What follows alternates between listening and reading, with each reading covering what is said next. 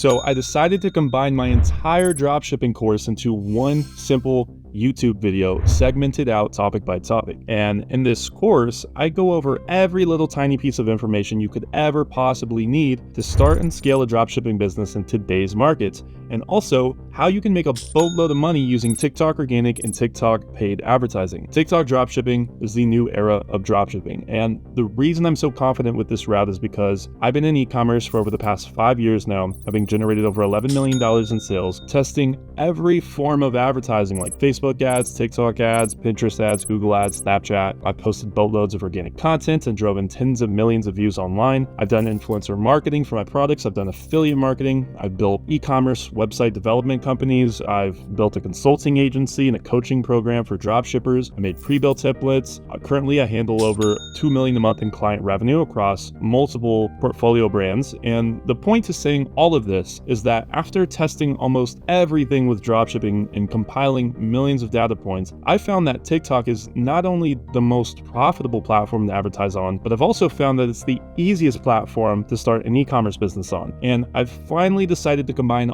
all of this knowledge I've learned from all of this into one streamlined, simple path using TikTok. Okay, most people charge thousands of dollars for something this in depth, but I decided to give it away for free because it cost me virtually nothing to fulfill. So as you're going through this course, I want you to do 3 things. Number 1, I want you to jot down as many notes as possible. Okay, this is going to help you retain the information better. Number 2, you're going to take action and execute on the tasks I tell you to do as you watch the video. Do not get stuck into a state of analysis paralysis. And number 3, if you want to partner with me one-on-one on a new store and accelerate this process by months or even potentially years, check out the link right below this video. Join the beginner program and book a call with me or someone on my team. Okay, because doing it all yourself, it's great. Trust me, I've been there. But if you're able to partner with someone like me who's done this probably a million times by now, it's going to seriously accelerate your journey, because time at the end of the day is everything in business. So check out the link right below this video and we'll get in touch. But outside of that, let's go over all the sections of this course and take a deep look into what you're actually going to learn. Pillar number 1 is the pre-market pillar. Episode 1, we'll go over the entire strategy and course as an overview.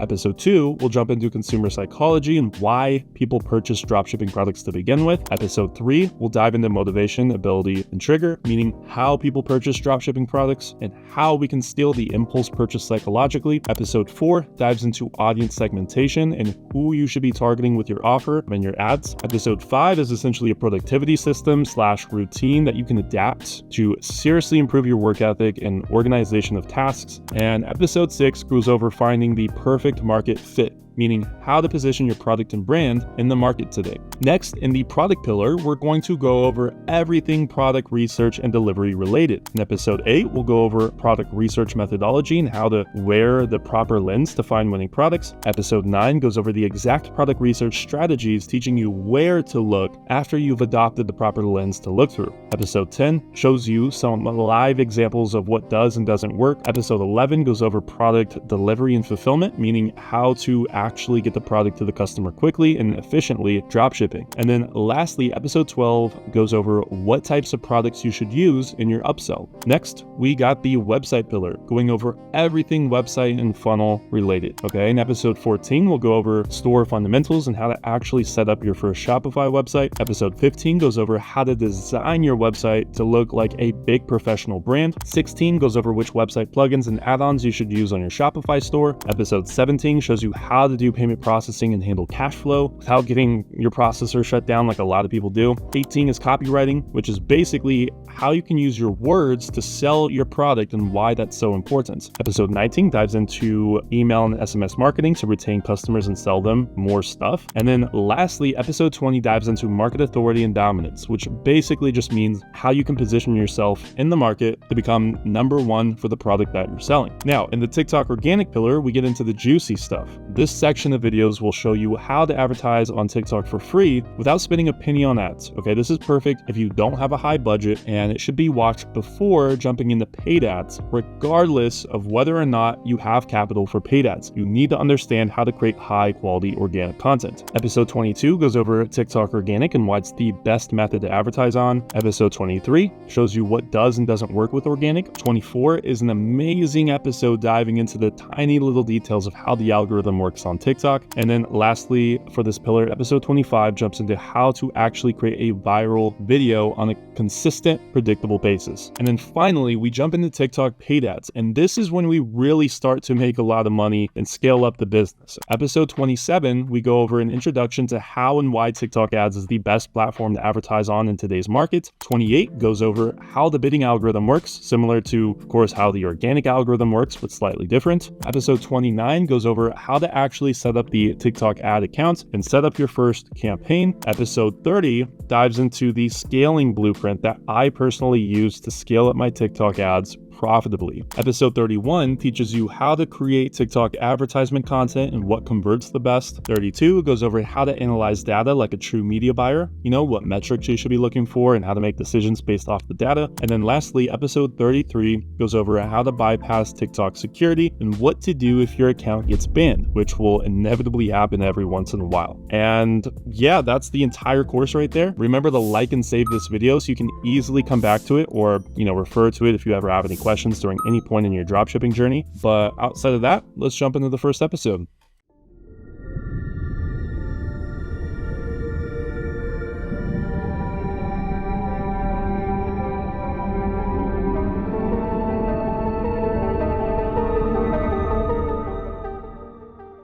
Hey guys, and welcome to the first episode called Strategy Overview, how the Ecom Express strategy works. So in this video, I'm going to go over exactly how our entire system works and give you a rundown on everything you need to know before diving right in. So starting out, I'll simply explain the basics of what you need to know, and then I'll go into a little more depth on what each section is going to teach you throughout the course. So in this video, I'm also going to give you some examples of successful students, what they did, how long it took them, and how they were able to make money using this strategy. And before we start learning, and before we start to get in depth, I want to remind you to take notes and just jot down some of the main things I'm saying throughout this course, because if you do, it's going to seriously help you retain all that information. But let's dive right into it. So first things first, I'm going to explain how the dropshipping business model works in case you're not already familiar with the core concept of it. Okay, we're building brands on TikTok and sending customers products directly from China. Now, starting out on the left, the customer is going to see our TikTok ad. And now the great thing about TikTok ads is with how we're filming videos is that the viewer won't even know that they're watching an ad till near the end of the video. And the main target audience of who we want to see our ad is going to be impulsive shoppers. That's who we're targeting. And I'm going to really dive deep on that concept soon here, but for now, this is step number 1. Next, they're going to purchase from our beautiful website with thousands of reviews, impulse triggers, and much more. Then that order will be sent directly to our supplier. And this is all an automatic process, so you don't have to manually fulfill orders because the supplier we use has integrations that allow automatic payments and order fulfillment, so it's super convenient. Then from there, once the product is ready to go, shipping labels are slapped on, tracking numbers are updated. Then it's going to go on a giant plane from China and land somewhere in California and arrive directly to your customer's house in around 10 days. Now, typically packages that come from China take like 1 to 2 months to arrive, and that's probably what you've heard about dropshipping before, that the shipping is just super long and it screws over the customers. But in our strategy, that's not the case because we're working with some very high-end suppliers, okay? They're able to get us 10-day shipping at the same price rates of every other supplier out there doing 1 to 2 month shipping. But anyways, that's the basic gist of how dropshipping works in a nutshell. And it's exactly how we dropship. And the best part about this process is that no one will ever know that we're dropshipping anything, okay? We're coming off as a big established brand that both looks like it's been around forever and that it appears as if we invented the damn product, okay? And when this process gets perfected on every single level, on every single pillar, it's absolutely beautiful how much money you can actually make on autopilot. And I know you're probably aware of how dropshipping works already, but I just want to make sure you understand the core concept before we get into how our strategy works. So let's run down some numbers and look at this random example I'm giving you. So I call this the Ecom Express money machine because it's literally just like a money machine. Once everything is up and running and the entire system is built and your brand is fully established, you're going to be able to put money in and watch money come out. That's all it comes down to. So let's run through the basics here and look at this realistic example. So starting at number 1, original price. This is going to be the raw cost of the product made in China, and it'll cost us about $6. That's it. If you're working with shit suppliers, they're going to screw you over and your margins are going to be horrible. And that's why we're going to give you access to our high-end suppliers. But yeah, the next step is total revenue. So this is going to be around the total after you charge for the original price, shipping, handling, tax, and finally upsells, which add up to, $45 in this example. The upfront price people see for your product is not going to be the price they end up paying. Simply put, we're going to juice out every possible dollar, okay? The next step is advertising cost. And this is going to be TikTok advertising platform bidding. And this is going to cost around $19 out of the total on average. Then lastly, we'll have to end up paying shipping fees, taxes, processing fees, etc. Tons of small little fees and shit you don't want to have to pay for, but will inevitably have to pay for. Like software costs, Shopify subscriptions, transfer fees, tons of small things like that add up, right? And that'll cut out around $8 from this entire equation. And boom, after all of that, you're only left with $12. And that $12 is going to move directly from the payment processors right into your bank account, and then from your bank account right back into the machine. And this machine is going to keep growing bigger and bigger and bigger until it gets to the point where it caps out on profitability. And your cap will be completely reliant upon how good of a product you have, also how good the store looks, who you're advertising to, and much, much more. So, obviously not everybody's going to be able to reach 7 figures or 6 figures. There's a billion different variables that add up into what's going to be your cap and what's going to be the bottleneck in that cap. But I'll go over that more in another episode. But yeah, this is the end goal everyone wants to get to. This is the entire basic concept of how we make our money. This is the system that we're able to repeat over and over and over again. And each store is going to be different, but we're going to teach you how to get the absolute best profit margins in the game. And before we even indulge in this money machine and paid advertising, you're going to be doing TikTok organic. And that just means that you're posting tons of TikTok content and getting sales for free, essentially. Okay, but before we move on, I want to give you a quick example of what I just showed you. Let's just say you're selling this Galaxy projector product and the original price listed on your website is $45. But your brand's doing a 40% off sale, so the total is going to end up being $27 if they buy within the next 24 hours or whatever you end up doing. Then once they reach the checkout screen, the additional fees like shipping and handling and tax is going to bump it up $5 to $32. Then once they pay, they're going to be presented with an extremely cheap offer for $13 LED lights in this example. And that's going to bump their total order value all the way up to $45, or the average order value, which we call the AOV. And the great thing about these upsells or downsells is that after they pay, after they've given full trust into your brand, on the thank you page, you'll then be able to offer them some sort of product that pairs perfectly with what they just bought for a super cheap discount. And this right here is going to bump your margins up way higher, and this is going to allow you to beat out lots of competition alone and allow you to become profitable on paid advertising. Because I recently just mentioned our profit margin on the store was about $12 in the last example, right? And this LED light downsell added about $13 to their total order value. So the upsell alone in this example is the catalyst to profitability. Think about it. Now, this isn't the best example of profit margins because this isn't exactly what I want you to do with your product's pricing. I'm just trying to illustrate the most important part of the downsell or the upsell and how important it actually is, okay? Because most people don't even think about doing this, and it's so easy to implement and so important to your bottom line. So this is why I wanted to bring this up in the first episode, because this is one of the biggest parts of the Ecom Express strategy. Now, you can see coincidentally, somehow they ended up paying the full amount, completely disregarding the 40% off sale. Their total order value is $45, and the original price listed is $45. This is exactly how our margins work. This is how big businesses operate, and this is how you're going to be able to maximize profits on a single product store.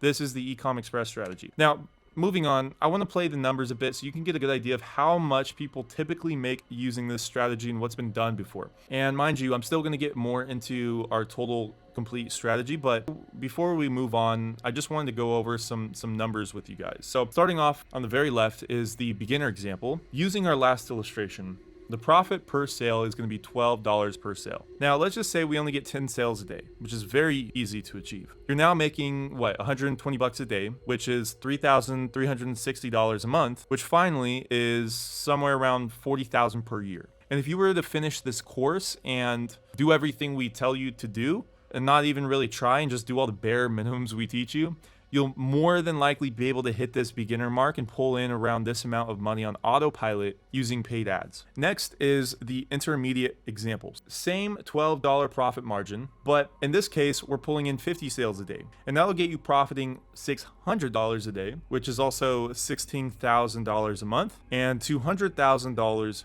a year. That's the intermediate example. And then lastly, the advanced example would be 100 sales a day. So that's 1.2K a day, which is 33K a month and 400K a year.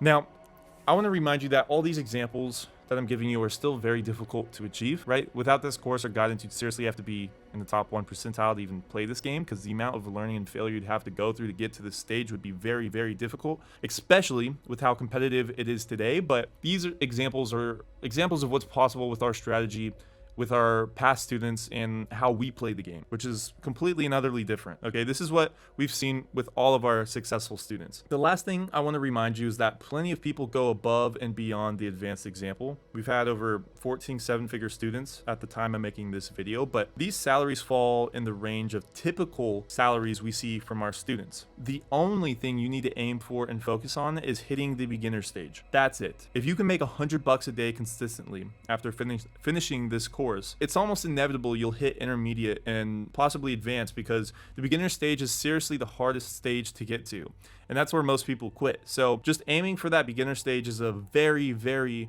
reasonable goal, and do everything you can to hit that goal and don't expect anything more. Baby steps are the key to success in this business model.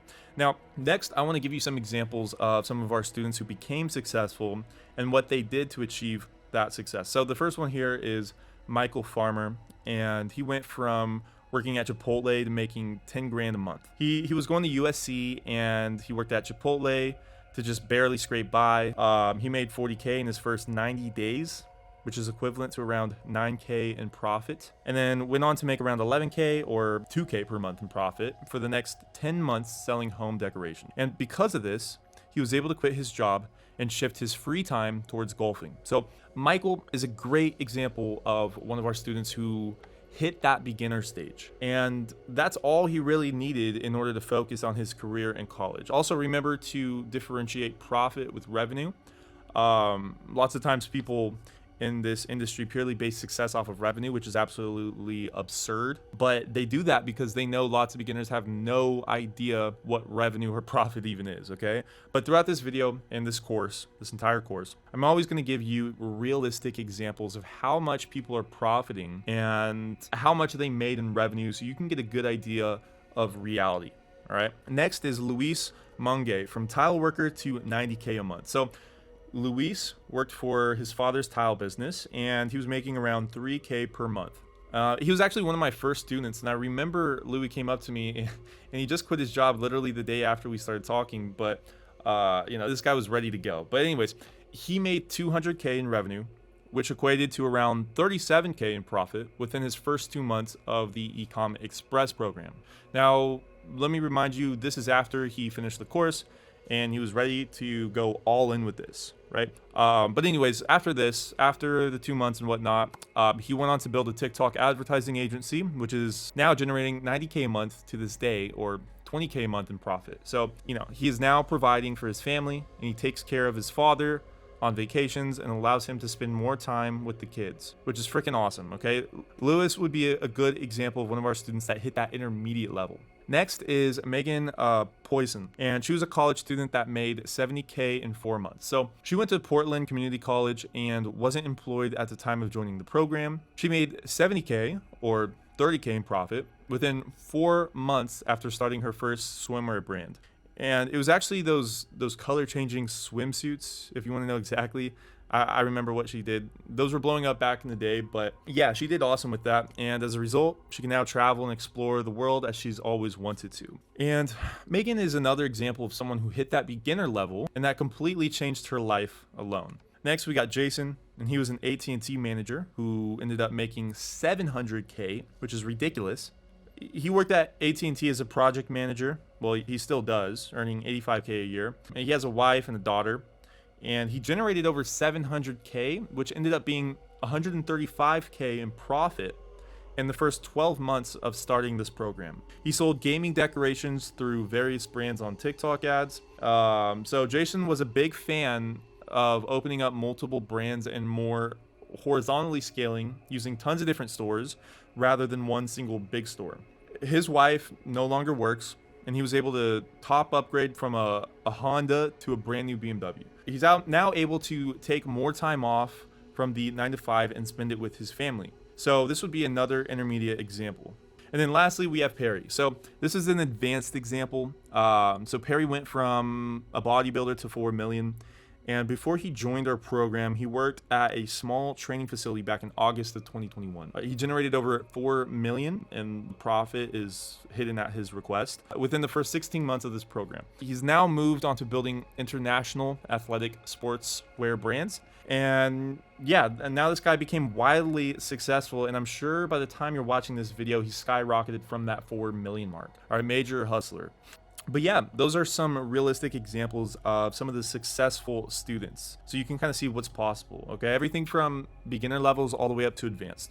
Now, at the time of making this video, we've generated 1,350 successful students along with 14 seven-figure students in 4 years of experience. And honestly, I can't name any other program out there doing these types of numbers for dropshipping. Seriously, I don't want to brag, but I genuinely can't find one other program out there that can even get remotely close to this. How do our students succeed at such high rates? How do we beat out the mindless herds of competition? And I put the rats in the background because this is precisely what it's like when attempting to enter a highly competitive and low barrier to entry business model, right? Everyone typically follows the same routes and they do all the same things. And that's why no one ever makes it anywhere. They just run around in circles like a hamster on one of those spinny wheels. And the biggest culprit to changing and evolving from this inevitable path of chaos is by following our perfectly engineered change agent. And that consists of 4 things: following the proven process, being active in our winning community, receiving expert mentorship, and lastly, taking advantage of the professional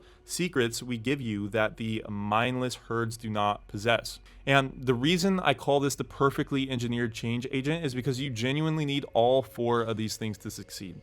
Okay, I've tried to just learn knowledge myself, and I might end up learning it or just straying off on a different path. But these 4 variables right here work beautifully in conjunction with each other to get someone to find success and to change their lives for the better. And I put a great deal into psychology and society and what gets people to change when I made this program. So that's why I implemented these 4 core variables so that my students could achieve the highest success rates possible. And that's obviously been proven with all the success it's seen so far. So let's go over each of these variables. So starting out, we have proven process. We turn the unknown gray area of how to start a dropshipping business into a precise science. While others use guesswork, we use a predictable, proven process, and we're certain it will make you wealthy. So assuming you follow our process, implement what we tell you to implement, and take action on everything necessary, you're almost guaranteed to find success. Okay, this is just 1/4 of the entire equation alone. Okay, people receive accurate and precise knowledge all the time and don't ever take advantage of it or really do anything with it. They don't take any action with it. So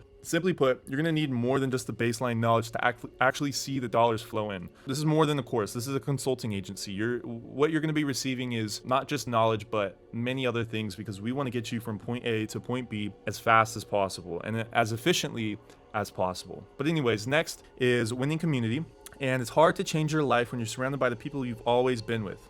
Our students join a worldwide community of people on the same path so that dreams aren't laughed at but achieved on a daily basis. So if you continue to hang around the same people you always do and they're not chasing success in any way, you're going to end up imitating what they do, because that's simply how the brain works. There's been tons of studies proving that in order to change your life for the better and to accomplish something you want to accomplish, the human beings that you surround yourself with are the #1 catalyst to the results and quality of that result. So we all unconsciously or subconsciously shift towards the people we surround ourselves with. So that's why I created this winning community of people on the same exact path as you, so that you surround yourself with success to the best possible extent that we can provide. Now, ideally, you go find better people to be around and, remove negative people or whatever from your life who would cause distraction and pull you off the path, intentionally or not. But the best thing I can provide to you is this community that you're now a part of. Next, we have expert mentorship. So everyone needs help and mentorship when tackling new challenges, but experts are out of reach to the public. Our students get access to millionaire experts and successful students 24/7. So I'm sure if you've ever tried to start any sort of online business or any business for that matter, you go ask people who are already successful and they just leave you on red. Okay. I mean, that's what at least they did to me. And that's what a lot of people experience because they don't have the time to just sit around and teach you. All right. They don't help you. They genuinely have no obligation to help you either. Right. But with Ecom Express, you don't have to worry about that issue anymore because I want to make these people as accessible as possible for you and incentivize them to take time out of their busy days to give back to the community. That's the goal here. And we've accomplished it. All right.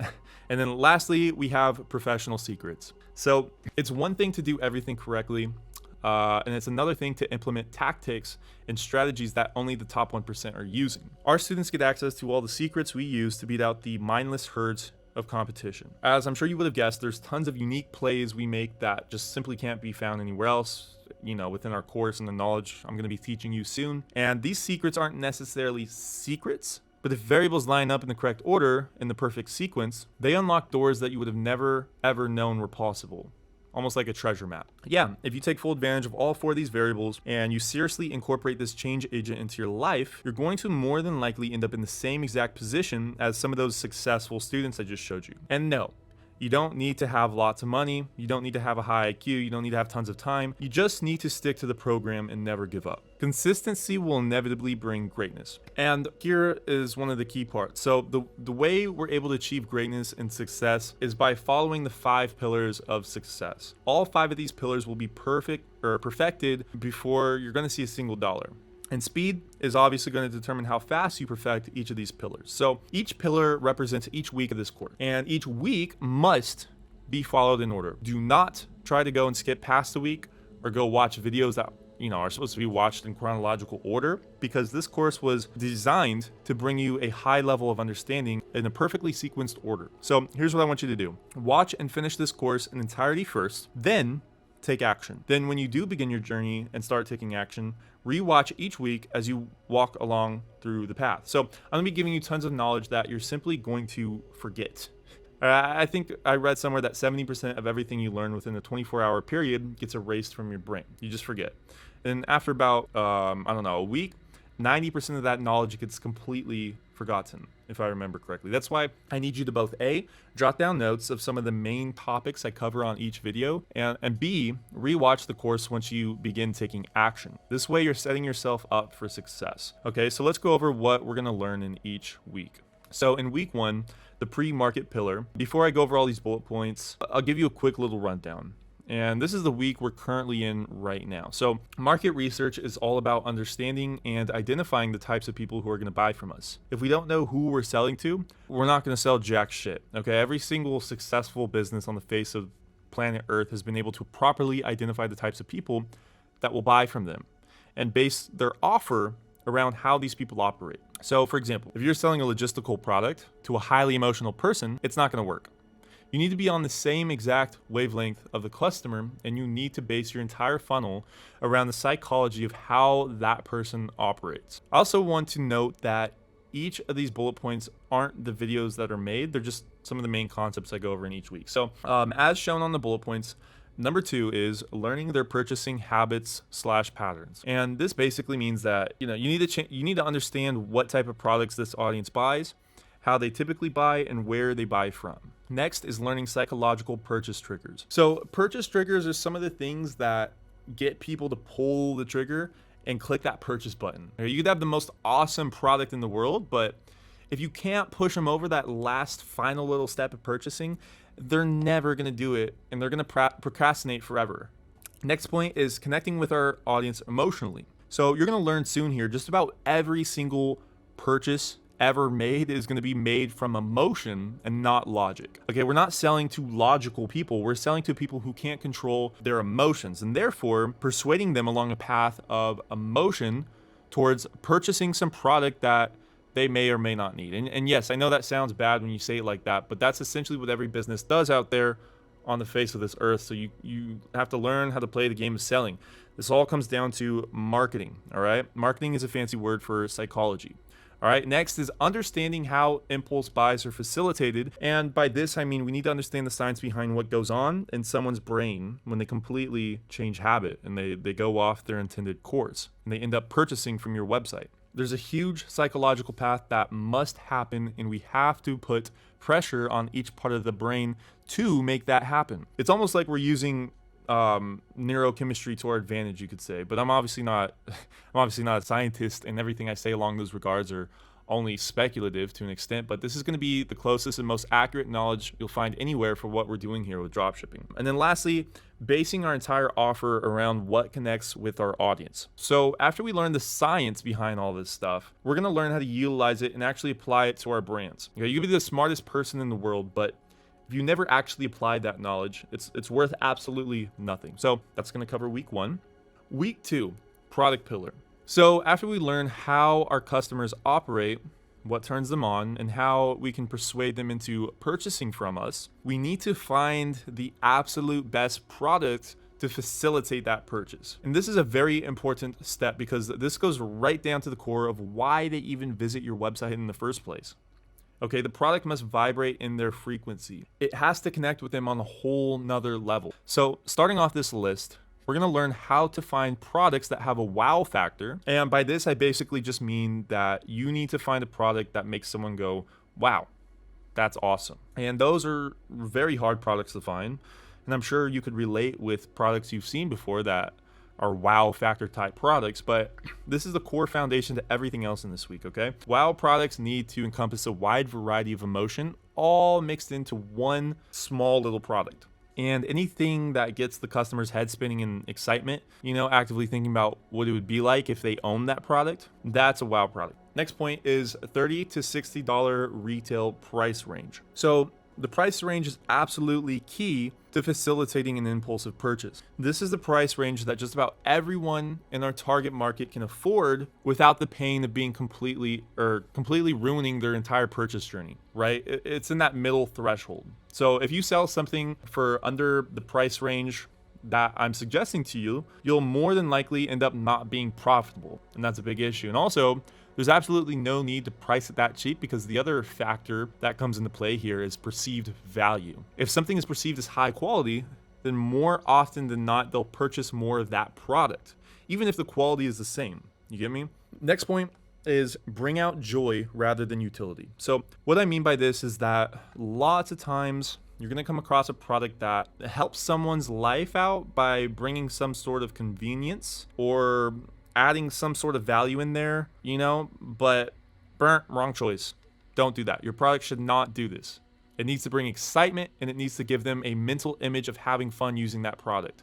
Okay, they need to imagine themselves in a joyful state while using the product. And there's a ton of products that just simply aren't fun. And that's not what we're selling here. Dropshipping does not work with products that are not fun. If you end up selling some sort of, some portable blender, for example, that just makes their life slightly easier, it's not going to connect with their target audience, or some garden tool or something, all right? Our target audience doesn't need life to be easier, okay? Their main ambitions and dreams in life all point towards being more productive. You see, just not knowing that small little thing, it's not going to connect with our target audience. Okay, you see how just not knowing that small thing could drastically impact your entire business? People buy things they need from sites like Amazon and whatnot. People buy from sites like us off of pure bliss and curiosity. There's a difference between the two. They buy from us because we offer something that can't be found anywhere else. It's a super great deal. And everything just lines up perfectly for them to make that purchase. Similar to TV advertising, okay? Next, products that trigger emotional response rather than logical. And I think I've already expressed this point plenty, but let's move on to the next one, and that is wide appeal products. So the reason we need to sell wide appeal products is because the way we're marketing our product requires us to do so. We're using TikTok organic and TikTok ads. And this means we're not going to be able to target a hyper specific niche in any regard. Like if you wanted to go sell Pokemon apparel, for example, you'd have to use another platform like Facebook ads. And that's just completely contrary to what we're doing here. Okay. Going down a very niched route will not work with our strategy. Next, it says must directly connect with our target audience. So as I've mentioned over and over, our product needs to connect with our target audience. And in week 1, you'll have already learned who that target audience is. Lastly, etc., because there's so much more things that are going to be taught, but this is just the general overview. Okay. Week 3, website pillar. Before reading off this list, simply put, the web design pillar is just the week where we teach you all the technical sides of things, like how to make your website, how to design it, how your funnel should be structured out, and more importantly, how to position all the psychological cues along the purchasing path your customers are going to follow. So everything in that regard. And this is where the selling happens, okay? Your website is going to be no different than how nice the interior of a restaurant is. So how you place your items on your menu and much more is extremely important, and equally as important as your product research. So starting off the list, customers shouldn't be able to differentiate you with a big brand. All right, your store needs to appear on every level that it has been around for years and that it has thousands of reviews inside the website and third-party reviews outside the website. Okay, next is copywriting content that brings out emotion. So when designing your website, outside of using tons of images and videos, you want to make sure the paragraphs you write bring out tons of emotion and connect with the customer.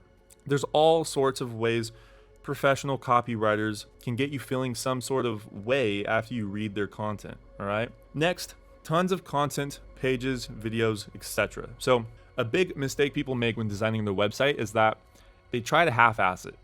All right? They'll just make the bare minimum required and think that'll be okay. But in reality, if your website doesn't have lots of content, it's going to look cheap and not like a big brand. All big brands have lots of content on their website. All right, you need to fully deck the hell out of your website, simply put.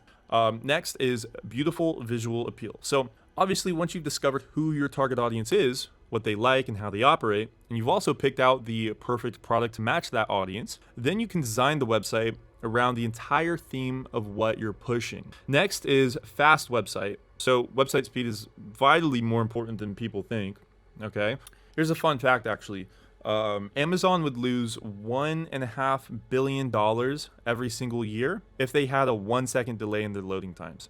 $1.5 billion. Like every single millisecond makes a difference in your conversion rate. Okay, obviously a lot more with something like Amazon, right? But we need to make sure that our website loads fast, simply put. Next is psychological purchase triggers. And of course, this is, as discussed, it's going to be the triggers that push someone over the edge of purchasing. And some examples of triggers really quick here would be things like urgency, scarcity, authority, and sales. All right.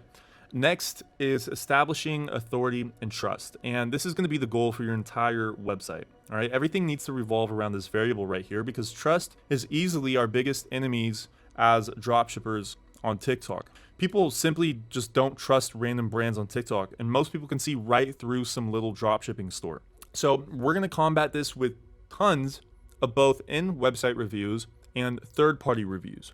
Also, how we design everything, how we make our ads, how we make our website all goes into play as well with that. But throughout the entire website, they're going to be constantly reminded that we are the #1 authority in the space. We're the #1 sellers in the space, and we're the people who invented the damn product. And you simply can't buy this anywhere else because we own a patent on it. Week 4, TikTok organic pillar. So to summarize what this week is all about is this is when we finally built our entire brand and now we begin our marketing journey. We absolutely must start on TikTok organic before moving on to paid ads. Okay. And what TikTok organic means is you're just going to be posting tons of videos, building up a following and testing all sorts of marketing angles, videos and ads, and seeing how the market reacts to your product and your brand. Okay, this is going to be the sandbox you get to play in before you go risk lots of money on, TikTok paid ads and screw yourself over too quickly. All right. Once you build a solid following on TikTok, you can build a community around your product and around your content.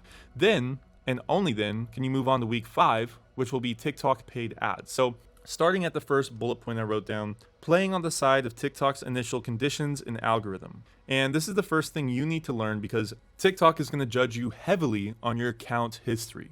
First few videos you post and previous accounts, you've owned in the past. So when you start out, you want to make sure you have a clean slate and make sure the first few videos you post are very high quality, and make sure you put tons of time into the first phase of your TikTok journey. Next is posting videos that keep attention spans for as long as possible. And this one's pretty obvious, but the only goal you need to focus on is getting people to watch your videos for as long as possible. There's multiple variables that come into your account quality and your likelihood of going viral, and some of those variables are comments, shares, followers, likes, and stuff like that. But the video watch rate is by far the most important variable possible. And that's because TikTok only has one goal, and that's to keep their watchers addicted, right? They don't care if you like the video or if you share it or whatever else. They simply care that you stay on the app for the longest amount of time as possible. And the reason they only care about that is because the more people are on the app, the more ads they can show them. And when there's more ads to show, TikTok makes more money. Simple equation. Next is properly implementing CTAs. And what a CTA stands for is call to action. A call to action is basically telling someone where they can buy the product and where to go. It's like the button. It's the link, right? If you don't implement CTAs properly, people are just going to view the video as a video and never visit your website. They'll just like it, maybe sometime later search it up on Google or Amazon, and then find it somewhere else, or not find it at all and forget about it. But here's the thing with CTAs. You want to make sure you also simultaneously don't sound like an ad. And there's a lot of ways to push a CTA without it coming directly from you, but we'll go over that in this week, okay? Next is posting 2 to 4 videos daily. So when you're at this stage, you need to wake up, plan out every video you want to make, and spend your days making content, and tons of it, okay? The more videos you post, the faster and more views you get, and the quicker you grow. So this will be completely reliant upon how quick you want to make money. All right. Next is building a community. And this will inevitably happen to an extent, but you want to also make sure that people are engaging with each other on your posts. And there's lots of ways we can do this as well. And yeah, finally, last but certainly not least, we have week 5, the TikTok paid pillar. And this pillar can only be done once you've mastered all the other weeks, especially week 4.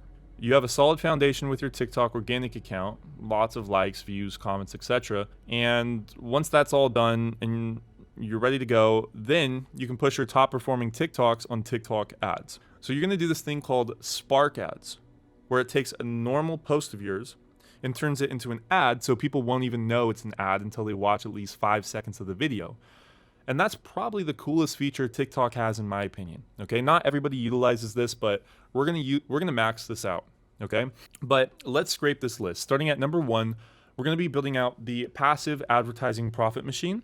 Simply put, next, take your winning organic TikToks and using them as paid ads, as I just discussed. Next, tracking data properly inside of your campaigns. And lots of people don't properly track data, but I'll be teaching you how to read all the data that comes back from your ads so that you can make smart decisions on how to optimize them. Next, setting up highly efficient retargeting campaigns. And retargeting campaigns just simply consist of being able to show your ad to someone over and over and over again, but for a cheap price. Okay, anyone can retarget, but most people can't do it cheaply. And that's just a little secret I'll be teaching, okay? Next is using winning bidding strategies. So this means I'm gonna teach you how to manually bid for placement on TikTok ads rather than just going automatic. And then lastly, scaling to the moon. And there's tons I could talk about here, but it's just not worth the time right now. And yeah, that's gonna be it for each pillar. Now let's just go through each one real quickly so that you can understand what we're going for. So, number 1, understand and analyze your target audience. Why do they purchase impulsively? Why will they purchase from you? What's the science behind sales, and specifically dropshipping sales? What does your target demographic look like? What convinces them to impulsively purchase, etc. Week 2, find a unique, cheap, wow factor product that directly attracts this target audience. This will be the most awesome product they've ever seen in an ad because you know exactly what attracts them, okay? It's going to invoke excitement and happiness just by the thought of them owning it. Week 3, build a beautiful website that builds trust, pressures them to buy ASAP, establishes authority as the number one seller, makes it extremely easy to purchase, and reassures every little unconscious doubt they have that would prevent them from purchasing. Week 4, build an organic TikTok account and post tons of content. Build a list of followers, build a community, create content/advertisements that directly relate with their target audience, buy fake followers/engagement to boost growth and authority, and generate income without spending $1 on ads. And then lastly, week 5. So once fully established and confident, take this business to paid ads on TikTok and accelerate growth and sales by 10x, 20x, 30x plus. Okay? Optimize every part of the business and consistently grow. And before we move on, I just want to stress one last thing. Each of these pillars are equally as important to one another. There isn't one that's more important than the other. You need to seriously give each week your all and not go lazy and be lazy with any part of this process. Okay? Everything needs to line up beautifully in order to be successful and have a profitable brand. Otherwise, it's going to fail. Okay? But moving on. We are strategically facilitating impulsive purchases by lining up all psychological triggers in accordance to our target audience. Now, remember, you could create an awesome store that's made beautifully. You could have a sweet product. You use tons of tactics I teach you, like scarcity, urgency, and tons of other things. But if it doesn't line up, if it doesn't hit the bullseye, like this little scope icon that's on the screen, it won't play out and you won't make any money, okay? If I try to sell utility products, for example, to impulsive people, they ain't gonna buy it. If I design my entire funnel around the concept of scarcity and the product isn't scarce or unique at all, then I shouldn't be using specific scarcity copywriting techniques, content creation techniques, sales, and much more. If I try to sell a high-priced item with a high perceived value, but I'm targeting young, compulsive shopping women, they're not gonna buy it, all right? There's tons of examples, but you're gonna learn how it all works very soon here. All right, all 5 pillars must synchronize or you will fail. You must optimize each over time until success. So, as I was just discussing, everything needs to synchronize and you need to have your scope targeted perfectly to hit that target. But you're not going to get it right the first time. No one gets it right the first time. I've literally never seen anyone do that. Like maybe 1 or 2. But besides that, no.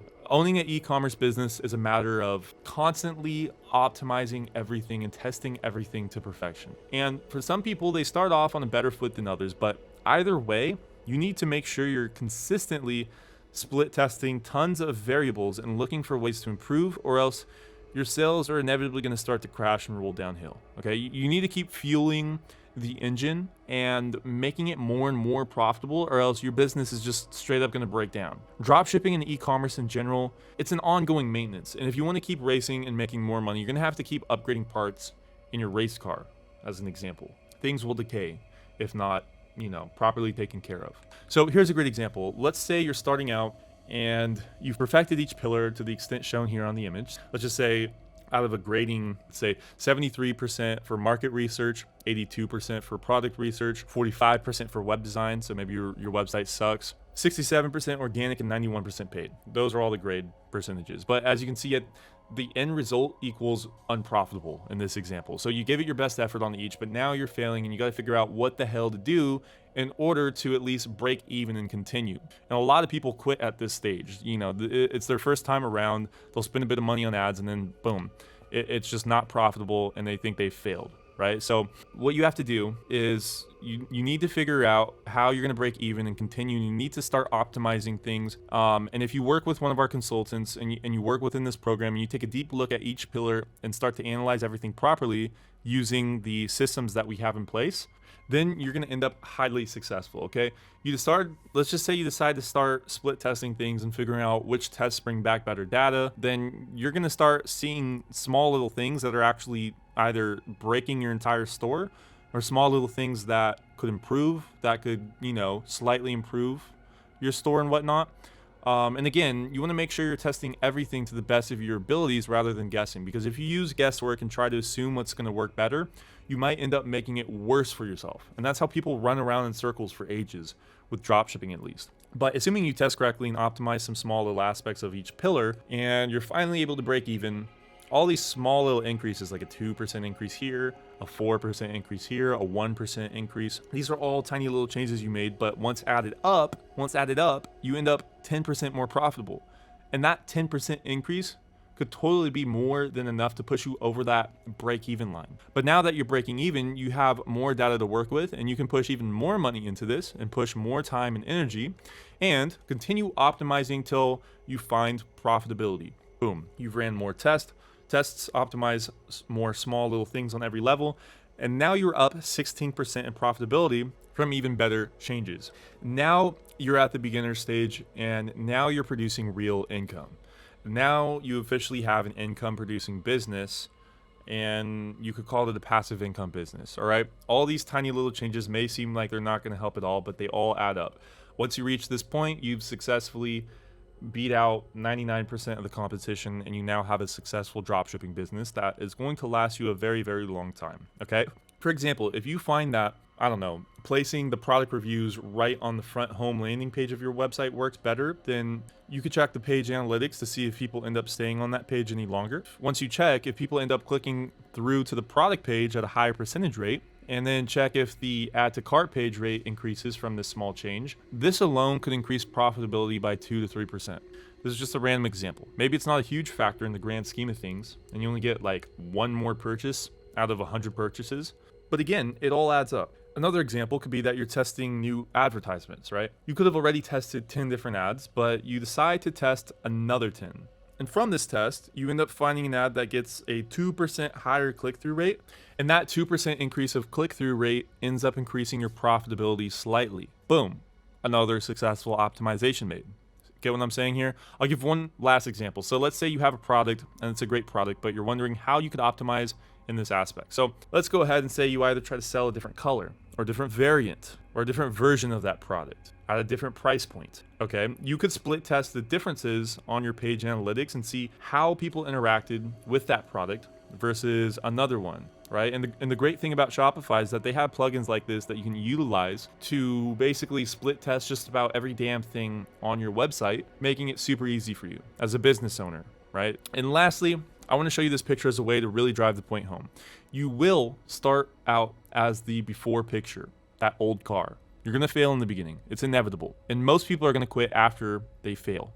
But when we start fixing up your funnel, we can really turn it into something beautiful. Now, for professionals who've been doing this for a long time, lots of the time they can just use intuition to fix the funnel, and they can get it right from the jump, and they can perfect things inside of a funnel, right? If we're to start up a new brand right now, yes, I'll be testing tons of things, but based off my personal experience and intuition, I can start the brand out looking like that after picture with everything already in place perfectly. And that skill is going to take time, but that's the great thing about where I'm at personally. I have the freedom of knowing if I ever need to make money, I could easily and quickly throw together a brand and start generating income right away. And if you want someone from our team to completely optimize your funnel for you, we can always do that as well, because we want to make sure you succeed no matter what. Even if you end up doing a shit job to start out due to the lack of time or money or whatever, it doesn't matter. We're going to make sure you eventually get it. That's why I built this program to begin with, because it's genuinely very fulfilling to see how we can change people's lives with bare minimal effort on our end, you know? But anyways, moving on, this is how most people end up. Most people end up listening to and following directions from tons of YouTubers that'll buy different courses that'll all contradict one another. And they'll just keep constantly seeking dopamine, constantly keep trying to learn rather than take action. So then when they do take action, they're literally all over the place. This is an accurate representation of what this type of person's brain looks like. Okay, this type of person that I'm referring to is typically most people after they've been trying to succeed in the dropshipping world. And not just in the dropshipping world, any business someone's trying to start, really. So there's so much knowledge everywhere and advice from so many so-called experts that it's completely sending people in chaos, and it's making it extremely difficult for the average bystander to start a business like this. And I mean, I guess that's a good thing, because that basically makes, the competition easy, and it keeps the rats running on the spinning wheel. But it's a shame that people who genuinely deserve to do better in life end up in this never-ending cycle of chaos. And the high IQ people who are able to make sense of all this chaos and put the pieces together until they make a profitable store, they're able to do that, but that takes tons of energy and time and resources. But luckily for you, you're now able to form a pathway from the chaos and start out in a way better position than most. And I'm not just referring to knowledge. Most people don't even know how to take the correct knowledge and form a pathway out of it. They continue to shoot themselves in the foot over and over again. All right, here's another example of someone who fails at dropshipping. And the best analogy to this is the maze example. So these little finish line flags represent the finish line at the top. And the red line represents the journey that the dropshipper goes through. So on the right, it states they got no psychological triggers. They're using a saturated product. They got a decent website, a great advertisement, and they end up using Facebook ads. As a result, they fail at month 2, hop on Reddit and say dropshipping is a scam. Okay, they might go on there and start saying, oh, everyone's just trying to sell you a course for an outdated business model. It doesn't work anymore, blah, blah, blah. And then other, unintelligent people get drawn towards the excuses and build off each other's hatred and stupidity. And, they'll start trying to expose people for whatever. They'll try to tell everyone that they know that dropshipping is some sort of equation that just doesn't work anymore. Like it worked in 2019, but it doesn't work in 2023. Everybody's always looking for some black or white answer to their problems, right? But people like this think in terms of either something works or it doesn't work. Black and white. That's all, their brain can comprehend. Now, example 2 is of someone who got very close but didn't make it big. So he followed the exact strategy. And luckily, that strategy happened to actually work and be effective and have been taught by someone who's genuinely worth their 2 cents. But let's look at the pillar breakdown. Number 1, he chose the wrong target audience. This is where, unfortunately, it went wrong. But he had a great everything else. And as a result, he failed at month 12. So maybe he tasted success, made some decent money along the way, but it never really took off the way he wanted it to. So this is probably an example of someone at the beginner stage. And this beginner stage guy did great for around a year, but he could never make any more money because the strategy he learned never taught him about how to do proper market research. And as a result, he had the best damn everything, but he was advertising it to the wrong bunch of people. Maybe he was advertising, I don't know, some cool bedroom lamp, right? Some acrylic bedroom lamp. And everything about it was awesome. The website was beautiful, tons of reviews, awesome advertisement, but his funnel didn't line up with his target audience. Your market research and target audience is the core foundation to everything else. So therefore, as a result, nothing really connected and the entire funnel was just off. Maybe he was trying to use urgency on a certain type of buyer, utilitarian buyers, for example, or maybe the age bracket was 10 years older than it should have been. And maybe the product was meant for women, but he ends up advertising to both men and women. Overall, everything fucked up because he didn't understand the audience that was buying his product, basically. He didn't have that core intuitive foundational understanding of the sale of marketing and what he needed to do in order to scale up his business the proper way. So as a result, he just dabbled at the slightly profitable line for 12 months and never really went anywhere past that. Okay? This example right here is one of the hardest funnels to critique, in my opinion, because when the foundation of the entire business is misconstrued, everything built on top of that ends up being molded and perfected in the wrong kind of way, if that makes sense. Like a good analogy could be, if you go to a dentist and you get braces, but your teeth end up growing all over the place, crooked, right? And the dentists, I don't know, they have no clue why that happened. But then when he takes a deep look into what's really going on and finds out that you have some sort of, some gum disease or something like that, or some sort of bone issue with your gums that's causing the issue, that would be an example of what ends up happening with this dropshipping example. All right. Example 2, he perfected everything, but in the wrong order, and things didn't align properly the way they should have aligned. Okay.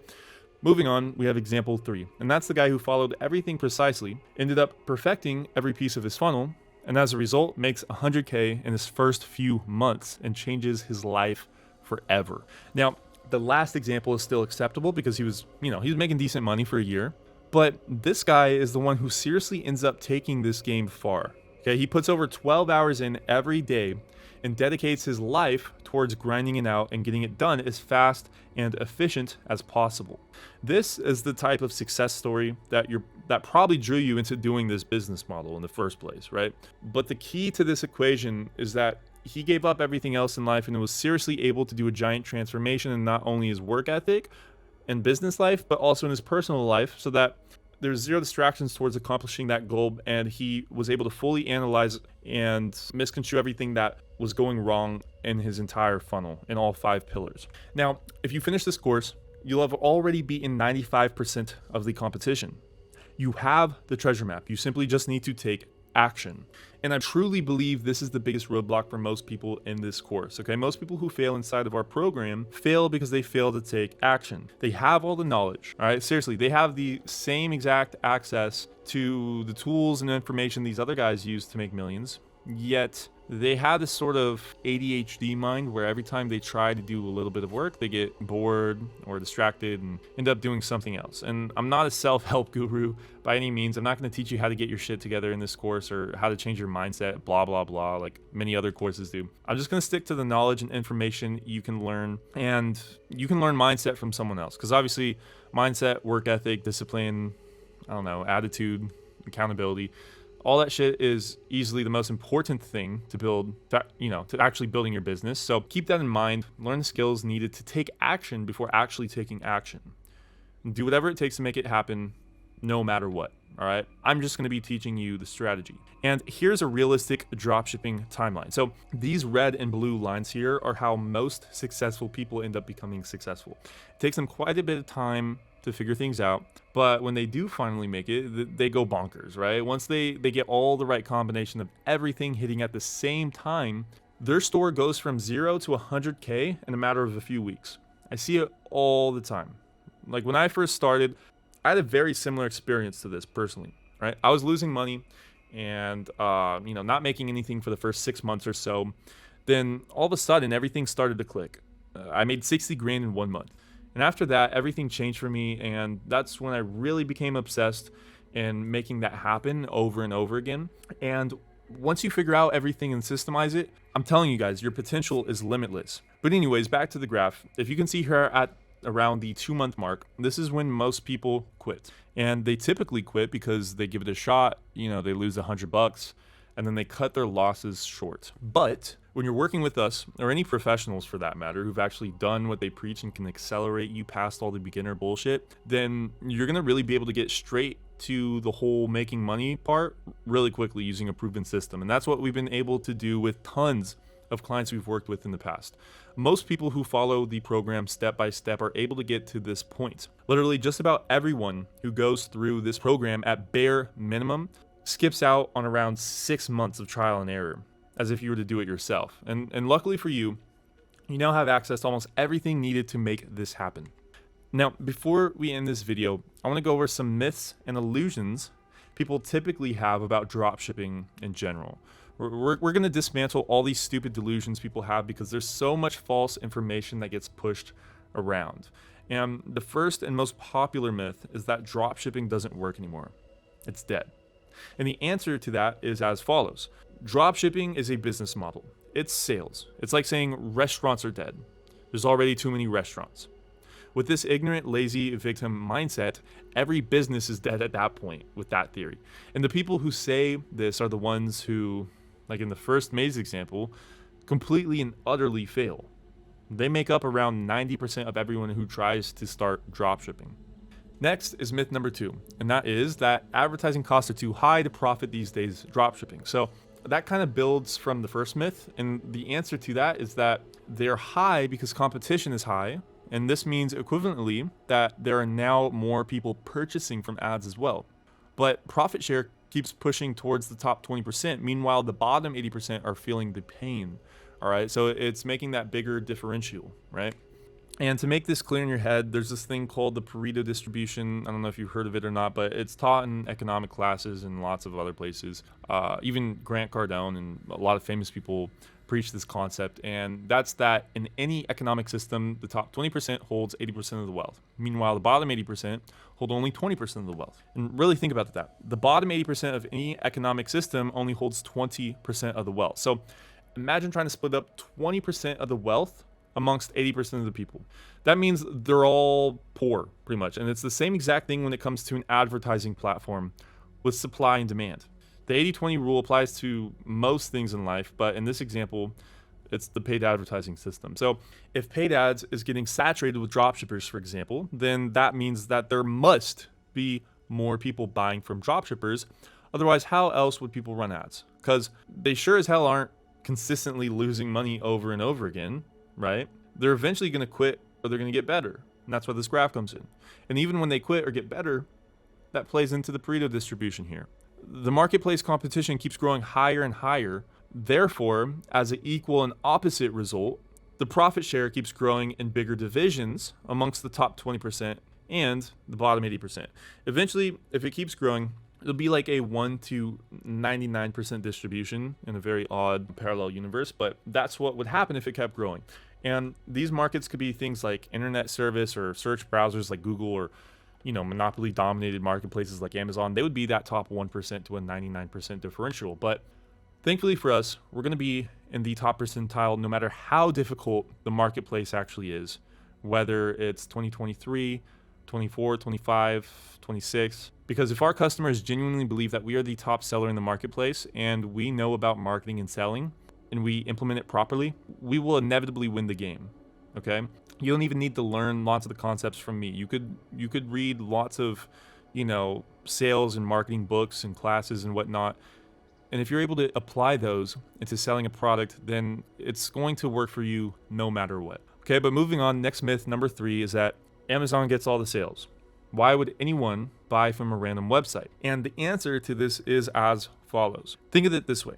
MyPillow has generated 500 million off of TV ads. Their pillow literally is no different than any other pillow.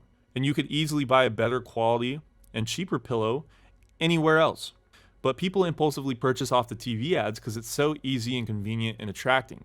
Okay, MyPillow established themselves as the number 1 pillow seller, and as long as people believe they're the number 1 seller, they will continue making money. This is called marketing, and it goes to prove that you can get rich selling a pillow, let alone a super unique, awesome, highly attractive product that you're going to be selling soon here. So, if you've ever seen one of their ads, half the shit he says about his pillow isn't really true. Like it's barely true, it's legally true and it follows all the FDA regulations. But of course, in order to maximize profits, MyPillow will over exaggerate how cool the damn pillow is on every single level. And as long as people believe that it's that cool, people will buy it and people will believe it's cool and therefore it is cool. And going back to the original question, which was why would anyone buy off a random website? The answer is what I exactly just explained. It all comes down to perception. So next is myth number 4. Dropshipping is super hard/easy, whatever you believe, whether it's very hard or very easy. And the answer to this is difficult in the aspect of learning and knowledge, yet easy on your pockets. If you're new to business, this is the perfect starting point. So how do I explain it? For most big serial entrepreneur types, they all start out in a highly competitive industry. Whether that's going door-to-door selling like Jordan Belfort or Grant Cardone, or whether you're maybe a real estate agent who ends up becoming a giant real estate investor, mogul, or guru, or whether, someone's starting out in crypto and doing day trading until he makes enough money to start some sort of, giant crypto technology software. The point I'm making here is that everyone starts out in a highly competitive industry, no matter what industry it is. And with us, if you're starting out in dropshipping, there's so many paths you could take after this, okay? You could go on to build a giant brand and take it super far in that manner, the manner that I'm teaching you, okay? I've seen people who go on to build brands that reach the 100 million mark and become hyper successful in that route. I've known people who have hit those numbers. Or maybe you end up selling a course like the stage I'm in personally, and that course ends up making tens of millions of dollars.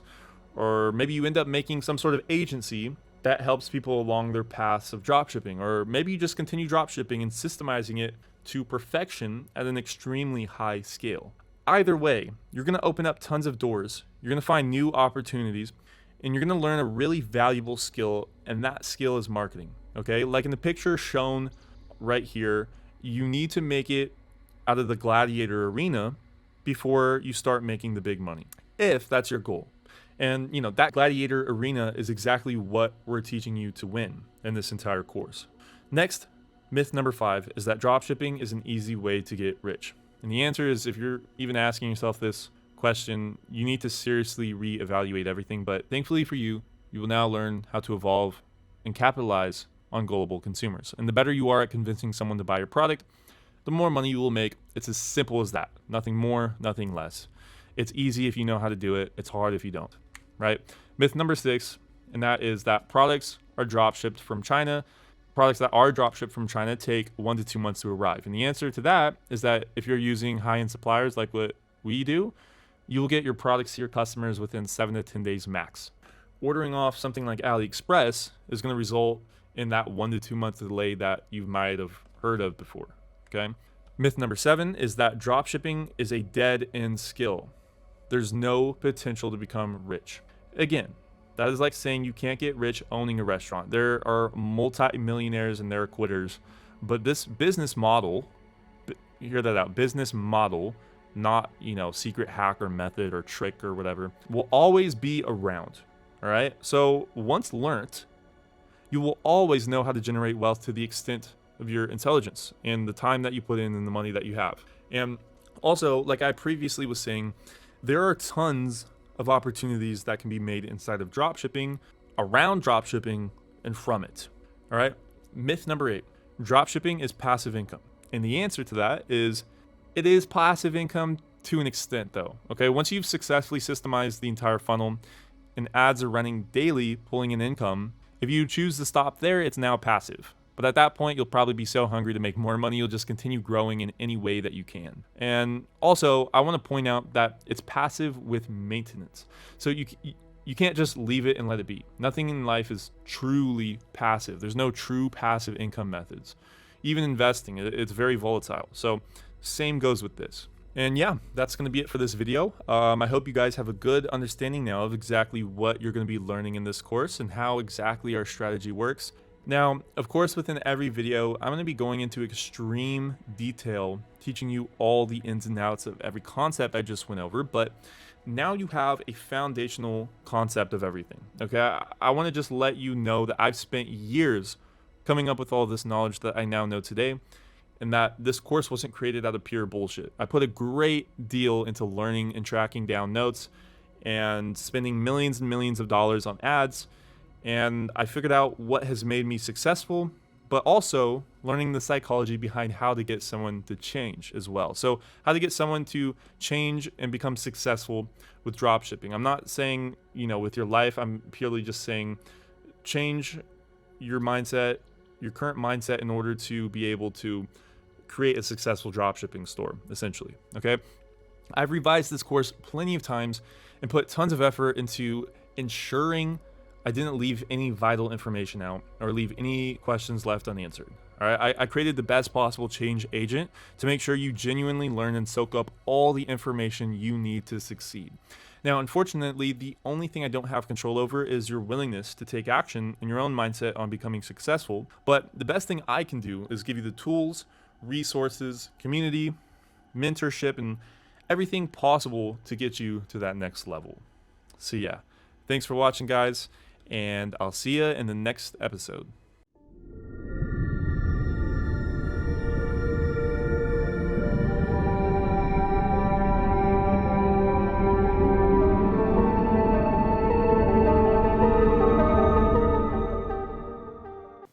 Hey guys, and welcome to this episode called Consumer Psychology.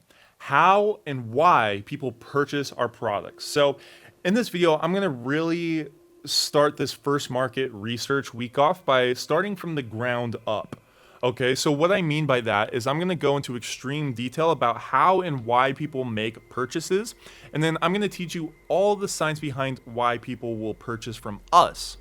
Okay, impulse purchases are completely and utterly different than regular pre-planned purchases online. Like, let's say someone needs something from Amazon, so they go to Amazon, they find the product, and then they purchase. We need to learn how to utterly convince someone to purchase from us right when they see the ad. And there's a lot that goes into that because, that's a big task to convince someone to hand over, say, I don't know, $50 to a stranger they've never met on the internet. But if you understand the psychology behind why they do that, then you're going to get a really good understanding of how to accomplish the goal. And my goal in this video is to give you a great understanding to how and why that happens. All right, let's get right into it. So let's get a good understanding of what impulsive purchasing is. And as it reads, impulse purchasing equals unplanned purchasing plus exposure to stimulus. This will derive 95% of all purchases using our strategy. We must learn the science behind why it happens before capitalizing off of it. Okay?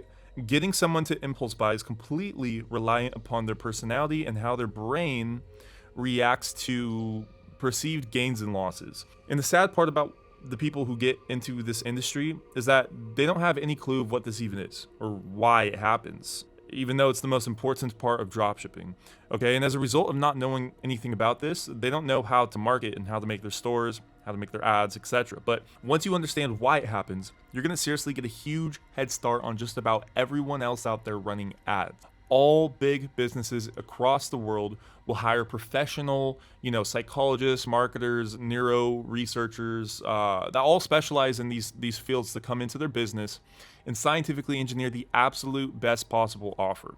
Like, for example, Amazon has spent hundreds of millions of dollars in research just perfecting their website and optimizing their AI to get people to spend more money than they originally planned on spending, aka impulsive purchasing. On the other spectrum, the reason why, say, grocery stores put all the candy bars, right at the checkout line for, brick and mortar or whatever, is to capture that impulsive purchase as well.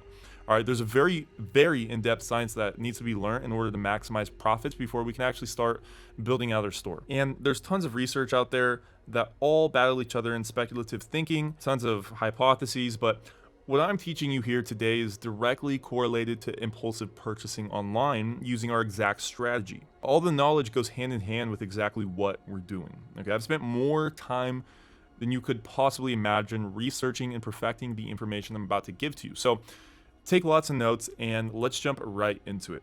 All right, let's look at some statistics real quick. Starting at the top, 40% of all e-commerce purchases online are impulsive purchases. That's a huge number considering most people only really ever go purchase things online when they, when they somewhat know what they want to buy, or at least you would think so. And that means people running ads like us can get 40% of the general populace to purchase something without them even previously wanting that product. Next is the age bracket. 18 to 24 are 52% more likely to impulsively purchase than any other age bracket. And that one makes a lot of sense considering younger people in general don't have as much impulse control, and that's going to be, one of the biggest reasons we're advertising on TikTok. TikTok is the perfect platform for this impulsive audience, and it's not necessarily just because of the type of people that get attracted to TikTok.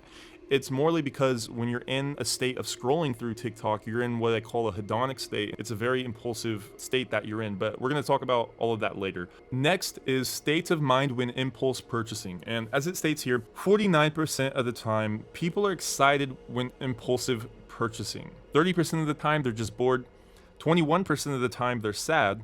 9% of the time, they're angry, and 9% intoxicated. And the most important thing we can derive from this is that getting someone excited in your marketing, in your product, in your web design is the best way to sell. And that's a very broad statement to make, obviously, but it holds true to the foundation of what we're about to learn next. 2/3 of users on TikTok are classified as likely to impulsively purchase. And that data is coming from TikTok themselves. And the reason they make this claim is because their algorithms can predict that a huge percentage of their active viewers have impulsively purchased in the past, making it one of the best platforms to run our ads to. Next is FOMO is the biggest driver to impulse purchases. And FOMO means fear of missing out. So that could be sales ending tomorrow, low stock quantity, everyone having a certain product and them not having it, basically anything that incites fear. And that alone is one of the best psychological triggers you can use in your funnel to push the customers over the edge of purchasing based off of this preliminary data. Next, buyers are 23% more likely to impulse buy on an unplanned occasion. So what that means is that basically if they're already in a spontaneous state, they're 23% more likely to be more spontaneous and purchase your product. So for example, if they see a taco shop on the side of the road, then randomly decide they want to go try this new taco shop, they're 23% more likely to purchase from you if an ad pops up in their feed while doing that. While they're sitting there eating their tacos, they're going to be more likely to impulsively purchase from an ad because they took that impulsive trip to this new place, right? But anyways, lastly, impulse buyers are typically impulsive in general.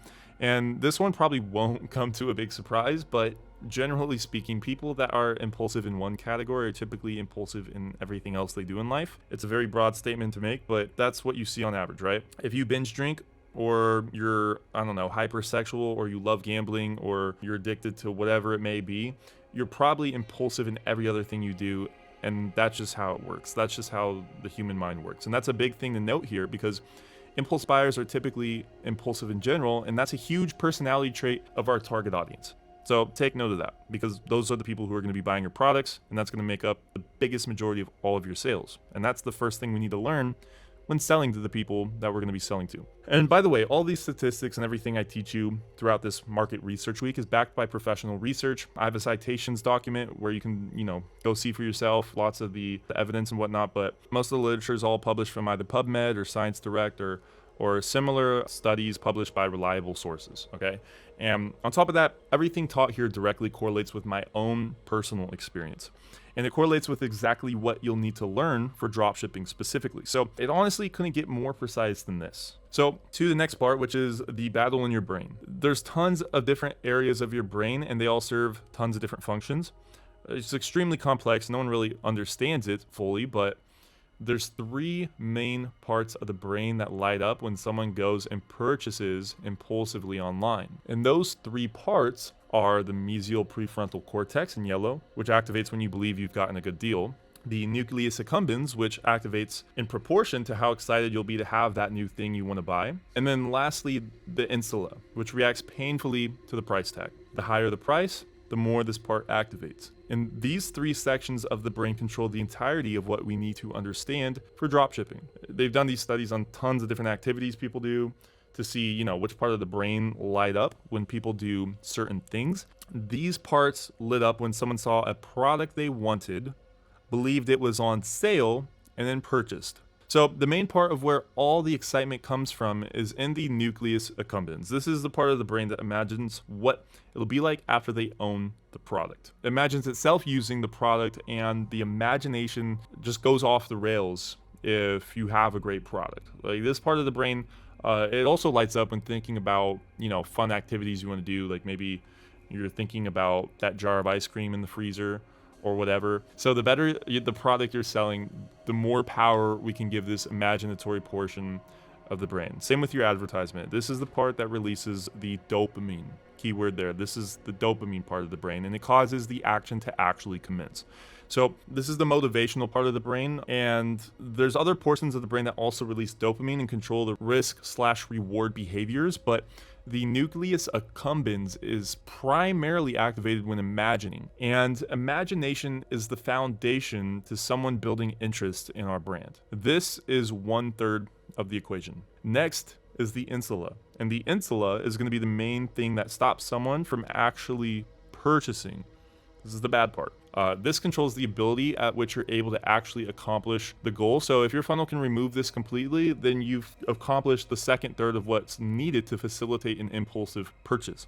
This insula part of the brain causes pain, and it makes the person feel bad when they realize they're about to spend money on something they don't need. Like right before you go out and, party, there's that part of you that says, don't do that.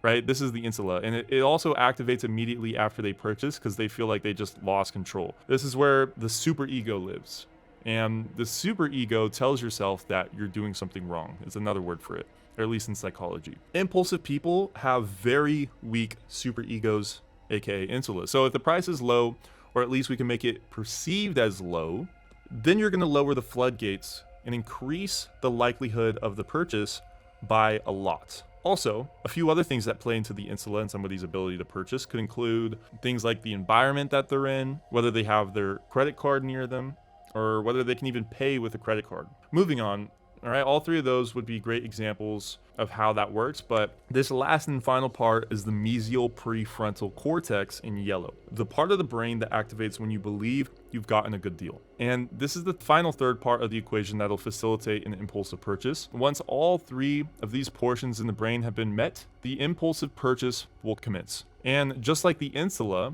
the mesial prefrontal cortex also reacts to the price. But this part reinforces the belief that they're getting a good deal. All right. The insula makes them feel bad about the price and deal. They want to believe so bad that they're getting a good deal. They want to believe that so much. So they just need some sort of reason to purchase. They need justification. So this is also what we call the psychological triggers portion of the brain. This is where we use things like sales discounts, authority, trust, urgency, all these small factors that give a person a trigger and a reason to purchase. Because lots of the times people have tons of motivation and they're able to purchase, but the last and final part is actually doing it. And I know I'm going over a lot right now. You don't need to know this in depthly.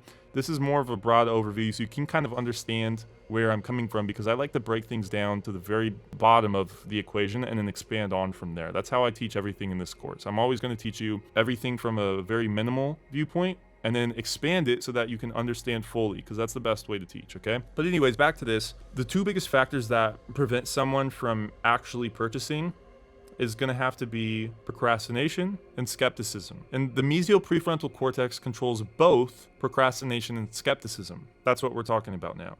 And this is why we need to break both of those barriers with our web design and our following and our community on TikTok and anything else that builds trust and authority. If we can build the trust and break the procrastination with urgency or whatever else we decide to use, then we'll have successfully accomplished the third part of the equation. So to summarize that, the mesial prefrontal cortex is what reacts to psychological triggers, and it's what pushes someone over the edge right before purchasing. And, if you're sitting there and not really connecting with what I'm saying, or maybe not being able to relate to this, then it's probably because you're not an impulsive buyer, okay? Maybe you derive your joy out of playing video games or eating food. Everyone has some sort of clutch in life, right?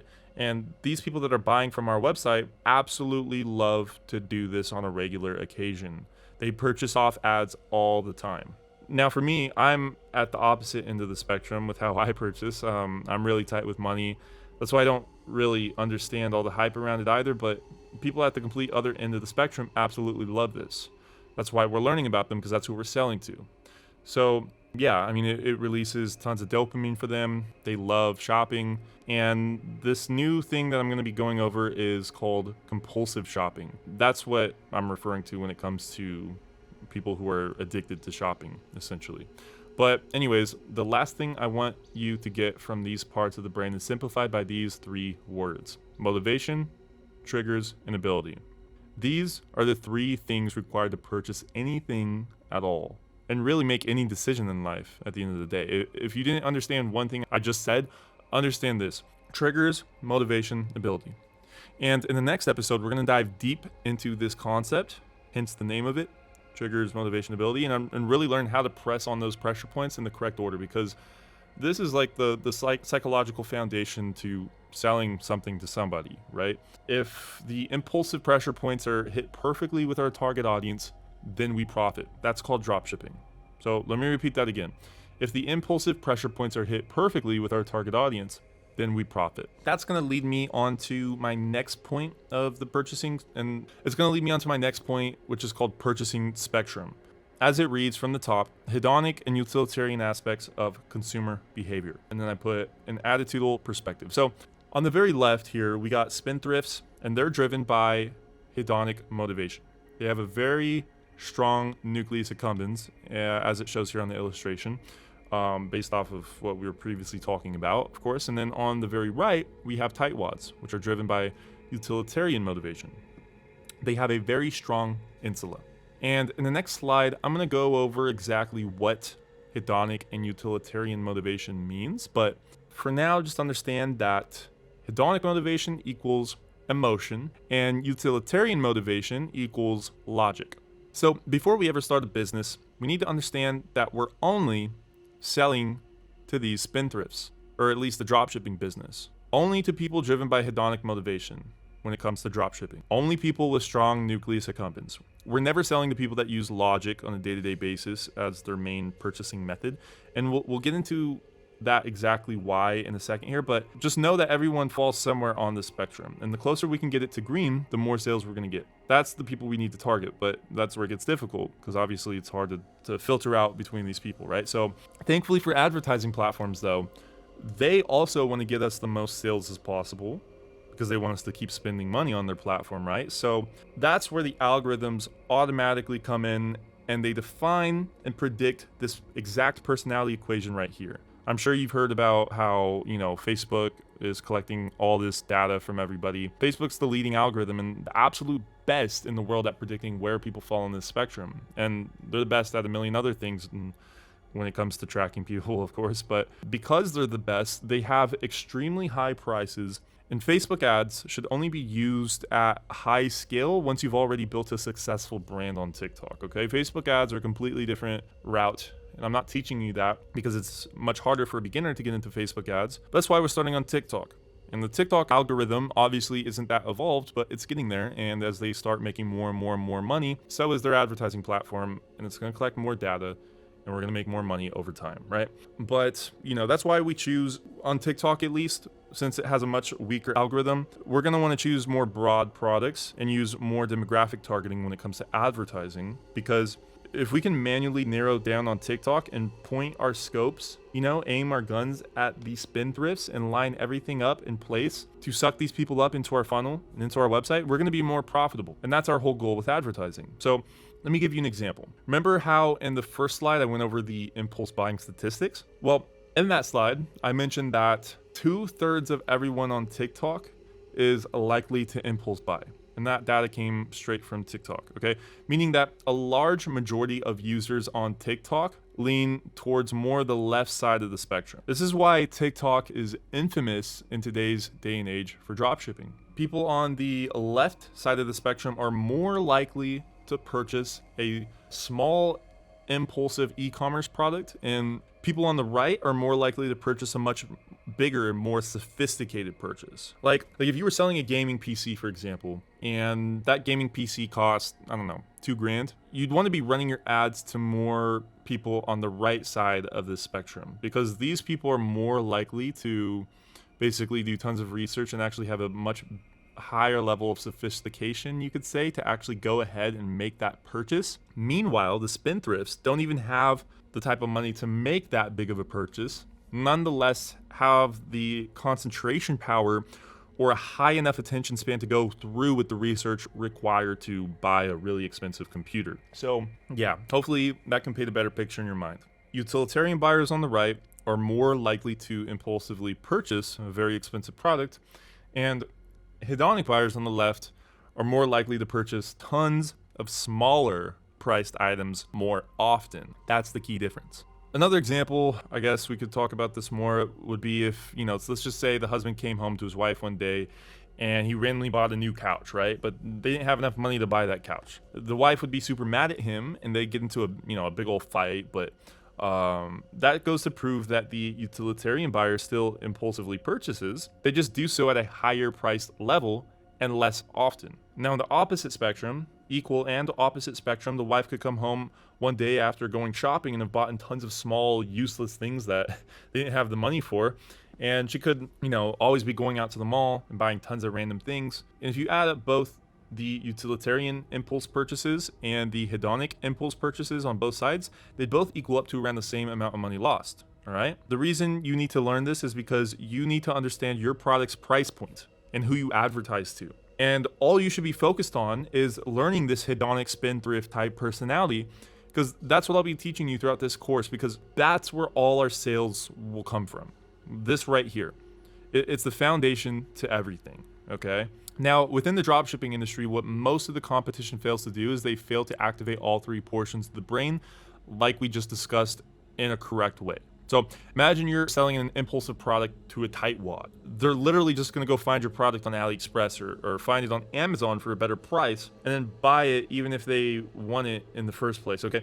Most dropshippers fail at pushing the correct buttons to activate the nucleus accumbens, mesial prefrontal cortex, and not push the insta button at all.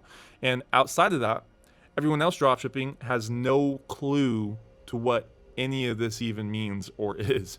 All right, people aren't exposed to what's really going on behind a purchase, so they have no idea how to facilitate one. They just think, oh, if I make a nice little website, list a cute little product I like, maybe people will buy it. And they're so far from the truth, it's not even funny to talk about. But besides all of that, let's start to understand the hedonic motivation versus utilitarian motivation as shown on the spectrum slide. So just like either being a tightwad or spendthrift, the type of motivation you have for purchasing largely depends on where you fall on the spectrum. Okay, on the spectrum, I was referring to spendthrifts and tightwads who never spend any money. Now, just about all the time, tightwads have the same sort of motivation to spend money because most tightwads have similar personality types. Most tightwads think in the same way as one another. They have very strong intellects, and they're typically driven to purchase by utilitarian motivation, aka purchases made using logic. And spendthrifts, aka impulsive buyers, right, typically are driven by hedonic motivation, which just means emotional motivation.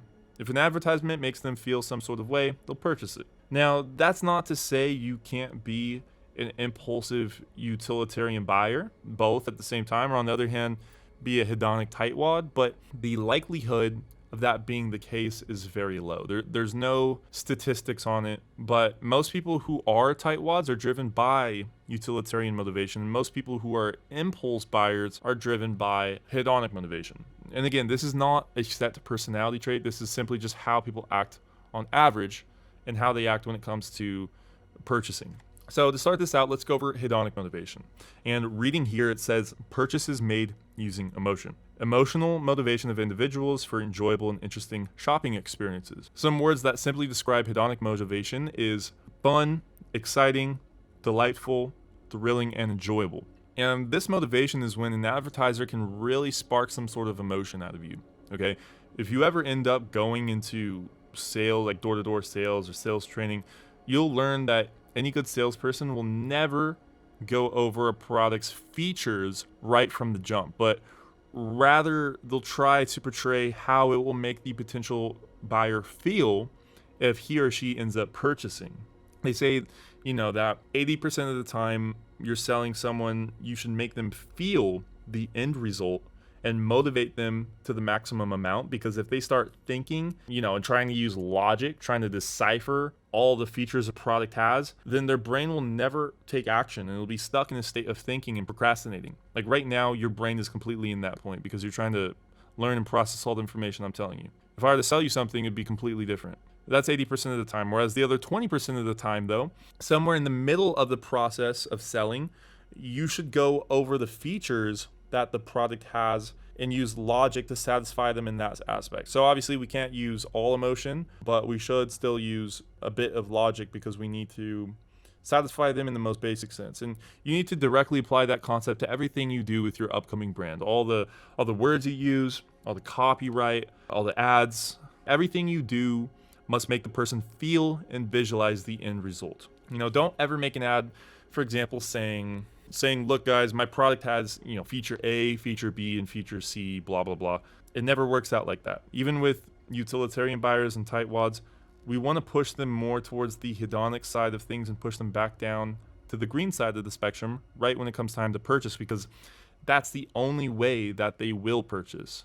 And before we move on, I want to drive this point home really quickly. So I found some statistics here off a study they did comparing emotion versus logic in advertising, and 31% of advertisers reported significant profit gains with emotional campaigns. 16% report the same with rational campaigns, which is basically a 2x increase. 26% report the same with a combination of emotion and rationality. So as it reads here on the right, when two groups of people receive two different donation-seeking letters, one with stats and one with an emotional story. Those were the two that this test subject group received. The emotional letter received an average donation of 2x higher, 2 times higher than the statistics, 31% versus 16%. So, like I said, the way we can decipher this is hedonic motivation versus utilitarian motivation, and hedonic is the way that we want to go.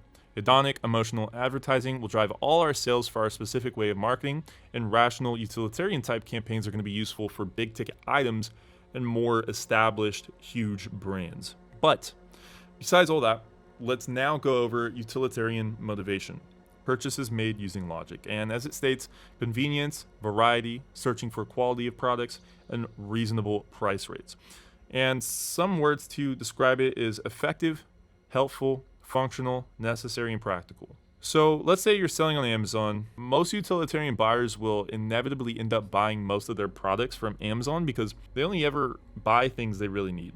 Like if they need a new house, or they need a new pair of glasses, or maybe some new laundry detergent. That's where all the main sales go for utilitarian type buyers. Also, Amazon is perfect for these buyers because Amazon's algorithm calculates the amount of reviews, the amount of purchases. And automatically does all the time consuming research the buyer would typically have to do before comparing all their options and purchasing, which is music to the ears of a utilitarian buyer. That's why utilitarian buyers love Amazon, because it's fast and easy and efficient, and it has the absolute lowest prices for the fastest shipping times with all the best quality products on there. They got all the features they need to be happy with their purchase, okay? Features, features, features. Now, the hedonic shopper, on the other hand, doesn't like to use Amazon because they'd rather go to the mall and enjoy the experience of looking around, or go to any store, and enjoy that journey of shopping. Two different types of people. And next, 95% of low ticket hedonic purchases are impulse purchases. Our product, website, and advertisements must all align with this concept.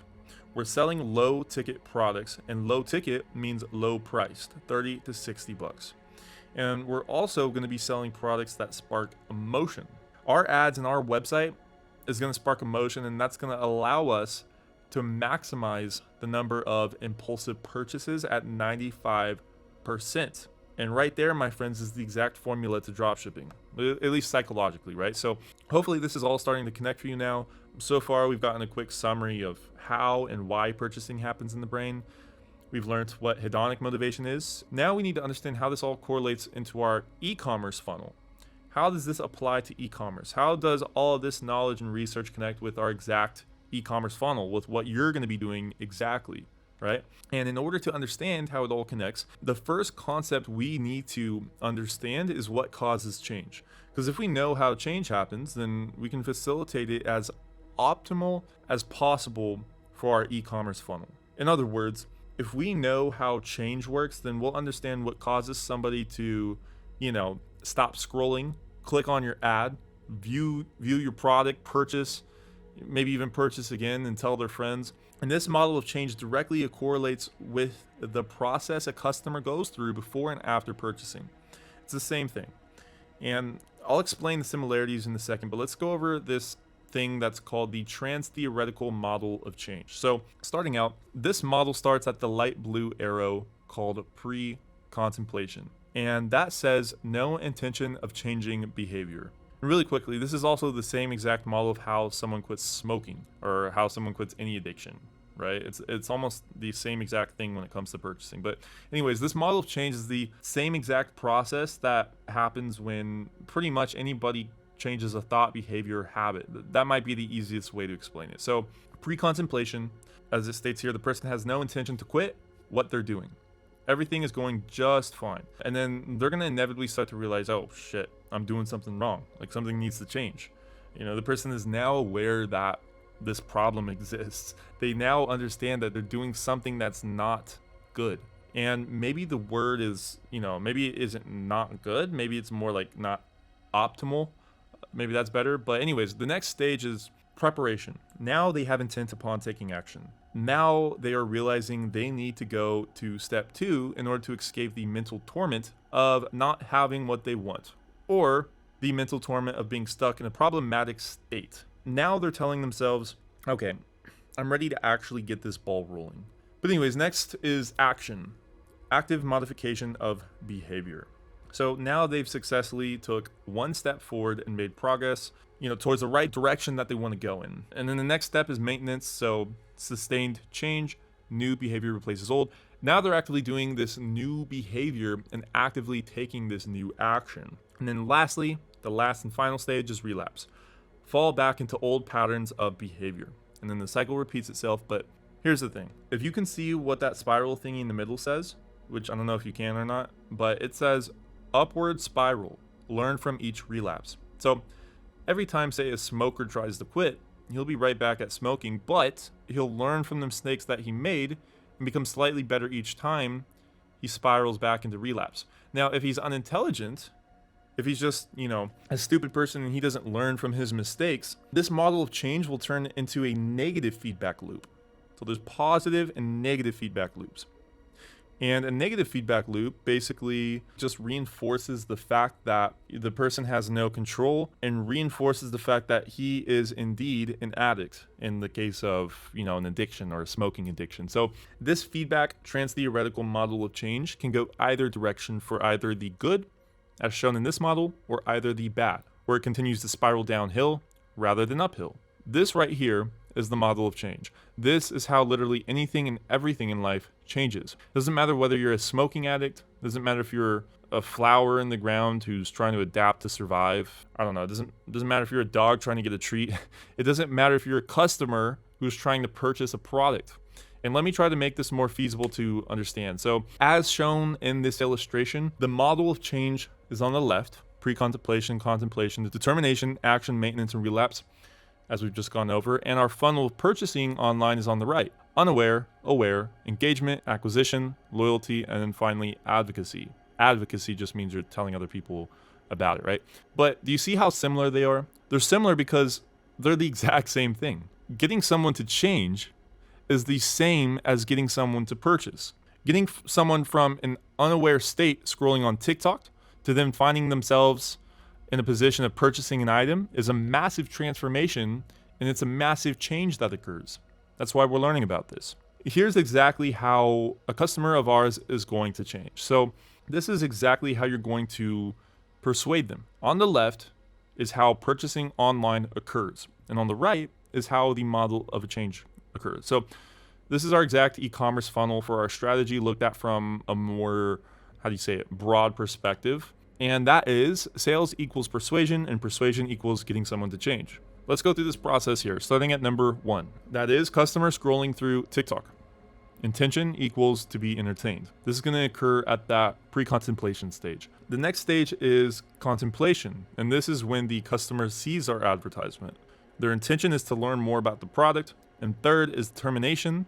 The customer is highly interested, and their intention is to find the product's price. Fourth is action, and this is when the customer purchases. Fifth is maintenance, and this is when the customer repeat purchases, and their intention is to feel the same exciting experience, aka a release of dopamine, right? And then lastly, relapse. And this is equivalent to telling friends and family about the brand. Their intention is to share the same exciting feeling they got when purchasing. And this would be considered relapse because now other people are being thrown into the funnel. Now it's relapsing. It's spreading like a virus, right?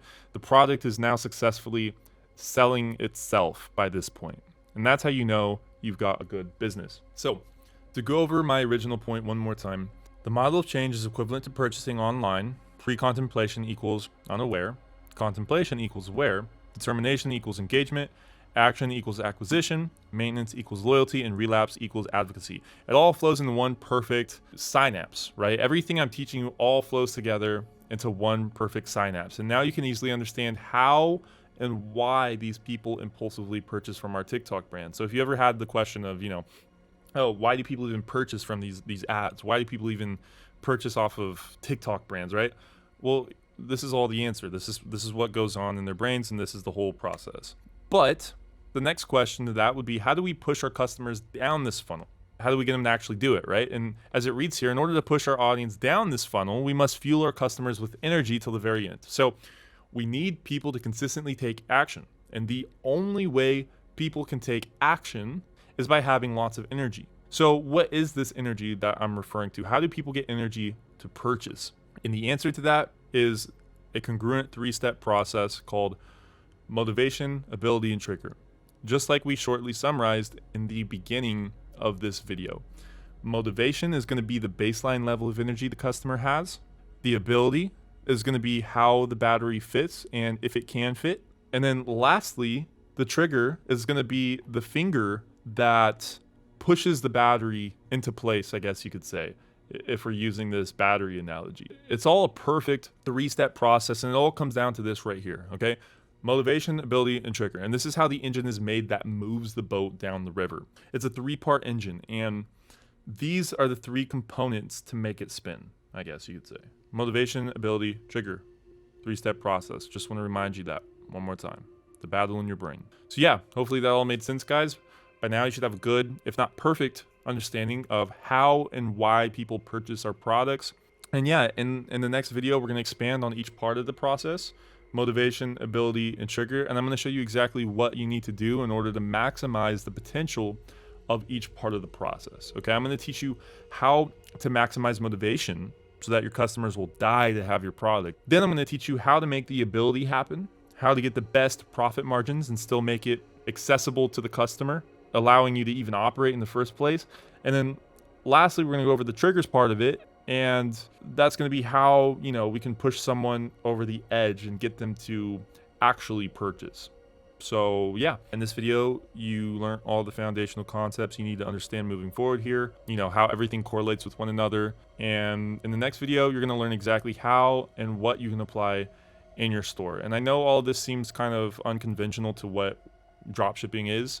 It all directly ties into one another, because once you understand this foundational teaching, then you're seriously going to start to, put things together, and it's going to be really easy for you to build your website, to choose your product, to know what people to market to.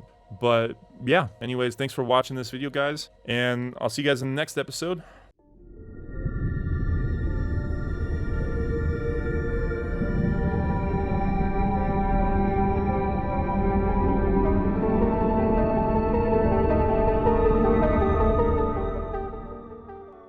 Hey guys, and welcome to this episode called Motivation, Ability, and Trigger, the catalyst to an impulsive purchase. So in this video, we're going to go over all 3 things required to facilitate an impulsive purchase. And all 3 are required. If one isn't strong enough, the other 2 will collapse and the purchase won't happen. Similar to our course, if all 5 pillars don't align, you won't be able to sell anything. And that exact concept directly correlates into the foundational concept that all 3, motivation, ability, and trigger, must align to capture the purchase. It's the exact same thing.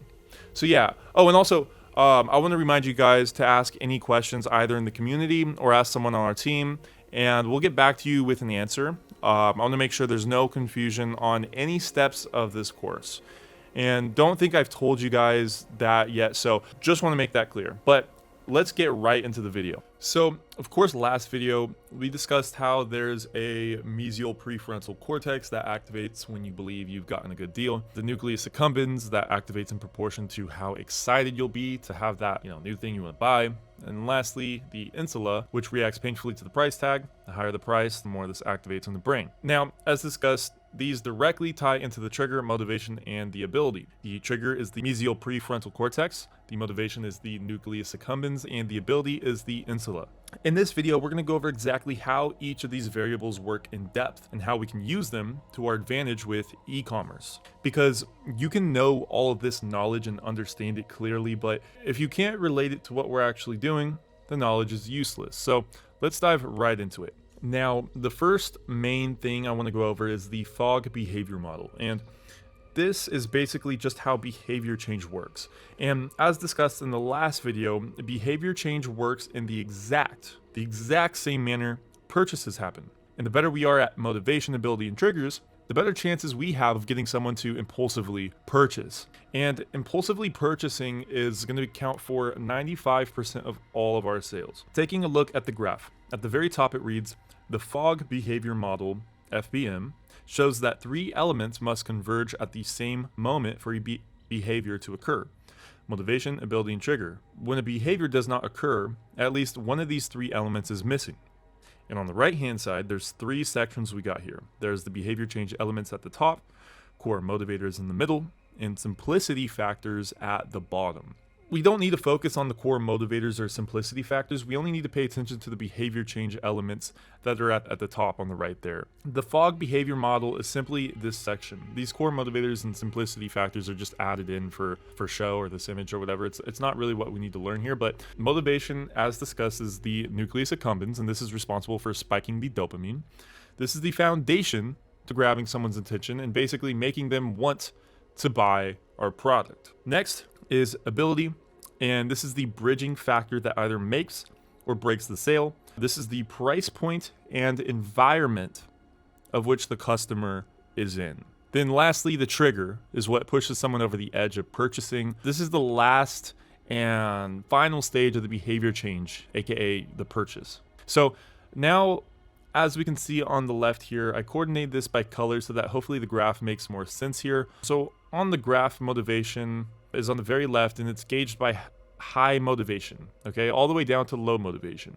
Then at the bottom, it's the ability. So hard to do versus easy to do. Then the triggers are anywhere and everywhere on the field of the graph. So as you can see, there's a red line that separates the graph, and that's called the activation threshold.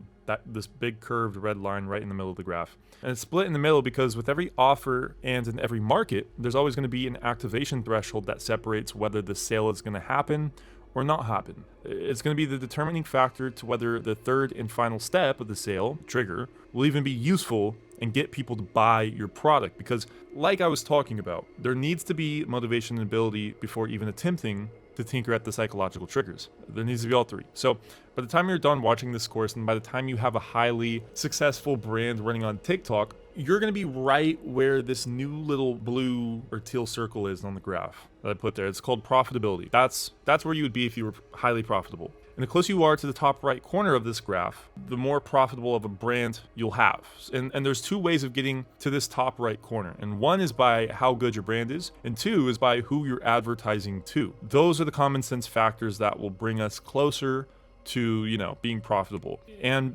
behavior change, impulsive purchasing, only happens when motivation, ability, and a trigger converge. When one of those three elements are missing, change can't occur. This is the foundational concept I've been going over this whole time. So let's actually now jump into exactly what each of these are, what all three mean, and how we can directly apply them to our brands and utilize this knowledge for a more profitable e-commerce store. So now we're basically just taking all this knowledge we've learned, and then we're going to talk about it in terms of e-commerce. So I'm going to list out how all three apply inside of e-commerce, and starting with motivation as it reads here. The basic definition to motivation means blend of sensation, pain versus pleasure, anticipation, hope versus fear, or social belonging, which is acceptance versus rejection. And the way we motivate people in e-commerce is by your advertisement, speaking to your audience and relating with them on a personal level. That's the biggest and one of the most important things, okay? And secondly, product research, finding a perfect fitting / appealing product to your target audience. And lastly, web design at the very bottom. It reads visual appeal through video, picture, design. So there's more ways that we can increase people's motivation, but these make up the bulk three ways of how motivation occurs and it builds up for our e-commerce brand. These are the main three things, right? The advertisement is the first thing someone comes across, the first impression, and the first impression equals that's filmed, what emotion it immediately evokes from that video, and whether or not it's going to attract the correct type of buyers. All of that is pretty much done within the first 3 seconds of seeing a TikTok. Our brains will already decide whether or not we want to buy a product within the first 3 seconds of seeing that product in use.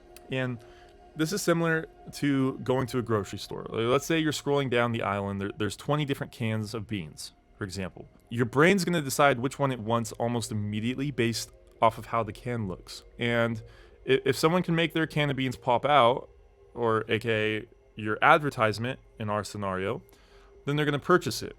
Or if they've seen those cans of beans all over TV advertisements, or they've seen it growing up, they're going to choose that can of beans. Okay, so that's the first impression, at least in regards to how the can of beans looks when you first see it. And then the second impression is when they see and understand what you're selling, that's going to be your product when they finally perceive it, right? And your product is obviously the main bulk portion of this motivation. And I wouldn't say the main part. All three of these are equally as important, okay? But they have to decide whether they want it after seeing the product. And lastly is website design, and this is going to be the last and final part of building motivation, because if you have a sexy website and you use tons of GIFs and videos and images and all sorts of stuff like that, all of that is going to play into the visual motivation they're going to come across. And once that has all happened, and they've decided whether they want the product in the first place, then they reach the ability stage. Effort required for the action. Do they have what is required, and does their environment allow them? Okay, price, number one, it reads, it needs to be right in the target audience's budget. something they can buy at ease without causing pain. And this is the first part of the next stage, because the price is always going to be the first thing people look at or look for after deciding, whether they want the product or not. Let's just say you want a product, or you see a product somewhere online, you immediately want to know what the price is. And that's going to be in this ability stage. They need to see if it's worth it. Next is environment. So as it reads here, show when customers are in a good purchasing environment. So at home under a good Wi-Fi would be one. And this is typically where customers will purchase from us because, if you're at home under good Wi-Fi and you're relaxed, that's when you're going to be in that fully hedonic state that I was referring to. This is why, if possible, we only want to show our ads to people at certain times of the day where they're most likely to be at home. And also, show our ads to people connected to a Wi-Fi connection. All of which is controllable when we get to the advertising section of this course. So you're going to learn all of that later. But for now, lastly, as it reads here, once they've decided it's a good price and they're in a good environment to purchase, then finally, they need to have the ability to even pay at all. So the methods of payment reads, accepted all forms of payment in case users don't have credit cards at hand and they're not ready to use. You could be accepting PayPal, Venmo, Cash App, Apple Pay, all the above. That's going to be ideal. And then lastly, we have the triggers. So what prompts a user to take action? What pushes them to move forward? So assuming the customer, has the motivation to buy the product in the first place and they really want it and they have the money and they're in the perfect environment and they have their credit card nearby and all of that, how do we actually prevent the customer from being skeptical or procrastinating? How do we actually get the customer to complete the action and buy it right now without any hesitation, without any possibility of forgetting to check out, or without any possibility of, them not trusting our reputation? Because that's the third and final step, the third and final bridge that we have to jump across. And there's a billion things we can do in regards to this, and we'll go over each and every one of them in this video, but the most important ones are listed here. As it reads, urgency, big discounted sales ending in a short frame of time, trust, establishing trust that your brand will deliver the product they paid for, scarcity, being the only seller of your product / not having much left in stock, curiosity, so not knowing what your offer / product has to offer, and lastly, much more, which will be discussed later on. So if I had to rank them in importance, it all depends on the product and the funnel and whatnot. You can't say one is more important than the other. It just purely depends on what you're selling, of course, and how you correlate your products with the main selling points. But anyways, let's take a real life example. And this is a perfect example of this motivation ability trigger concept at a very huge level. So Tesla, for example, used to only sell their car for $135K, which is a lot of money at the time, at least. Well, it is now, but $135K was their original car's price point. And the motivation to buy a Tesla was high. People wanted to fit in and look rich. People wanted something that was, trendy, and something that also showed that they were higher class human beings, as does anybody who buys an expensive car, right? The ability, though, was low because for $135K, only the top 10% or 5% could actually afford the car. So, 90% of all their potential sales were immediately left out. And then lastly, high triggers. So lots of press coverage. And the press used whatever triggers they could to get people to read their articles, because that's what press does, right? Or, watch their YouTube videos or their news clips or whatever, because as the press obviously operates, they operate on clicks and views. So their whole job was to create controversy around Tesla and push as much content out as possible. And Tesla knew this. And after all this happened, and Tesla really built their foundation up in the correct psychological order, they were then able to drop their new price down of the Tesla and come out with the Model 3. The new Model 3 only costs $35K instead of $135K. $100K drop for almost the exact same car. And the outcome of this was that they became the #1 car company in the world. They became the most profitable, made the most money, and all they had to do was make the ability much higher. Let me repeat that, the ability much higher, and allow that 90 percentile of the audience segmentation to now be allowed to purchase a Tesla. The result is now that everyone thinks Teslas are for rich people, even though they're literally the same price as every other car out there on the market.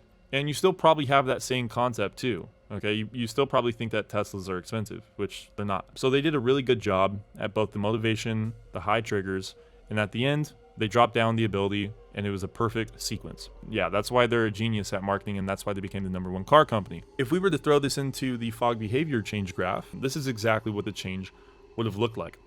Tesla pushed the ability more to the right side, and in return made it easier for everyone to do and made them extremely profitable. This is how the entire process works. So now let's dive deep into all three concepts that we need to learn: motivation, ability, and trigger.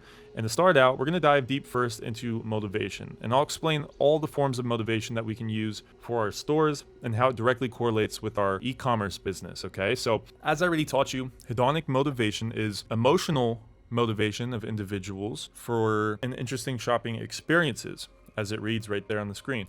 And utilitarian motivation is the convenience, variety, searching for quality of products, and reasonable price rate. This is the basis of motivation. Next, after the basis, after the foundation, we have our primary purchase values. So we're starting to narrow down on this concept now, and there's 4 main sorts of values we need to understand for e-commerce, okay? And those are primary values, emotional values, efficiency values, and social values.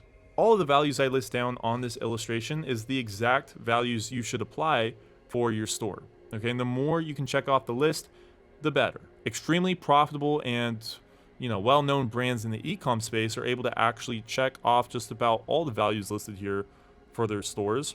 For your e-commerce store, if you can check off all these values, then you're going to be in a really good seat. But obviously, that's very hard to do. Typically, what we want to do is we want to focus on 4 primary values, as I'm going to talk about soon here. But starting at primal, let's go over what it reads. So we have survival, pain avoidance, pleasure, reciprocity, lifespan, longevity, and fear. So this is what they call as your lizard brain. This part of the brain is, the part that is so ingrained into your neural pathways. Literally everything you do in life revolves around these main core primal values. And tons of advertisers know how to trigger these values in the correct direction and manipulate someone to purchase off of them using that. So next is emotional values: nostalgia, reward, empathy, and personal wellness. These 4 are just some good old ways to trigger emotion in someone and really hone in on the hedonic purchaser. These are the emotions we draw out that are the most probable to leading someone down the path of purchasing. And there's tons of data behind this, but I'm not going to go too deep into that now.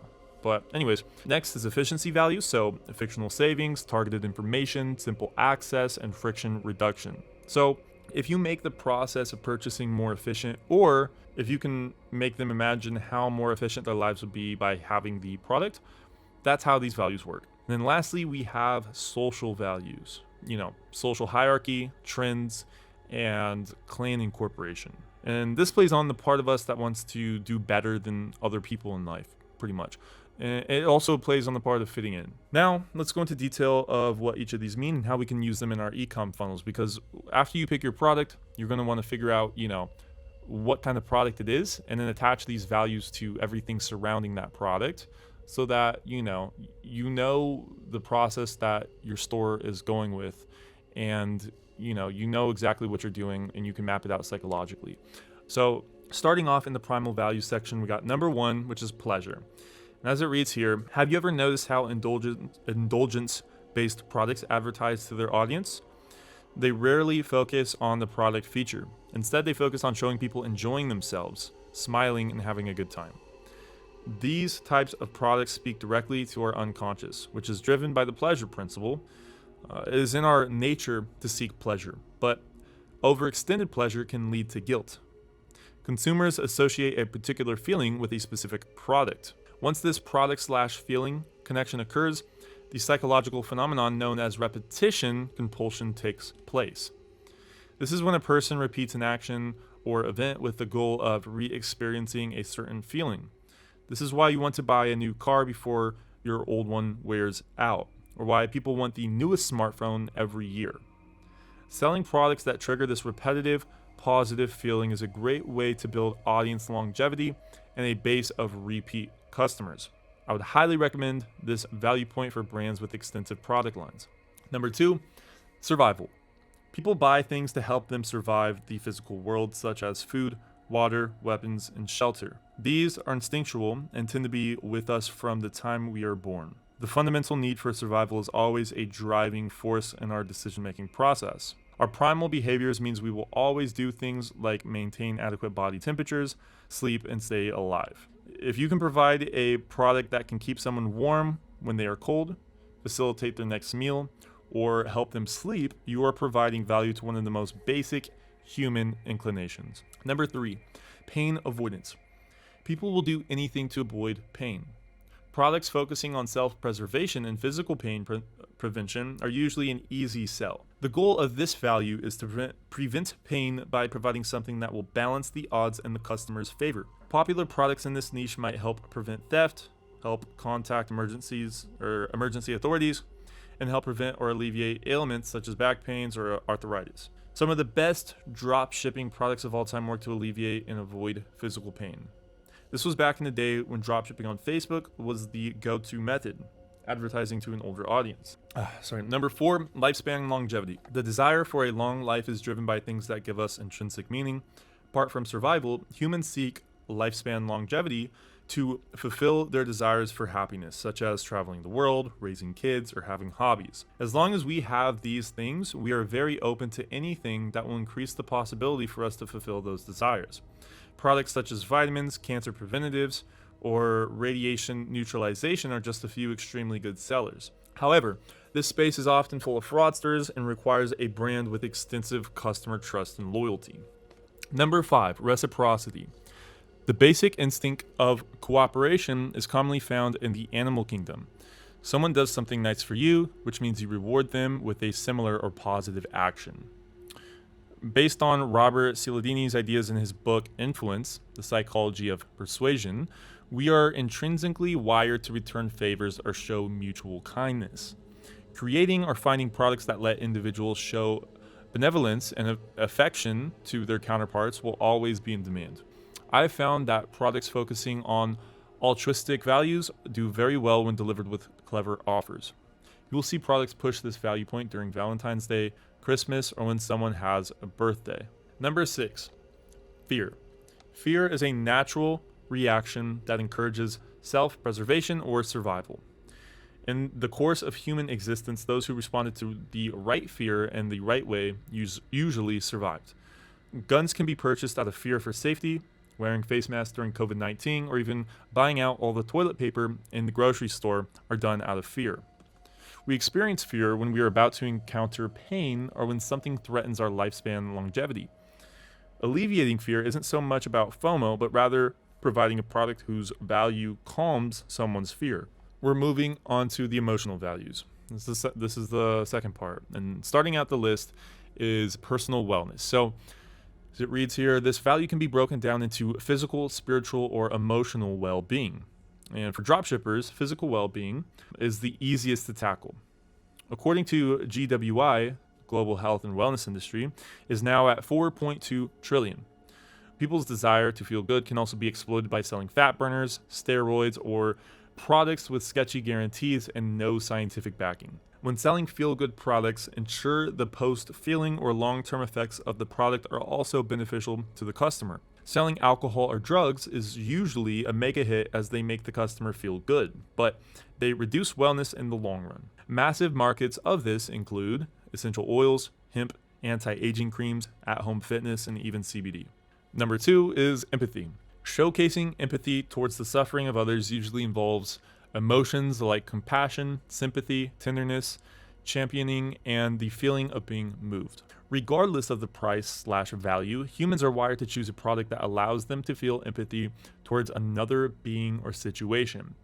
That is why we say yes to products that give a percentage of earnings to causes and charities we might be able to help directly. We assume direct responsibility for something that is indirectly taking place, such as Australian wildfires. So we purchase koala pendants from companies who promise to give a percentage of their earnings to help the cause of wildlife preservation and restoration. Human survival is dependent on coexistence, which is why we join forces and rally for causes or products that showcase empathy. Number 3, reward. Incentive theory suggests that people gravitate towards behaviors that result in rewards while staying away from actions that have a negative outcome. People like to be rewarded, period. Products that grant you a sense of you earned it consistently sell. After a long workout, reward yourself with a chocolate bar. When you exceed your income goals, buy a new watch as a reward for your hard work. I find that products that offer reward-based value have a continuous stream of customers who are constantly chasing gratification. Number 4, nostalgia. People buy products that help them relive past experiences. Companies that have mastered and refurbished old products to focus on nostalgia continue to attract customers. Consider the Pokemon franchise. Nintendo refurbishes the same game year after year because they know people want to relive that experience. Nostalgia is driven by things or events that have impacted who we once were. When experiencing nostalgia, customers are connecting with past emotions they associate with the product. I have found that dropshipping products focusing on nostalgia have a high virality factor as people are eager to relive moments that they cherish. Now we're on the third value brand, and that's efficiency. Starting efficiency out, we have friction reduction, right? And as it reads here, we want to find products that help reduce any hassle or inconvenience. Taxis are too expensive and you don't want to wait for one in the rain, ? Get an Uber. Sweeping is too tedious and time consuming, ? Adopt vacuuming robots. The examples are endless. Operational efficiency is a constant product selling point, okay? New and innovative products that help people save time, money, and energy are harder to sell in the beginning due to the adoption phase. However, when accepted as a mainstream value provider, they become a widely accepted must-have alternative to their current options. Number 2 is simple access. Products that lower the barrier to entry or acquisition are highly valuable. These are products or services that counter the current status quo and allow customers to partake. Stripe for payment processing, Apple with a cheap iPhone alternative, or even Tesla dropping their price down to $20,000 are just a few examples. Products that give customers easy access can appeal to a massive group of people and are often the go-to option for the masses. I meant to say $35,000 there. Anyways, number 3 is targeted information. People want easy access to accurate information. Products that provide this value tend to monetize through small fees, minimal subscriptions, or transaction fees. Most of the companies that have mastered targeted information include the likes of Google, Yelp, and Expedia. Whether the product is online or off, it usually requires a foundation in tech and requires proficiency to properly navigate this space. I've seen too many projects turn sour when they are outsourced to companies that exploit your lack of understanding, resulting in nightmares such as slow delivery times, hidden fees, or even code theft. Physical products that offer this value are usually accompanied by other values that help sustain it, such as personal wellness for a product like the P90X, or friction reduction for a product like this course. Number 4 is financial savings. People will spend money to save money. Whether they instantly use the product or not, customers are willing to buy a product that saves them money. The provision of this value is a must for people in the dropshipping space as it helps entice consumers into making a quick decision. If you are a brand who does not want to condition customers into feeling like your brand is all about discounts, make sure this value is expressed in other areas such as spend X and get free shipping, or by using holiday sales. Then last but not least, we got social values. Number 1, social hierarchy. Consumers buy a product to win the prestige badge. They want others to believe that they are doing good and well and appear successful and accomplished. If you have a good year, you buy a Rolex. You don't care whether or not it tells time. You care about the perception of those who are around you. The Rolex screams, "I made it," and that is the only thing you want people to know. No one needs $300 Gucci slides. The only reason they buy them is to show that they have money to drop $300 on some uncomfortable plastic slides. Okay, people buy prestige, elitism, and high social standing. Social hierarchy completely neglects the quality/value relationship. People are willing to overpay just to be perceived in a certain way. Number 2, trends. People will buy trending products simply because they are the new thing. How many trends and fads have you seen come and go? Thousands. Look at the white Fila shoes, the fidget spinner, even face masks. They pass like a shooting star, but extremely profitable if you catch them at the right time. Creating a trend is complicated. Riding a trend is a lot easier. This is the most important values to provide or consider when dropshipping. Trends result in virality, and that attention translates into sales. When looking for products to sell, take the time to see if there is a trend you can associate with to help you elevate your conversions. On the other hand, do not become the kind of entrepreneur who builds a real brand only to ride the wave of a trend. I have seen countless businesses suffer unsold inventory, high volatility, and even bankruptcy for trying to build something sustainable on a shaky foundation of a trend. Number 3, clan incorporation, also known as mob mentality. This value is ingrained in our DNA. Whether logical or not, we want to be part of something bigger than ourselves, even if it means buying something that we don't necessarily need. If you can create the perception of clan incorporation, you can build a massive base of customers who will back you on anything. Sports teams, for example, sell merchandise to let fans feel like they're part of the team. You don't buy the jersey out of need, but because you want to identify with and show support for the team. You want to feel like you belong, and you want others to know as well. And yeah, that's gonna wrap up the entire motivation section. So now you have a very, very good understanding, hopefully, of all the different angles you could take with your funnel and all the different things you'll want to try to incorporate into your brand. All right, certain products work better with certain forms of motivation. For example, if you're selling a fat loss tool, as shown in the picture right here, you're going to want to focus on these main points here listed on the right. Not just and only used, but laser focused on lifespan longevity, empathy, personal wellness, friction reduction, social hierarchy, and clan incorporation. We want to get them into a highly emotional state that basically states that they're overweight and they need to fit in, right? And that, people feel bad for them and people feel empathy for them. We want our target audience for this product to truly believe they need to lose weight and invoke all the pain and anger they felt their whole life for being overweight. Then, and only then, once they understand the pain and once they understand they need to change and all those emotions come up from the past, once they move in from that pre-contemplation stage to the contemplation stage, we start describing how your brand has the solution to that problem. So we're creating a problem and then we're providing a solution. We place ourselves as, the leader in the field of fat loss, and we make it so that we are the solution to having a prolonged lifespan, which is lifespan longevity.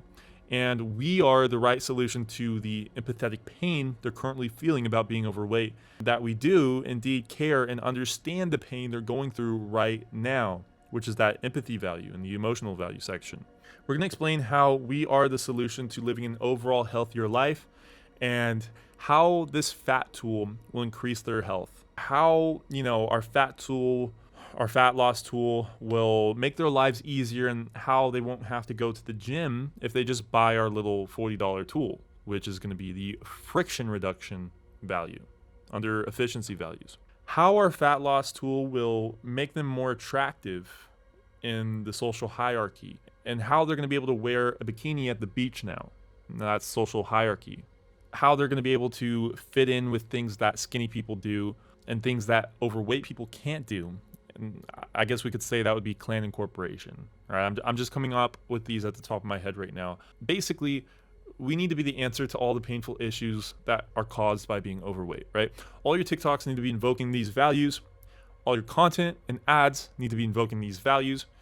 Your homepage and the videos and the images on your website need to be invoking these motivational values. And then and only then can you list off the features your product has and how your product and brand will solve the problem, right? The majority of the time, it needs to be that emotional aspect that, all these values, motivating them to continue reading, to continue watching, etc. And once they've gotten into this trap, then that's when, we tell them about the solution, we tell them about the product. It's no different than selling. It's like if you're going to sell somebody like face to face, whether you're selling a car or, whatever it may be, it's all about being the doctor that, invokes the problem out of the patient. And then once the doctor is done getting all the pain out of the patient, then and only then can he provide a solution, figure out what the problem was, etc. So the motivation pretty much needs to be built before the ability and triggers converge. That would be the easiest way to look at it. Now, let's take a look at the next type of product, and that's going to be the fidget spinner. So if we were to sell a fidget spinner for this example, these are the values we'd want to push with our funnel. It'd be pleasure, simple access, and trends. And starting with pleasure, if you remember the pleasure value, basically just stated that, you want to trigger that repetitive positive experience. That's what pleasure was all about. And with the fidget spinner, obviously it's going to continuously bring someone pleasure every time they spin it. But not only that, if we're to sell these and turn it into a big brand, you would want to put some awesome packaging around it and make tons of different fidget spinners with different speeds and designs and all that. Right? That's going to cause this repetitive, pleasurable feeling, and it's going to weigh in the same way that whenever they spin the fidget spinner, they get the constant, repetitive, pleasurable feeling, just like any drug. Okay? And when they buy it, every time they're going to get a nice packaged product with different, versions of that fidget spinner. And lots of times, or like maybe you're going to go out later at night and the whole excitement is before actually going out, but then once you actually go out, then you're just sitting there thinking, why am I even here, right? That's the same exact concept brands use when selling small little toys like this, okay? Brands selling small little impulsive products take full advantage of that pleasure principle, and they make sure they get addicted, or the customer gets addicted to the constant feeling of buying the impulse products. This is now going to be you when you start your own brand, right? But moving on, next we have the simple access. This is going to be like the ability of how people are able to buy it, because if it's not super cheap and easy to buy, it's not really worth their time, right? And of course, in this example, a fidget spinner is a really non-serious purchase. So if I were to be, selling a fidget spinner for $10, for example, I wouldn't even link it to the homepage at first. I'd literally just link the product page and do a one-page funnel where all they have to do is put in the most basic purchase information, assuming that, the fidget spinner is like $5 or $10 or whatever. All they'd have to put in to this purchase funnel would be their email, card, PayPal address, stuff like that, and make it all a one-page process so that they can clearly see how easy it is rather than a multi-step checkout like lots of Shopify funnels have. And the reason I'm making it as simple as possible during this checkout with this product and this efficiency value, the simple access, is because it's a super cheap product and we need to capture the impulse sale as fast as humanly possible with a cheap product like this. And this is why I highlighted simple access, okay? And then let's see here. Lastly, trends. Trends is a social value that is incorporated into this because obviously if you tried to sell a fidget spinner now, in today's day and age, it probably wouldn't work. It's so saturated. So take note of the product you're selling and see whether it's a hit or miss product or whether it's something that can be sustained over a long period of time, because there's zero motivation to buy something that isn't trending anymore. Like right now, sure, I'd like to buy a fidget spinner personally. I'm not going to do it. I'm not going to go out of my way and buy it. But if it was like, 7 years ago and all the variables were the same, I was the same age, everything, I bet you I'd probably own a fidget spinner as we speak right now, because everybody else had one, it was trending, and whatever else. I'd come up with some reason because I'd see a billion ads of it every day. Take account of trends, go to Google Trends and research how many times, something has been searched and what the trend graph looks like, which is a really cool feature that Google has, and do everything you can to see if the product is a hit or miss type of product. And lastly, we got the good old posture corrector. It was a very popular one back in the day. Starting out with the posture corrector, we got pain avoidance, personal wellness, targeted information, and friction reduction. So starting out with pain avoidance, this one's probably going to be the main motivation we need to focus on because it's a posture corrector with your back. Like in the picture, it clearly shows the pain and it needs to invoke that pain whenever someone sees your product. That's why this product did so good back in the day when dropshipping just started and it just started getting popular, because it was very easy to invoke that painful emotion from an older crowd on Facebook. And the product itself sounded like the perfect solution. If you can really push that painful pressure point in someone's head when looking at your product, then you're going to seriously motivate them to buy. Because if someone's currently in pain and you press that painful button over and over and over in their head, then they're going to want to find the solution, and you're going to be right there with them watching your ad with the solution. And even if they don't end up buying your specific product, your ad might actually convince them to go out and buy something else for their back pain with this example. So let me give you an example of an extremely profitable funnel back and around I don't know, 2017, I believe it was, for drop shipping. So someone would be selling this product and they'd spend tons of money on ads targeting that, 40 to, I don't know, 70-year-old demographic, 80-year-old demographic. Well, they don't even use Facebook. So maybe like 40 to 60 years old. And they would constantly retarget them over and over and over with that same ad that constantly reminds them of their back pain, constantly, subconsciously, and hypnotizingly, like, showing them the same ad over a span of time until they eventually buy the product and associate all negative emotion and pain of back pain with that ad and figure, well, that ad that I'm so used to seeing is going to be the brand that I buy from, right? It's a process of hypnotism, pretty much, over a span of time, saying the same trigger words. That's why there's so many popular ads where they have those what do you call it? Like, they use the same music, they use the same sayings. You probably know what I'm talking about because you know all those catchy advertisements that just stick in your head. It truly is a process of hypnotism over a span of time, saying the same trigger words, showing the same images of the back pain, like in the picture right here, associating a logo and a brand name behind it all. And similarly to how some commercial might show you happy commercials of, I don't know, another example could be old people running around in the grass, right? Playing with their kids, relaxing on the beach. Then they verbalize their brand name within the advertisement over and over again until they associate a problem, a solution, and a brand name, all subconsciously over time. Those three things: the brand name, the problem, and the solution.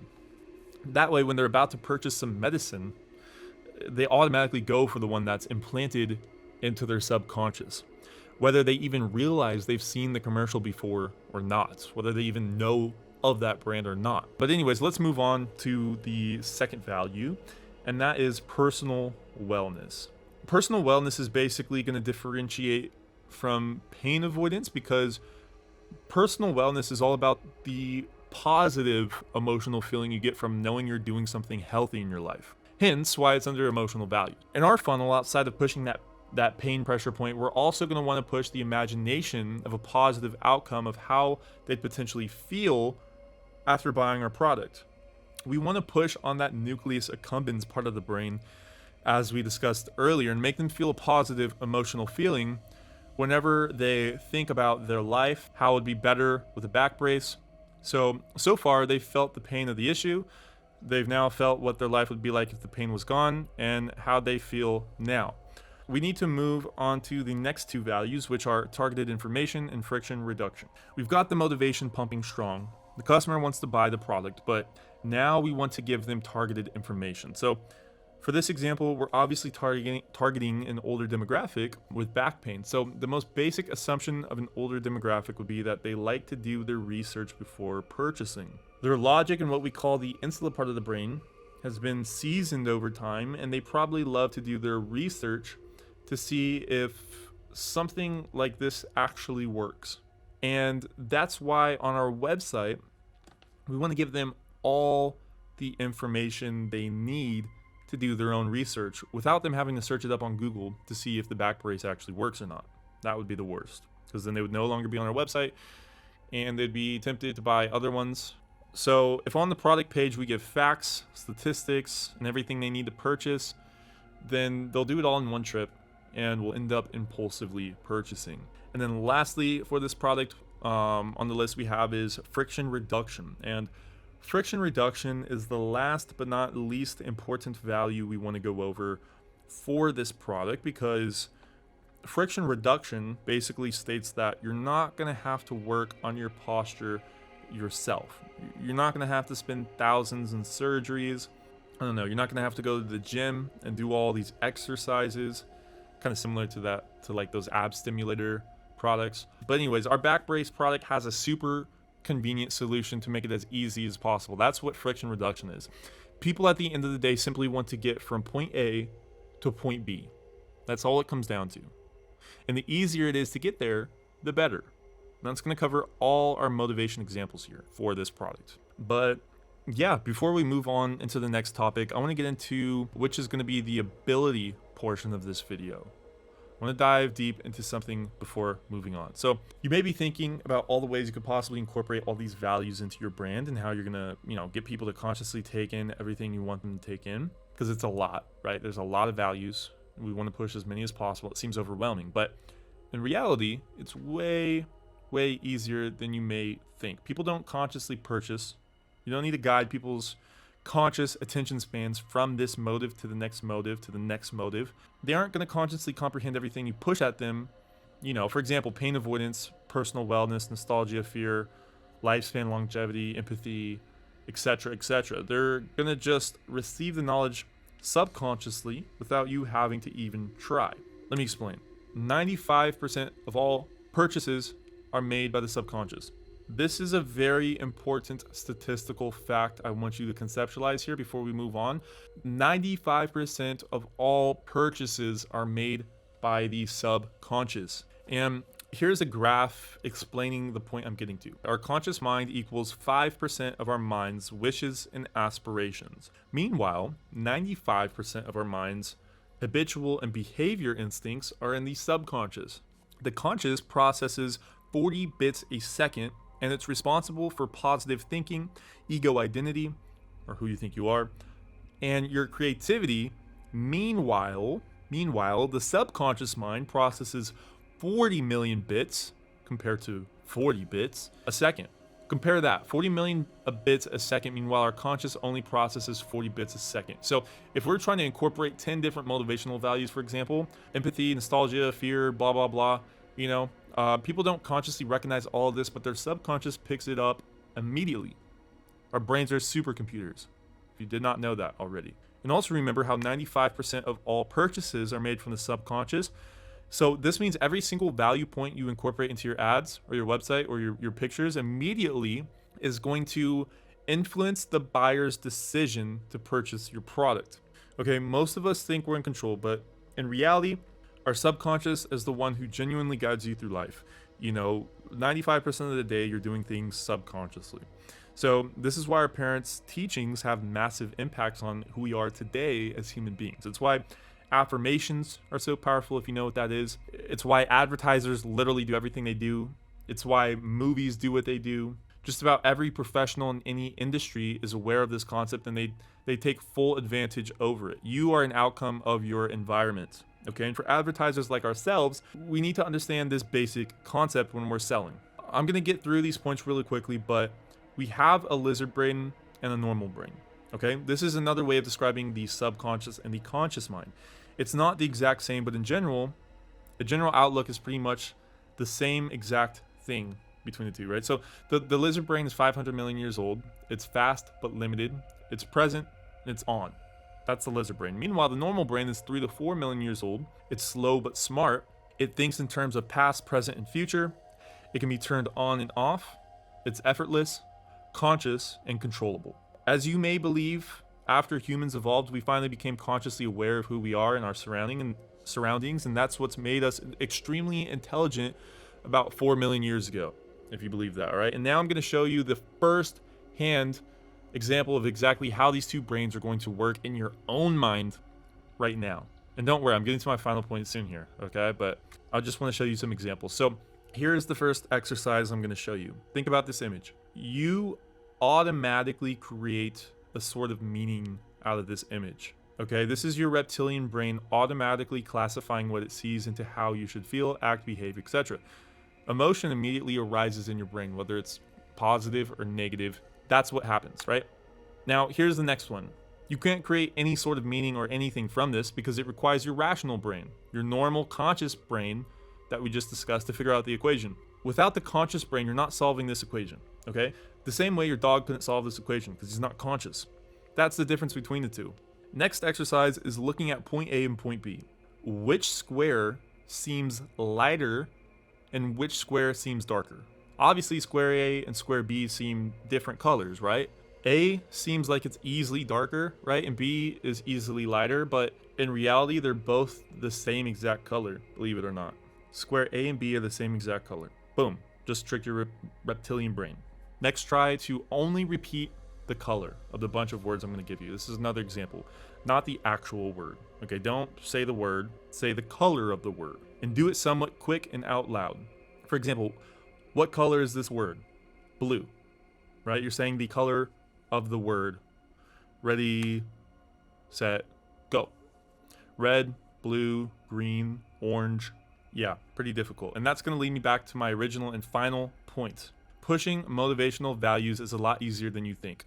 Subconscious processes all information at extremely fast speeds and responds either positive or negative to stimuli. 95% of everything you push in your brand will be comprehended and either pushed in the right or wrong direction towards conversion. A lot of people are pushing values that they don't want to push, right? That's why we're learning all about this right now. Okay, like if you wanted to seriously change your life, for example, you could do this thing called auto hypnosis, where you write down all your affirmations of what you want to achieve, and then, every night before bed, play the sound of your voice repeating the same affirmations over and over and over on low volume until you fall asleep. This is just a random example, but this will directly affect 95% of all the actions you take towards achieving those goals, because you can literally brainwash yourself to become better in life. It's crazy how that even works, or how you could believe that even works. And it all comes back down to the basic concept that the values we implement into our funnel need to be aligned in a positive path towards getting our customers to purchase. And it gets extremely complex, but you don't need to understand any more than that basic concept, okay? So when you go start your dropshipping store, your TikTok brand, make sure you come up with a psychological plan.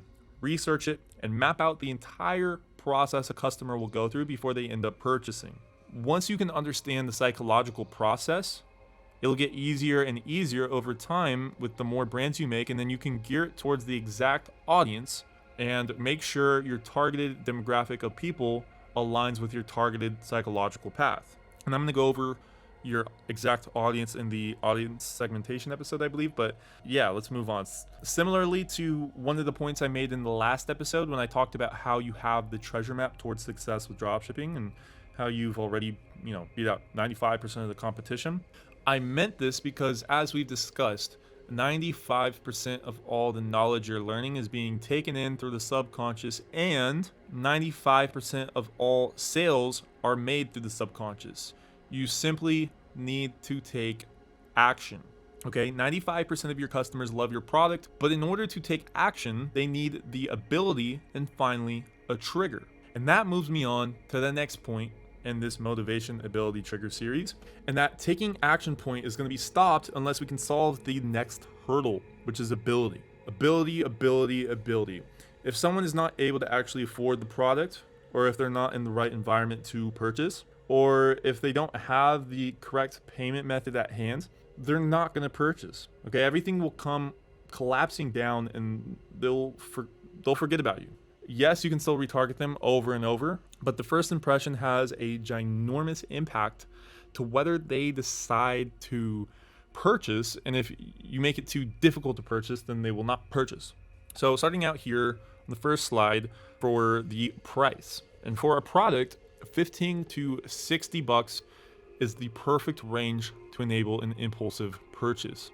Price must appear low at entry, then fees must stack up by the time they reach checkout plus upsell. So maybe on the front end it's $15 for this whatever product, but by the time they pay for all the shipping and the fees and the tax and they add an upsell to their order after they purchase, they're at 30 something bucks. This is how we lower the pain of purchasing to the lowest possible extent as they're going through the funnel. We want to draw them in as far as possible, because if they're at the checkout screen and they see, oh well, all these fees add an additional $6 to my cheap $15 product, I might as well buy it because I've already made it this far, right? It would suck to just have to cancel all the work they already did to get to the checkout screen after putting in their info. They've already typed all that in, and it would just be a way bigger hassle to go buy it somewhere else and start doing research on a cheap little thing anyways. So boom, conversion, sale, you make money.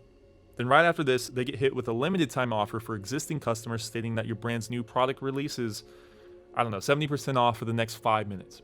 That could be the upsell. They now can add a product that perfectly complements what they just bought for just a little bit more money. Say an extra $10, and they'll now have the full package. This is how we maximize profits, and this is how they end up paying 30 something bucks.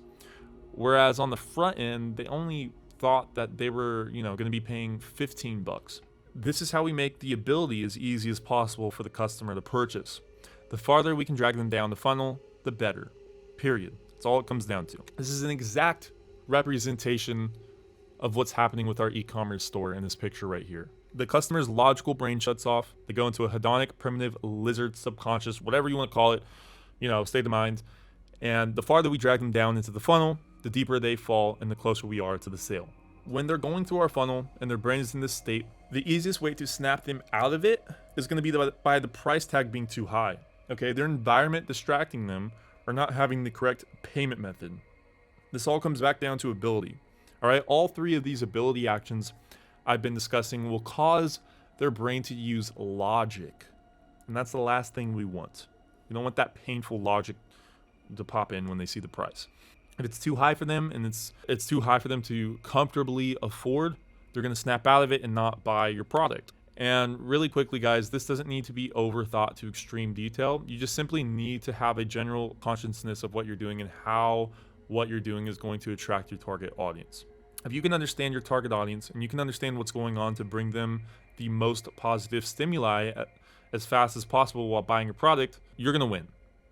Period. So I just want to teach you to think hypercritically about these things before starting, because dropshipping and starting a brand, especially on TikTok, genuinely isn't going to be dead fucking easy like you probably thought it was. I mean, it is in a sense, but it depends on how you perceive it. So once we learn this knowledge and we implement it, things are going to get a lot easier, and then that's when it's going to become very easy. But if you don't know these things, that's where people slip up, right? I'm trying to save you months of failure by having you get this whole thing down right the first time. That's why it may be overwhelming right now, and you will be successful either way. You just need to keep gaining more understanding and also taking more action.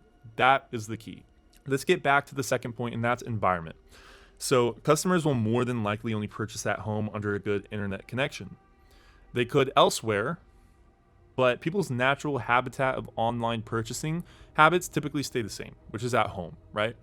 Aiming ads towards later times in the day works best. So 5 to 10 p.m. is ideal. So TikTok ads in specific, when you first start out, you're not going to want to do specific time frame targeting because, long story short, your pixel is going to be very weak, blah, blah, blah.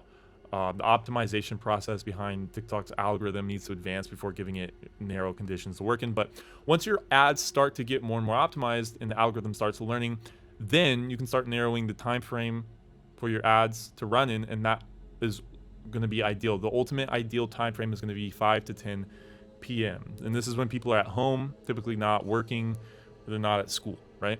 And the third and final portion of the ability section is going to be payment methods. Accepting a wide variety of payment methods closes all possible objections. So, for example, someone has money on their Apple Pay, but their credit card is in the other room. This example right here could cause them to snap out of that hedonic, almost hypnotizing state and force them to use logic to go find their credit card in the other room, and they're not that hazed anymore. Imagine Apple Pay is just right there, ready for them to use. Without even thinking, they just tap one button and they have successfully hit the final dopamine trigger. Boom, purchase. This is why you want all payment methods. And yes, if you dropship before, you'd know the issues and problems that come along with accepting tons of payment methods, because lots of them, hold your money and whatnot. And it's easiest to just use something like, Stripe or whatever payment method you prefer. But it's better to flex all your guns in the beginning and give yourself the best possible chances of success right from the jump, right? And yeah, that's going to cover this entire ability portion. It wasn't that long, but that's okay because this part is pretty straightforward. To summarize, just make it as easy as possible for somebody to purchase. Lower the total amount of energy required for them to give you money. Then lastly, we're now moving on to the last and final step out of the trigger motivation ability, and that's trigger.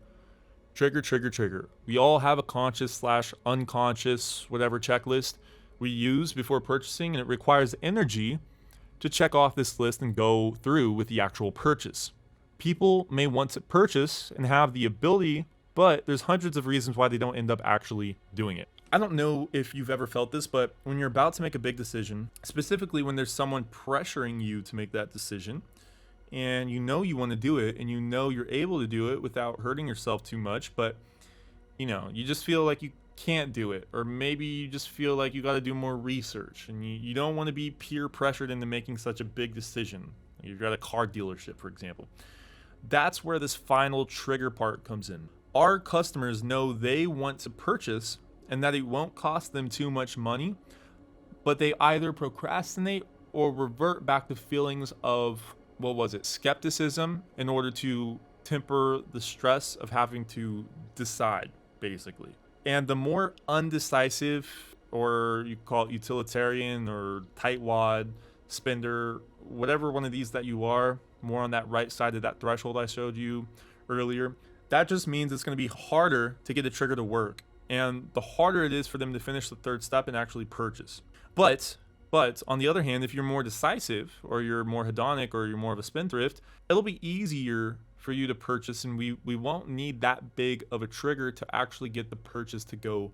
All right, looking back at the Fogg behavior model, if we look at the graph, assuming we have a product with high motivation and it's easy to do, aka low prices in the right environment, now triggers will succeed past this activation threshold.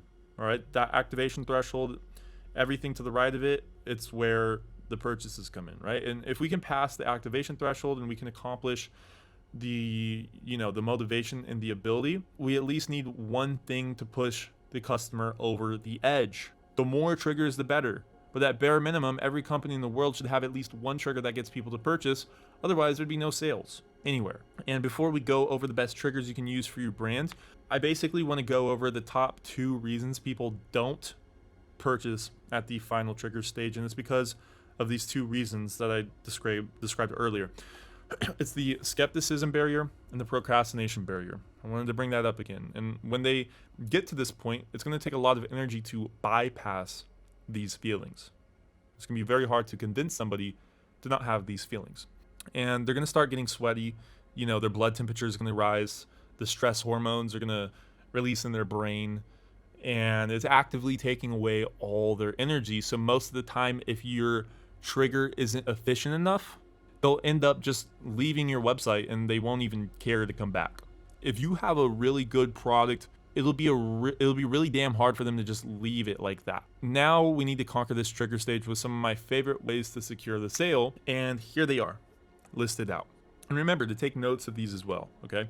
And remember to be taking notes throughout the entire course as well, guys. If you're not taking notes like I mentioned in the beginning, please start doing it now if you actually want to be, do well in this, because notes are very crucial to retaining information. Okay, you have no idea. It's not about the actual notes you're going to end up writing down and whatnot. It's about forcing yourself to pay full attention, and actually write down the things you deem important, which means you'll be taking in more information.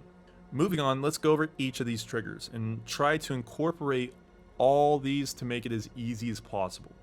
All right, the more, the better.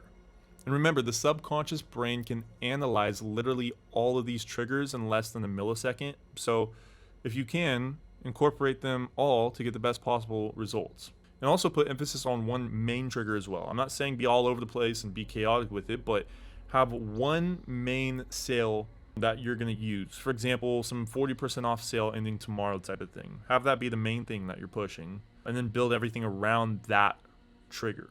That's typically what I do, and I found that to work the best after millions of dollars in ad spend. Okay, not only have I been tracking data and testing front end things for each of my e-commerce stores, I've also been testing back end things such as these, right? When you've perfected everything on the front end, you start perfecting things on the back end. But let's take a look here. So we got novelty, authority, social proof, curiosity, significance, scarcity, trust, pricing effects, community, and lastly, urgency. And let's go over each in specifics, starting at the top with novelty. And reading here, it says, novelty can be a powerful psychological trigger as it taps into the psychological principle of curiosity. The more unusual something is, the more likely it will spark our interest and intrigue us. Just think about Elon Musk's approach. Flamethrowers and Cybertrucks are great examples of how he uses novelty to create a sense of desire around his products. Simply put, something that is out of the ordinary or rare, right? That's novelty. Next is social proof.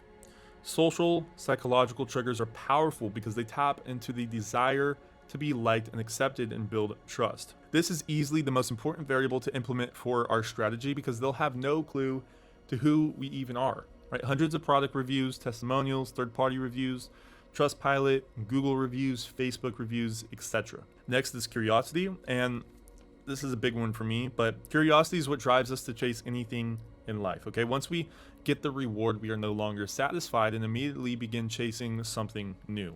A good e-commerce example of this is the free product just pay shipping. Most customers find themselves reaching the final checkout page after putting in all their info just to see how much shipping costs. And if it's a decent price, they might as well just check out. That's why they say that. That's why they say it's a free product, just pay for the shipping, because it builds curiosity the entire process. And it gets them to the final checkout point.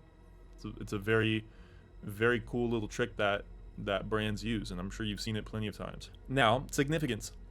Significance as a psychological trigger is about what owning your product says about your audience or their values. One of the most obvious examples of this is status symbols or exclusivity.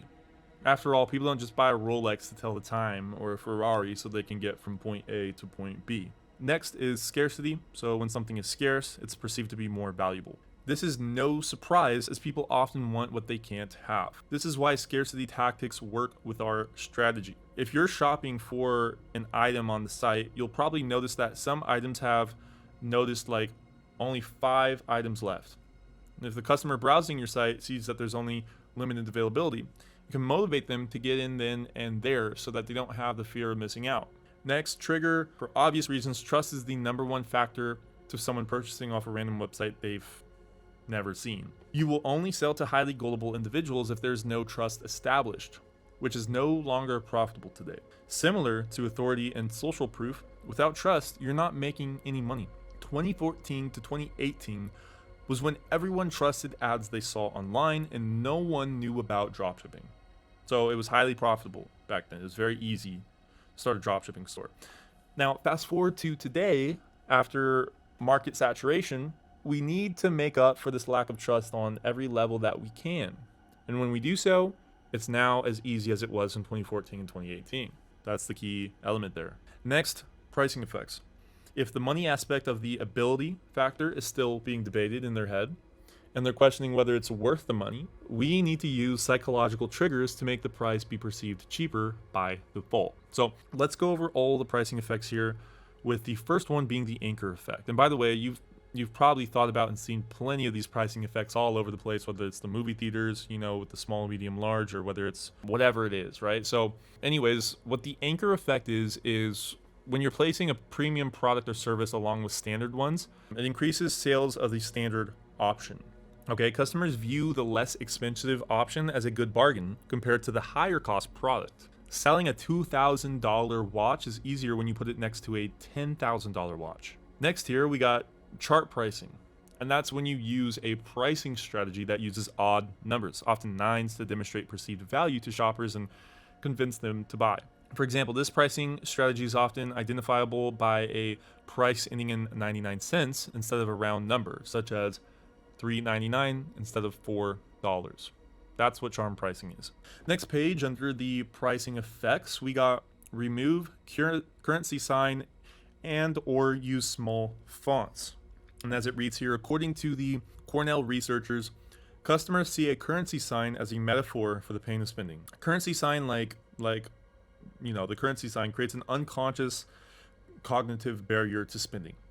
When the currency sign is present, customer concentrates on the price rather than the product. To increase the chances of conversion, businesses should omit the currency sign completely or keep the font of the sign smaller than usual. As shown in this little image I've attached here right below, they decrease the currency sign to basically make it as small as possible. That's the difference between the two. And they also got rid of the commas and the period at the end. They're just trying to differentiate it from the typical pricing, font, the format of what people typically see purchasing something. And, at the end of the day, We want to showcase the price as less as possible unless we're selling something that's unusually cheap, and that's our main driving point. Next, buy one, get one free. This pricing strategy makes the customer pay the full price of one product or service to get another one free. The psychology that is working is greed. When customers come across an offer, they forget their logics and buy the product just to get the free item. Next is sale ending tomorrow. Something I love to incorporate is incentivizing buyers to purchase a 30 to 50% off discount before tomorrow. It's a very simple urgency tactic. It's easy to incorporate and will flow with just about any brand. Then last but not least on the list here, we got useless price points. So for example, buy product A for $30, buy product B for $60, or you can buy product A plus B for $60. And while no one will choose the useless option, it will make the other product with similar pricing more attractive, if that makes any sense. And that's going to cover the pricing effects. And with each one of these, I could expand on more, but I just wanted to show you a cool few pricing tricks that you could utilize in your brand right away, because I always found those really interesting to study. But anyways, moving on, community. By creating a community, you can engage more of your audience, help people to grow, and introduce them to like-minded people going through the same thing. Community is also extremely powerful for creating brand loyalty and driving more return purchases, as once people feel invested in it, they'll be less likely to want to leave. And most importantly, with an established community, for example, a TikTok page with tons of followers and comments, right? The comment threads, you're going to build trust automatically using social proof and accelerate your brand's growth rapidly. Then lastly, I believe is urgency. And it's a great example of how you can create urgency. Delivery times. That's a great example. So they'll say things like by X time today and get it tomorrow. This creates pressure to make a decision then and there in exchange for receiving the product earlier. Other effective ways of creating urgency include limited time offers. Black Friday is one of the most obvious examples of this. The short window of time to make a decision creates a sense of fear of missing out, FOMO, and it nudges people into securing a great deal while they can. Incorporate as many of these triggers as possible to decrease energy output.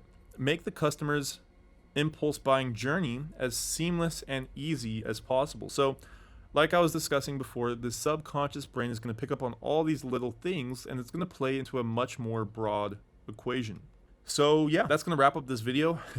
Pretty long video. And really quickly, before we move on to the next episode, which is going to be audience segmentation, I believe, I want to quickly go over everything we've gone over so far in this course and recap everything really quickly because I want to jog your memory a bit on this. So starting out, I went over my personal introduction, number one. Then we did the strategy overview, so what to expect plus successful student stories and typical salaries. Then perfectly engineered change agent, so proven process plus mentorship plus community plus secrets. Then we went over the 5 pillars of success, what our entire course provides. Next, I talked about what to expect after starting an e-commerce brand. So, the timeline slides, the maze pathways, and typical losing mindsets people usually have when starting to dropship. Then we went over some myths and illusions. So, impulse purchasing facts and statistics, brain activation during impulse purchases, the purchasing spectrum, hedonic versus utilitarian, and emotion versus logic in advertising. Understanding change, purchasing versus change equals the same thing. Then motivation, ability, and triggers. So basic overview of it, the Fogg behavior model, how MAT or motivation, ability, trigger works within e-commerce, motivational values, subconscious minds, ability, and lastly, just now as discussed, triggers. And yeah, that'll cover everything up until now. Now you have a great understanding of the psychology of why and how people purchase by this point. And guys, I genuinely think even with this most basic knowledge that you've learned so far, you're already 95% ahead of all the competition that's just starting out. You're that far ahead. Like most professional dropshippers don't even know what any of this means yet. They apply all these same concepts without knowing the fundamentals behind why they're doing it, because obviously over a very long time, they never actually studied these kinds of things. They just naturally found it out. Like for me, this is how I was for the longest time when I was dropshipping. I began to learn the right versus wrong thing to do with time and experience, but I never understood exactly why I did it. or at least consciously. I just assumed, well, it's worked in the past. I've tested this, that, and the other, and this test came out better for whatever reason. But, I'll just keep doing it this way. But it wasn't until I started hitting big numbers and really started to scale into 7 figures that I then learned about the dynamics and processes that went on behind how we could manipulate the buying experience and what happened behind the scenes. This is how we truly create a professional high-end dropshipping brand that's going to get you to the bigger numbers. And I promise you, literally no one is going to teach you these things out there on the market at all. Like seriously, before I even made this course, this is funny, I went around and bought tons of courses off of like 10 different supposed gurus and big ones too. I dropped a lot of money on them, and the biggest ones in the dropshipping industry, and I went through their course, and most of them were complete garbage. Like, the videos were very short. They taught super basic concepts and concepts that weren't even close to being relevant or applying in today's e-com world, right? They just copied information from YouTube and just basic ass shit, right? So the reason I'm saying that is just because I want you to know that I've spent more hours than you could imagine engineering this course to get you to the point of almost guaranteed success. And that's another tribute to exactly why we have so many successful students. And I'm only, and not only successful students from the course alone, but from working with our team and getting that expert mentorship that we provide. So we're going to genuinely make sure you get the best possible outcome. And it doesn't matter what that barrier is. I want to work with you, and my team is going to make that possible. We will get you from where you're currently at to owning a highly profitable dropshipping brand without a question. But the only thing you really need to do is not give up and keep pushing forward. I just want to remind you guys of that. Treat this as a life or death battle. What you're doing right now with dropshipping in this new venture you're about to go down is going to be a true determining factor of how competent you are, not only with just this, but with most things in life. Okay, this is the test you want to push yourself through. No matter the circumstances, you should at least finish this course and get some dollars rolling through, because it's genuinely a lot easier than you may think. But yeah, that's going to be it for this video. I'll see you guys in the next episode, and that's going to be called Audience Segmentation. See you guys soon.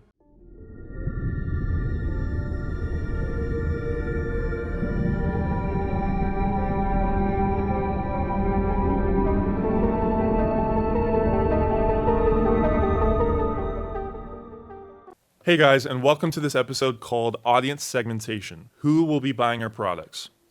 So in this video, I want to go over exactly who our target audience is. And up until now, we've learned everything we need to know about how and why people purchase. And we've learned how to structure out our entire psychological process behind our product. But now we need to figure out exactly who we're going to be selling this product to and who's going to have the best likelihood of purchasing. Just based off of looking at statistics and past data. So starting out, what is audience segmentation? And all it is just defining your ideal target group of people you want to advertise to, and then building your offer around this subset group of people.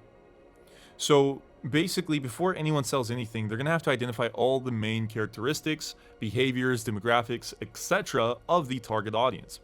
And with our strategy, there's only a specific segment of people who will actually purchase our product from our website. And if you're advertising on a paid system like TikTok ads or Facebook ads, then your whole goal is to figure out the best way to optimize your costs and only advertise to this prime dropshipping target audience. That way, we get the most bang for our buck. Okay, and I like to compare this to a lion hunting. This is the easiest analogy I could use. So the lion doesn't go for every single gazelle it sees or whatever it's hunting. It needs to have a proper lens, okay? It needs to be able to spot out the weakest point of the herd before bouncing on its prey. It's looking for that weak link because just like you, the lion wants the most reward for the least amount of work. All right, even lions are lazy to a certain extent, or maybe that's not the word.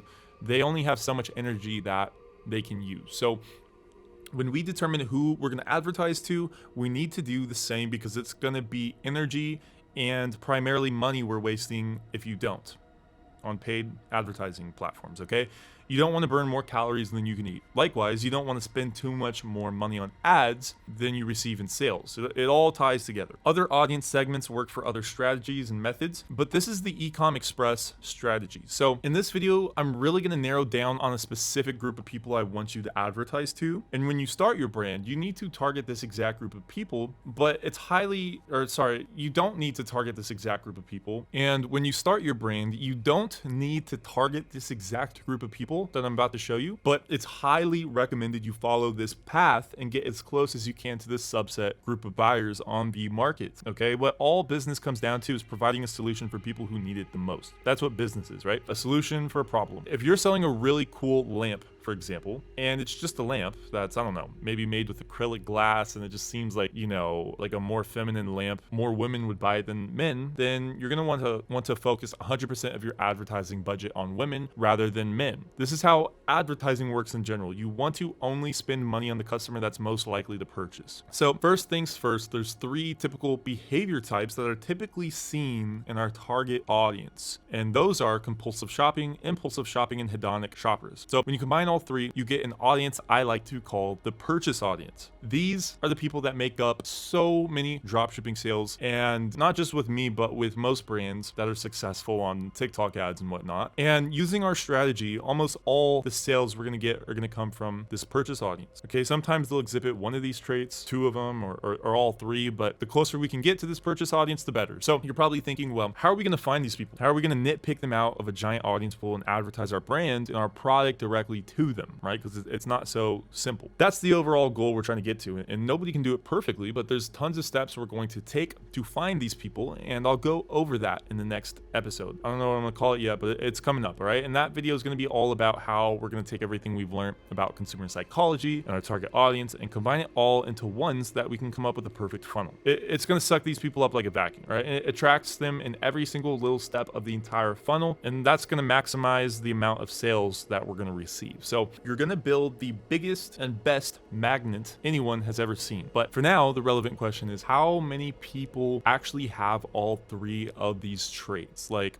is this just a small little substrata of the population, or what is it exactly? And here's the closest sort of data I can give you when it comes to that question. The entire audience on TikTok within the United States is around 100 million in total. It could be 120 million or it could be 70 million. It's all pretty loose depending on how and who you're advertising to, but 100 million is typically the maximum amount of people who could see your ad or your TikTok post for simple numbers, right? And out of that 100 million, there's around 10 million who exhibit all 3 of the traits I just described. And the green section is the highest profitable audience, which is around 10%, as you can see on there. And that's the purchase audience. They got impulsive plus compulsive plus hedonic traits, as we just discussed when it comes to shopping online. If we're to look at most other platforms, this audience would be somewhat lower than that 10% mark I'm throwing out there. But this is the size. It's based off what we've seen in the past with TikTok, all right? At least from an advertising standpoint. And in the yellow, it's semi-profitable because they only got some of those traits. And this is around 20% of the entire TikTok population. And then lastly is what I like to call the unprofitable audience, which is in blue, because these guys are all the utilitarian / stable type of people who don't have the purchasing behavior traits we're looking for. All right, it's a very limited audience depending on how you view it, but this is exactly why dropshippers with winning products will only get to a certain level before their ads and everything completely falls off. And this graph is pretty much referring to the consistency of buying, because obviously everybody sometimes compulsively shops or sometimes impulsively purchases, but on average this is typically the trends that we've seen when it comes to paid advertising platforms. And the reason behind it is because they straight up just advertise to everyone who would have possibly bought the product. And when there's no more impulse buyers or people attracted, you either move on to a new product and build a new brand, or you stick with your current brand and branch out to other platforms and really start to centralize everything on one brand, right? Or maybe you just sell a product that, can be advertised to literally everybody, which is a lot harder barrier to entry, but that's another discussion, okay? Also, by the way, these numbers are based off customers who consistently exhibit these purchase patterns. I don't know if I've said that already, but when it comes to you purchasing dropshipping products in specific on TikTok, this is not like precise, accurate data, all right? These are just patterns we've seen after, spending tens of millions of dollars in ad spend, and literally every single time we run up a brand on TikTok, or at least when I run up a brand on TikTok and other people that I know, we experience the exact synapse of what I just outlined on this graph, all right? About 10 million people out of the 100 million people are highly profitable. About another 20 million are semi-profitable, and after reaching around 30 million impressions, things seriously start to drop off at that point, at least at high scale. So basically, in order to scale into the millions, if you were to do so, you'd seriously need to get creative with, your retargeting, what you're selling or what platforms you're advertising on. But at least with this strategy, this is what you're going to come across when you get to that level, especially if you're scaling up quickly. But let's dive deep into this a bit more. As it shows here, there's two types of marketing. There's search marketing and there's interruption marketing, which basically explains itself, okay? Search marketing includes Google SEO, which stands for search engine optimization, and PPC ads, which would be the paid version of search marketing, and that just stands for pay per click. And then other forms are Amazon, eBay, native ads, YouTube, etc. So these are just some examples, but this is the absolute best form of marketing for the utilitarian audience as a whole.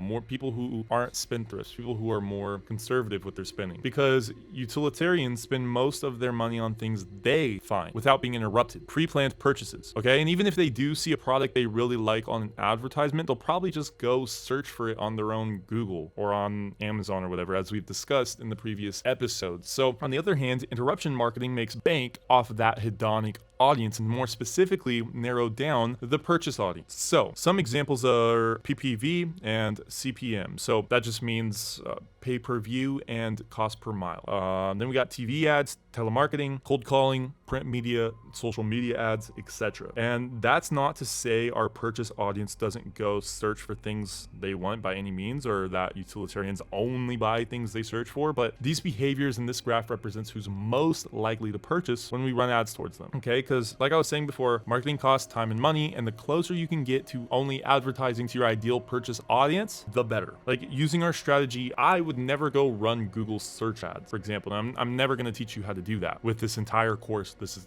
entire strategy. I wouldn't pay money for people to click into my website based off a search result, because I already know that there's like a 90-something% chance they end up clicking out and finding a better deal on Amazon, or being one of the millions of people who made Amazon rich, right? And most dropshippers commonly try advertising to this audience unknowingly and fail. Their product doesn't align, and their messages and funnels don't speak to the right people. So everyone's different starting out. Some people fail in every category. Some people do great in some and then leave out other crucial parts. Like I could have a great product and a great website, but then I could go to TikTok and start running ads and end up failing completely because I didn't target the right people. Or maybe I did target the right people, but my advertisement took 10 seconds to climax, whereas it should have only taken 3 seconds due to, the poor attention span of our favorite purchase audience, that impulsive purchase audience. Or it could be vice versa. I have great content on TikTok, for example, and I have great ads, but from the very first moment they click on my website, they're inevitably screwed because maybe the price was too high, or maybe there was zero sense of urgency and scarcity, or maybe the product itself couldn't give them that wow factor that they needed to purchase, in that very moment at least. Basically, the simplified version of what I'm trying to say is don't sell to the utilitarian buyers on TikTok. Let TikTok's algorithm, along with your pre-selected demographics filter out,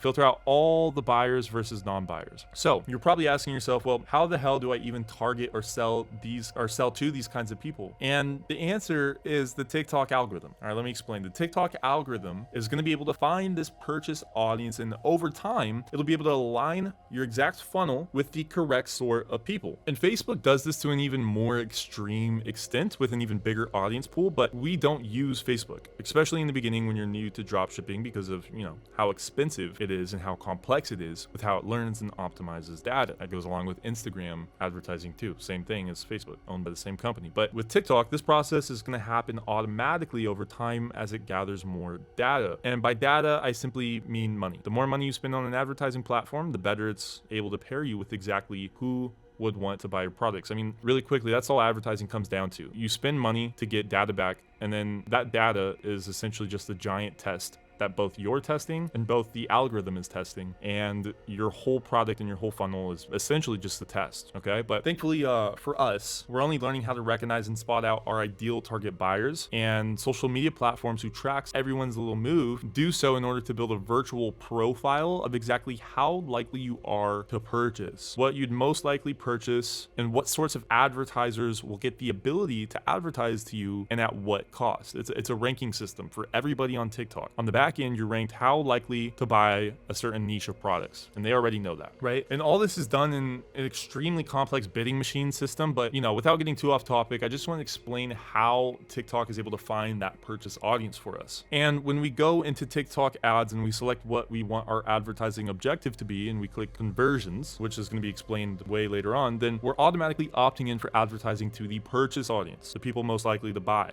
That this right here is opting in to advertise to that 10% audience that includes, the compulsive shoppers, the impulsive shoppers, and the hedonic shoppers. Pretty much that whole piece of the pie is going to be right here. And by selecting that, you're automatically pooling first priority for that audience type. And luckily, due to technology, we're able to have a machine go out and find these people with these buying personality traits. But that's not to say it'll be like this every time. Sometimes it's never able to find our ideal customers. And the way we're able to guide the algorithm in the right direction is by pre-selecting our target demographic of who we want to advertise to. And if we can narrow down a target demographic to our specific product and then slowly broaden the demographic as we start to scale up, then we're going to be going down the perfect route. Next, we got the target demographic. So now we're getting more specific with the type of people that we're actually targeting outside the personality traits. And the age and gender are going to be the last two things I talk about in this video. And then we're going to have our perfect ideal audience pretty much mapped out. All right, so for age, as you can see here, these are the target demographics for all of TikTok, the entire platform. And there's going to be a preferred age group we'll want to target. All right, and that's going to be in the green, 18 to 24. So as it notes here, roughly 50% of all purchases made from this age group are impulsive purchases, which is huge. It's half of every single purchase somebody in this age group makes, regardless of TikTok, like in general, right? And this percentage declines with age. So I don't need to explain this one really, but younger people are always going to have less self-control and they're going to be more impulsive, which is why selling products geared towards this age group is obviously ideal for what we're doing. Next is for the pure fact that, they're more gullible and more hedonistic statistically. So the data tells us this. And I'm sure your intuition tells you this. And every way you look at this bad boy, it points to the same answer. 18 to 24 is your target age group for dropshipping, okay? Now, I'm sure if you think in your head right now, you can come up with lots of different reasons and hypotheses to why a different age group might work best, For example, maybe you think, the 35 to 54 age group is going to be more profitable because, I don't know, they just have more money and they're not aware of dropshipping and whatever else. Maybe it's not saturated for them. But when you look at the data, especially for advertising, you're always going to want to look at the macros instead of the micros. So from my own experience, every store I've ever ran has came back and told me that this 18 to 24 age group is the most profitable age group. It didn't matter what product I was selling. It was the same thing every time. After tens of millions of dollars, this is what comes back. And everyone I know who's running TikTok ads and building TikTok brands say the exact same thing, okay? And outside of my own experience, according to third-party data on impulse purchases, e-commerce purchases, and basically every type of purchase geared towards our sales angle, 18 to 24 is going to be the winner. But anyways, next and lastly is going to be gender statistics. So on the TikTok platform, there's around a total of 61% women and 39% men. This is a huge difference.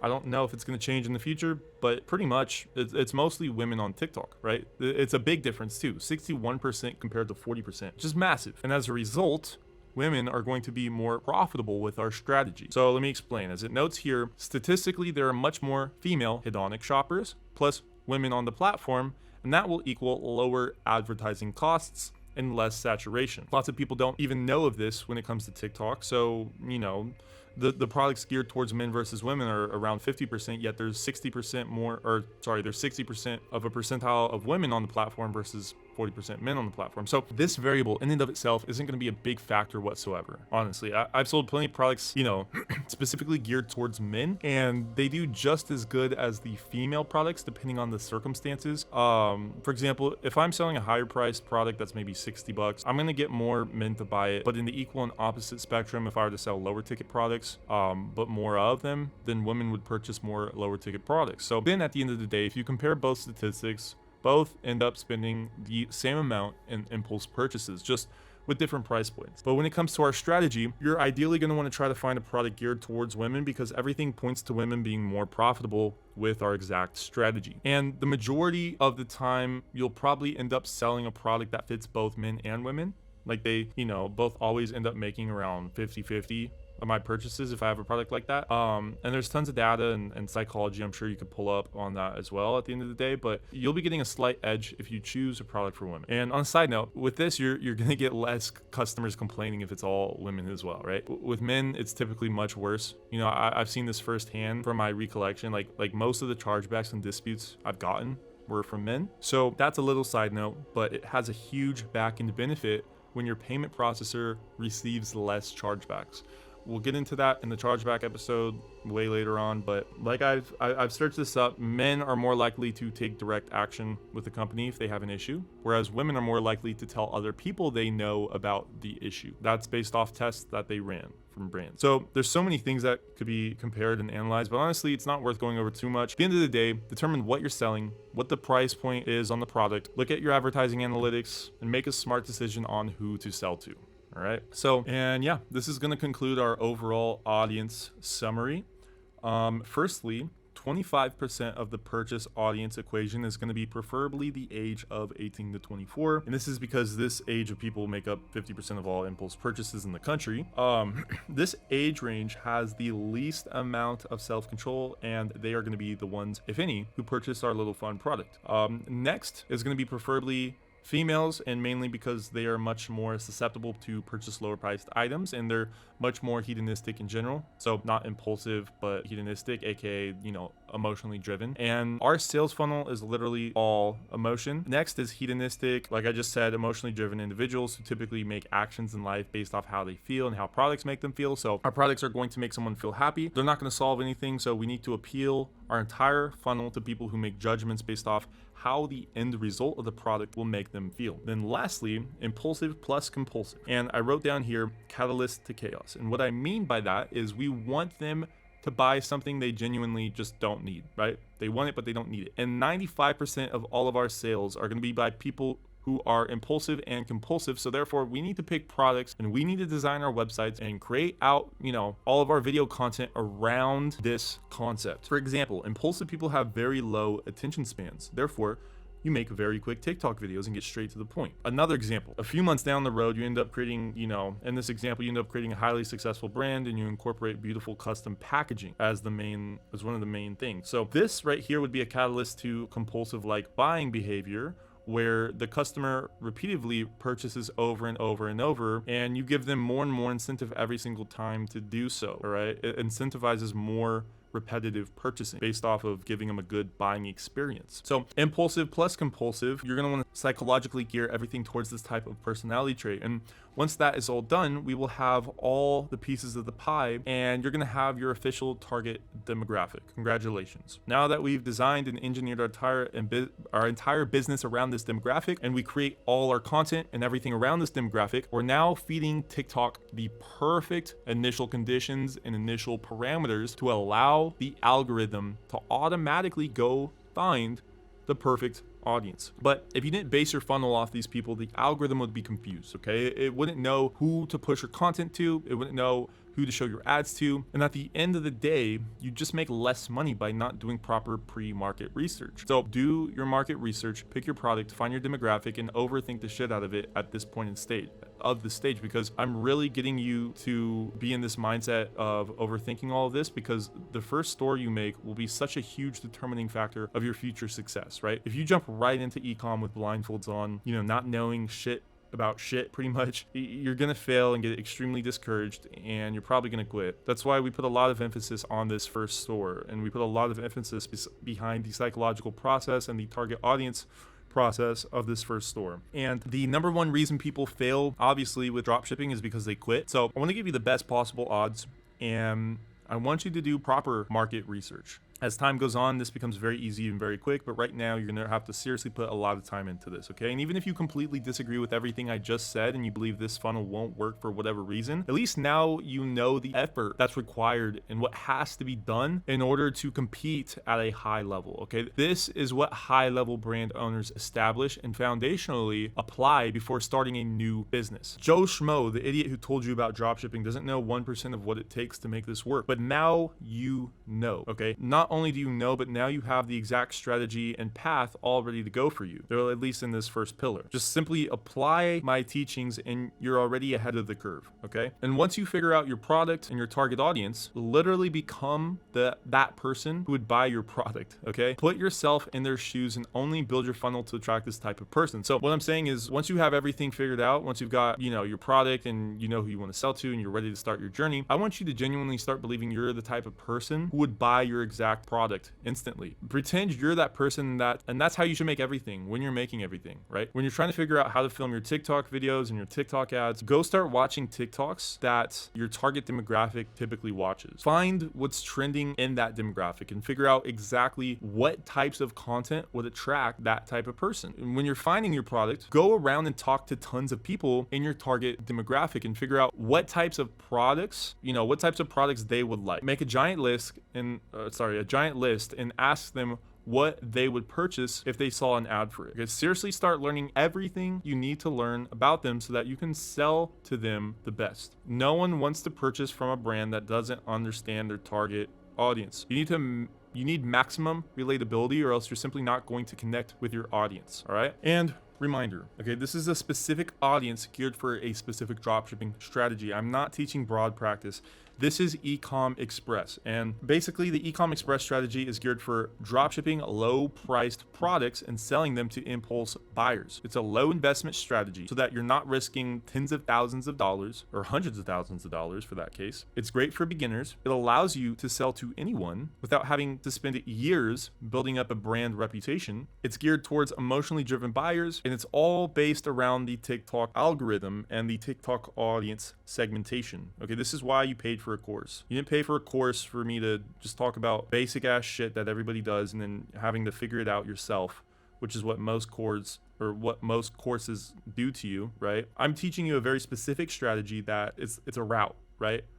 If there was a giant jungle, I cleared out a specific path to get to the end of the jungle for you, because this is what I've been doing for the past 4 or so years. And I'm teaching you pretty much the most effective and proven strategy that has been proven to work over and over. Like, it doesn't matter what happens to this industry. Like, everything we do in every pillar all has to connect with one another, so that you can't just take some of the concepts I teach and use it in your own ways. You either need to pioneer your own path, which is what most people do, or follow a proven one, all right? And just like the first video I made, I talked about how if all 5 pillars don't synchronize, you're gonna fail. And to re-emphasize this, I mean that if you don't do pre-market research and you don't fully understand your target audience, then you can't build a brand around that target audience. So you need to understand pillar number 1 before moving on to pillar number 2, pillar number 3 and 4 and 5. Okay, we are strategically facilitating impulsive purchases by lining up all psychological triggers in accordance to our target audience. So hopefully everything is starting to make a lot more sense now, and I can't even stress the importance of getting this down before starting, because, understanding this concept, this basic concept, is by far the most important thing you're going to learn throughout this entire course. Figure out your target audience and then build your brand around that audience. So before we move on, I want you to do your first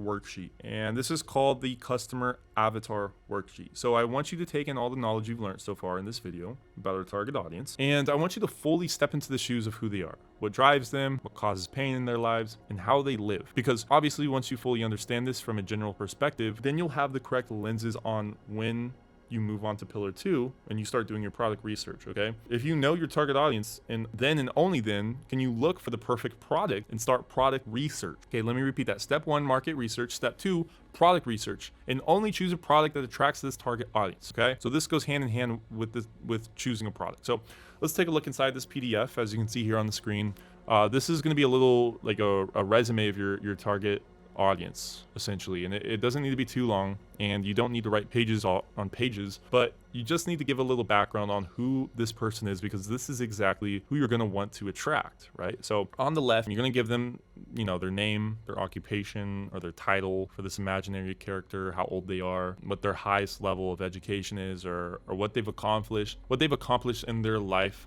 to date. Then on the right, you're going to start to dig deep with this imaginary avatar. So you're going to start describing your customer. So basically like a 1-sentence overview of who they are, what they do, how they spend their week and their weekends, what they do outside of work, where they get their news from.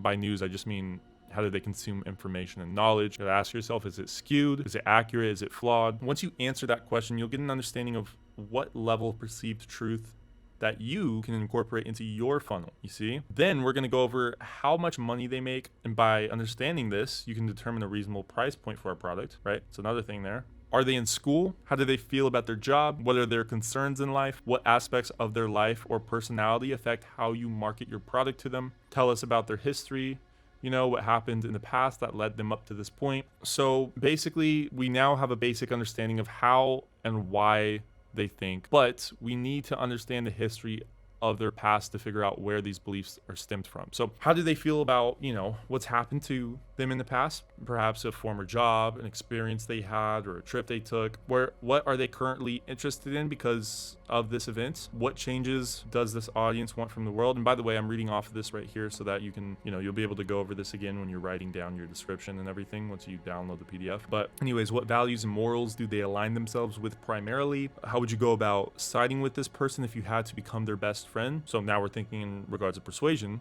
We've really dug deep into who this person is. Now we need to figure out how to become best friends with this person, pretty much. If we want to take their money, then we need to figure out how to at least become friends with them, right? Next, what type of content on TikTok do they consume? What type of content genuinely makes them happy? How would you go about stealing their attention if you had to? It's an important one. So now that we've figured out how to become friends with this customer avatar, we now need to figure out how we're going to make content to attract this type of person. We're actualizing the psychological concept and turning it into reality. Now we're coming up with video ideas of what niche and what type of content this person genuinely loves. And this is where things start getting real, all right? Next, what type of products do you believe this person would enjoy? What kind of motivational values would drive the purchase of said product? So now that we know what types of content they enjoy watching, how would we then be able to incorporate a paid product into one of those videos? So let me repeat that. How would you be able to incorporate a financial product into their favorite types of TikTok videos? Now we're starting to get a really good idea of what we need to sell and what niche of products we need to start looking for. You see what we're doing here? But then lastly, what sorts of thoughts should go through this person's head right before they decide to purchase your product? What is the final straw that makes them pull the trigger? So like in the motivation and ability trigger video, let's think about what types of triggers this person would be susceptible to, and how do we push them through the funnel, and what are the psychological triggers. And yeah, I mean, it's a lot of stuff, right? You're gonna have to fill out a lot, but this is a lot different than the YouTube video that you watched or the other course video that you watched talking about some basic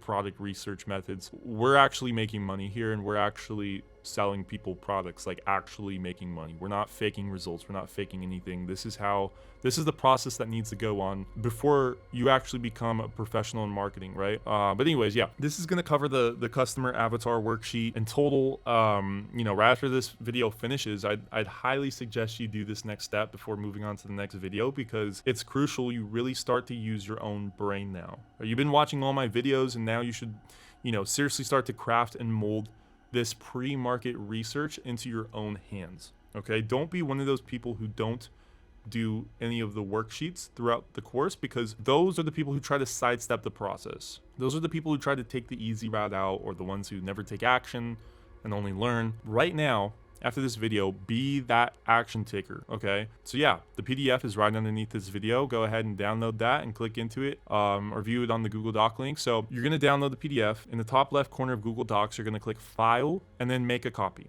If you forget that, just search it up, right? The link I'm giving you is gonna be made from my Google Doc account. So in order to edit the Google Doc and turn it into your own, just click File, then Make a Copy, and it'll copy into an editable version into your own Google Docs. All right, and yeah, I mean, that covers this video, guys. Now you have a really good understanding of who our target audience is, okay, how we segment them from the crowd, and how we're going to be able to attract these types of people. When you're advertising, these types of people are naturally going to get attracted to your funnel like a magnet. Okay, you now created a very specific magnet that's going to be very, very strong. It's going to suck in the most susceptible people to make an impulsive purchase. Okay, but yeah, with that being said, I hope you guys enjoyed the video. If you have any questions, feel free to ask the community or anybody else on the team, and we're going to get back to you as soon as possible. All right, so yeah, I'll see you guys in the next video. Adios.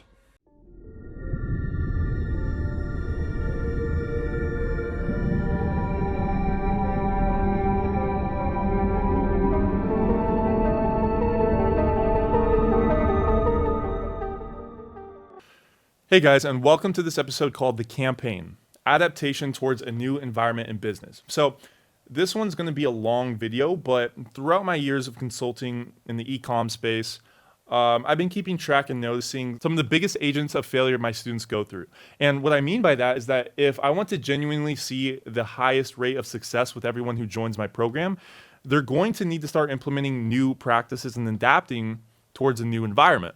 Okay, most people aren't able to adapt towards new environments, and it's why they get stuck in the same place. So this video, I'm not going to teach you anything you don't already know. I'm just simply going to put a magnifying glass on the root of the problem that causes failure. Okay, my goal is to give you solid, rock hard proof of what is genuinely required to create a successful e-commerce brand. And up until this point, we've learned everything to do with the psychology of selling people and how we do our pre-market research, but now we're going to have to sell ourselves on how reality will hit you. So in this video, I'm going to give you tons of worksheets, resources, and really drive into a system you can use for yourself to hold yourself accountable and make sure you don't just throw all this knowledge into the abyss and go back to whatever else you were doing. It's really easy for us to forget about all this knowledge that we just learned and let it disappear. And I truly want you to be successful. And this is one thing I have zero control over, unfortunately. And that is your own willpower and your own ability to take action and follow the course. But the absolute best thing I can do is give you a system I use that'll help aid your own productivity and hopefully allow you to evolve your path along this journey. This course can only do so much in video form, right? We can only do so much one-on-one guidance, but this system and understanding is going to be the hammer that drives the nail into the hole. So starting off, as it reads here, Darwinism and adaptation in business, setting a proper mental framework for success in the e-com industry. We must evolve the proper mindset beak before catching our food or else we'll fail. So on the left-hand side is a picture of some beaks from some birds called finches. And the finches had to adapt to different environments and transform new beaks for themselves to hunt food that would keep them alive, right? If they didn't, they'd waste too much energy and die off. Now, on the right is natural selection, and that just goes over the process of how pretty much everything in life works. If you don't adapt, then you fail, right? And like Stephen Hawking and Albert Einstein say, intelligence is the ability to adapt to change. The measure of intelligence is the ability to change. So it's a fair thing to say that the only thing standing in your way of a successful TikTok brand is simply your ability to change. Okay, and my only goal here is to make you money with this course. It's not to teach strategy. I'm not here to teach you about e-commerce. I'm here to teach you how to profit. And all that is simply a matter from getting from point A to point B. So in this illustration, there's three realities of what most people think in the back of their heads when starting a store like this. And this is the thought process anyone goes through before they're about to change dramatically. Okay, your conscious equals prospect A at the top, your subconscious equals prospect B in the middle, and your unconscious equals prospect C at the bottom. So basically on the front end, you think this is going to be a walk in the park, and I've been telling you it's going to be a walk in the park. You know, I say things like just follow my direction and you'll be good to go and you'll make money, blah blah blah. Layman terms says that this program will be easy. Okay, but as we all do, you'd probably give yourself a little buffer and figure, well, it probably won't be that easy, right? But on an even deeper level, you're sitting there thinking, oh shit, the realistic chances of me becoming, really successful with this business are really close to zero. And that's the voice of reality, that cold wind that hits us all. That right there is literally the definition of fear. So bear with me now. What the hell is this? Why is it like this? How do we identify what this is? And how do we make sure we get from point A to point B as fast and easy as possible? Okay, it's this mysterious issue most people face in e-com, and it makes you go everywhere instead of life being easy, right? It's the same issue that holds back like 90-something% from turning a profit, and it's literally what collapses just about every single attempt at an e-commerce store and every single person who's ever tried to take a jab at this, especially in today's day and age. And for most of us with this reality, prospect C, this voice telling you that dropshipping is way harder than you're willing to deal with, is going to keep getting louder and louder and louder as you go on down this process. But like I've said, my goal is to get you from point A to point B as fast and easy as possible. So how do we do this? Well, in order to face a problem and solve the problem, like Einstein says, if I had an hour to solve a problem, I'd spend 55 minutes thinking about the problem and 5 minutes thinking about the solutions. And if you know me so far, I like to dive to the root of the problem because anybody can preach subjective bullshit. Things we all know here, motivational speeches. Nobody wants to hear that again. Okay? Growth always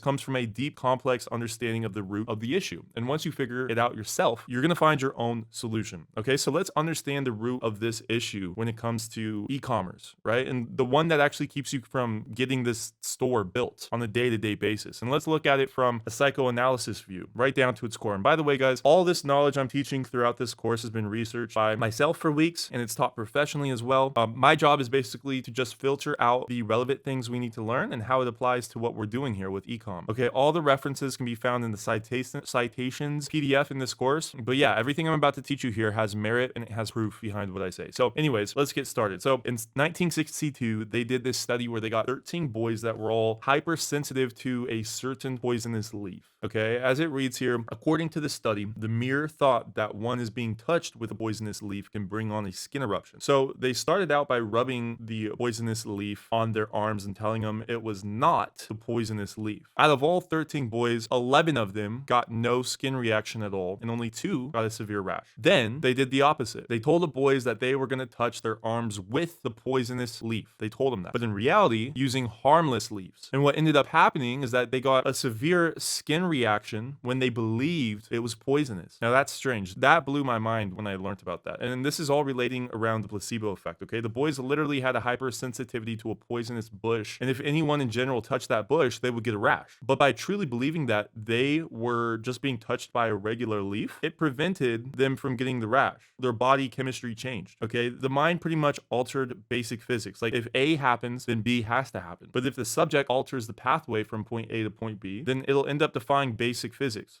Let's look at another one. So the second test they did at Harvard in 1995, and I think this one's even more interesting because as it reads here, 1995 Harvard Mental Visualization Skill Acquisition. Subjects mentally imagining themselves playing the piano was proven to lead to mastery as well as physically altering the structure of their brain. So basically, they did a double-blind study where they had 2 separate groups of beginner piano players, and for 5 days straight, they told one group to physically practice playing the piano and the other group to imagine playing the piano. It's 2 groups, right? Very simple. One group actually played the piano, the other group imagined it. And after they finished and they got the results back, they found that both groups ended up with both the same skill and physical expansion of a certain portion of their brains. They ended up with the same results. So whether they were imagining playing the piano or whether they were actually doing it, it made literally no difference. All results came back the same, the exact same. And for the longest time, people have always believed in a general consensus of science until we started seeing weird things happen like this, okay? It just defies, common knowledge pretty much. And that's why quantum physics is a thing. That's where it came from. And as it reads here, quantum physics is the study of matter and energy at the most fundamental level where they behave in strange and surprising ways. So reading here through the bullet points, as Heisenberg teaches, a quantum object cannot be said to manifest in ordinary spacetime until we observe it as a particle. It collapses away, all right? Unobserved quantum phenomena are radically different from observed ones. The observation or measurement makes the quantum wave function collapse. And lastly, the way we observe the quantum field decide what we see. This is your belief systems that determine the reality you experience. So without having to understand anything I just said, take away that last part. Your belief systems determine the reality you experience. Reality is not reality unless a conscious observer observes it, okay? If no one observes it, then it's just an infinite loop of particles flowing everywhere in the universe, essentially. And bear with me now. I have to explain this stuff at the very raw level and work my way up so that you truly, understand everything I'm saying 100%, okay? Next, we have a feedback loop. And this is directly in correlation with quantum physics because when you repeatedly believe something or do something in a habitual form, on base level, this thing called quantum entanglement happens, or a feedback loop on a more broad level. And this feedback loop is the foundational premises to literally everything on Earth. It could be baking cakes or, atoms colliding or planets being born or everything that's starting a successful e-commerce brand, with the habits that you implement into your life, right? So whenever there's a cause or stimulus in our natural world, there's either a positive or negative effect as a response. So if you do good in school, then the effect is happier you, happier parents, and better grades, right? If you do bad in school, then bad grades, mad parents, and life gets worse. It's as simple as that. But I'm not finished. See these arrows right here? They feed back into one another. So that means the effect will give positive or negative feedback right back into the initial cause. And that will influence the next effect, okay? Which will influence the next cause. And it's a never-ending spiral of a loop. Now, this loop can be a good loop in life or a bad one. It can go up or it can go down. For example, you have bad grades. The kids at school make fun of you. In return, I don't know, you go cry cry, you run home, you know, play more video games instead of doing homework. Or you take the bullying as a means to go hit the books, start studying, and all of that, right? You take it as a positive feedback loop. People never stay the same. Staying stagnant literally defies the laws of the universe and the laws of physics. Everything is either going up or down, as I just proved to you, right? Quantum physics and fucking gravity, nothing in life is stagnant. Everything is constantly going either up or down. So in regards to how we think, if we have a belief of who we are becoming, reality will step in and make that happen. It will ensure the fact that you become what you believe. It always finds a way to do this, always. So as you can see here, it says, translation, your thoughts affect your outcome. Or more simply, people like to use the word manifestation, right? And scientifically proven, manifestation is real. It's not some hippy dippy bullshit that people tell themselves, you know, to give themselves comfort. At the core of logic and reasoning in life, manifestation creates your reality. And if you still don't believe me, I'm going to test you right now. So get ready. So try your very hardest to not think about this purple alien. Close your eyes and don't think about it for 10 seconds.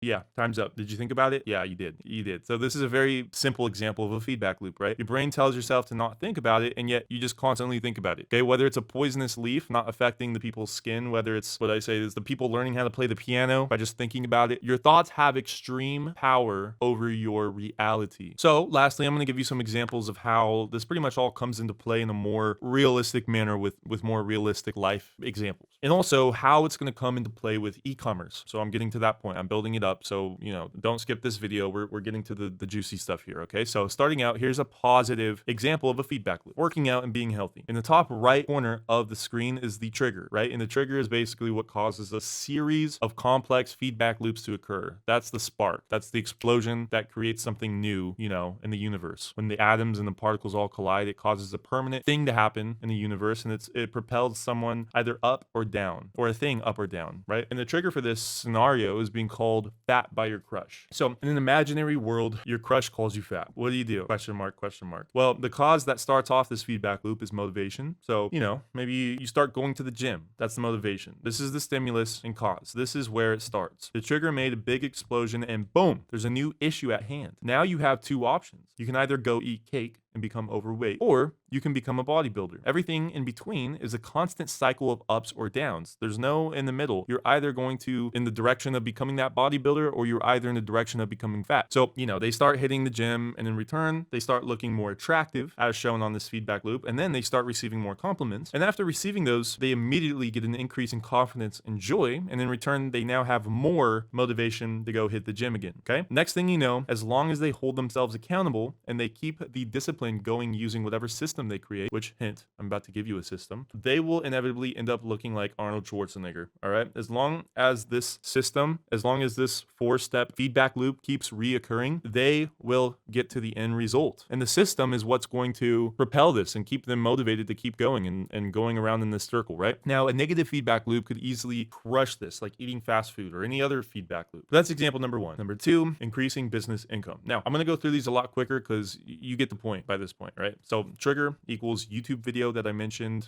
this strategy. So some random YouTube video a business owner watched for hypothetical terms for this example. And looking down at the cause, the strategy we're referring to is rewarding employees for high productivity in the workspace. That's the YouTube video we watched. So in return, it shifts an increase in workspace competition, which then feeds back into more work getting done, which then causes the business to make more money, a surplus of money actually, which then goes back into the pot, back into the main cause, which is rewarding the employees for high productivity. So in return, the business grows rapidly. That's a positive feedback loop in business. Number 3, increasing your intelligence. So the trigger could be, I don't know, getting a taste of luxury, right? Maybe you fly first class or whatever it is. So that, yeah, causes increasing threshold of risk tolerance / openness, which then means the individual starts taking in more information / learning more lessons. Then, you know, it feeds back into being able to make better decisions, which then equals an increase of IQ, wealth, and overall happiness. And that feeds back into increasing your risk tolerance and openness trait. And by the way, this is real stuff. This is how people people become more intelligent, and it's simply a matter of increasing openness and risk tolerance because, as you can see, this feedback loop creates this process, increasing your intelligence. But anyways, next would be putting in an extra hour of work. So the trigger could be someone tells you that you're broke, right? So in return, you start putting in an extra hour of work every day, replaying that memory of that one time that one person told you were broke. That feeds back into achieving the goal faster, which then feeds back into feelings of accomplishment, which then feeds back into motivation to get more work done. Then right back into the cycle of wanting to put an extra hour of work in every day. Okay, and really quick, this is how people become highly successful in life. If they don't receive any dopaminergic reward from anything else besides working, they will literally work 16 hours straight. No different than a hardcore gamer who lives in some video game, right? It's the same exact thing. If you get your dopamine from one, then that's where you're going to put all of your time in. So, whether it's things like video games,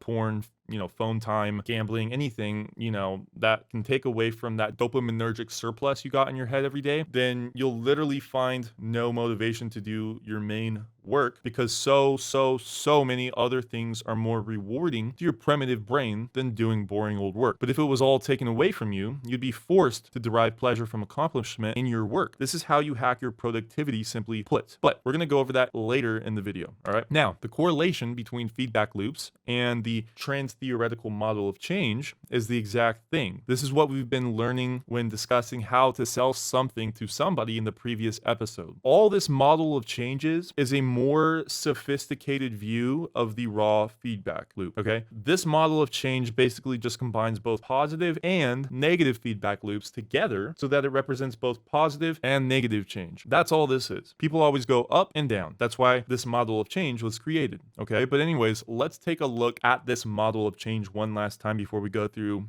this series of changes, okay? Contemplation equals where you're aware, that a problem exists, but you put no commitment to action. Preparation, where you have intent now on taking action, but you just haven't done it. Action, so active modification of behavior. And this is the section where we're gonna really dive deep into this video. Maintenance, sustained change, new behavior replaces old. So this is when the habit forms and you've now officially evolved. And then lastly, relapse, so fall back into old patterns of behavior as everyone inevitably does, no matter who you are or how smart you are, okay, or what you've achieved. This process happens at every level in everybody's brain. So lastly, pre-contemplation, where you have no intention of changing behavior. And right here in the middle of the screen, it says upward spiral, where these little spotted black dots are, okay, learn from each relapse. And this upward spiral is what we call a positive feedback loop. So let's actually dive into some negative feedback loops really quick, and then I'm going to get to my conclusion. And the first one here is lack of trust feedback loop. So how people basically ruin all their relationships in life, right? And the trigger could be one failed relationship. And as a result, you tell yourself, don't trust people. And that's when you get the idea that everyone is out to get you and that no one can be trusted because everyone is just inherently malevolent in their true nature. And so this negative thought feedback into avoiding people who could help and never asking for help is what this feedback loop is. So in return, this causes you to isolate. You don't get enough experiences socializing or get, professional help, which by the way, directly correlates to the increasing of intelligence feedback loop I just showed you. If you don't have an awareness or openness trait, you're going to isolate yourself from information likewise, okay, which in return will cause you to stay stupid. But that's why you always should be open to people's ideas and their beliefs and whatnot, because you learn from them, right? But anyways, back to this. After isolating and not getting enough social experiences, that feedbacks into a new perception, or you could say paradigm of reality, as harsh and that people are unhelpful. Then you just don't like people, and it feeds back into your original belief that you shouldn't trust people, okay? Next is gaining excess weight. So the trigger was maybe an abusive parent. I don't know. It could be anything, right? These triggers are just random triggers that I'm coming up with, but the feedback loops are 100% accurate. So whatever happened in whoever's life to cause a series of extremely obsessive feedback loops or whatever, who knows where it came from. But in this example, the stimulus is them feeling sad. And in return, they increase comfort eating to make themselves feel better, which then causes them to put on more excessive weight, which then affects their self-esteem and drops that bad boy all the way down, right? And then in return, it causes them to feel sad again. And that, my friends, is exactly how someone becomes overweight. That's all it comes down to. Next is lack of math skills and logic reasoning. And the trigger equals teacher telling student they're bad at math once. Kind of why kids are so impressionable, because they believe everything you tell them. This is how at least childhood trauma affects people, right? So someone tells them they're bad at math, and then in return, they get no confidence to do any better. They already think they're stupid, which then in return, they don't do their homework or try to study math. And in return, they fail tests, which reaffirms the belief that they're bad at doing math problems. See how that works? Lastly, not getting work done, procrastinating. So now hopefully this one hits deep, because this is what ends up happening with most of my students and most people who try to get any work done in general, right? And this is big in e-commerce. So this is the paralysis of inaction. This is what we want to focus in on, because this is what's relevant to our program, all right? But going over this here for the trigger, who really knows? For this example, it's a lack of acquired discipline over time, too many distractions, lack of purpose. Very hard to pinpoint that. I don't know why the year spins, but it all starts with a task that we need to do. Let's call it task A. I've got to do task A.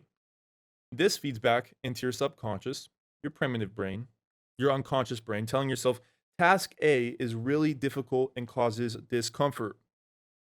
That then feeds back into, well, I'm going to do task B instead. I'm going to do my laundry instead of doing my busy work. That way I still feel good about being productive, right? Which then feeds back into, well, now I feel bad now. Now I feel bad that I'm not doing task A. That's what I originally set out to do. And that feeds back into the initial thought of you telling yourself, I've got to do task A. This is called stress. And down in the bottom left corner, I claim paralysis of inaction. So this is you once you start your e-commerce brand. I'm not calling anyone stupid, okay? We all do the same thing. I procrastinate, you procrastinate. But once we learn how to combat it, then we immediately start getting more work done. And this is coming from a more psychological, strategic viewpoint, okay? And in regards to the last example, what we were talking about here is what I like to call paralysis of inaction. I know, scary picture, but why are we paralyzed from taking action? Okay? As it reads, why is it that we fail to take action? Why do we know the right thing to do, yet consistently fall back into negative feedback loops? Why is it that whenever we have busy work, we end up distracting ourselves with another form of work? Like you could be trying to build your website, for example, and then an hour later realize you're cleaning your entire house, or maybe doing tons of research on something completely irrelevant, or sitting on your phone, or whatever. It's that invisible wall that prevents you from doing what you know you're supposed to be doing. Okay, continuing here. The path is right in front of you, yet most people distract themselves with the polar opposite of what they should be doing. The evil monster who's put you in the situation you're currently in is you. It's no one else's fault but yours. So, how do we conquer this monster holding you by the heels, keeping you paralyzed from taking action? Question mark. And really quickly, I'm using a sleep paralysis simile, because if you've ever had sleep paralysis, it's when you're fully conscious inside a bad dream and you're just laying there completely paralyzed with, no way to escape. I put it as an exact representation of what it feels like not being able to accomplish something to the extent that you want to accomplish it at. This is the squiggly line. This is how reality operates. It doesn't like to make things easy. This correlates with the last slide. Paralysis of inaction causes you to go up and down. It's the cause behind a non-linear path to success. So we've pinpointed the issue. It's the cause behind a non-linear trajectory towards success. Okay, and like I mentioned, the treasure map is here, but you need to solve this problem yourself. And that's why I am making this video, because the biggest issue with all of my students is this right here. This is the number one thing that causes people to not follow the instruction and create a successful brand. So that's why I'm making this video, because it's the biggest issue. And when you elongate out a process to this extent where you just can't simply get the work done and you just keep going up and down, then eventually you'll forget the knowledge you learned. And then you'll end up learning new knowledge, right? You get 5 hours of work done, and then you screw it up by going out and drinking and getting hungover and carving out another 5 hours to cure your hangover, for example. For every action, there's an equal and opposite reaction, as we've learned. And this is literally the trajectory to most people in life who not only fail at one thing, but fail at just about everything. And the reason they fail at everything is because they don't learn from their mistakes. So, why is it that some people win and others fail at e commerce? And some people can achieve massive success, like somebody like Michael Jordan or Elon Musk or whoever. Yet, some people just end up becoming drug addicts or they just die, right? Why is there such a big contrast between people? Why do some kids get good grades at school and others get horrible grades at school? And why do crackheads become gods and dumb students become millionaires? Why is that? Because when we look at statistics, the 80/20 rule states that 80% of any system in life will end up reaping 20% of the reward, as we've already discussed. Meanwhile, 20% of that system will reap 80% of the reward. And these statistics are applied to just about everything in life. Like, really oddly, it's applied to just about everything. Like, it's a very strange concept. Like, 80% of the crime is committed by 20% of the criminals. 80% of the population only finds 20% of it attractive. 80% of the earth is water and 20% is land. 80% of complaints are by 20% of customers. 80% of a company's output is produced by 20% of its workers. 80% of social media shares are by 20% of posts. 80% of your success comes from 20% of your ideas. 20% of infected humans transmit 80% of the diseases. 80% of wealth in most economic systems are held by 20% of the populace. 80% of business success is found in 20% of all entrepreneurs, except that 80% of the work you put in will receive zero reward. Understand that your efforts will pay off in the end. All right, personally for me, it took around 6 months of failure to reach the point of success in e-commerce. Like seriously, I went from being in debt for a consistent 6 months and failing over and over, ready to quit. But, I kept hanging on. And finally, I found a combination of things that allowed me to literally make 60 grand in profit all at once, in the span of a few weeks on TikTok. And it wasn't because I got lucky and some video went viral or anything like that. I made that on paid ads, and it took forever to find that perfect flow. Now, luckily for you guys, you have access to all the information I've ever compiled, right? But anyways, moving on here. Yeah, I know, another Einstein quote. But Einstein says, compound interest is the eighth wonder of the world. He who understands it earns it. He who doesn't pays it. So really think about that. Okay, let's pull up a compound interest calculator really quickly, okay? Let's just say, for example, we throw in, I don't know, let's see here, $30,000. Then let's say we throw in, I don't know, $700 to this investment every single month. And then let's put it over a span of 40 years. So if you're young now, then by the time you retire, this is when you're going to be at, this is where you're going to be at, essentially. Then lastly, let's put the rate of return as 10% yearly. Now that's pretty doable, right? And if we look here, we're going to end up with $5 million. We'll all be multi-millionaire sugar daddies or sugar mommies by the time we retire with just that small of an investment. But let's just say we take away the initial investment. Let's say you have nothing to start out with, like $100, right? Let's see how much this graph moves. Wow. Yeah. Not that much. Now you got $3.7 million versus the $5 million. Big difference, right? One, you started with 30K, the other you started with $100.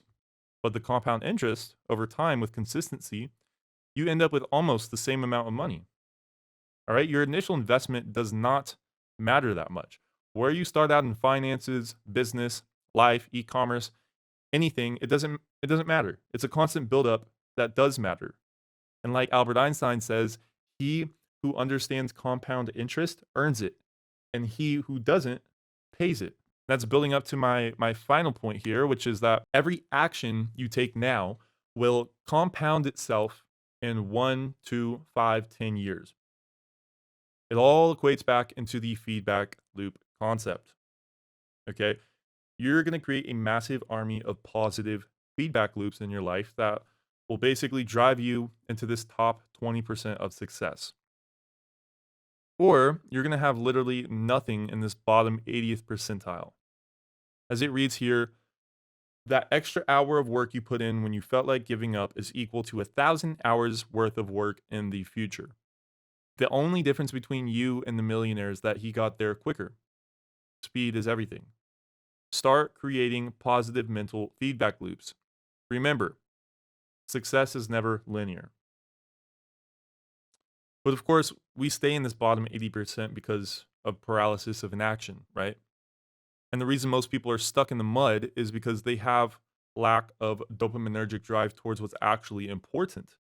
As you know, there's like 5, 10, 20, 30 different stimulus that, suck the life force out of us on a day-to-day basis. There's so many things that distract us in this day and age, right? And the issue is that we never continuously trend upwards towards success. We live in a state of ups and downs. And this graph shows at the top, as soon as we start trending upward, we pat ourselves on the back. The motivation wears off. We feel accomplished and we reward ourselves to the point of pain all the way at the bottom, right? And this will continuously happen to everybody. Everybody. No matter how good or bad you are at anything. All right. And just like what I was talking about with the model of change slide, feedback loops are positive and negative, and this image describes our graph perfectly. Trans-theoretical model of change. So example 1, state of room. If you have a clean room, then you're going to inevitably stop caring about how clean it is and end up with a dirty room, and the cycle continues. Number 2, finances. If you have a big balance in your account, something you're comfortable with, like $2,000 for instance, then, once you get that 2K, then you're going to forget about it. And the next thing you know, you'll have $300. And that's going to cause a lot of pain. Drinking. You may feel you deserve to go out and have fun, as a reward of working, 10 hours on a Friday, for example, right? Then as a result, on Saturday, you reap the downfall of the next 10 hours of being hungover. It balanced itself out naturally, as it always does every single time. And lastly, productivity. Let's say you work 4 hours straight. You do so, and then as a reward, you play video games for the next 4 hours. So in order for your brain to fluctuate like this, it needs to go through different states of strength. That's what this image is about, this slide. Each state of strength basically just equivalates to what portions of your brain is lit up, okay? There's the ID, which is the portion of your brain that lights up when it wants something immediately. As it reads here, quote unquote, I want to do it now. Unconscious level of operation. Seeks immediate gratification and express impulses, desires, and instincts. Okay, and this accounts for instinctive and primitive demands, immediate satisfaction. What does that say there? Unconsciously tries to satisfy basic sexual and aggressive drives. Okay, this thing is a never-ending clock. It's always active, always. It doesn't need motivation, discipline, or anything, because without this, we wouldn't be human. All right. Next is the ego, and that says, quote unquote, maybe we can compromise, right? Conscious and preconscious level of operation. Mediator between ID and superego. Impulses and inhibitions, a rational part of the psyche. Rationality, logic, aspect of our personality, and ensures that ID's wants are acceptable in the real world. And then lastly, we have the superego. And that states it's not right to do this. This is the pre-conscious level of operation, and it uses ideals and morals to present the ideal version of self to the world. It learned ideals and morals from parents and environment. It has a sense of right and wrong, moral aspects of personality, and represents internalized ideals and provides standards for judgment. Okay, it's the exact same concept as this. In like the second episode, I think, or the first, where I was talking about how these 3 different portions of the brain light up when someone impulsively is purchasing, right? It's the same construct when it comes to your daily patterns. Now, if you're a neuroscientist, it obviously has way more, complexity to this, like way more, but this is just the simplified version of what's happening, in your head. Now, one last way I want you to look at this is in terms of ID, ego, and superego. It's based off the charts we just went over. At the very top, in the midst of achieving all the things you want to achieve, your superego is going to be pulsating. It's going to be in a flow of strength. At the bottom is your ID. And your ID is going to be strong as hell when you're just giving into all your impulses and you're going down that slippery slope. So it all leads to the ultimate question. How do we maintain linear positive feedback loops? How do we continue drifting in an upward trend? Okay, I've been teaching you guys how everything works this whole episode so far. But now we're shifting the tides here. Now we're going to be focused on the solution. All right. And here's the solution: self accountability, simply put. All right. Tracking your output every single day on an external system that you can visualize. All right. Let me repeat that: tracking your output every single day on an external system you can visualize. That's the solution. Okay. Knowledge is great. Videos are great. Motivation's great. It's all temporary though.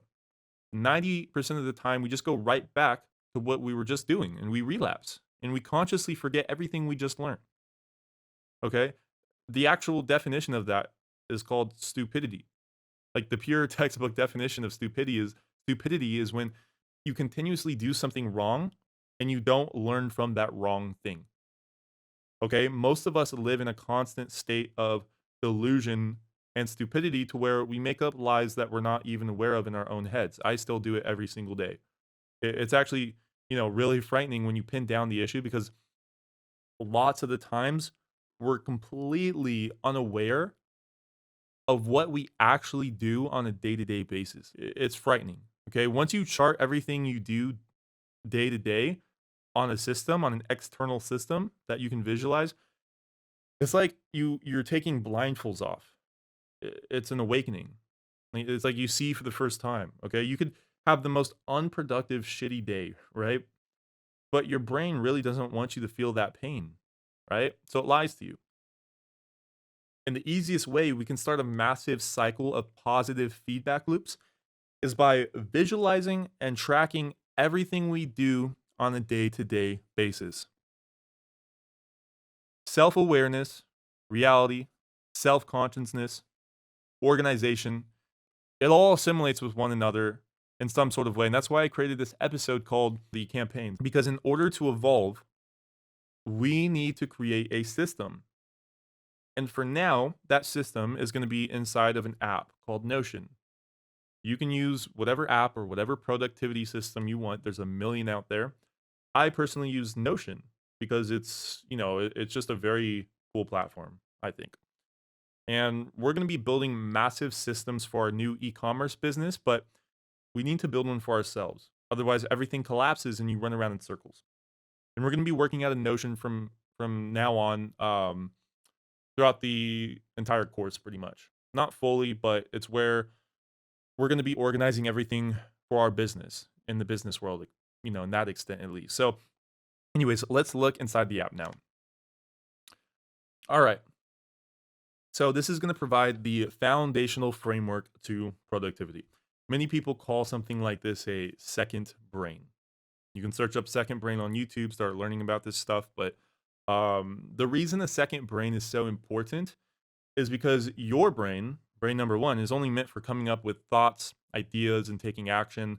It's not meant for storing information. If you don't store information and you start organizing your thoughts, your brain is going to be a big mess. All right. Your desk is going to be a mess. Your room is going to be a mess. And it all correlates to your own head and how you turn chaos into order. And like, any feedback loop you create for yourself, you're going to now start to be aware of what you're doing on a day-to-day basis. And you'll easily spot out what you're doing right versus what you're doing wrong. And me, myself, I can't do much in regards to convincing you to do well with this course and everything, or with this campaign. Everything is solely predicated around yourself, as you know, right? But this system right here is going to allow you to map down everything you want to achieve. Map down the entire path, reverse engineer the entire path towards success, hold yourself accountable day to day, make affirmations and visualize the end goal, and a lot more, really. It all revolves around, the core concept. And the answer to winning this game is causing pain whenever you don't achieve a task. You can listen to anybody, and at the end of the day, when there's pain for something, when you don't do a task, that's what causes positive movement towards the future. Okay, you can listen to anyone, a neuroscientist, psychologist, doctor, anything really, but it's all going to revolve around the fact that if you don't get things done and you're extremely motivated and disciplined, then it's going to hurt more than the next guy. The next guy might sit there and be fine with not achieving his goals, and he might be fine playing video games or whatever else, but for the person who's on the right path, it's going to really fucking sting. Okay? That's why this entire campaign, this entire Notion system is an accountability system that keeps yourself accountable for every right and wrong action that you take. It's all about causing pain in your head. So now, next thing I want to go over is your threshold is going to be different than other people's thresholds, right? Like you could be so incapable to the point where you can't even take action to clean your room. But on the other hand, you could be Adolf Hitler and you could try to take over the world. I don't know. You could be anywhere in between, right? You're going to find your threshold, and what I truly believe is that you should slowly push that threshold week by week. Don't get some burst of motivation and flip your life around in a few days. That never works. And it's never worked actually.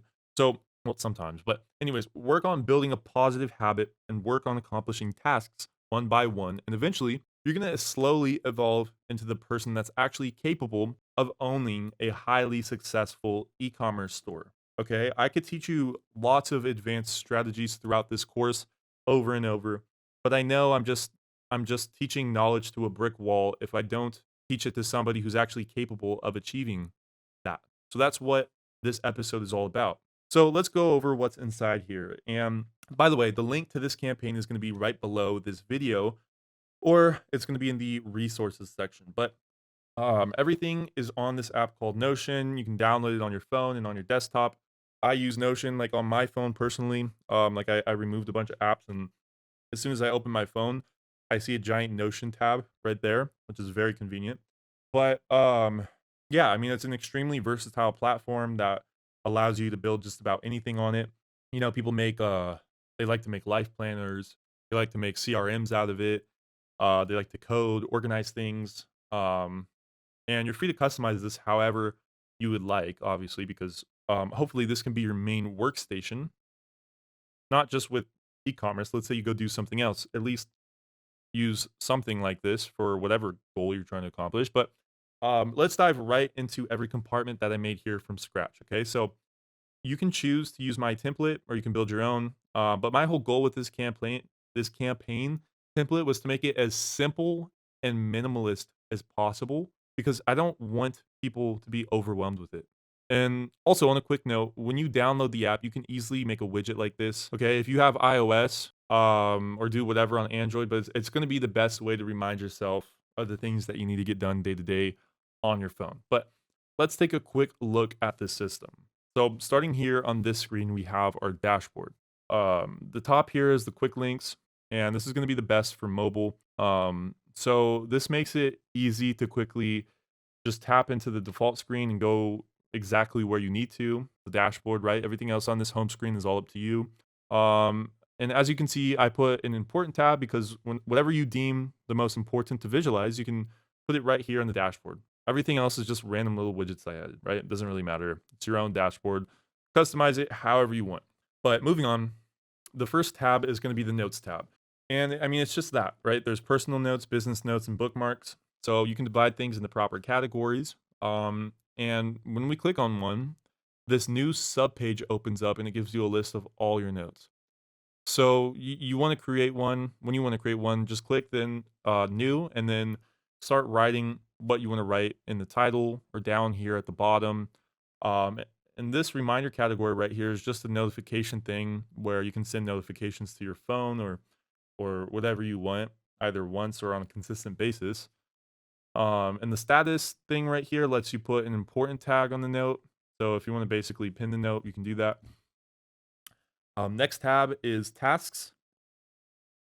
And this is going to be movable. So, whenever you start working on a task, you can move it down the pipeline and then finally finish the task. And this is connected to both the projects database and the calendar database. So I'm going to explain all of that in a second here. So, and really quickly, I just wanted to remind you that this is all going to be a little weird in the beginning and it may seem a little complex, but once you get used to it, it's going to be second nature for you pretty much. All right. But let's say you want to make a new task. Click here, give it a name, create a due date, relate it to a project, And then, yeah, it automatically tags as not started. So click out and boom, you got a new task for the day. And I'd recommend doing these first thing in the morning or the night before you go to sleep so that, you have a clear schedule ahead of you.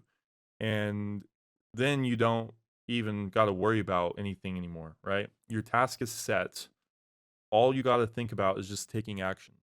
You don't have to think about what you're actually going to do. All right, we're making life easier here. Because when we have to constantly think about what we want to do, that takes just as much energy up as the actual action, sometimes a lot more, right? But next is projects. So there's two things. There's tasks and projects. Projects is a macro view of what you need to get done, and tasks is a micro view. They're both connected. For example, if you're making the website, then you called your project, create website. Then for the tasks, you could be adding in something like, finish homepage or design new header on website. That way you can start organizing your work, and whenever you get a task and a project finished, you feel happy afterwards, right? And you're going to get real addicted to moving these tasks and projects from the not started status to the done status, especially when you put due dates on it. It makes a huge difference. If you can put a due date on something and say you need to get it done by tomorrow, and you tell yourself that over and over, this whole delusion of time and not getting things done and things taking forever, that's going to quickly go away. All right. When you're working for yourself, when you own a business, it's a lot harder to get things done when nobody's telling you to get them done, right? So you have to tell yourself when to get it done. Huge difference. Like something you may not even understand until you do it. So, anyways, let's take a look at the project creation screen. So, let's go ahead and create one, and let's name it something random, like create advertisement. All right, once we name that, we give it a due date, and then we relate it to multiple tasks. And to clarify, projects are related to tasks, and tasks are related to projects. There's gonna be tons of tasks you end up creating for every project. And then when you're done, give yourself an honest and fair rating of how good of a job you did with productivity and output. All right. This is for the projects. 1 is horrible, 2 is bad, 3 is lazy, 4 is at least I got it done, 5 is all right, 6 is I'm competent, 7 is good job, 8 is excellent job, and 9 is amazing. And then 10 is Godspeed, right? And the reason I implemented this and why you should fill this out for every finished project is because, like I've been saying, you need to hold yourself accountable. If you don't hold yourself accountable, you're just not going to learn, right? You'll go around in circles, the whole feedback loop thing. You'll go slow, it'll take ages. But if you're competing with yourself and comparing yourself to the last project that you did, then you're going to start an endless feedback loop of positive actions and positive outcomes. You're going to be competing with yourself. So make sure to do this, okay? Like seriously. And lastly, this little progress bar just shows you your progress along the way of each project. So after a while of doing this, you're going to really find your own threshold and figure out what you're capable of. And you're going to be able to track how long things take you to do and what ends up distracting you. And overall, you're going to become aware of how you as a person operate. If you don't get something done, you're gonna punish yourself. And typically we already punish ourselves, but not to this extent, right? Our minds like to come up with excuses, or it tries to literally make you forget you even wanted to do something, because our primitive minds, it doesn't like pain at the end of the day. It's been evolved to do everything it can to avoid pain. And what this campaign is doing is it's bringing up the pain, and it's forcing you to visualize the pain every single day. All right. But without getting too off topic there, let's move on to the next page, and that's the calendar page. So the calendar is just a simple little calendar view if you prefer that. Doesn't have anything special. It's just a way of viewing your tasks and campaigns and everything. But up here, we got the task view and the project view. So we can visualize everything on a mapped out view of what projects we need to finish and what tasks we need to finish and by when. And we can easily drag and drop the tasks and move them from day to day like this. So if you prefer this way, you can do this as well. But It just gives you another option depending on what you prefer, right? Next is the goals tab. And this is essentially going to be where all your worksheets are going to be listed that I'll go over in this video. And this is where you're going to come to reflect on what the mission is basically. So in this video, you're going to fill out some more worksheets, and it's good to look back at why you're doing everything you're doing and whatnot. Okay, so on the left here are some resources that you're going to be able to utilize and whatever else you end up compiling over your journey. Then right at the top here is this section called important. And this is going to be whatever you deem the most important thing to visualize when clicking into the tab. That number one thing you want to remind yourself of. Okay. Next is archives. So archives is essentially like your trash can, but without deleting it completely. So if you're done with some notes and tasks and projects or anything else, you can throw it into the archives folder and store it away in case you need to look back on anything. And for me personally, I clear out my tabs and dashboard like every week or so, and then I'll throw away old stuff in the archives. Takes 2 seconds. I just don't like all the clutter. All right. Then lastly, we got the pillars tab. So there's each section of this course right here. Each pillar, and when you click inside, there's going to be 3 sections. There's going to be notes, resources, and worksheets. So as you go through every stage of this course, write down important notes about everything you learn and their respective categories on this pillar page. If you want to tidy things up a bit, pretty much, right? And yeah, I mean, that's going to cover this entire campaign. If you were to pause this video right now, I would download the template. I'd duplicate it over to your own Notion and get it all set up. Like I said, I put this Notion app right on the first page with nothing else on the screen. Okay, that way I'm constantly reminded of the things I need to get done throughout the day, and so I stay on track. All right, you don't need to use this. You can just go day by day and store everything in your own brain, but I've done both paths, and I can honestly tell you once you get fit in with this Notion app, it makes things a lot easier.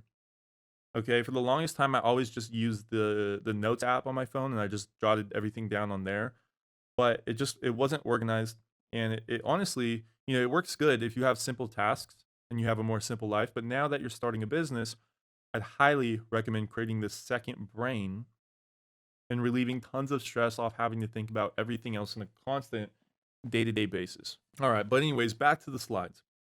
Business is a constant revelation of self. By keeping track of every success and win, delusion fails to exist. Okay, I'm not telling you how you should live your life, and I'm not going to sit here and teach you some more motivational bullshit. I'm teaching you the science behind how literally anyone makes progress forward with anything they do in life. And the number one thing you can do right now to maximize your odds of success. Okay, I'm telling you right now, as soon as I started doing this, I started waking up, like seriously waking up to the bullshit I was feeding myself. Coming up with excuses day to day to make it seem like I did enough work. But when you actually look at it on a chart and you see how much time got wasted, how much time you allocated towards the mission, and where all the time went in general, then you start to seriously get pissed off and start changing things one by one. All right, but let's take a look at these bullet points here. So chasing after small goals one step at a time is key to evolution. You're not going to change overnight. Tracking everything you do day to day is the foundation to evolution. If we can visualize what we allocate time and energy towards, then we can make proper adjustments. Setting long-term plus daily goals is vital. Once long-term goals have been made, only think about conquering the day. Do not stress about the future. Only by keeping track of your ups and downs will you begin to evolve. Your mind is the infrastructure behind your business. It is the engine. Okay, this is the answer to exactly how most people fail at ecom, and I'm giving you a clear solution to the issue. Okay, people don't fail because they run out of money or they run out of time or the strategies that someone taught them didn't work. They fail because they quit. I failed a billion times, but I didn't quit, right? So how do you prevent someone from quitting? Well, you make them keep track of themselves. Self-awareness is the number one concept I'm going to teach throughout this video. And it's the whole It's the whole premises behind this video, all right? And this is the feedback loop that's going to drive your success throughout this course right here. The Notion Campaign Foundational Feedback Loop, what I created. And obviously, you don't need to use my Notion option. Just literally use whatever's easiest that's going to hold you accountable. Ideally, an accountability partner would be nice. That's key. So if you can get one of those, get one. But for lots of you, that's pretty hard to access. You know, someone going down the exact same route of you is very hard to find. But as we can see here, or at least in real life, in the community, you're gonna have that. But on a day-to-day basis, it's a bit harder, right? So um, as we can see here, the stimulus at the top of this loop is fulfill more campaign goals, which leads to mental pain from hard work, which leads to doing more work to relieve mental pain, which leads to you developing more discipline and competency. Then that lastly feeds back into fulfilling more campaign goals. This, my friends, is how you create a successful ecom brand. This is how you build your own engine. This is how you beef up that engine. This is your mind. But of course, this can lead to the complete opposite way, like it does for other people. Let's just say you create the goals in Notion, right? You follow everything I told you to do. You know, you get the mental pain from having to do hard work, blah, blah, blah. Then instead of doing the work, you distract yourself with other stimulus and increase mental pain. Kind of like the negative procrastination feedback loop that we saw earlier. In return, what you're going to do is you're just going to strengthen your belief that ecom isn't for you or that it doesn't work. This is what we don't want to happen. And as a result, you won't have a successful ecom brand. You're going to end up the new Twitter critic that claims dropshipping is a scam, or the Reddit critic or whatever, right? Or that it doesn't work in 2023 anymore, but you know, for some reason worked for literally other year that it existed. Odd. If you build your foundation on a cliff, on the sand, you'll end up like this, completely delusional. So make sure the pillars to your foundation in business and life are both stable, because if one pillar collapses, so do the rest. This is the analogy of the entire course right here. This is why we separated each week with pillars, because without a system like the Notion system, your brain is in chaos. Turn chaos to order. Once you turn chaos to order, your head has a lot more processing power. Okay, once you free up the RAM and you free up the things that take space in your life, and the energy day to day, and you put it on an external drive, then you're going to accomplish things at light speed. Like, of course, another Einstein quote, both Stephen Hawking and Albert Einstein they both say, intelligence is the ability to adapt to change. The measure of intelligence is the ability to adapt to change. You can be dumb as shit right now. You can be lazy as hell. It really doesn't matter what you are right now. But if you build up the system, no matter where you are going to accelerate in a positive direction way faster than ever before and way faster than most people in life. Okay? So, declare war. As it reads right now, starting right now, after the video, build the campaign schedule. Set reminders everywhere to follow this campaign. This is the only thing you should focus on accomplishing, one small step at a time. This will build an entire entire army of positive feedback loops. Okay, if you take anything away from this video, do this. Build your foundation. Okay, even if you need to print out pictures of your Notion campaign and tape them on your walls, then do that. But we need to remember to follow this campaign religiously, all right? And to build off this concept is something really important I want to go over, because you may be thinking right now, well, you know, there's tons of entrepreneurs who are out on social media flexing, going to parties, driving fast cars, you know, the whole Wolf of Wall Street type of life, whatever it may be, or whoever you look up to in life, right? The dream lifestyle, you could call it. But the truth is that business optimization goes hand in hand with personal optimization. People want to believe you can live a shitty lifestyle and also become successful in business. That's not how it works. And everyone who does portray this false lifestyle is either faking it to increase their social value, and that's how maybe they make their money, or they were successful and now they're falling down the slippery slope of partying and bullshit that's going to take them over if they don't do anything about it, right? It's the same story every time. Someone makes money quickly and then loses it just as quickly. And in the world of e-commerce, when you make it out and you're successful, you'll inevitably face this problem because we make money quick, obviously. So what goes up must come down. This whole course is going to teach you how to make money fast. I made money fast, and making money fast is a false construct. Those who do so will crash just as fast. Okay, 50% of the equation is business, 50% is personal. And even, back in the day, I promised myself that, as soon as I made a bit of money, I would invest it and continue growing to where I wanted to be. But as soon as the money hits your bank, it's a whole different story, right? There's always smarter people in the world. We're going to try to figure out how to take the money you made. They'll sell you fast cars, jewelry, literally anything you're into. I don't know. Someone smarter than you has found a way to extract your resources like a mosquito if you let them. Next, how you do one thing is how you do everything. As it reads here, the pattern of someone's existence is shown in all aspects of life, big or small. The way someone does one thing is literally how they do everything else.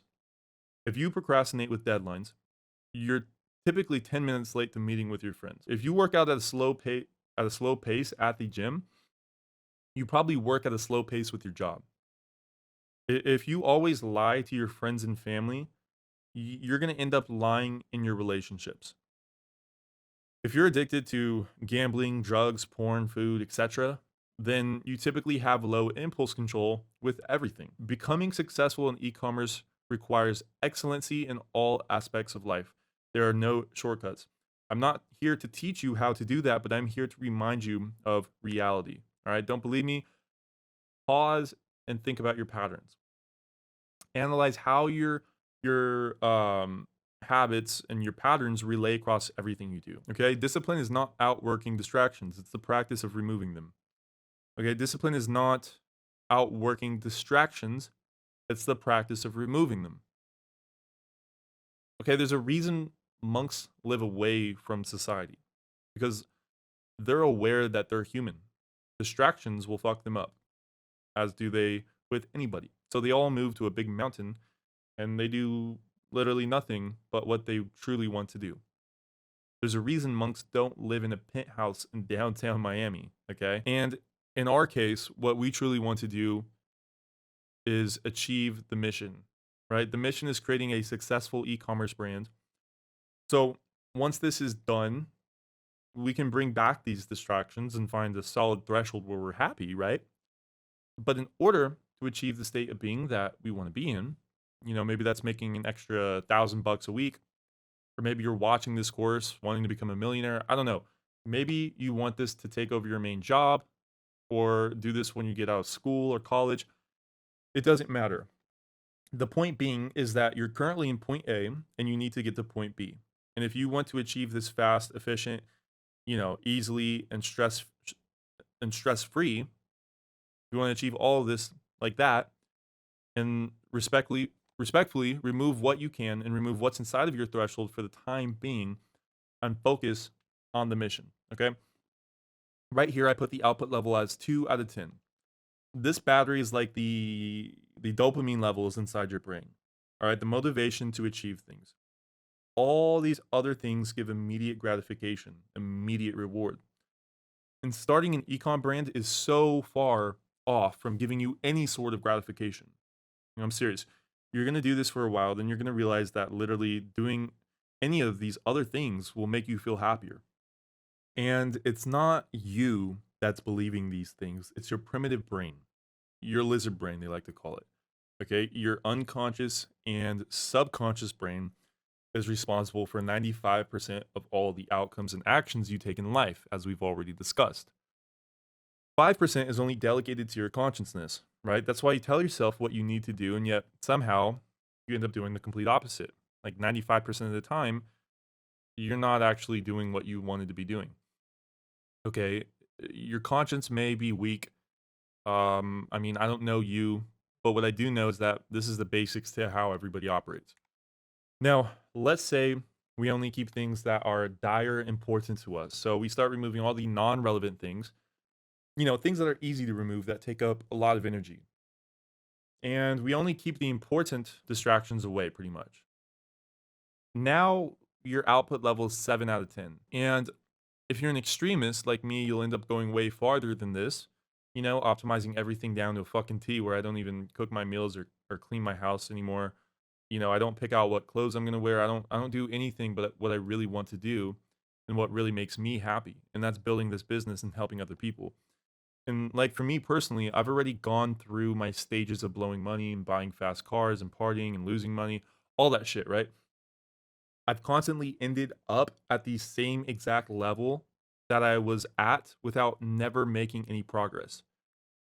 Yeah, I started to realize what truly made me genuinely deep down happy in life, and that's focusing on the mission.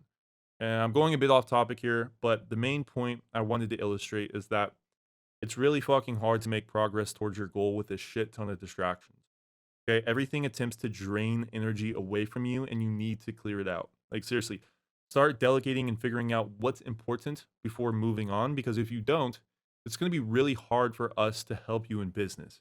Okay, we genuinely want to get you the best possible results in our best interest. That's why I'm teaching you these things. Or maybe not teaching, but just reiterating things that you already know, right? And a similar concept to this is reading at the top, do not work on multiple projects simultaneously. You will work yourself into the ground and never see reward for anything you do. More than likely, you will collapse before finding reward. And down here, it shows all the different side hustles.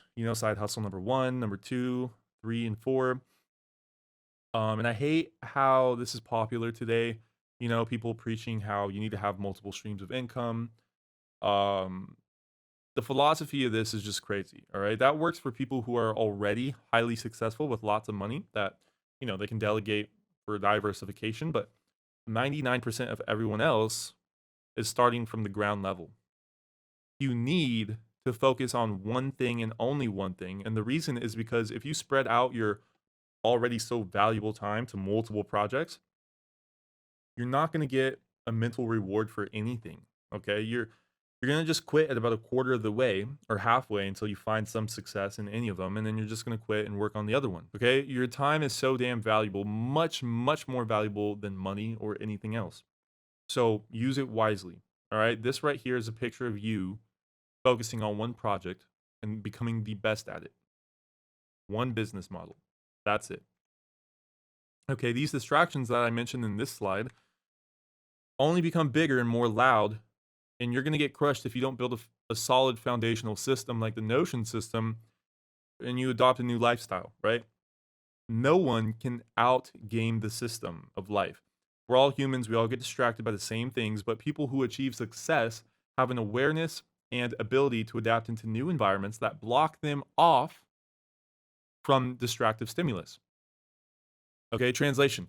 Monks wouldn't be monks if they all lived in a penthouse in Miami or New York or whatever, right? And for everyone like myself, you go through phases. I'm not going to sit here and tell you how you should live your life, but what I want you to understand is that who you are now and who you need to become are two completely different human beings. So the first picture was when I was about 18, and the second one is when I'm like 20 or 21, I believe. And when I first started, I had no accountability, no discipline, low self esteem. I was a procrastinator. I worked 3 hours of work every day, probably on average. I had zero skills or experience in anything. I had a different music taste. I had low IQ, horrible paradigm, constant rejection. I was passive. I'd sleep in every day till like 1. I was partying. I loved gaming. And lastly, I had about 200 bucks to my name. Just, a typical 18-year-old, right? Nothing great, nothing horrible. But then over a span of harsh realities and evolutions and moving out and being forced to pay rent and blah, blah, blah, all that made me gain a high sense of accountability, a high self-esteem pretty much. And I was able to finish tasks immediately. I worked 12 hours of work every day. I learned around 11 million plus in e-commerce.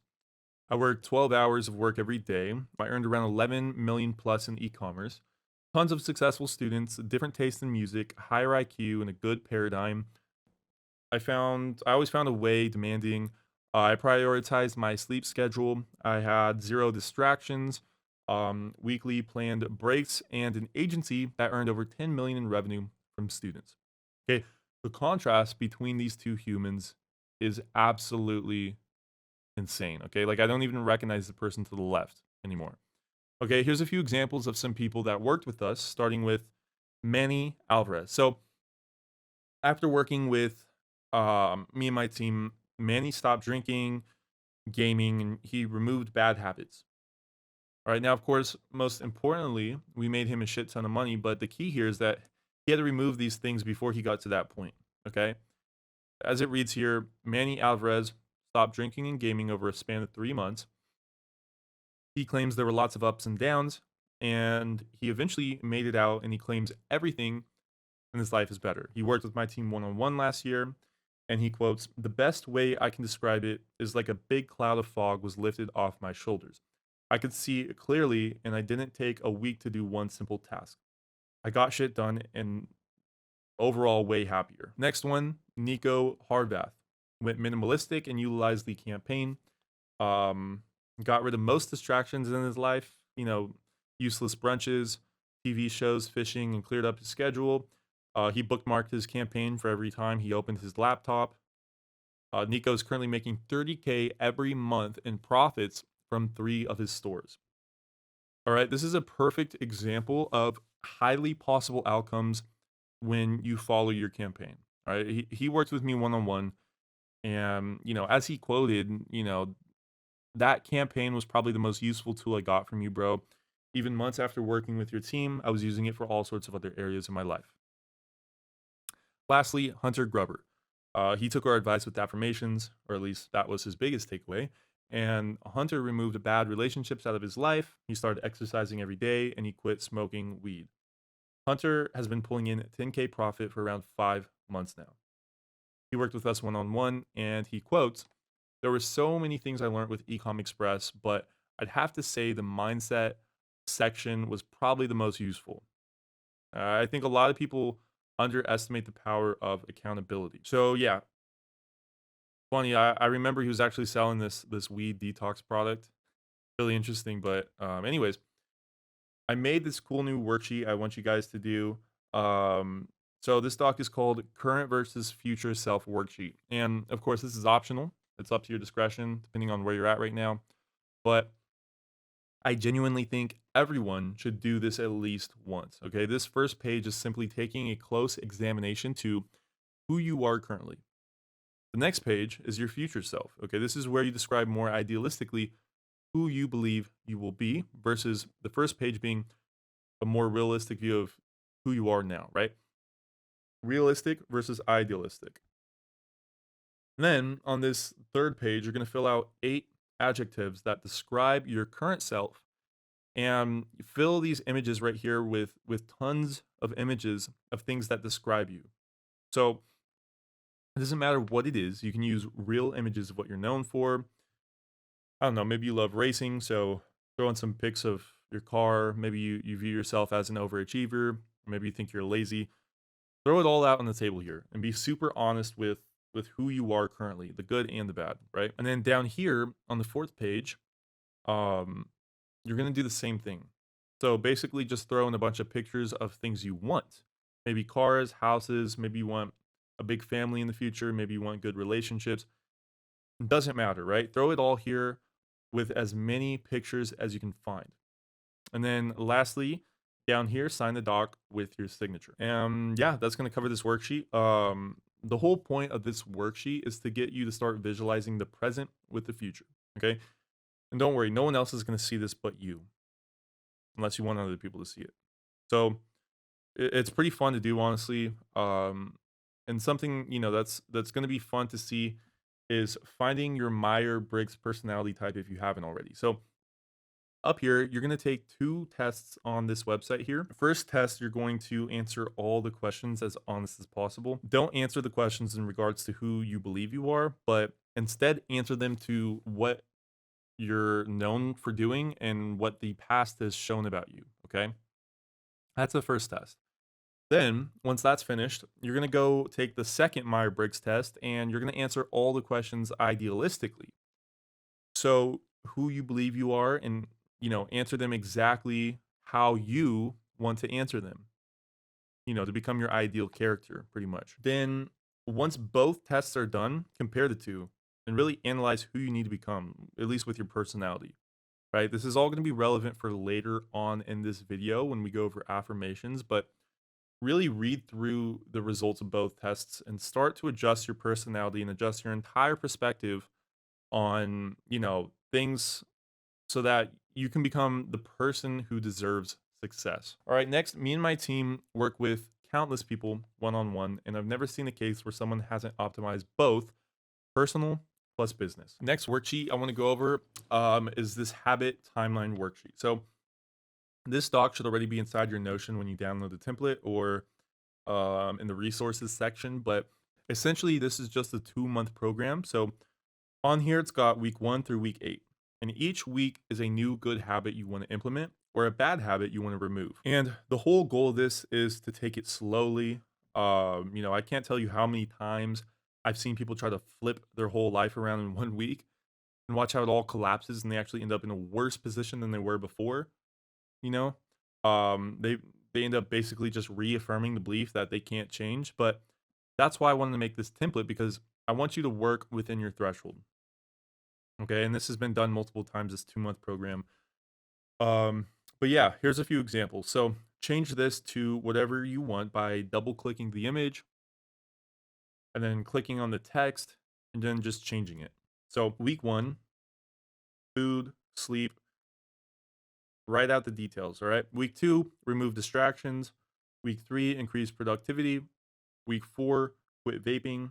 Week 5, create gym routine. Week 6, quit social media. Week 7, meditation routine. And week 8, quit hardest habit, whatever that may be. So you want to build it up from the easiest to the hardest of things that you can get rid of and things that you can implement. All right. First few weeks are getting into the routine of tracking yourself and implementing the changes. And then after that, start implementing things that are difficult. All right. And down below is the checklist. So you're going to write a quick little summary for each day, or just rate it on a scale of 1 to 10, right? And then as you go through, you can determine at the end of each week whether it was a success or a failure.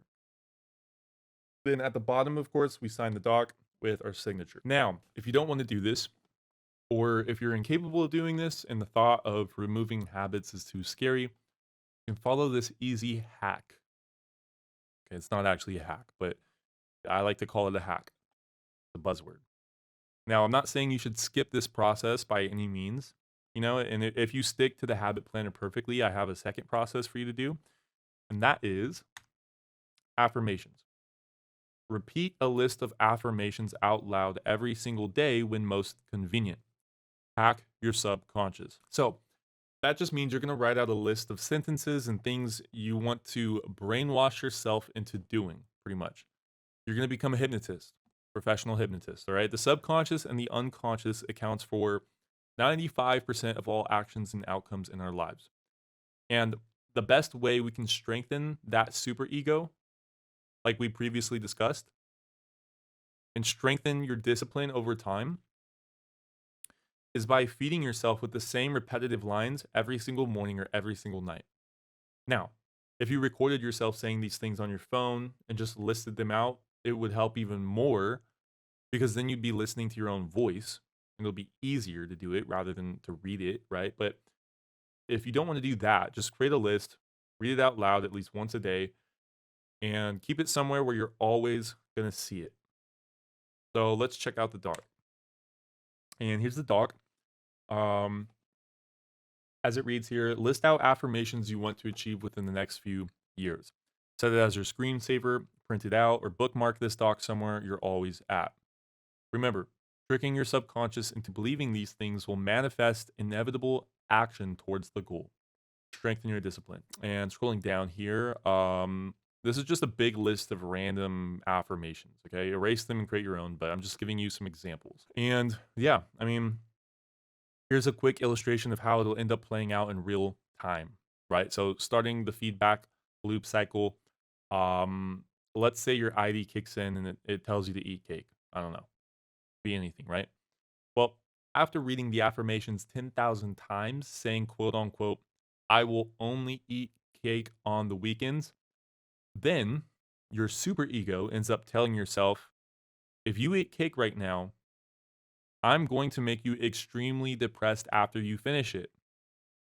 And then it's just not worth it at that point because you've brainwashed yourself so many times reading out the same shit every single day, right? So after that, your conscious ego then says, "All right, I won't eat cake." And boom, that's the power of affirmations. That's what happened in your head, and that's the result of it. So hopefully that makes sense. And yeah, that's going to cover this entire video. Now you should have a good understanding of pretty much the easiest and most effective way to start piecing together this whole puzzle. Right? The simplified answer to building your ecom brand as fast and efficiently as possible is self accountability. Tracking everything you do, okay? Once this is implemented, this is going to build an entire army of positive feedback loops, and your life is going to start to dramatically change. And not only have I learned this myself over the years and been through, the cycle a million times, just as everyone else has, but I implemented this strategy, and it was one of the biggest drivers to my own success in its most raw form.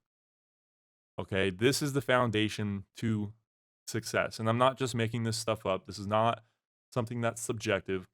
I've learned this from professional psychologists, and I'm sure you've heard it all before as well. Okay, I just wanted to tie it all into one video and give you a good formula for building an e-commerce brand because, like I said in the beginning, paralysis of inaction was probably the biggest driver to failure for all of my students in the past. That's why I had to at least try to combat that because I want the most successful students as possible because I want to make money too, right? And that right there was the ghost that haunted just about everyone, paralysis of inaction. Now, you have the tools to kill that ghost. So, yeah, good luck in your journey, guys, and I'll see you in the next pillar, and that is the product pillar. See you guys.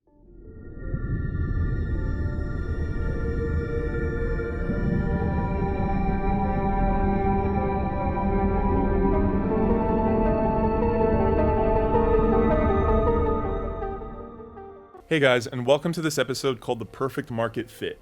Applying everything we've learned into a tangible course. So, in this video, I basically want to teach you how to create your own funnel now. I want you to start using your own brain power to come up with a sales funnel using a worksheet. This way, you're able to actually start getting some practice in and really understand how to critically think about how to apply all the motivations and triggers and all that stuff we've learned into a specifically targeted narrow funnel that's going to sell your target audience. So yeah, this is a very, very important episode because if you can't apply what you've learned, you're going to end up, the smartest person ever who never took any action.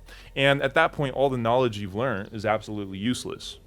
All right, the way I like to look at dropshipping and sales is like turning an old radio to the perfect station. Finding your favorite genre is kind of like what we're doing right now with e-commerce. You need to get on the same exact wavelength as your customers, and it's going to take a minute to find them, but once you've engineered your brand in a very specific way and you're able to find your target audience for your targeted funnel, it's no different than hearing all your favorite songs on that one station finally, right? And the better your funnel, the better your songs in this analogy. Finding the perfect market fit is being able to hop on the same wavelength as your customers. And once you finally learn how to do that, there's going to be the differentiating factor between a store that does, say, 10K in sales versus a highly profitable store that does million in sales. The people doing $1 million in sales don't have super advanced logistical secrets and shit. Essentially, they don't have tons of materialistic things that take them to that 7-figure level. They simply were able to get that perfect market fit and hop on the same wavelength as their target audience. And once you do that, you really don't need to know how to do anything else, okay? If you have an offer that a specific group of people absolutely need, then you're going to make tons of money, even if you have no idea what you're doing. They'll be chasing after you to buy the product, and at that point, it's just inevitable to find success. Everything else you can outsource. Your main job throughout this entire course is going to be marketing. not doing logistical things. Now, that's not to say that there aren't business practices, and advertising techniques and cool plugins and little things like that, that will take you to that next level and that's going to help you. But the giant bulk majority of all success with ecom is, it simply comes down to understanding and applying these few quotes right here, right? Don't start a business. Find a problem, solve a problem. The business comes second. Okay, that's coming from the Shark Tank guy, Robert Herjavec. He worth like a few $100 million or something. It all comes down to finding and understanding the problem the customers have, then and only then finding the solution. And to build on this really quickly, Albert Einstein says, if I had an hour to solve a problem, I'd spend 55 minutes thinking about the problem and 5 minutes thinking about solutions. And don't worry, I'm going to get to my final point here, and we're going to go over the worksheet I'm going to have you guys do in just a second. But if we're able to translate these quotes, it would translate to this, in the dropshipping world at least. Dropshipping equals discovering the perfect market fit. 95% of success is obtained from understanding emotional problems of your target audience, and 5% comes from delivering the solution. Okay, it's extremely true with not only anything in life, but specifically with dropshipping. That's why I'm putting tons of emphasis on you right now to actually conceptualize this concept and actually do the worksheet I'm about to show you.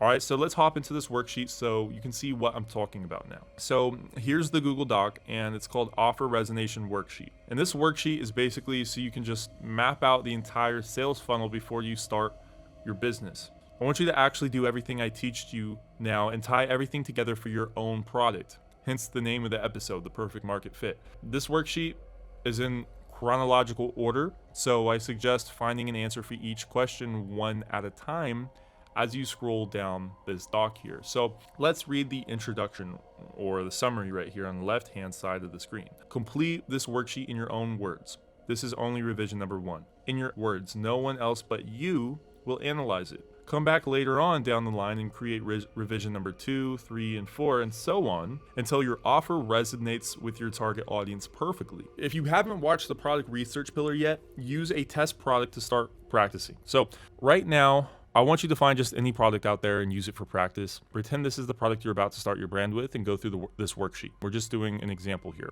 If you don't have a specific product in mind, use the target audience demographic I described in the last video, in the audience segmentation video, and choose a product that demographic would like. But yeah, let's jump, and don't overthink that part. We're just using any random product, okay? So let's jump right into it and figure out what we're supposed to do here on this worksheet. So starting at number 1, it reads, what does this brand sell? Just write a quick little summary of the product and what it does. And number 2 says, who is the ideal target audience? So as you can see, all the words that are in red are gonna be the examples that I'm using for this talk. That'll be the writing in your own words. And for instance, I use this example of women aged 17 to 25.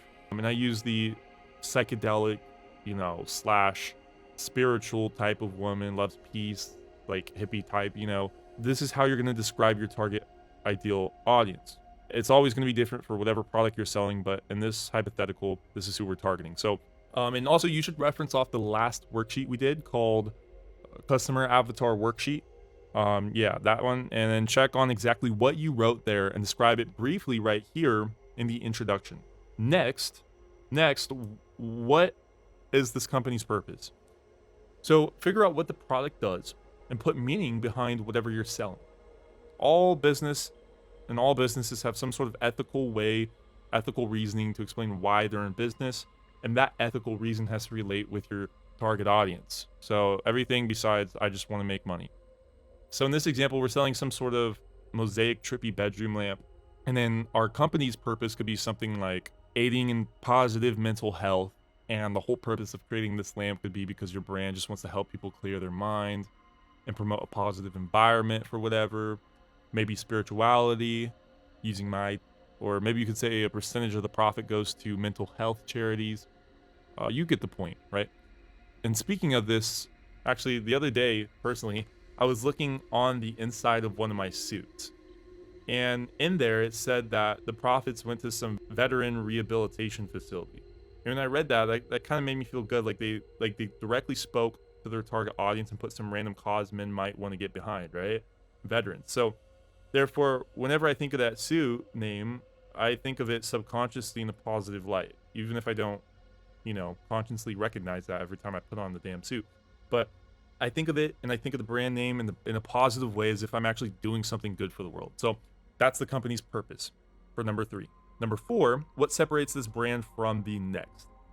All right, write down exactly why your brand is special. Why is this product highly unique, and why should people buy from you instead of someone else? That one's pretty self-explanatory. All right, number 5, how/where will you market this product?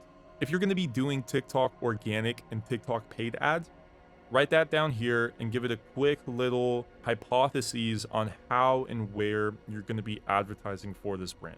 What might the ads look like, is what you're going to write down, and how are people going to find the brand, etc., etc. All right. Moving on to the second question, motivation. Vaguely summarize how you plan on motivating consumers to purchase your product. So summarize how you believe you think right now is the best way to motivate someone to buy your product in your own words, without, doing a bunch of research and whatnot. Just write it down right now. So what's going to be the drive to buy from your brand? And how is this drive going to correlate with your target audience? Number 2, ask yourself, why would someone want to buy this product? Why would they? Step into their shoes for a second and really figure out the purpose behind why and how bad the desire is to purchase this product. Okay, I really want you to think from the other perspective for a minute with this one, and answer it as if you were the target customer. Number 3, what motivational values will this brand encompass? And right below is a pie chart of the values that you end up writing down. So once you come up with your top motivational values, just plot them down on this chart or make a new one that's similar. And on the chart, we want to allocate how important each value is on a percentage scale. Okay, we need to focus on the most important values first. We structure our funnel around those values and then move down the list. All right, so you can go back into the last video where we talked about all the motivational values, and you can pick the top ones you believe will be relevant for this product that you're selling. Okay, so for example, personal wellness, empathy, clan incorporation, fictional savings, stuff like that. Everything we went over. Number 4, how/where will you implement these values into your funnel? And we're referring to the values we just talked about. And for example, for the first one, I stated create TikTok videos triggering personal wellness by _blank, right? So start writing out ideas on how you're going to trigger these motivations in every step of the funnel. Start visualizing how it's going to be done, and remember, it doesn't need to be perfect. Okay, this is only revision number 1. If you can't think of the best possible solutions here, just write something down to the best of your abilities. Okay, number 5, what do you believe will be the most effective motivational value? Just write down what you believe will be the number 1 driving force for your store for this one. Number 6, list the top 10 key copywriting words you will use throughout the funnel that will increase buying intent through emotion. So, by the way, I don't think I mentioned this, but the word copywriting, copywriting with a W, simply means writing used in advertising. Professional copywriters type up like newsletter advertisements, funnel paragraphs, just advertising through words for any company. With this exercise, I want you to start looking up words that you're going to repeat throughout the entire funnel. This one's very important. Okay, repeating these words that weigh on our motivational values and continuously increase buying intent are going to be the key to getting someone to purchase. Most people selling products never really focus on this because people typically just look at images and videos and all the media when they're deciding to buy. But when someone genuinely wants to purchase your product, they're going to start reading everything possible. Okay, and once they start reading, that's how you're going to continue to persuade them to purchase. And if you use the right key words that play on their subconscious, like in the examples I listed here, and you just keep repeating them, then it'll continue to convince them to purchase. For example, you're selling the Mosaic Trippy Bedroom Lamp, and you're selling to the younger females that are more into the hippie stuff, like the hippie girl, right? The words you could consistently use in that funnel could be things like positive, mindset, aura, happiness, mental health, peace, love, stuff like that, right? Those would be the main focus points. And then the subwords would be more words that increase buying intent, like, ending soon, proven, fast shipping, sale, discount, low price, low stock, stuff like that. But anyways, moving on to the next ability section. So the first question we got asks, what would be the perfect price point for this product? So outside of doing any calculations or figuring out the profit margins, what do you believe would be the ideal price that you believe is fair for what they're receiving? What do you think is the perfect sweet spot? Okay, this one's important because, perceived value always outweighs whatever competitors are selling their products for. There's a big difference because we're not competing with competitors when we're selling our product. So we simply have to determine a good price point that we believe our customers would actually pay. And then leading on to this, the next question states, would your target audience be able to easily afford this without causing too much pain? Now ask yourself if this would go good with your audience's perceived sweet spot and how much they would be willing to pay. And lastly, are there any external factors that make it difficult to purchase this product? So depending on what you're selling, do you think there's anything that's going to seriously make it difficult to sell? Like, I don't know, for example, maybe the raw original cost of the product is going to be way too expensive to sell, maybe it's just not good on the fulfillment side. Or just think about any possible roadblock that could possibly stop your target customer from purchasing. Every product is unique and every situation is different. That's why I brought that up. But next is triggers. Summarize how you plan on pushing someone over the purchase barrier. So you can go back to the episode where we talked about triggers and you can scroll through them again and then go ahead and summarize what you think will be the best trigger for this motivation and for this target audience. Just give more of a broader summarized answer for this one and what you believe should work for revision number 1. Number 2, what do you believe is the number 1 trigger your target audience responds to? So write down what type of trigger you think your audience responds to, completely disregarding what you're selling. So in general, what does your target audience respond best to based off their typical personality traits? So it's a very broad statement, and guess you're going to write it down here. You're going to guess, but the main point of this is to get you brainstorming how your target audience thinks and try to figure out what you believe they might respond best to. Not for the product, but for the target audience in general. For example, maybe urgency works great on younger women, and maybe you don't need to focus on social proof and trust as much due to more younger people being more gullible. But what you do need to focus on is urgency. Maybe you could broadly assume attention spans for this demographic are lower than, say, the polar opposite, which would be, the polar opposite from young women would be older men, right? Maybe in their 40s. If your target demographic was men in their 40s, you would assume they would be tightwads with their money, more utilitarian motivation. Therefore, using authority and social proof as your main triggers, those would be your best friend for selling them a product, okay? Because at the end of the day, start thinking about the people you're selling to, and if it's an extremely broad type product that appeals to just about everyone, then you can skip this question, okay? But number 3 next is, what do you believe is the number 1 trigger for your product? So now this is different than the last question because now we're thinking in terms of what you believe is going to be the best for your specific product, disregarding what might work best for your target audience. The last one was all about what triggers would work best for your target audience. This one is about what triggers are going to work best for your product, for your specific product. Next, number 4. What are the top 5 triggers you will utilize in this funnel?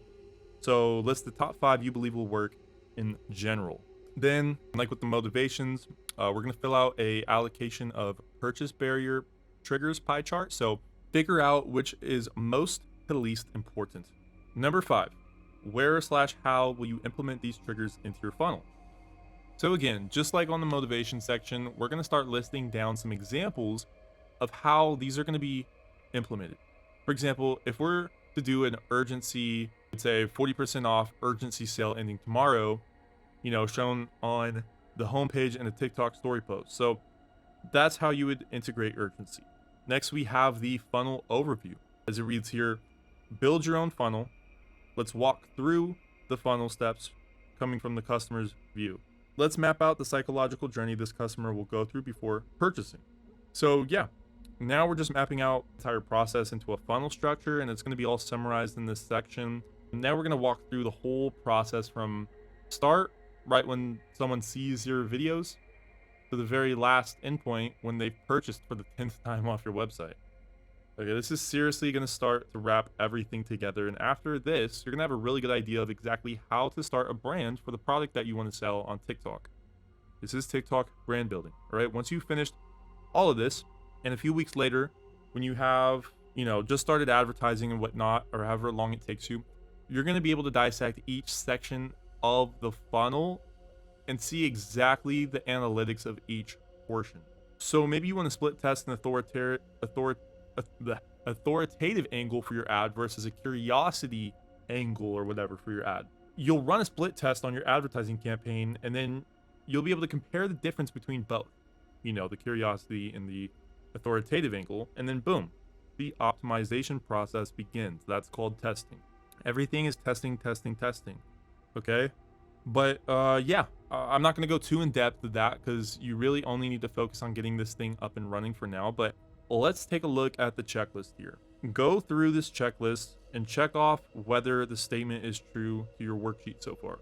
And starting at the very first one, which reads, will this funnel portray hedonic motivation over utilitarian motivation? Are you pushing on people's emotions rather than their logic? If so, if you have your website up and your product chosen already, and you're revisiting this video, go through your entire funnel and make sure at least 80% of the content, the copyright, the product itself, everything pushes emotional feelings, and only 20% covers the logistical section. If you remember the 80-20 rule, when it comes to selling, we want to make sure 80% is pushing all that emotional feeling, motivation, ability, trigger, and only 20% is actually covering like the features of the product and the more logistical side of things, okay? Give them the specs and exactly what they need to know to say on the product page, and only give them just enough logic to satisfy that need. Next, do most motivational values align with your triggers? So when you look at what you've written down, do your triggers complement the motivations? For example, if we're playing off a fear motivation, the best trigger for a fear motivation is going to more than likely be urgency. Utilize the fearful energy you're making them feel and push that energy with urgency towards the purchase button. Check if everything makes sense and if it matches up to the best of your intuitive abilities. Next, does this product bring joy rather than utility? So make sure the product has the basic core foundation, what we need to look for in products. All right, does it allow someone to imagine lots of joy out of using it rather than solving a materialistic type solution to a problem? Or does it solve an emotional problem? Does it bring happiness to a monotonous state they may be in? If so, check it off the list. All right, next, does your funnel prioritize authority/trust? And the reason you want to automatically apply the authority/trust triggers is because, as I've stated before, this is statistically the number one reason people don't purchase from websites like ours. The number one reason they don't purchase off a dropshipping ad. And at the end of the day, they're buying something off a random website they've never heard of. And it's seriously going to freak them out if you don't make them feel comfortable and safe, at bare minimum.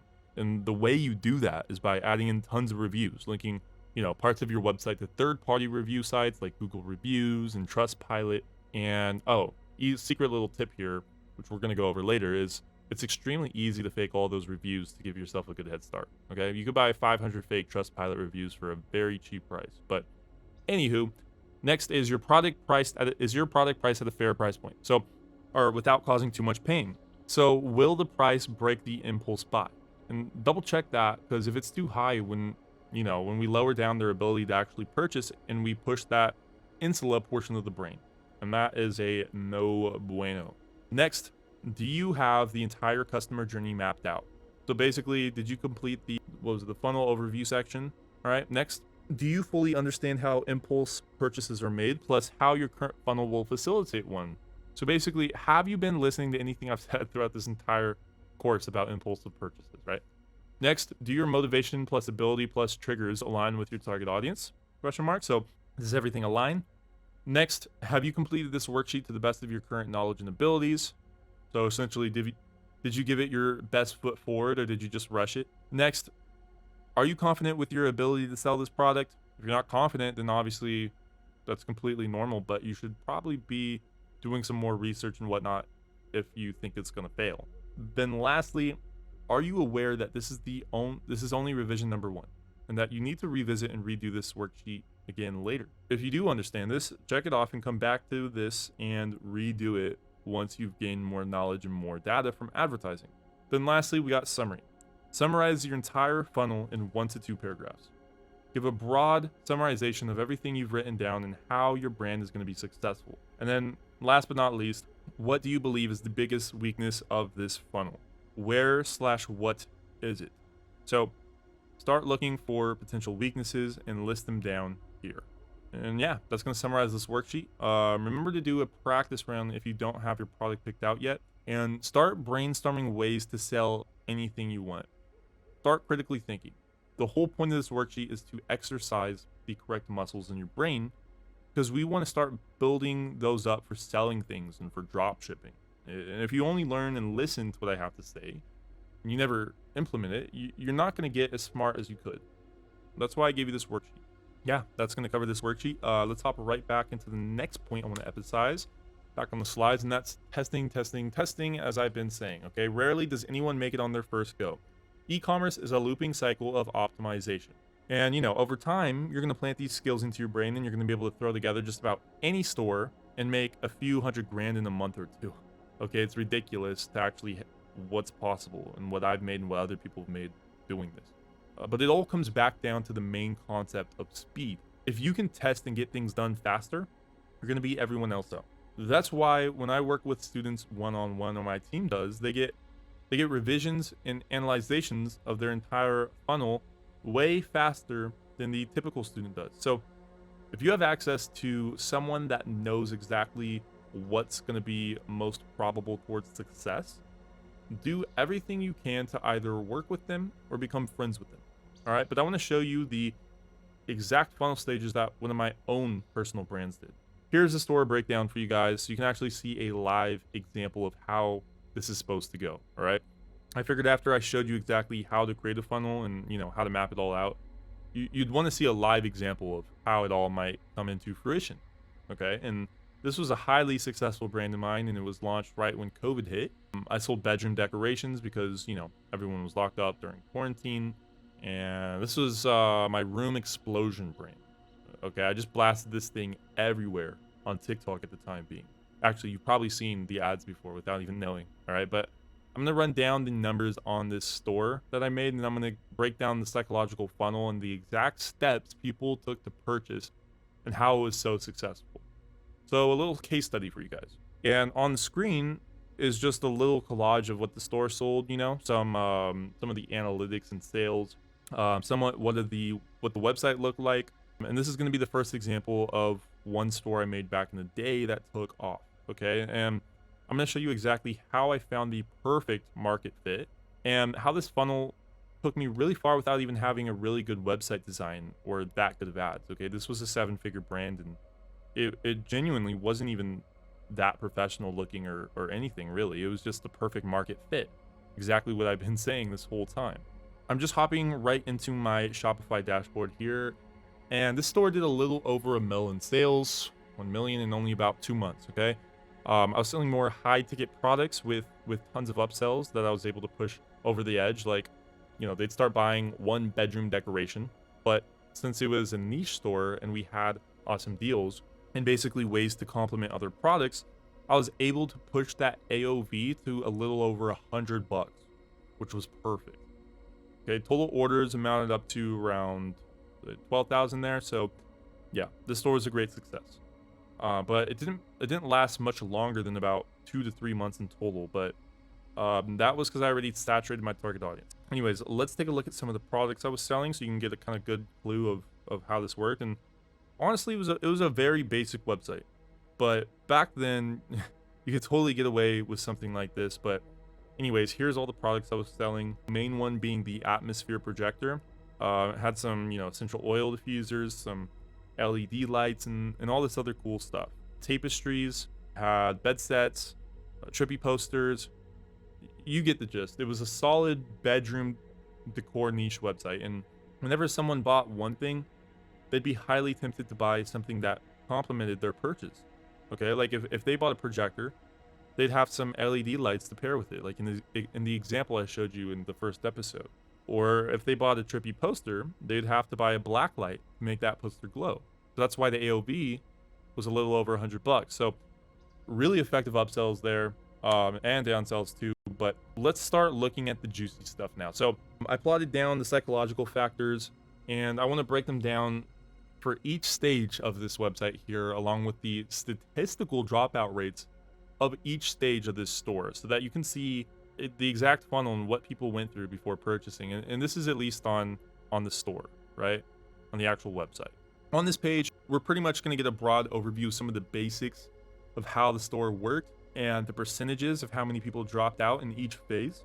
At the top here, we have the aware stage. And this is when someone finally sees our ad, right? They like the ad, they comment on it, they share it, they check out our profile, and they take some sort of engagement, right? That's what engagement means.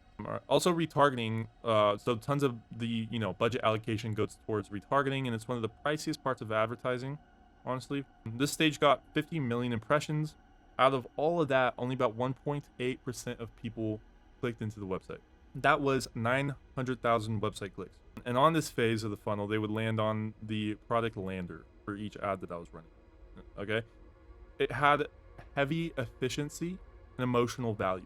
So basically, I got them in the vibe of relaxation, and I made them think about how nice their current environment would be if they had a certain bedroom decoration. And then on top of that, there were urgency and scarcity triggers. So basically push the idea that, there were only a few left in stock and that the COVID sale was ending tomorrow. Okay, that was my go-to for all the product landing pages, pretty much. And then lastly is the purchase step. So after they added the product to their cart, or they did a bundle deal of some sort, they'd check out, and only about 25% of everyone who added to cart ended up checking out, which is actually a very, very good. The best way I was able to get a high ATC to purchase rate was because in order to add the cart, I had a plugin that forced them to enter their email. It was a good lead magnet. After they did that, then they added it to cart, and I sent out a massive cart abandonment email campaign. We'll go over that in the email marketing episode, but that alone right there, I was able to bump it up to around a 25 percentile, I believe. Pretty much all of that combined brought it up to that 25 percentile. And then lastly, the loyalty stage. And this one was basically the amount of repeat purchases I got. Unfortunately, due to the absolutely horrid shipping time during COVID, the repeat buyers wasn't as high as I'd like it to be. But that's okay, because I got 1,000 repeat purchases, and most of those were from people just buying a second product after they bought the first. So not realistic repeat purchases after they received the product. For the brand you run, if you want to bump up that number and possibly do custom packaging and whatnot, you're going to seriously be able to increase this percentile right here to around 30 to 40% if you're really good. Okay, I'd say about 25% is average for repeat purchases for a big brand, but 8% is what I got, and that's about average for dropshippers. And I was doing that through COVID. So here's an example of what would happen if I were to upgrade the landing page and get 17% more add to cart. So this is just an example, right? Now we're talking about optimization and how, if I optimize this funnel, this room explosion funnel, if I knew what I knew today, what could have been possible? So if we just improved, I don't know, copyright in this hypothetical situation, and we got some better pictures, maybe you increased the authority and added in like 300 more reviews for all the products, and then upgraded the design as well. So maybe we might be able to get a 17% increase in add to carts if we did a bunch of tweaks to the website and we made it look way better and with way more incentive. That's this hypothetical number we want to aim for right now, and that 17% increase would result in an extra $209,000 in revenue. Changing that 5.2% off add to carts to a 6.2% in total of all the add to carts, that would equal that much more revenue. See that small little increase? And most people don't understand that concept. They'll put up a random ad, they'll throw together a random website, and then they'll just focus all their efforts on figuring out ways to do useless shit, like testing ad audiences or testing bidding strategies with TikTok ads, which isn't necessarily useless, but it's only 1/5 of the entire thing, right? Little do these people know that there's so much more potential for an increase in profitability in every little portion of the funnel. That's why it's going to take you a minute to get this highly profitable TikTok brand, okay? It's not going to happen all at once. Yeah, that right there, my friends, is exactly how you're going to get profitable over time and how you're going to need to keep making constant revisions. Kind of like in the very first video when I was talking about how everything is about testing. Testing. Every little part is going to make a huge difference and might end up determining whether you're unprofitable, break even, or profitable. The last thing I want to give you guys is a few really good resources, and that's these 3 books right here. Obviously, you have this course, right? But I really believe if you want to become a master at this and you read these books on your free time and you really start to geek out on it, become a nerd over this stuff, you're really going to end up successful. They're really interesting too. If you just start getting into this whole space and, you know, these are really going to pique your interest, all right? And starting at number 1, probably the best book about advertising ever is by Eugene M. Schwartz, and that's Breakthrough Advertising. Okay, this is pretty much the most well-respected older book on advertising and consumer psychology that you'll ever read. But the issue with this one is it's all the hard copies cost a lot of money, like $500 on Amazon. So you could probably just get like an ebook of it or a PDF or something like that somewhere on the internet. Start with this one first, Breakthrough Advertising. Next is Ogilvy on Advertising by David Ogilvy. This one came a bit later in time. It was written in the 70s or the 80s, I believe, and the fundamental knowledge you're going to learn in this book is massive as well. Okay, so David learned from the works of Eugene, and then he wrote that book, Ogilvy on Advertising. And then lastly is Marketing Made Simple by Donald Miller. So this one's a more updated, newer book, and it's great as well because it kind of ties in most of the older concepts that these other 2 books taught back in the day, like the original concepts. That's not to say the older ones aren't effective anymore. Advertising will always be advertising, and human nature will always remain the same. So if you want to learn some core foundational OG knowledge here, and this is where a lot of my knowledge came from as well, these are probably some of the best books you could ever read, and it's going to directly apply into your dropshipping stores. In regard to third-party resources, I'd never suggest to go out on YouTube and start learning from random people about dropshipping, because I mean, if I'm going to be honest, I'm not just saying this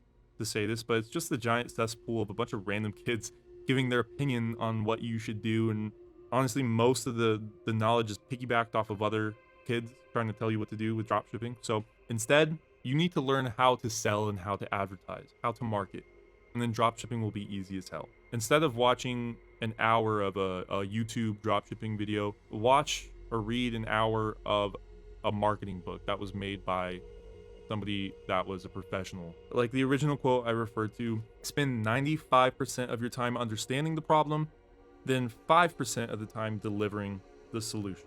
And yeah, that's going to cover this video, guys. With that worksheet I gave you, the resources, and the real live example of how it all worked with a store that I made back in the day, you now finally understand how to connect it all. And now you're able to go out in the market and start finding problems and then delivering solutions to those problems with dropshipping. And to find a friendly remember is that this is going to take time and experience to finally, perfect, where you just connect with the customers on the exact same wavelength. And it's going to require lots of revisions and lots of testing. But when you initially fail, just remember that you're only in phase 1, okay? You're only in step 1. If you go launch a store and it fails immediately, remember that's not failure. That's just the beginning of the optimization process. If you run out of money or whatever, which this is not going to take a lot of money at all, especially compared to real businesses. Well, this is a real business, but real, like, I don't know, brick and mortar businesses, for example, like a restaurant or whatever, you can always go make more money and then attribute it to the marketing funnel, attribute it to the testing phase. Whether it's money or energy or whatever, it all comes down to time, essentially, right? So how much time are you going to put into aiding the development of this venture? And with every little improvement and every little test you do, you're going to seriously accelerate your brand into the next level of profitability. So yeah, thanks for watching, guys, and I'll see you in the next episode. Adios.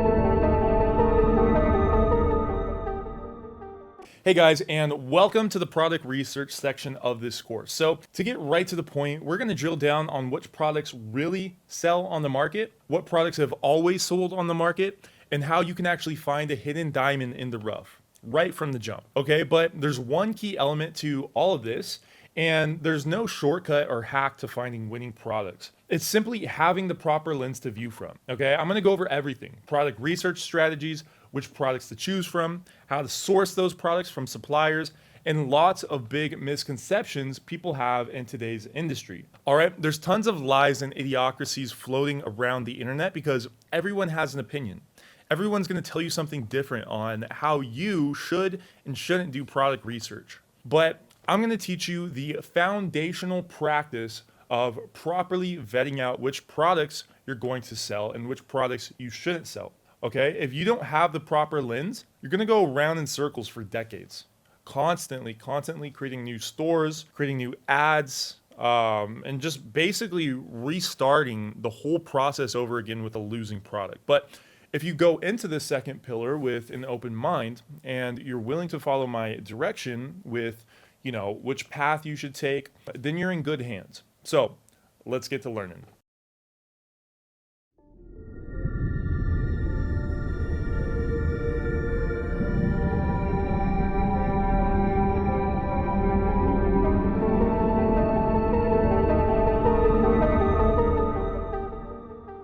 Hey guys, and welcome to this video called Product Research Methodology, wearing the proper lens to identify winning products. So this first episode in the pillar is going to be all about product research methodology. And what I mean by that is we're going to have a certain criteria of things we need to look out for when finding our winning products. In the next few episodes, I'll be going over particular research strategies and examples of what we need to look for. But for now, we need to know what to be looking for. We all have different ways of looking, at things in our own heads. And everyone thinks that the product they choose will be the winning product because everyone is subjective in their own ways, right? Like maybe you might like a certain product, or you might be thinking of a particular friend who would love this kind of product, or maybe your mom would buy this. But that doesn't necessarily mean our target audience wants to buy that product. So without further ado, let's jump right into the video. So first things first, like I said, pre-market research goes hand in hand with product research. It's 50-50. You got to know who you're selling to before selling a product to them, okay? It's the same exact thing as if it's someone's birthday, for example. Treat a birthday like choosing a product. If you don't know whose birthday it is, it's going to be hard to get them a gift. Like, yeah, there's some universal gifts out there most people could use, but when we go either too broad or too narrow, we start shooting ourselves in the foot. Okay, so if you haven't already, go watch the pre-market research pillar before watching the product research pillar. All these episodes and pillars are designed to be watched in chronological order. So don't ever skip ahead. Watch one at a time until the end and you're going to be good to go. But before we start this episode, I want to refresh your memory really quickly on the most important concepts we learned from last pillar before moving forward with choosing our perfect winning product. And first concept I want to remind you of is of course, impulsive purchasing. It needs to be something that could be purchased quickly and without being planned. So unplanned purchasing plus exposure to stimulus equals impulsive purchasing. That's why our future product here really is going to have to grab the customer's attention. Number 2 is the hedonic versus utilitarian idea of personality. So we're going to be selling to people who typically live with hedonic motivation, people who live for joy, happiness, and they constantly surround themselves with positive and heavy emotion, right? People like this directly shop in the same manner. That's number 2. Number 3, after we choose our product, we need to align it with some of these purchase values. We need to figure out what our product is going to fester within these people. So this one's really important to keep in mind, because after you finish this pillar and you choose your winning product, please don't forget about the first pre-market research worksheets that I told you to do. Remember to tie everything together and create your perfectly designed funnel to sell this new product of yours. Because if you don't understand the back-end thought process behind what you're selling, then you're going to be the guy who just threw a bunch of shit together and hoped it stick. Map out the funnel visually and write everything down so that all of those creative thoughts in your head don't just go to waste. Simply put, remember to tie everything together and attach values to what you're selling. And then lastly, number 4 is the demographics of what our purchase audience looks like. So you should be painting the picture in your head very vaguely of who this person looks like. And hopefully you've done that already with the customer avatar worksheet, but keep this in mind moving forward. The preferred age is 18 to 24, preferred gender is female, but male if you're selling a higher priced item. And the motivation is obviously hedonistic pursuit.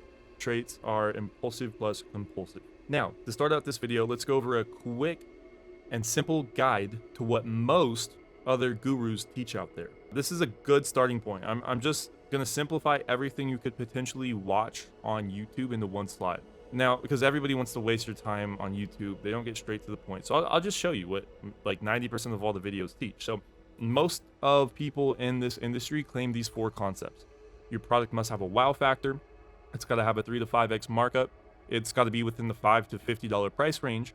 And it's going to be scarce, or, it's got to be trending.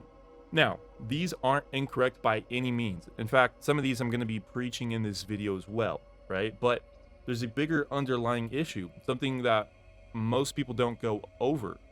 And it's a testimonial to why most people fail. All right, YouTube gives you a general thesis of what to do. It's like a nice little warm-up if you're literally just hearing everything for the first time, as most people gravitate towards when they're beginners.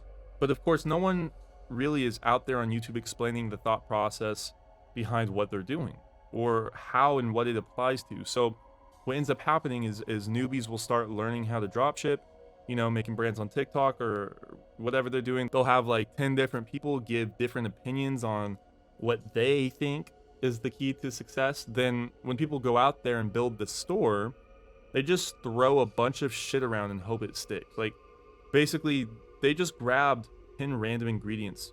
They created the worst dish, the worst meal anyone could ever eat. And if you were on the other end of the spectrum looking at the product someone's trying to sell to you, you're not even going to recognize it. You'll just skip right past it. 90-something% of all the knowledge is subjective. It's half true, and most importantly, it's not channeled. And what do I mean by that? It's not channeled by any particular strategy or within any particular strategy. I'm not saying any of the people on the screen are uncredited by any means. I'm just saying people love to copy information off other people and just spit out random opinions that have no merit. They don't channel with one another. It just confuses everyone.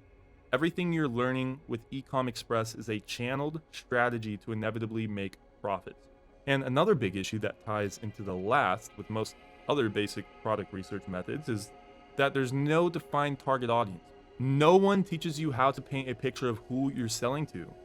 All right, there's a reason so many people look at dropshipping as some easy game, and it's because these people on YouTube want your clicks and they want your attention, as I'm sure you already know. So they simplify everything down, obviously, and the longer you watch the video, the more money they make. Lots of the things they say make sense, like, the wow factor thing, or the 3 to 5x markup, or the price range, or whatever. But everything works within its own funnel, within its own strategy.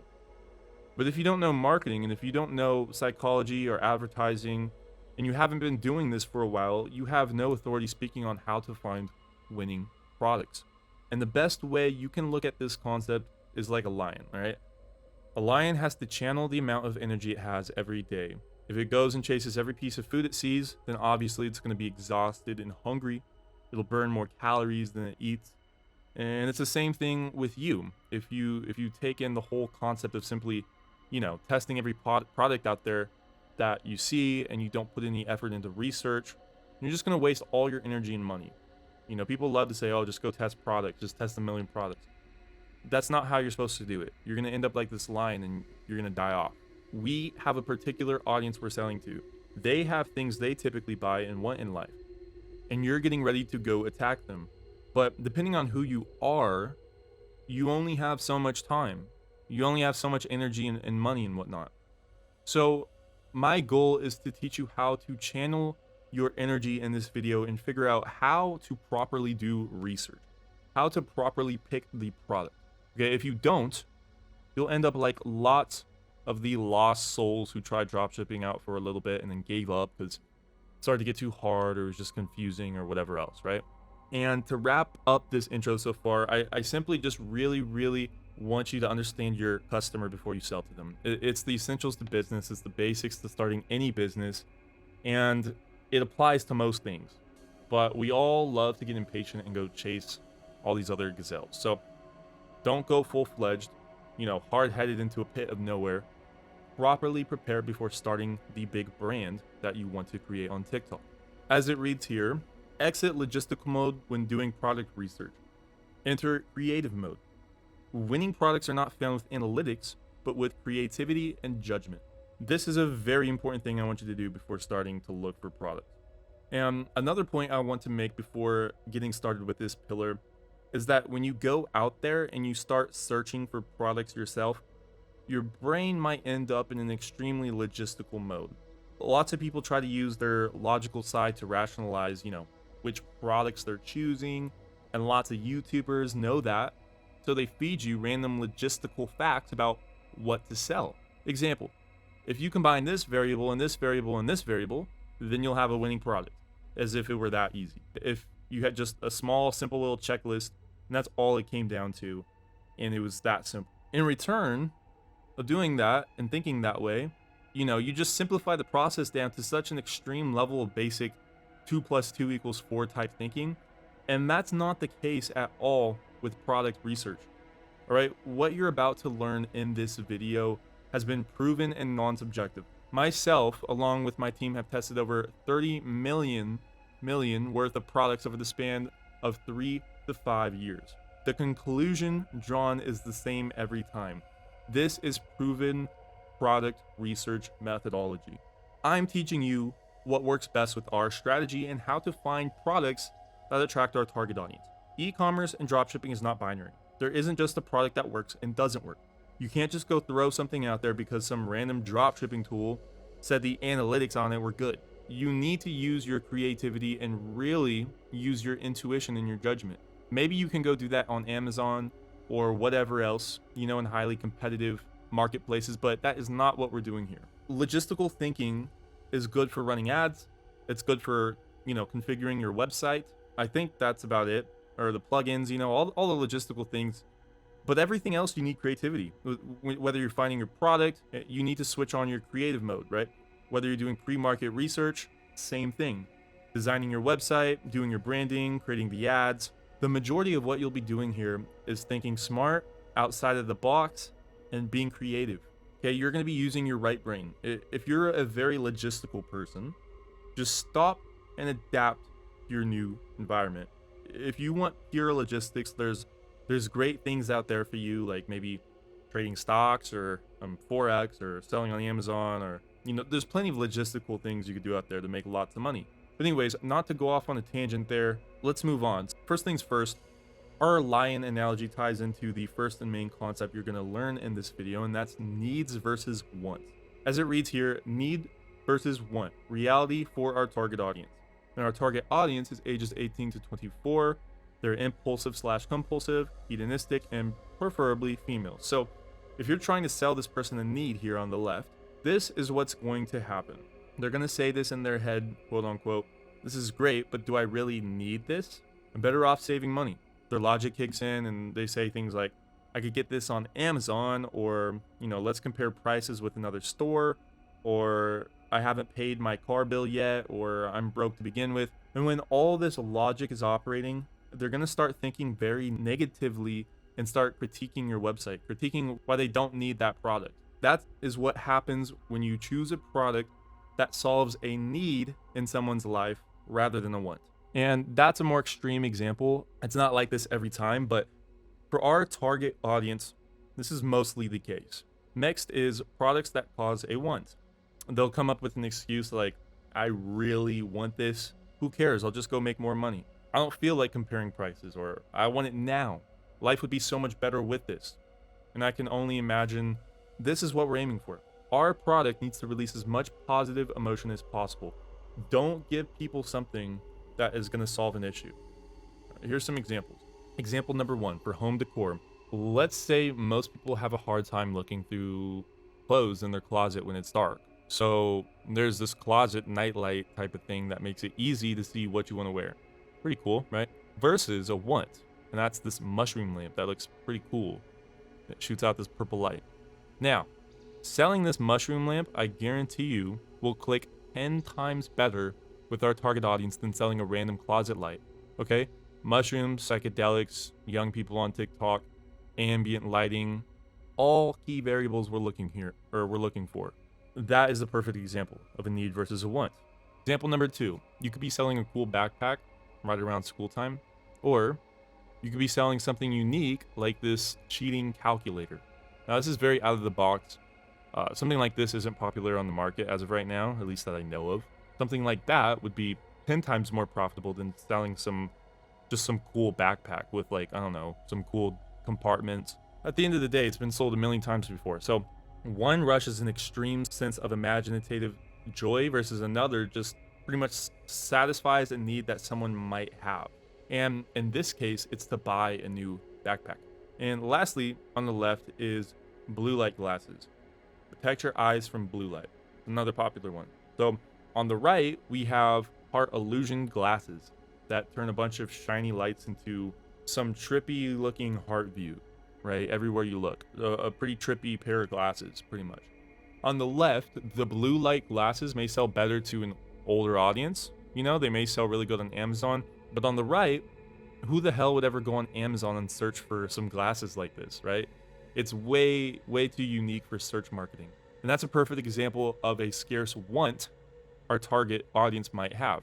But without getting into too many examples, let's go over the main variables we look for when searching for a winning product. And these 7 variables we'll go over in more depth, but starting out, we need to have a one product store.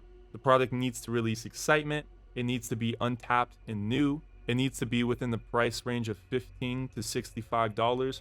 It needs to have a 3 to 5x markup. It needs to have a wide and targeted appeal. It needs to have a wow factor to it. And in the coming videos, I'll be showing you this checklist and I'll be going over where to look and what to find. And I'll be giving you examples, but let's really understand what all of these mean, right? So starting out, we should strive for a one product store. One product stores are going to do really well with our strategy. We want to appear as if we are the inventors of the product. Like we made the product. Our product is a unique, rare find. Too much variety causes impulse purchases to fail. Okay, and there's lots of subjective beliefs and strategies around this as well. But again, this is Ecom Express. So some might say a niche store is good because it allows you to test multiple products within a particular niche. And, you know, it also gives people plenty of cross-sell options and upsell options. That way, people keep coming back, you know, to look at you as their go-to store for, I don't know, say fidget toys, right? A fidget toy niche store. And yes, this is all true. This all works in a sense. But I'm trying to give you the easiest possible solution here. The easiest possible solution to produce the most profits, the best probable outcome. Another thought process may be general stores, right? And how those are good because, you know, it gives you tons of products to test and that you can just advertise them all and find winners much quicker than having to rebuild a one product store, you know, every single time your product fails. But what typically ends up happening with those people is that they bank so hard on the fact that the product is responsible for most of the selling, and that's just not true. They have no pillar system ingrained into their brains. Those are the type of people that believe that the product is just everything. So how could you barely put time and effort into every other pillar and just only think your success is going to come from some mystical winning magical product? It's not reality. So that's an example of what I was talking about earlier. You know, how about people think way too logistically and they go into these extremely narrowed down views of what to pick. Don't do that. Do tons of research, find the product with the most probability of success, and market the fuck out of it, all right? So there's two contradicting beliefs. One says that you can market and sell anything you put your mind to. Like on the left here, it says, market anything, continuously optimize one product funnel till finding success. But on the other hand, it says general store. Find winning product. Test hundreds of products till you find the hidden gem. Now, both work, and people have made millions of dollars doing both. And if I made all my money using general stores and niche stores, I'd teach you that strategy, right? I'd teach you how to do that. But I didn't. I developed a one product store funnel, and that's what I'm teaching you now. And it's predicated all around the fact that you know how to find the winning product without having to test hundreds of products and rely purely on data, which is ridiculous. because most of the time people don't even know how to read that data to begin with, right? They're going around in circles. And okay, and in regards to the whole data thing, TikTok prices may have shot up one day because, I don't know, let's just say Nike spent 50 million on a new advertising campaign that day. And then in return, it sent out a giant wave of fluctuating prices, for all the other small boats on the sea, all the other small businesses, how the advertising bidding systems work. So that could have directly affected their click-through rate and their KPIs. It's just a big mess. Way too many complicated things to try to explain to people who are starting out. That's why I'm teaching you how to properly research to begin with, so you can get this done and we can master this right from the jump, right? Being confident about what you're about to sell and how it correlates to our target audience is key. That's how we go all out, all right? That's going to give you the highest probability of success. A one product store with an upsell, or two will be the best solution. Our whole angle for selling is the fact that you're the inventor of some new product that people haven't really seen before, which gives it a lot of authority in the market. And it really makes sense for most people to purchase off a website like that rather than purchasing off of a random giant niche store that looks like it's probably selling products from China. When they see a website like that, they immediately figure it's dropshipping, or they just don't trust it. They don't know why. But when you design a beautiful website that looks like a startup company for some new product, like some new Shark Tank invented product or whatever, people are much more susceptible to purchase from you. But if you really want to strive for a niche store, this will work as well, okay? Because I know lots of people might want to be creating a niche store, and there's lots of options where that could work very well as well in correlation to our strategy. But it is going a bit off, of course, from what I'm teaching. But it'll do, so this is going to be a lot better for building a more long-term organic traffic type of brand. So as it reads here, 2 to 20 products, build a sub-niched store, example bedroom decor, build a loyal customer base over time. And yeah, again, this one's going to take a lot longer to get up and running, and it'll be harder to capture an impulse purchase when you have multiple products. And the reason being is that, let's say you're selling a projector on paid ads. The customers click into your ad after seeing the advertisement. They check out the product, think they want the product, but then they see it's a niche store, right? So one of two things will happen. Either they'll start looking around your website at other products, they'll get distracted, and then they'll click out, or they'll immediately click out because they don't trust stores like that and they'd rather just buy off of Amazon. When we make a one product store, we put them in a chokehold. We make it very hard to find the product outside of us. We make the price cheap, and they don't really have much to lose when purchasing anyways. So they'll just pull the trigger and make the purchase. When there's too many options, people never decide. If you're sitting at a restaurant, there's so many good options on the menu, it makes it very hard to even pick something, right? But if you're at a restaurant, I don't know, In-N-Out or whatever restaurant near you that only sells a couple items, it takes 2 seconds to order. Let's say you're primarily focused on scaling your brand organically. So you have a long-term goal of building a niche brand that sells a particular niche of products, right? If you have a TikTok account and you're constantly posting on there or on Instagram or wherever else, you'll end up building a list of loyal customers over time because people will purchase, right? And whenever you drop a product, you'll get sales. These are pros of having a niche store, right? It'll just be a matter of time of building this list up. That right there requires what? Great customer service, great product fulfillment, great shipping times. And it's really going down a different route from what I'm teaching you. Okay, if that is your passion, you can still continue to take all the advice I teach you throughout this program, and it will all still be true to your niche store, but it gets a little bit more complicated when you do it that way. That's all. But anyways, moving on to the second variable, and that's excitement. So similarly to selling someone a need versus a want, we want the product to bring excitement. As it reads here, the product must convey a sense of excitement and imagination towards what the future would be like. The customer must get a sense of joy, happiness, and excitement. Let me give you a good example that hopefully you can relate to. So let's say you're selling, a product to a younger guy, and you come across this new water gun, and it's marketed as the most powerful adult toy water gun in the world. Immediately, the customer, the young guy, starts thinking about his buddies. He starts thinking about all the scenarios that pop up in his head about where and when he could use that water gun. This is a prime example of excitement. Your product needs to get someone forward thinking. It needs to bring joy. It needs all of this, otherwise a impulse purchase can't be facilitated. It's the best if I give you examples like this for, this variable, because it's very hard to explain this in a logical way. But once you feel it, once your intuition starts going off, that's how you know you have a good product, right? And I'm sure you could come up with many examples as well. It's that feeling you get when you see a really cool product and you really want it. Next is untapped/new, and it reads, since we are creating a new brand on social media, it will be easiest to find a hidden, untapped new product that hasn't really been seen before on the market. This will make it very difficult for anyone to find your product outside your website. This one's obvious, especially since we're doing a one product store. It needs to not have competition. And the basic easy way to explain why is because when you go start advertising on social media, you have to pay a price to show people ads, right? And advertising platforms like TikTok will charge you higher prices if they can see that you're selling something that other people are already selling. Competitive rates will increase, and you'll be paying a premium basically. On the other hand, if you're selling something the algorithm can't pick up, something it can't detect, and no one else is selling it, you'll have little to no competition in the marketplace, especially if it can't even comprehend the niche of what the product is in. And marketplace competition only arises within your product niches or within your specific product.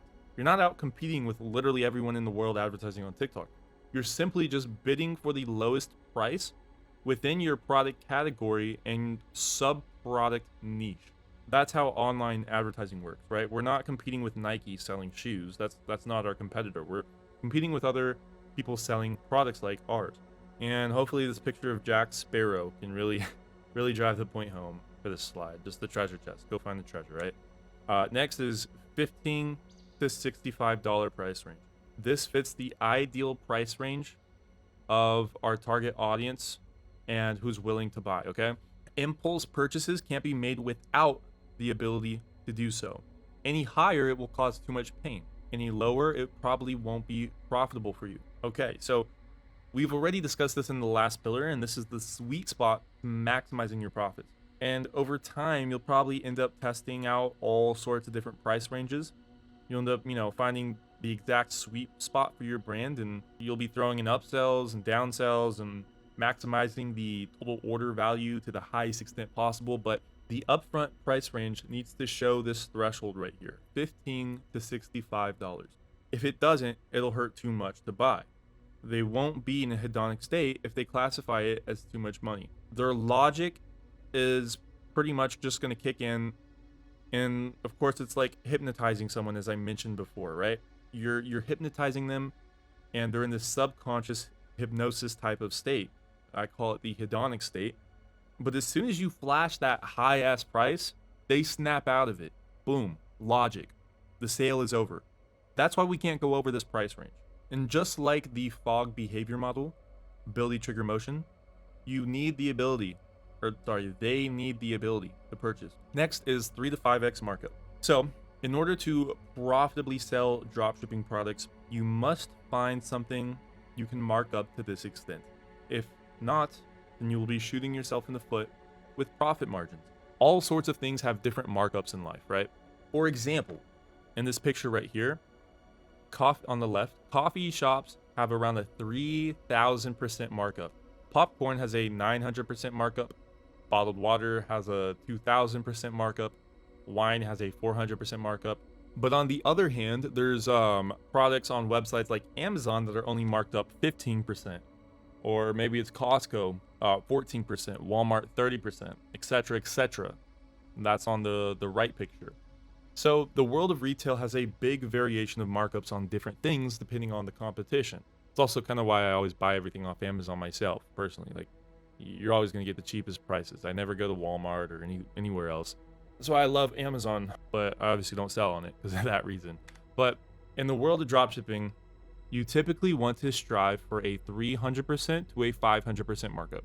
If any higher, then that's better, because, with dropshipping, TikTok brand building, we're in full control of our destiny, especially with one product stores. That's why we don't have to sell 10,000 units on Amazon with an extremely competitive price rate. We can price our products whatever we want to have it perceived as, but strive not to go too high in price over that $65 price point for the beginner level, right? With our target audience, they're not going to impulsively buy something if it's going to hurt them too much, as I've been saying. Now, I'm making it difficult for you to find this damn winning product because now we're really putting in lots of filters on our lens, because you may end up finding the product of your dreams, but if you're not able to mark it up to a reasonable extent for this example, and then you go start advertising the product, then you're going to realize your profit margins are being diminished, especially as time goes on and the competition gets higher and higher and higher. So do yourself a favor and put some more time into your research. Make it fit this criteria and you're good to go. Next is wide/targeted appeal. This one's a bit tricky. So as it reads here, we must target our lens on our target audience, but it has to appeal to everyone within this audience. Okay, for example, men who play video games. It's narrowed down enough within a niche, but it doesn't step foot within sub niches.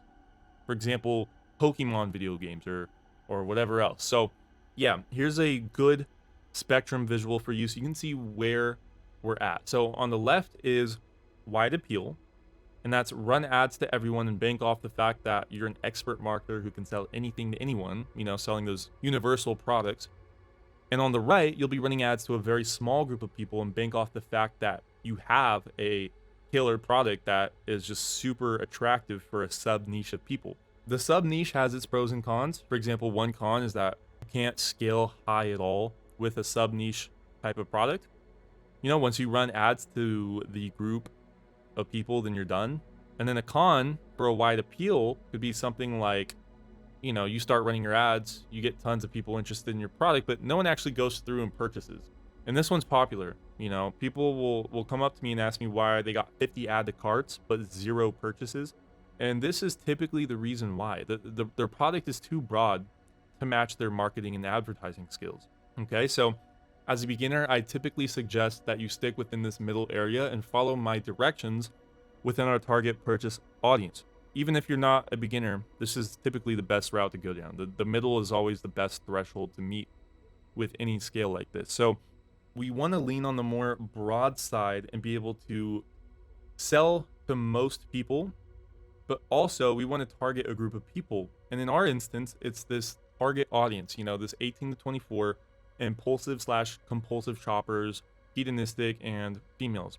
Being right in this middle will give you the best of both worlds, and it will give you the highest probability of success when you're starting out.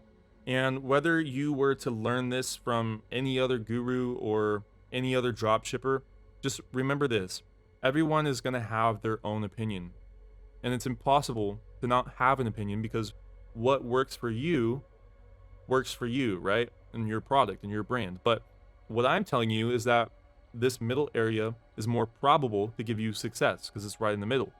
I'm not saying you can't do either, but try to aim at picking a product that attracts the semi-broad niche of human beings. It's kind of common sense as well. Lastly, we have a wow factor, something that simply makes you go wow. Okay, this refers to using intuition and choosing something that you feel will blow up. This is a gut feeling, and it will only grow stronger over time. Think back to all the times you've seen a really unique product that's never been seen on the market before. That's what a wow factor is. Here's a good example of a product that might make you go wow, because it's hard to explain this without showing examples. Okay, this is a flamethrower lighter. It could be marketed as a normal lighter, but then you see how strong the flame is, and it makes you go wow. Okay, there's no logical need for a lighter like this, right? It's a want. It's just cool shit that any guy might want to buy if they have their credit card near them at a good price. With enough incentive and enough convincing, the purchase is going to go through inevitably. That covers all 7 variables we're going to be on the lookout for. One product store, excitement, untapped/new, $15 to $65, 3 to 5x markup, wide/targeted appeal, and wow factor. All of these 7 variables combined will more than likely find you the best possible product. But remember, if you're going through your list of possible products in the near future and you've checked off, say, 5 products that all meet this criteria, after filtering through maybe 100. It then comes down to your intuition. Your intuition is the hidden yet most valuable variable of them all that I did not list on here. That's going to be what really determines something amazing.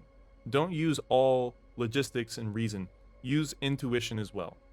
And before we move on, I want you to write this down in your notes as soon as possible. Start interacting with e-commerce ads. Doing this will begin to populate your social media feeds with more and more advertisements. Save all videos that pique your interest and study all successful products. Build a list and steal ideas. And I'm saying this now because the sooner you start doing this, the better, because it takes a while for the right ads to start popping up in your feed. So go in, click add to cart on other similar dropshipping products, click through to their websites, and even reach like the checkout screen. That way you're teaching your own personal feed, like your own Instagram and your own TikTok and your own Facebook and everything, to show you dropshipping products and show you things that people are advertising. That way you can get good ideas. But you need to start doing this as soon as possible, okay? Start doing this ASAP because it takes a while for the algorithm to kick in. That's going to summarize this video, guys. I'd hope it's a good relief to now know you know exactly what to look for, right? And if you're ever confused about what to choose, fall back on this video, save it for later, rewatch the video if you need to before making your final decision. Make sure you've taken notes and follow your gut feeling about the product, most importantly. Lots of times we can all get really indecisive because it's just a big decision on what you should be selling for your first brand, right? And it always is. This part's going to take a while. So don't rush it. But yeah, that's going to cover this video. I'll see you guys in the next video, and that's going to be all about product research strategy. So pretty much yeah, thanks. See you guys.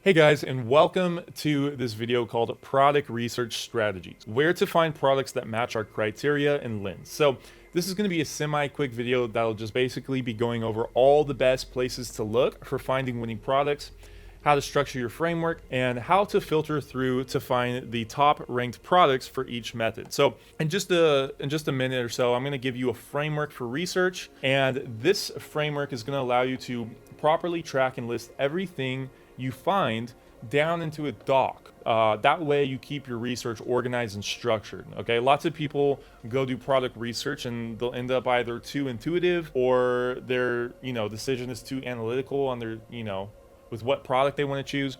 But the framework I'm about to show you is a good combo of both, and it'll give you the best probability of success. So let's get started. So starting out here, we have a 5-step process for finding products. Okay, step number 1 is brainstorming. So basically just start listing out everything that piques your interest. We'll go over a Google Doc worksheet here in a second, but for now, let's understand the process in full. All right, step number 2, filter. Once you've basically got a giant list of around, say 100 to 200 products, then you're gonna start filtering through them and checking off variables for each product essentially. You're also gonna eliminate everything that doesn't match our criteria. Step 3, pick top 5. Choose top 5 products that match the most criteria. Step 4, live feedback. Go out and ask the target audience in real time which products they'd prefer. All right, live feedback is very important. And I want you guys to do this because lots of the times when we start to get a general consensus of what real people in your target audience tell you they'd be most likely to buy, then you start getting an outside perspective and truly start to understand these people's ambitions, okay? Step 5, intuition. Choose the product that your gut feeling says will do best. After we do all this, and we've got it to like the top 3 products, and we just can't decide what to roll with, this is when you're going to trust your gut feeling and let your intuition lead the way, like I discussed in the last episode. Choose what you truly want to sell and what you'd be most comfortable selling, because if you understand the product really well and you understand the audience really well, and it's something that sparks tons of imagination inside of your head when you're thinking about it, then that's going to be the best for you. You know, sometimes we have ideas in our heads that are just way stronger for some products than others. Like, you know, maybe one product is easier to make TikTok content with. And let's just say that's your strong suit, making content, and you really want to film TikToks with this product. Then go with it, okay?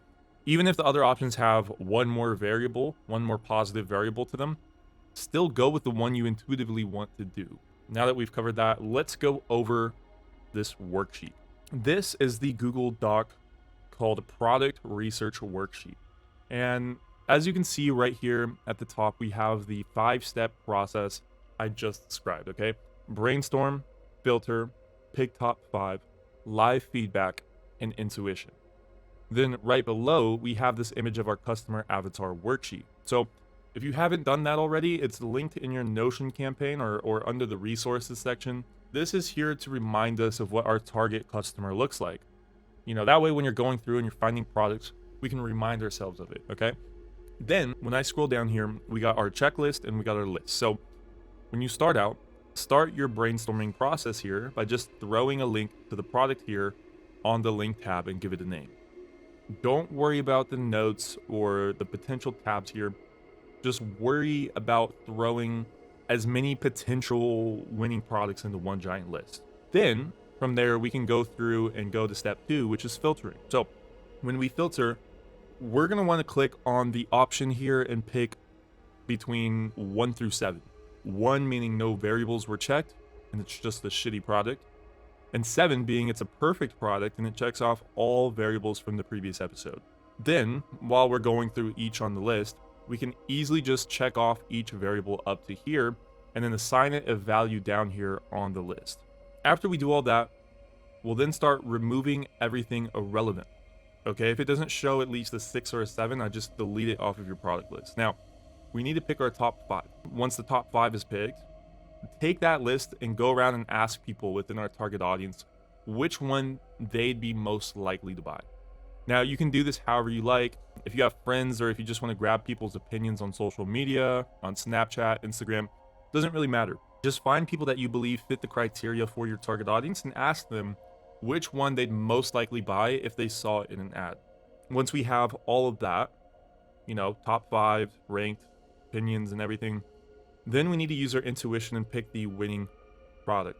And that's that. If we don't systemize this process, we'll end up taking way too long to find a product and we're going to end up way too indecisive. That's why when we follow the system, we can organize our thoughts and start ranking everything on a spreadsheet and visualize what we need to do. So that covers this worksheet. And the first method I want to go over is the AliExpress method.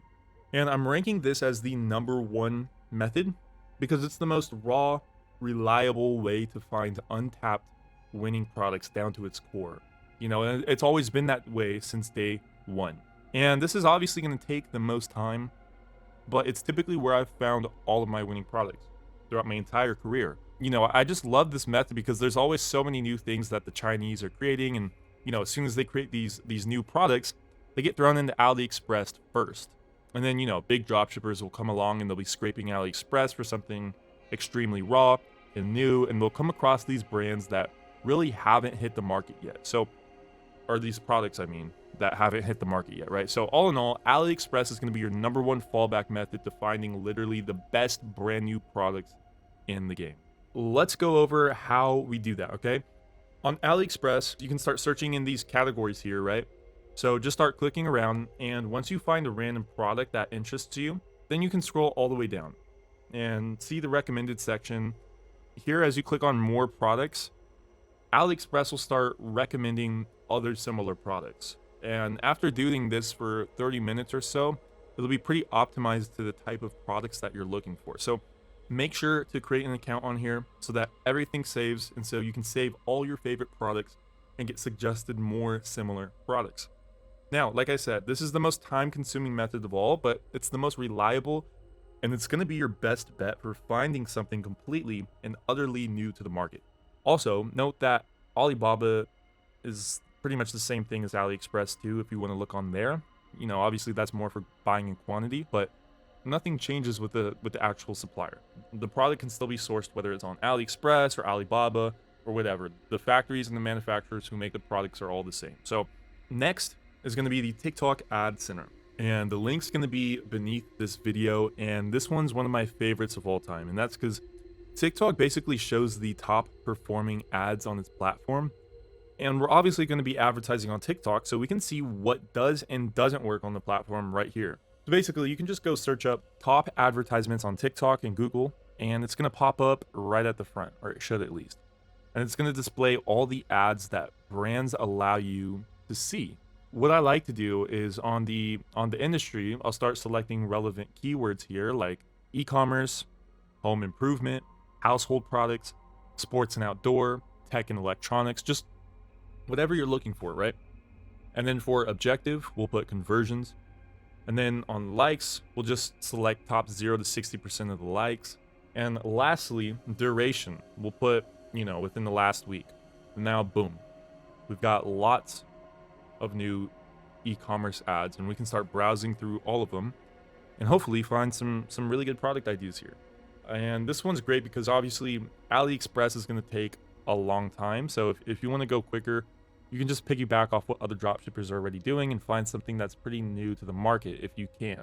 Next, we got Minia AdSpy.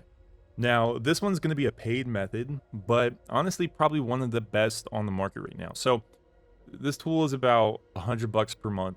If you have the money, I'd suggest getting it. And the reason being is because it constantly scrapes all of these social media platforms, whether it's TikTok or Facebook, or even like influencer marketing. It lets you look at other Shopify stores and check analytics on them. Tons of things you can play around with on here. And if we're talking research tools, this one probably combines all the best features from multiple other tools into one. To start it out, I like to go to TikTok ads, and then I'll go over here to the filter section and click on advanced. And then I'll set the creation date to the last 7 days. Then I'll go click on the likes and set it to a minimum of around 300 to 400. Then I'll set language to English, and boom, now we got a solid list of products here to choose from. And you can play around with this, you can adjust the filters to whatever you like, but I'd suggest keeping the creation date range within the last 7 days because we want to make sure we're stumbling across something very primitive to the market. Now, we can click on any of these here. Click see TikTok ad, and now we got all the analytics of the ad, like literally everything here. And this data isn't always accurate, but it's close enough and gives you a solid understanding of how well the ad is doing. What's really cool is when we click on shop analysis, we can see all the data from the actual website. It's not 100% accurate, but it's close enough. So typically it's pretty easy to extract this data. There's tons of tools out there if you want to see what your competitors are selling, what apps they're using, how much traffic they're getting, etc. But it's super convenient with this website we're using here because you get everything here right in front of you. Here's the thing, I'm not affiliated with these guys, but this is what I've personally been using and it works great. And remember, there's no one correct method. All these methods I'm sharing with you all have pros and cons.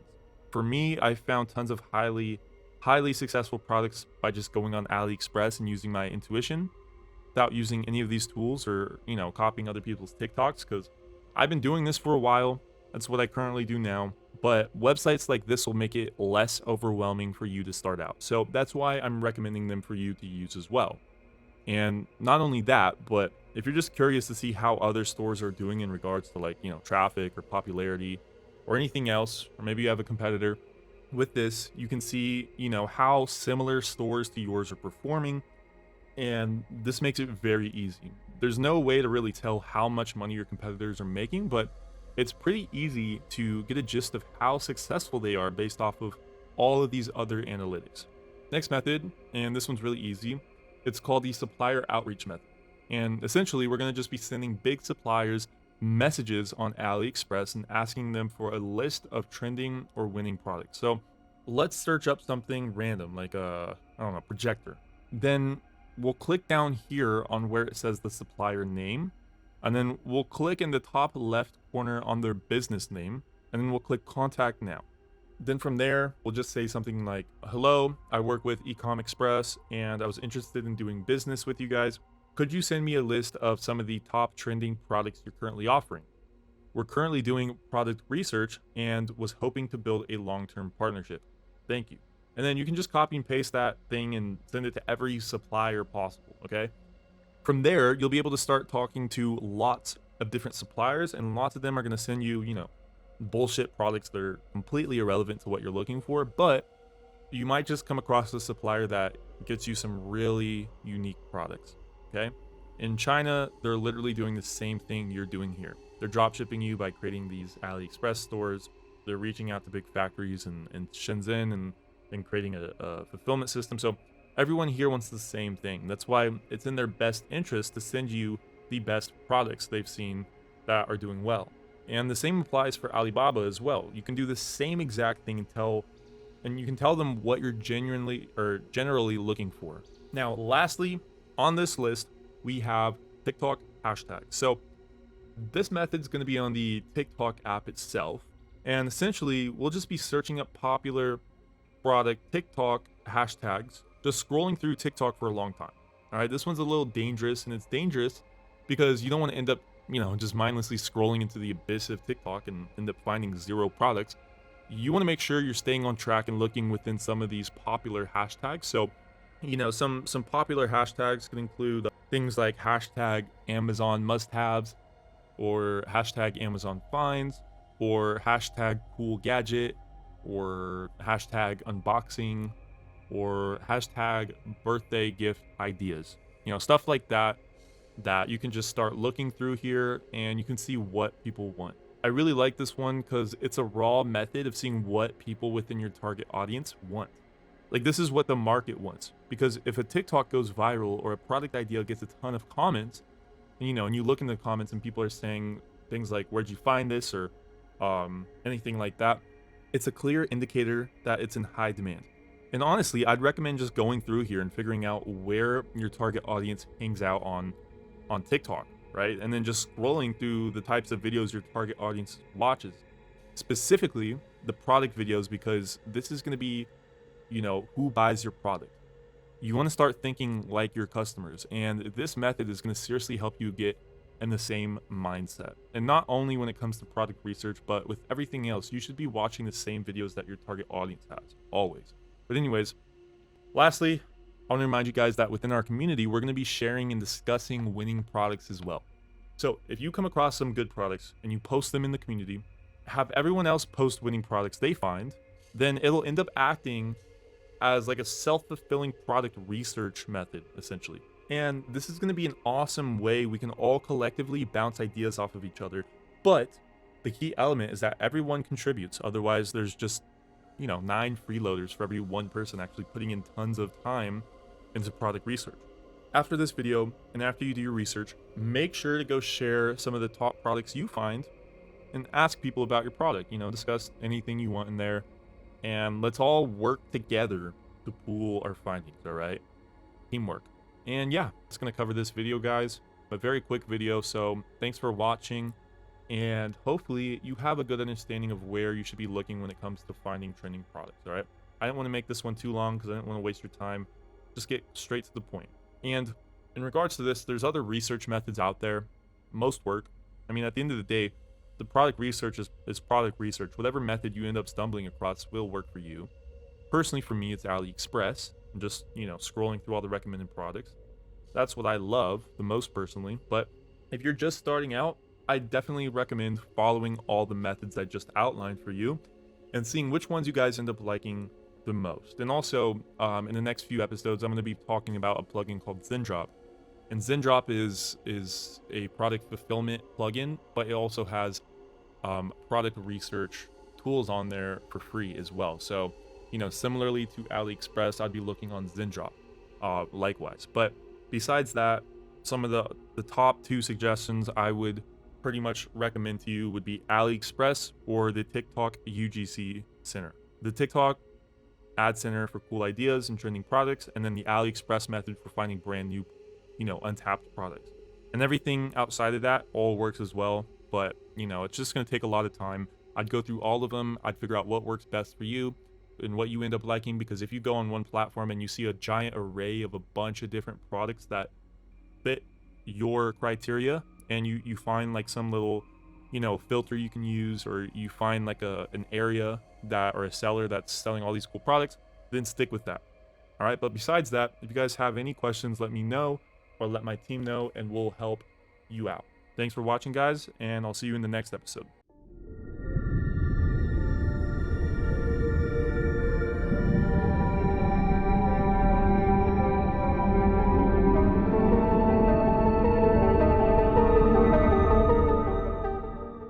Welcome to this video called product examples. So these are going to be live examples of winning products versus just okay products. So in this video, we're simply going to go over a ton of products using the product research worksheet, and we're going to go through and start ranking them one by one so that you can really see some live examples of what does and what doesn't work. And up until this point, I've showed you exactly what type of products you're going to want to start looking for, but it's going to be a lot easier if you can just start firsthand, if you can just see firsthand what I'm talking about. So get ready for this video, because we're just going to go through like 30 different products, and I'm going to show you how I would personally filter through the products and choose something I'd want to sell. So essentially, you'll be seeing a live example of me doing product research, and hopefully you can pick up a few things along the way, and you'll be able to start thinking like I do when it comes to product research. So let's jump right into it.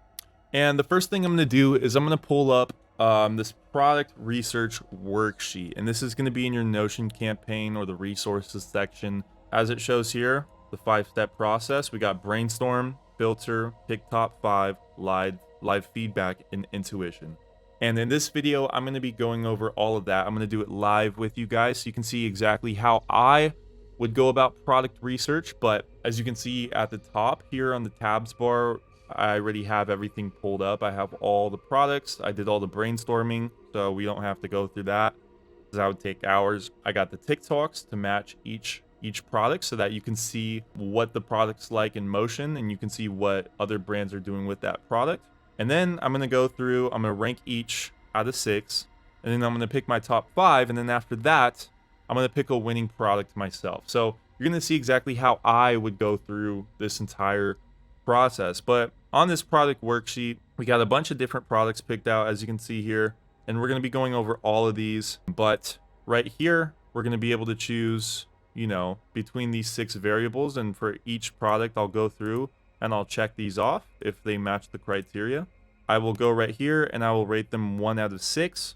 1 being dreadful, horrible, bad, doable, yes, and perfect. We can write some notes here, and then the links for each product are right here. And when you go and do your own product research, you're going to fill this out yourself. These are all example products. They're all great products and whatnot. So if you find some cool ideas from these, go ahead and take some of my products that I researched. But honestly, whenever you're watching this video, I'd do the research yourself. I'd pick your own products, because this is all for example, right? So yeah, let's jump right into this. So first things first, we got the first product, and that is going to be this cat plushie toy thing right here. Okay, I mean, this is pretty cool. I believe this is a newer product as the time I'm making this video. I haven't really seen it that much on the market. So yeah, I mean, looks pretty cool. It's only $6 for the small one, for the 50 centimeter one. Then we got 70, 90, 110, and 130, and it goes all the way up to $35. So let's watch the video for it.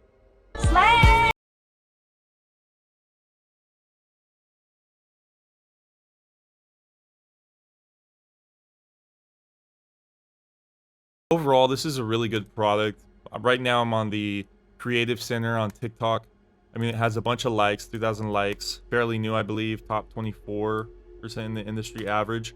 And this isn't even the top ad for this. I just found this. But yeah, let's go through and rank this product. So starting with excitement, yes, it brings lots of excitement. That one's an obvious, especially if you love cats. I mean, this is like more for our target demographic, that 17 to 25 female demographic. This would be perfect for something like that. So excitement, we can tap off the list. Next is untapped / new. So I'm not quite sure how new this is at all, really. I'd have to do research on it, but I believe it's new, so we're going to give it the benefit of the doubt here, and we're going to check this off.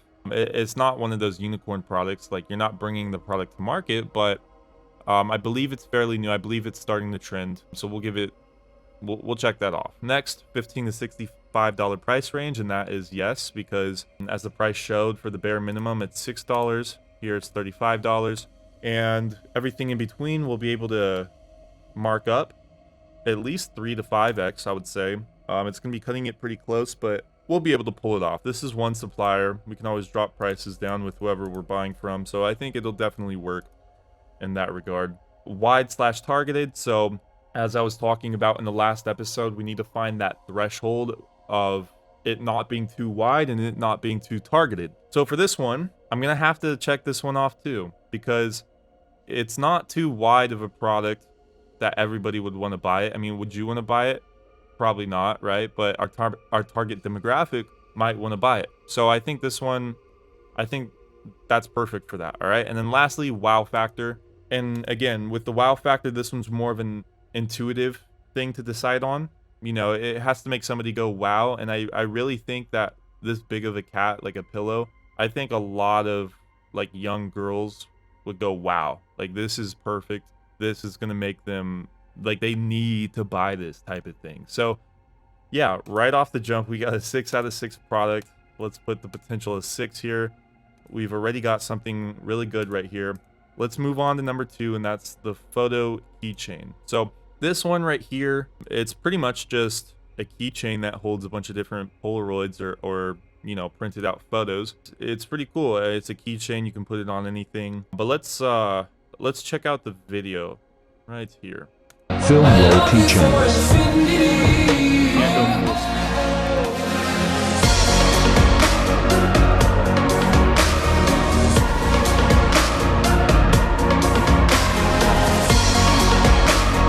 Okay, so yeah, I mean, for this one's a tough one. I mean, for excitement, starting off, let's start there. I do think we could give it excitement. In regards to Untapped, I mean, I don't know. I don't think that this one, I think this has been around for a while based off of what I've seen. So we're not going to give it that. $15 to $65 price range. What was the price again? $11. So yeah, that's perfect. You know, we can upsell it for, or we could sell it for 30 to 40 bucks. We'll check that off. 3 to 5x markup. Yep. Wide/targeted. Yes, that's correct. And then lastly, wow factor. No, I wouldn't give it a wow factor. And the reason being is because, I mean, it's a cool product and everything, but you know, it's not that cool. Okay, it's not like, it's not going to make you go, wow, like I need this. I mean, it may, if let's say you're in a relationship or whatever, and this is just something you absolutely want to give your partner or whatever, it may, but I really don't think it truly has that wow factor. But yeah, really quickly, I'm going to go through here and I'm going to number these. So I'll be right back. 1 second here. All right, so I just numbered them really quickly. I want to make sure I don't lose track of where I'm at. But anyways, for number 2, for the photo keychain, I would give this one a 4. I'd say it's doable, but it's missing the new factor, and it's also missing that wow factor. All right, let's move on to number 3, Magic Fire. So this one's really cool. Let's take a look at the video. Basically, this, you just put it in fire and the flames turn to a rainbow pretty much.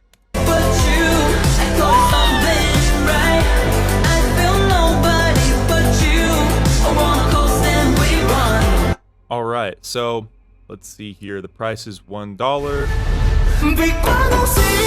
For this one, let's start checking these off. So number 1, excitement. Yes, very exciting. I think this one has that very big joy/excitement factor to it. That one's pretty obvious. Untapped/new. See, the issue with this one is that I've seen this around many of times. I don't know how saturated it actually is, but it really is missing this variable. So I don't think we'll be able to give it this. All right, $15 to $65 price range. This is perfect, as well as the 3 to 5x markup, because it's only $1 for one piece. There's so many different ways you could mark this up. It would be a great upsell, maybe if you're selling like camping gear or something along that lines. But anyways, next, wide/targeted. So honestly, I'm not going to give it wide/targeted. It may seem like, with this one, it may seem that like everybody would buy something like this because it's very broad. Everybody could light a fire, but at the end of the day, you really have to think, is everybody actually out here lighting fires? Do people have fireplaces? is it summer or is it winter and people have fires going in their houses? Most people really aren't lighting fires, so it doesn't really apply to them. Maybe if you're a big camper, this would apply to you, but honestly, I think this is too niched down, okay? A broad sense of people would love to have that, but nobody would really buy it, considering nobody really lights fires that much. Maybe they do, maybe they don't. We'd have to do some more research on that, but I'm not going to check that off for now, all right? Next, wow factor. I'm going to have to give that one a check because it is a wow factor. I mean, the flames are really cool. I mean, just look at it. That'll make you go wow if you see that, a rainbow fire. So yeah, I mean, I'll give this one a 4. It's pretty doable.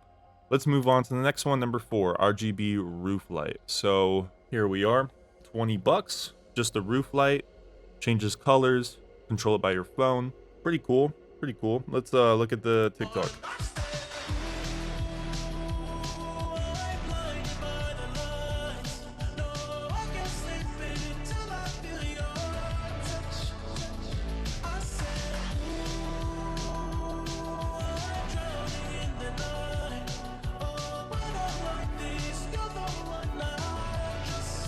Echo, blindly with the light. All right, so starting off with excitement. With excitement, I mean, it's an LED light, it's a roof light. I don't know if it's that exciting. I mean, there's so many other products like that. It's really not going to get you excited if you're sitting in your room and you're thinking, wow, you know, I could have this giant RGB light right above me. I mean, most people have RGB lights, LED lights, if they actually want those, and they're not going to want a roof light. I mean, maybe. I'm not going to check it off, though. Not going to give it that excitement variable. Next, untapped / new. I mean, I've seen this around, so I'm not going to give it that either. $15 to $60 price range. It was about 20 bucks.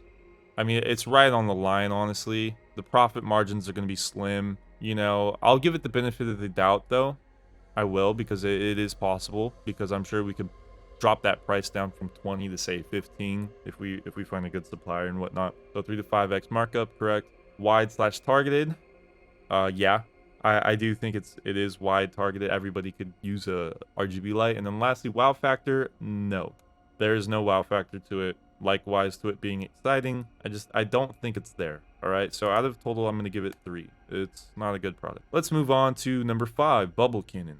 Here we got the bubble cannon. Now this has been trending all over. This has been a really popular product. This has definitely been a winning product for a while with lots of different dropshippers. I mean, it's just a bubble cannon. It may seem pretty boring. I don't know if you've seen this before on TikTok and whatnot, but let's look at the video because people really hype this up. All right, and first things first with this, I mean, quite a bit of likes. Not really, but let's just watch the video. Okay. My mom got me this thing, a bazooka bubble gun. Has 69 holes. Let's try it out today. Okay. So I'm gonna do this. I'm gonna do this. Okay.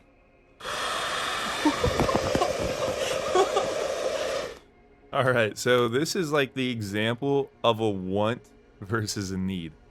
All right, obviously nobody needs this, it's a toy, but you really want it. Like, if you saw that on TikTok, I mean, that would just be so satisfying. So let's go back to here.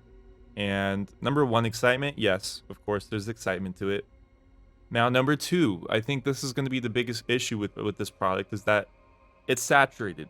Okay, everybody and their mothers have dropshipped this. I'm not going to check this off. If you were to run this product, or if you were to bring this product to market, you would be a millionaire right now because so many people have copied this. It's perfect. You just have to get in at the correct time. But I would give that an example of a really good product, just bad timing. $15 to $65 price range. Yes. How much? Let's see. 19, 25. So for the cheapest one, or the most popular one, 20 bucks. I'm sure we could drop that down with a different supplier. So yes, we're gonna check this one off in the 3 to 5x markup. Wide / targeted, yeah, because it's like an adult toy, an adult bubble cannon. So it's not too broad to the extent that everybody would could use it, but it's also not too targeted to where there's a sub niche of people that only want this, you know. This is like a drunk toy almost. So we're gonna check that off. And then lastly, wow factor. So yeah, this is a good product. Would I suggest anybody sell something that's saturated at the moment? No, not at all. You know, it's a great product, and it's a great example of a product that just started trending, but if you were to do it now, it would not work. It's as simple as that. It's, you know, it could work, but it's just going to be difficult. It's going to be very difficult for you, and I would not put this in the top 5 whatsoever. I just put that in there because it was a good example of a great product that started trending, say, a few months ago, I believe, from the time I'm filming this video. And you know, if you were to look at a product's trends on a graph, it would go up, go up, go up, and then it would peak, and then it would start to fall down. And right now, it's starting to fall down. So, yeah, that's that. So anyways, number 6 is the spy camera. So let's check this out right here. It's only $3. Lots of AliExpress orders for this supplier, at least. It's just a tiny little spy camera that people can put everywhere. It's not that small. I mean, if that's the actual size of it, it's not that big of a spy camera, but I'm sure you can market it however you want to. Let's take a look at the TikTok. Oh, okay. So it's pretty small.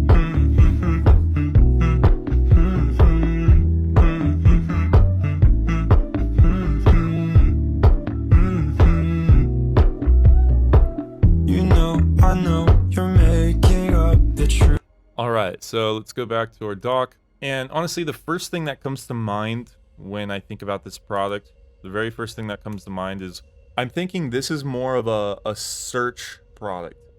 Like, if somebody wants a spy camera, they're going to search it up on Google or on Amazon. It's going to be pretty difficult to convince somebody that they want something like this, right?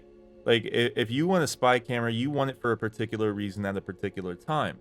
I don't know if you're going to be able to convince people very, you know, efficiently at least to buy one. You may not, but I would say that's the biggest issue with this product right here. This would do well on other platforms, but I don't know about TikTok dropshipping. Or at least that's my thought on it right now. With more research, it could change, but let's go through this list. Number 1, excitement. Yeah, I mean, it's exciting. If you're thinking about, you know, how all the ways you could use a spy camera, it is exciting because it gets you thinking, right? So we'll give it that. Number 2, untapped/new. So I don't think this is very new. I mean, I've seen it around on the market plenty of times. So I'm not going to give it this. $15 to $65 price range. Yes. The product was how much again? $3. So yeah, this is perfect. Very good margins. Very good margins. That's what we love about products like this. And 3 to 5x markup, of course. Now, wide/targeted. No, I don't think this is going to work. So the reason I say that, I mean, it seems like it is, but honestly, the people that actually want to buy a spy camera, I mean, how many people do you know have a spy camera? There's a very sub-niche group of people that want to spy on people. Maybe everybody could find a little use in their head. You know, maybe you're thinking right now of some way you could use a spy camera, but in general, most people don't really want to buy a spy camera at the end of the day. So I'm not going to give it that, and I'm also not going to give it the wow factor because it's not even that small of a product. I mean, if it was smaller, I'd say yeah. I'd be like, wow, that's, you know, that's a really small spy camera, but it's not even that. So what is this? 1, 2, 3. So yeah, 3 out of 6. Oh, sorry. Yeah, 3 out of 6. Bad. No bueno. Anyways, moving on. Number 7, heart glasses. These are heart glasses. They basically portray a bunch of hearts when you look in the light. I think we kind of saw this product in one of the other episodes, but yeah, I mean, this is really cool. Really cool. Everywhere you look, it's more of a trippy product. I've seen this around a lot on the market, so I already know that it's going to be a bit saturated. But let's look at the video. It's like It's better than drugs, Jeremy. I know what you chasing, you can only get this feeling from a dog. You can only get this feeling from a dog. Tears falling and it's looking at you. Alright, first thing, oh, it doesn't show. First thing, 2.9 million views on TikTok, alright? That's how you know it's a good product. I mean, 56,000 shares, 30,000 comments. I mean, this is a lot of engagement. And I've seen this brand before, and they have other popular videos for this product as well. So You know, they're banking off of this right now. I don't know how many views it has, but it probably have a lot. I don't know if you can see on this desktop version of TikTok, but yeah, very good product. I mean, right away, I'm going to go up here and I'm pretty much going to give it everything besides this. Besides the most important one, and that's the saturation, right? It's obviously saturated. I've seen it a million times. You know, that video in and of itself has 3 million likes, so it probably has, I don't know, 20, 30, 40 million views, who knows. That is another great example, similar to the bubble cannon, number 5, of a product that is very good if you brought it to market, if you were getting in right when it started trending. Now it's saturated. Pretty much everybody has probably seen an ad or a video of this product. So if they wanted it, they would have already decided to go and buy it or not. So if you're coming in after 7 different advertisers have advertised to the same group of people on TikTok, and then you're now trying to sell them these lights or these glasses, either they bought it or they don't want it. Yeah, it just wouldn't work. We'll give this a 5. Next, glowing phone case. So let's see here. So these are pretty cool. Glowing phone case. They look better at night. I don't know why they don't show any pictures at night. Let's look at the video. Oh yeah.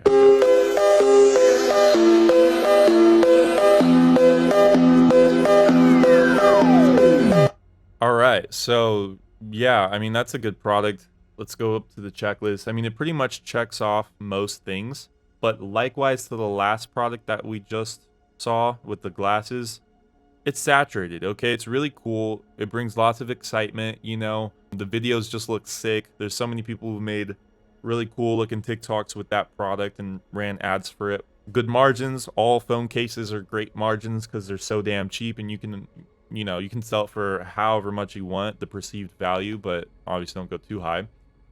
It's wide, very wide, so you can sell it to just about anybody, but it's targeted down enough that it's not a basic phone case. It's a glowing phone case that moves around, so it's targeted for more younger people. And then lastly, the wow factor. Yeah, there is a wow factor because it's a glowing phone case. You don't see those around. That'll make you go wow. So all in all, this is another 5, but I would not recommend it whatsoever because it's so saturated, right? Number 9, magnetic fidget pin. All right, so this one's pretty cool. It's a fidget pin that you could use for class, for school or whatever, but you can take it apart. It's magnetic. It's like a toy. Let's look at the video. Magnetic pen quick. It's a Strato fidget pen stayer. We only give them to people who like, share and follow. Check now. You're not even following us. All in all, it's another very good product. You know, similar to the last two. This is going to be another 5, and it's the same exact reason for these other products, is that it's saturated. Okay, I've seen it plenty of times on the market. If you sold that type of product when it just got in, it's a great example for you to learn from, but it's not something I would ever sell right now or in the near future. Let's move on. Number 10, moving sand. So this is pretty cool. This is a home decoration right here. You spin it around and it's kind of like an hourglass, and the sand kind of makes decorations. Let's look at the video. It's $16. There's lots of AliExpress orders, at least on this supplier, of course. Let's take a look.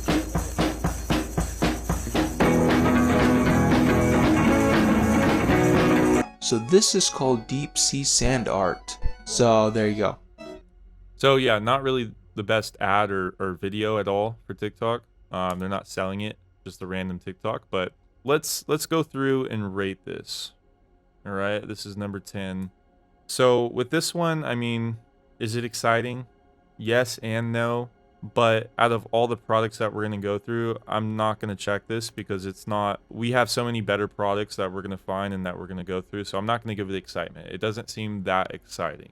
Number 2, untapped/new. I've seen this around everywhere, so no, not new. $15 to $65 price range. Yeah, so I mean, again, it's right on the edge of checking these two off, but of course we can always drop it down because we can find a cheap supplier. These are just random ones that I found, so yeah, we'll give them those two. Wide/targeted. Yes, it is wide/targeted. Anybody could have this decoration. Then lastly, wow factor. So this one's debatable, but I really don't think it has that much of a wow factor to it. when you spin it around, you see the sand. I mean, it's a cool decoration and everything, but it's not enough to make you go, wow. It's not like that cat toy that we saw, that giant pillow. Or it's not like the glasses that show the hearts everywhere. Those are wow products.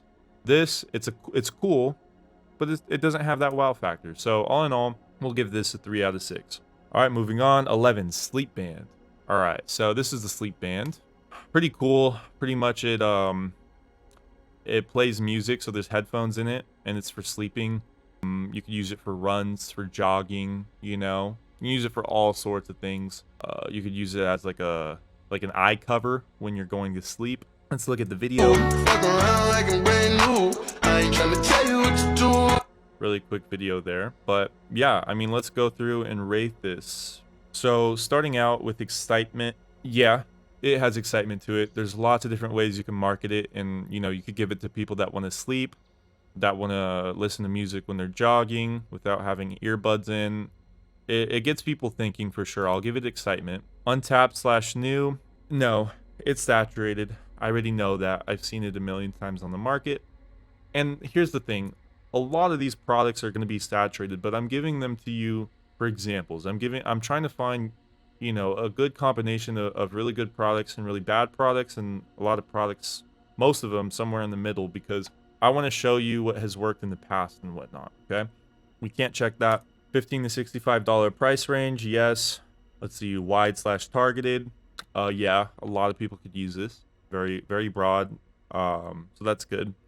And then lastly, wow factor. I mean, that one's on the line too, you know. It depends on how you market it, but it really, I don't think it has that big of a wow factor to it, honestly. So I'm not going to give it that. I'll give it a 4 out of 6. Next, metal windmill. So that should be right here. And yeah, I mean, this is pretty cool just by looking at it from first approach. I don't know much about this product. I don't know if it's very popular at all, really. Let's take a look at the TikTok. It's 21 bucks. Here's what it looks like. It seems pretty big, like an outdoor decoration, you know. I mean, that's the same AliExpress video.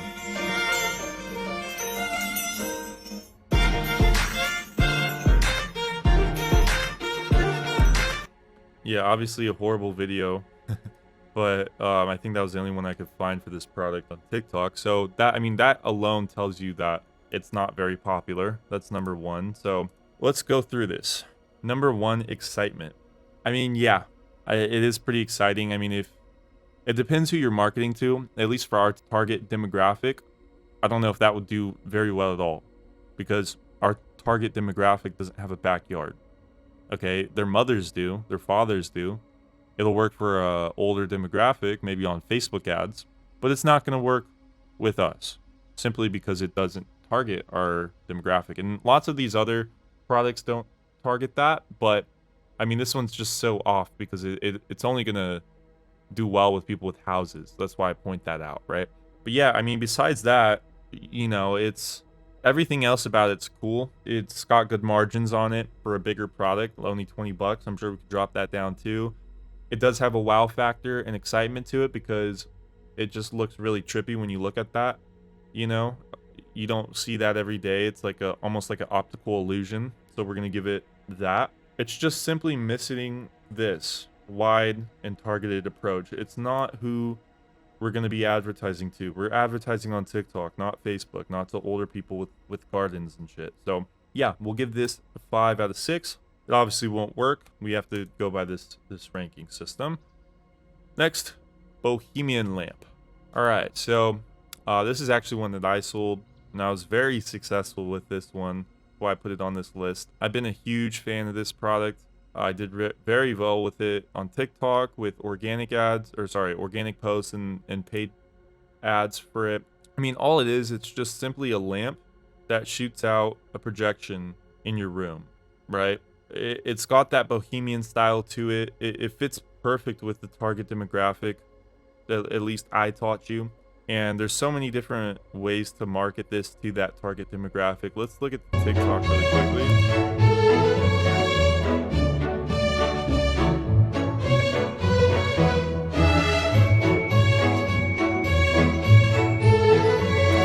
Yeah, so not a good video. I would show you the videos I used personally, but you know, the TikTok accounts are no longer up for that product. That was a while back when I sold that. But yeah, I mean, for this one, I mean, I'm gonna have to say that it's perfect. I am saying that because, you know, I ran up over, what was it, like over 1.2 million with that product back in the day, but it's probably saturated by now. I really don't know. Maybe we could give it a 5 or a 6. We'll just say 6 because I was successful with it. All right. 14. We got Flame Diffuser. So let's see here. Flame Diffuser. There we are. I've seen this a lot on TikTok. A lot of people running these ads. This is a very, very saturated product, but it's, I mean, it's a really cool product too. So it's just a essential oil diffuser, and it shoots up this flame. Like it shoots up a mist, and then it has a different color, and you can change the colors based off of which one you buy. It's only 16 bucks, so it's perfect for the pricing. Drop that down to 10 bucks. Different supplier. Let's look at the video. Sometimes all I think about is you. Late nights in the middle of June. Who actually uses essential oil diffusers? I mean, not that many people, but I mean, it looks sick. You could totally get people to impulse buy that, especially as a gift to somebody else, say around Christmas time or whatever. All in all, I mean, it's just a really good dropshipping product, but obviously it's saturated. So for that reason, I'm going to give it a 5. It worked. If you got in, when you got in, it would have worked, but it's too saturated now. So 5 out of 6. Moving on. Number 15, height increase soles. All right. So, I mean, these just make you look taller. I don't know if you've seen these before. I mean, they're just inserts that you put into your shoe. By how taller, I don't know. I've never actually sold this product or known anybody to sell this product, but I do know it's very popular. But here's the thing. It's cheap as hell. Cheap as hell. $1.99. I mean, $3 at most for the highest one. I mean, you could turn around and flip that for $15 to $20. Perceived value, you know. But let's go ahead and rank this. So with this one, there's many ways to market it. Many people you can market it to. For excitement, yes, it does bring excitement because it has you thinking about how you can look taller, I guess. So I'll give it that. Untapped new? No. I've seen it everywhere. $15 to $65 price range? Definitely. Likewise with the 3 to 5x markup. Wide/targeted? Yes. There's a lot of people that want to be taller and people want an easy way out. I mean, I don't think that's a good product for anybody by any means, but so we'll give it that. And lastly, wow factor. And I say wow factor because if you can actually make somebody look taller and you can give them a few inches on their height, then that's going to make somebody go, wow. I mean, it's not something you see every day, right? So yeah, all in all, we'll give it a 5. Moving on, 16 LED houseplant. All right, so $36. I don't know.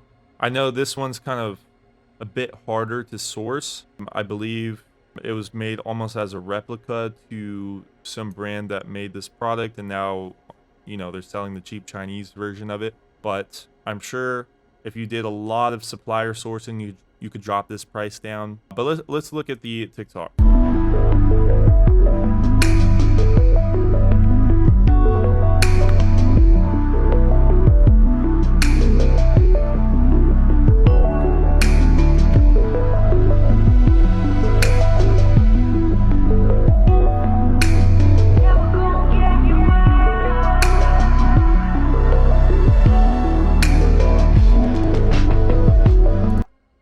So starting off with excitement. Yes, it is exciting. I think that's a unique product. I don't think there's a lot of excitement to it, but I do think that it's very unique. I think that will sell very well. So I will give it the excitement. Untapped/new. Yes, that is new. Finally come across a product that isn't completely saturated. It's why it's very hard to source. That's why I was saying with the suppliers, you're going to have to do a lot of research there. You're going to have to really, you know, figure out where they're selling that in China, and then you're going to have to get the best price for it because it's really not a common product, okay? It was almost a copied product, I think. So $15 to $65 price range, I mean, that's difficult. It's really difficult. I'm going to have to say no because of how pricey that was. And I don't know if we could actually get better. We might, who knows? But for this example, no. wide/targeted. Yes, because I mean it's a cool decoration. Pretty much anybody could use that, you know, if they like LED lights. And lastly, wow factor.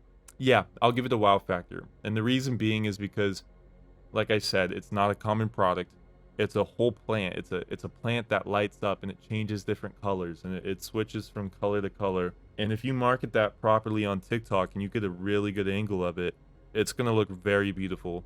Okay, it's gonna look very beautiful. The product itself is beautiful. I think you could do a wow factor with that. Okay, so for this product, we will give it a 4. And the reason it's a 4 is because, you know, it's simply just the price on it. It's a pricey product. It's going to be hard to sell it to our demographic, but it could work. So that's on the list, right? 17, Illusion Box. Illusion Box. And yeah, there's no TikTok for it. I couldn't find any TikTok out there. This is a very uncommon product. So let's just look at the video on here, okay? Oh, that's not it.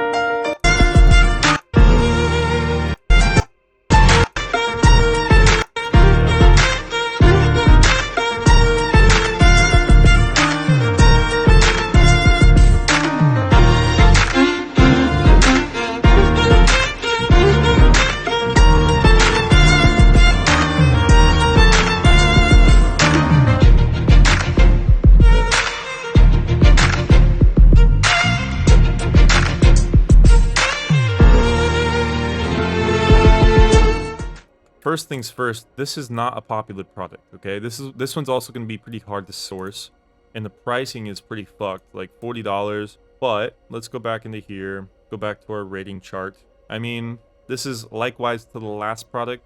We're going to mark everything off but these two, okay? There's a wow factor to it, and it's exciting. It may not seem like that, but depending on the angle, I mean, it could be a very trippy product, and I'm a big fan of, you know, psychedelic, trippy type products. If they look into that thing and then they see that, you know, it's like that 4-sided mirror where it just repeats itself. I think they call it a hypercube or something. And you look inside and it's just an infinite world of, you know, reflective mirrors. And on top of that, there's LEDs behind it. I really like the idea of that. And I think that has tons of potential. I think it's a very untapped product, but it's going to be very hard to source, of course. $15 to $65? No, it's sold for $40 at the supplier rate, and 3 to 5x markup.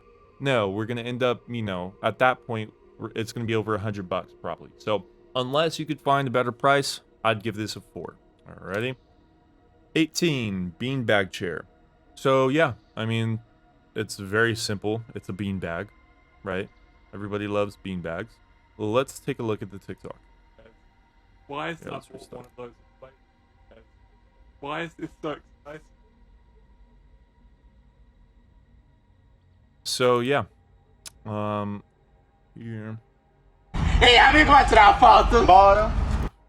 Okay, so excitement. Yeah, I think that is exciting. I mean, it's a very common product. I mean, it's an inflatable chair or a beanbag or whatever. It's exciting. Those have always been exciting. Those have always sold. So we'll give it that. Untapped new. I mean, I haven't really seen those much on the market, and typically people don't sell beanbag chairs because they can't be shipped from China to the US because it's so damn heavy, you know. People typically, when it comes to pillows or chairs or whatever like that, they'll only send like the cover of it, right? And then you'll have to like literally stuff it yourself, or you'll have to put in beanbag material, whatever that is, into your own chair, which is ridiculous. With this one, it's different though. It's inflatable, so they have to blow it up. But you can, you know, if you were to sell this product, you wouldn't really go on about that. You would just, I wouldn't even tell them that, right? It's not that big of a variable. But if people know that they have to blow it up, they're not gonna want to buy it. So if you just kept that on the low, you sold the chair as is, because all chairs sold like that are not going to come blown up, obviously, because they have to be shipped. So yeah, I mean, all in all, with this one, I would say a 5 out of 6. Well, let me double check. 5 out of 6 markup. What's the price? Yeah, $8. Oh wait, sorry, $26. Oh, you can add a pump.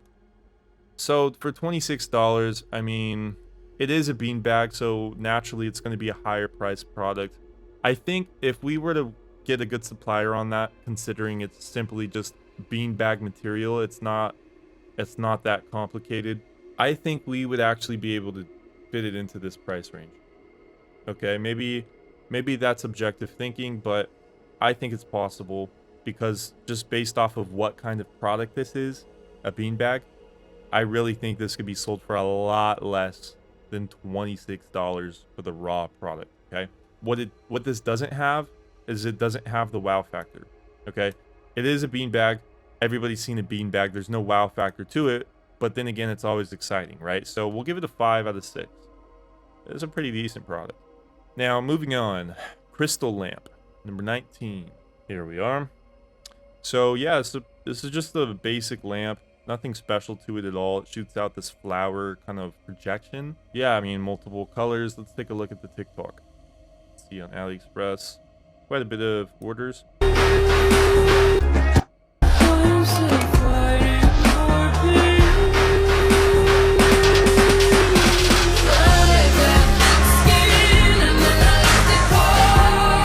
Yeah, that's pretty cool. Obviously a bit of false advertising there because it doesn't actually shoot out stars. But I mean, this TikTok got quite a bit of views and likes. 200,000 likes. That's a lot. Everybody wants one. If you go in the comments, like, look, I need wow. I need you ship pricing. I want. Where can I get one? So off the bat, I mean, it's a really cool product. It's a very impulse buy type of product. There's no need to having this, of course. Definition of a want, once again. But let's rate it now. So yeah, number 1, excitement. We'll give it excitement.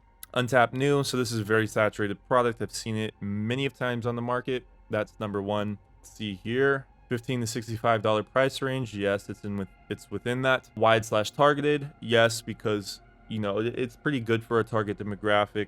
It looks very, like, cute, I guess could be the word. You know, you could put it on a desk. More of a female product. A male product too, but primarily more geared towards the female product. And lastly, wow factor. Yes, I will say there's a wow factor to it. And the reason being is because it just looks really cool. I mean, when you see that TikTok, when you watch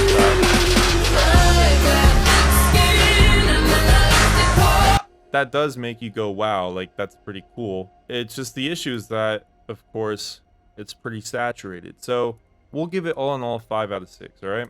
Moving on, number 20, Infinity Dodecahedron. Here we go. I've sold this product before. Great product. Made lots of money with it. But yeah, I mean, it's very trippy. The pictures on this listing are a bit inaccurate. The way that they make it is quite different than what the pictures look like. So you really have to be working with a good supplier for this product, right? You really have to focus a lot on quality because it's a bit pricey. It's a bit difficult to make a dodecahedron in any regard, you know. But yeah, it's $30. It's hard to sell because of the manufacturing process behind a product like this. But outside of that, the marketing is very good. Okay, let's look at the TikTok. Okay, so you see what I mean.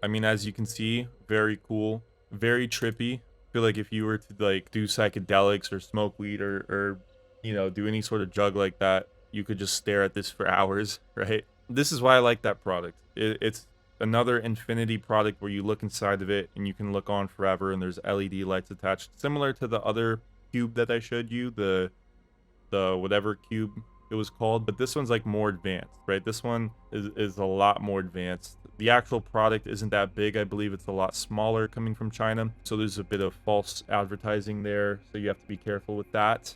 Yeah, I mean, let's see, number 20. Let's go up and let's rank this product. All right, and right away I already know what I'm gonna say for this product, and I'm gonna say that just like that other product I showed you, it's going to be very difficult on the fulfillment issue and the manufacturing issue. So we're going to rank these off and we're going to give it a 4. But if we found a way to get a good supplier for this product and sell it at a very good price, which I have, then it's going to make a lot of money.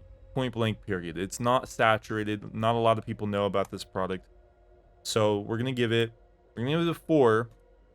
I'm going to give it a 4, but that doesn't mean it is a perfect type product. We just need to figure out the manufacturing process behind it, of course. So 21 mushroom nightlight. Here we are. So this one's pretty cool. Very cheap, very cheap. It's just simply a nightlight. I don't think nightlights are that popular to begin with, so entering the market with a nightlight is pretty cool. I don't know how old this product is. Let's look at the Bring me a dream. Make him the cutest that I've ever seen. Give him 2 lips. Yeah, so this product is the definition of a quick impulse buy. A cheap, quick impulse buy. A lot of people want these, as you can tell in the comments. I mean, it fits the whole like psychedelic niche, kind of like that trippy vibe with the mushrooms and everything. Let's go through and rate this product. So yeah, I mean, in regards to everything when it comes to fulfillment and the manufacturing costs, I mean, it's really cheap. It was like $1 or whatever. It's wide and targeted, so it hits a very wide niche group of people. I mean, it's just a mushroom nightlight. It's not too specific and it's not too wide. Untapped and new, so I haven't seen this product around on the market much. Maybe trending now. It may have trended a while back. I'm not quite sure. I need to do more research on it, but I will give it the benefit of the doubt. Excitement, yes, I think it is exciting because it's, if you don't have a nightlight and you're sitting there and you see the mushroom, a lot of people just like mushrooms, right? A lot of people like different colored night lights and mushrooms, and it's a quick impulse excitement type of buy, and I think a lot of people would click into it considering the price wasn't too high, right? Lastly, wow factor, and I'm gonna say no for this one because at the end of the day, like I was saying, it is just a nightlight. It is just a mushroom nightlight. It's not that crazy like the dodecahedron that we saw. Yeah, I mean, I'd give this one a 5. I'd say this is a very easy sell. Very easy to sell to a lot. You need to sell in quantity. You could throw in some upsells with that as well to like maybe other mushroom or psychedelic type products. I know there's a few on this list. Bohemian lamp would go perfect with that. You could even sell the nightlight as an upsell to the Bohemian lamp. That would be a good idea. Because it's the same, Bohemian, it's the same niche pretty much, same style. Park glasses, maybe, not really. Let's move on. So yeah, it was a 5. Let's move on to 22, note board. All right, so the note board, right off the bat, there's what, 6,500 orders. So it may be a bit saturated. It's hard to say. I haven't really seen it on the market. I don't know if this is on other markets, but at least from my view, I haven't seen it too much. I've seen it some though, at least at the time of recording this video. Let's look at the video. It's an LED message board. This thing is so cool. I used it to leave my crush a message. I hope my step-bro likes it. TikTok. It's pretty satisfying. It's another impulse type of buy. Let's rate it really quickly. Number 22. So yeah, it's exciting. I think people are gonna, there's a lot of ways to market it, a lot of ways you could market it to couples like they did in that TikTok. We'll give it excitement. Untapped/new, I mean, the issue is that I truly think that this is a pretty saturated product, not just based off of how many AliExpress orders it had, 6,500, but also because I have heard of it around. I don't think it's a new product, so I don't think we can give it that really. $15 to $65, yes, it was pretty cheap. Yeah, $6, $4, $6. Yeah, we could even drop that down if we wanted to. So perfect margins. Wide/targeted, yes, it is wide, but lastly, wow factor, I'm gonna have to say no because there's nothing too special about it. It's just a piece of glass that you can write on. Yeah, I'll give that all in all a 4 out of 6. Moving on here. All right, we got 13 more products. All right, let's look at this one right here, anti-spice. All right, so very cheap. Jesus, 15,000 reviews, 90,000 orders. I mean, you already know this is saturated right off the bat. $3. Let's look at the TikTok. The other night, my niece was looking at my phone, right, and I was texting my girl, and she's just so nosy. I found one of these cases that has a built-in privacy screen so she can no longer see what I'm doing. Links in bio. So yeah, it's a privacy case. Whenever you turn the phone sideways, people can't see what you're texting. This has been all over TikTok. It's very saturated, but it's worked very well. If something's very saturated, you can learn from that product. And with this one, I mean, it's perfect margins. It's only $3. So let's go back up to the ranking. Okay, so, I mean, there is a wow factor to it. Let's start off here. And I'll say wow factor because this is not common. If somebody can't see your phone from the left or right of you, I mean, that's gonna make you go, wow, like, why? How does that even work, right? That's number one. Number two, wide and targeted. Yeah, because everybody has a phone and everybody doesn't want people peeping on what they're doing. The margins are going to be good. Obviously very saturated, so we're going to untap that. And in regards to excitement, I mean, I wouldn't say that it's exciting. I wouldn't say it's exciting. And the reason I say that is because when you go to buy this product, you're not going to be super excited to put it on so that people can't look at what you're doing. It's more of a utility type product. It's more of a need, if anything, rather than a want. Like, it's nothing like the bubble cannon, for example. That brings joy and excitement. This doesn't bring any joy and excitement. It's just a phone screen protector, okay? So we're not going to give it excitement either. So all in all, 4 out of 6 product. Worked well for lots of people, but it's not a perfect product by any means, right? So moving on, number 24, customizable blanket. All right. So yeah, this is a very good product right here. It allows you to customize the blanket, or allows your customers to customize the blanket, and they can pretty much order whatever they want. They can put pictures on the blanket. You know, this could be marketed a billion different ways. You could, for Mother's Day, Father's Day, Valentine's Day, whatever it is, people could give it to their friends. I know someone who has a blanket with a bunch of pictures of their face on it. I mean, there's so many options. There's a big reciprocity, motivational value behind this. You know, let's look at the pricing. $11 for the smallest one.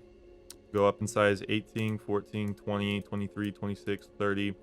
We could drop that down a bit, honestly. You know, we could give some smaller options. A lot of times if people are giving this as a gift, it's more about just, you know, giving them a funny gift rather than actually giving them a giant fucking blanket, you know? So $11. It is within the price range. Let's look at the TikTok. She is going to love it. It is a custom Spotify blanket with our favorite song and picture. It even scans. Yeah, see, exactly. There's a lot of ways you can market that to people, like your friends and family, right? For this, it's the couples. So let's go and rank it. So starting at the top, excitement. So yeah, I mean, it is exciting. There's a lot of, like, if you see that, you can immediately start thinking about who you want to give that to. And I think that's really cool. So we'll give it excitement. Untap / new. I mean, the idea, the concept of this blanket, of a customizable blanket, isn't anything new, right? It's not some new technology or some new product, but it's not that popular. You don't see this all the time, right? I'm sure people have seen it once or twice, but if you come at it with a very strong, aggressive marketing angle, and you have a big retargeting campaign going, I really think you're going to push this product very well. So we'll give it that value right there. Third one, $15 to $65. Yes, it is doable. It could be cheaper, and I think we could negotiate for it to be a cheaper price later on in the process or find a cheaper supplier. Likewise, with the 3 to 5x markup, we can sell it within that price range. Wide / targeted, yes, because it's a blanket. Everybody has blankets, right? It's actually the perfect, I feel like right in the perfect threshold, that perfect area of who to sell to, because it's a customizable blanket. People can give it to anybody. It's very broad, but it's not just a basic blanket. It's a customizable blanket. Lastly, wow factor. Yeah, I think there's a wow factor to it, because if you market it to your target audience the proper way, and they can see that, you know, you can literally put anything on this blanket. Like, you could put memes on the blanket. You could put, like, that one video is like your favorite Spotify song. Give that to your girlfriend or your boyfriend. There's a lot of cool marketing angles that are genuinely going to make people go, wow. Yeah, I mean, all in all, this is a perfect product right here. 24, I have to say yes. There's so much opportunity with a product like this, and there's lots of potential to grow this into a big brand as well. I mean, there's so many influencers you could utilize for this. A lot of customizable things, whether it's this blanket or whether it's a hat or whatever you want to customize. If you allow customers to do that, I think that brand has a lot of long-term potential.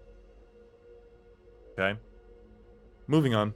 25, customizable canvas. So we got another customizable product. So likewise to the blanket, I mean, this is a canvas though, so this is where it gets different. This is where it's a poster, right? And at least from my past, I've seen that posters like this, customizable posters, they're pretty popular. You know, a lot more popular than a customized blanket. The reason I put the blanket on there is because it's more unique than the typical, you know, print or a canvas or a poster or whatever. But let's watch the TikTok.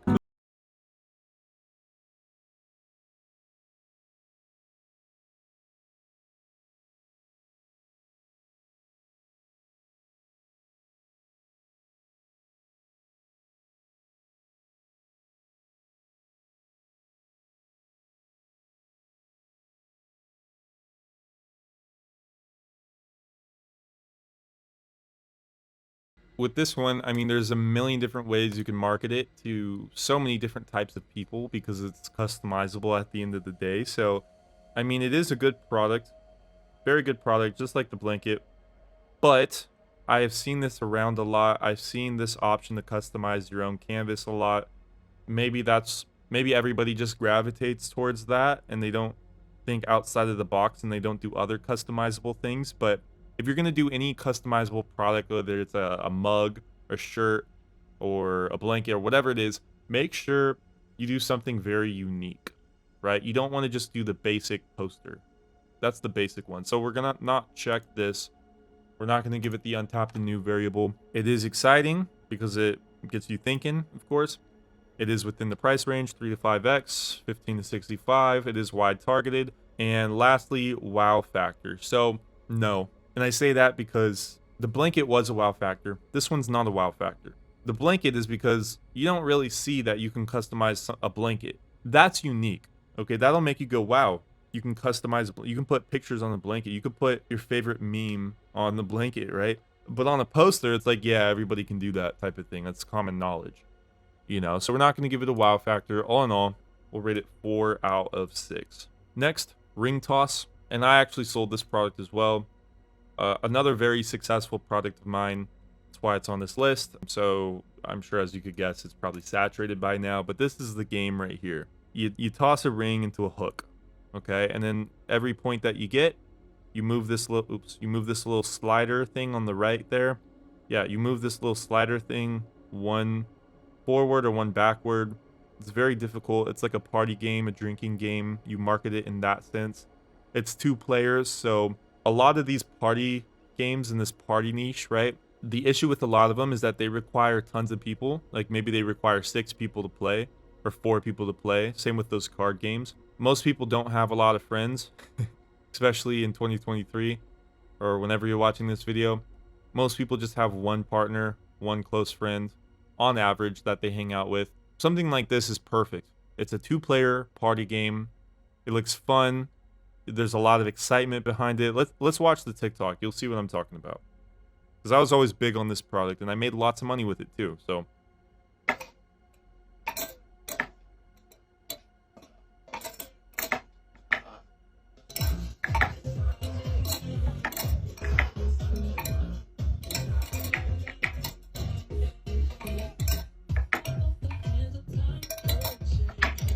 Ooh, you feel it? Feel the heat. Feel the heat, finishing strong.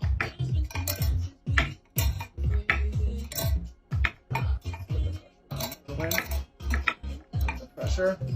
All right, you get the point. Yeah, I mean, this video has tons of views, 4.2 million views, 400,000 shares. That's ridiculous. If there's a TikTok with a lot of shares, that's like the best indicator that that's a good product, because they're sharing it with their friends because they want to buy it. You know, they send it to their best buddy and they say, look, we got to play this. We got to buy this. Right from the gate. I mean, we can look at the comments. Look, there's 100,000 likes on the comment. All in all, this is a very good product. It's funny.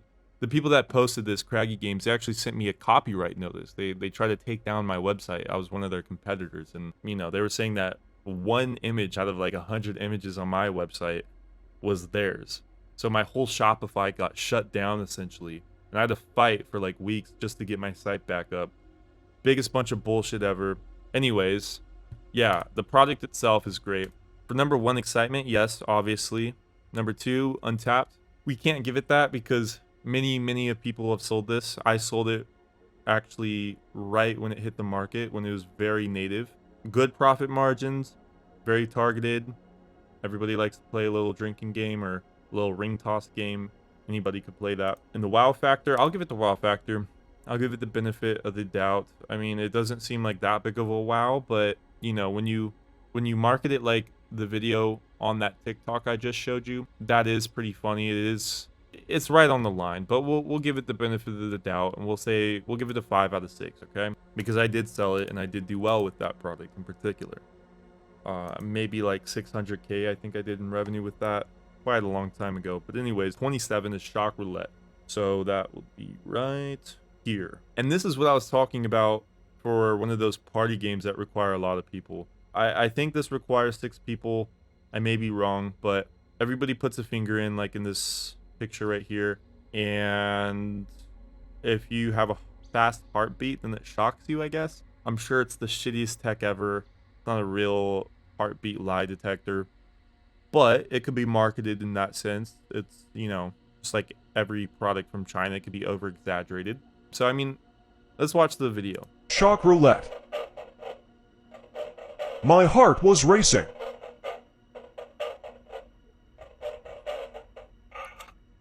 Yeah, this video has a bunch of likes, barely any shares. That's kind of iffy. I don't know if it actually got... Well, it probably did. Let's look at the comments.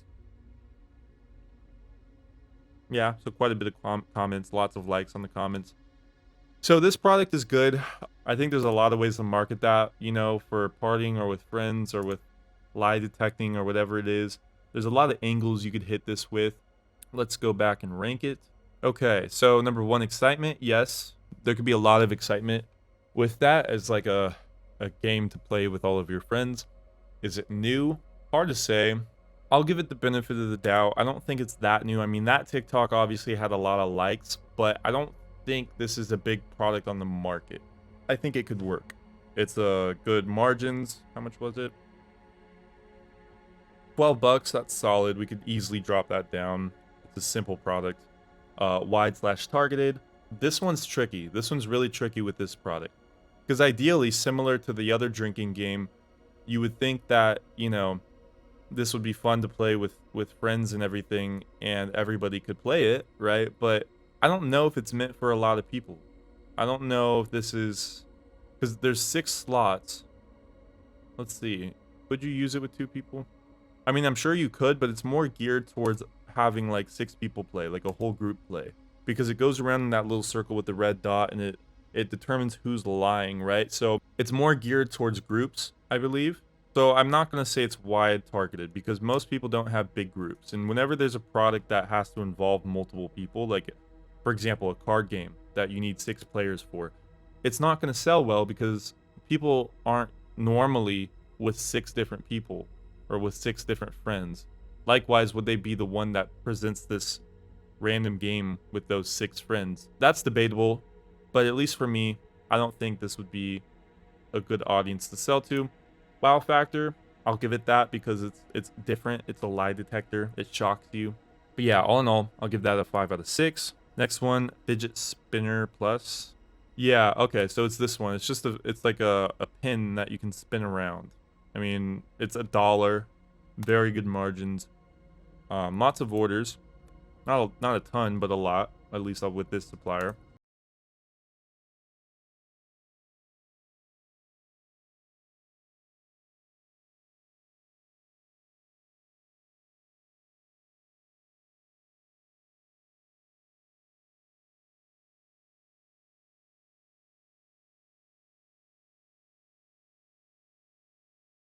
Yeah, so I mean, if we look at the comments, obviously this video has almost 400,000 likes, which is a lot.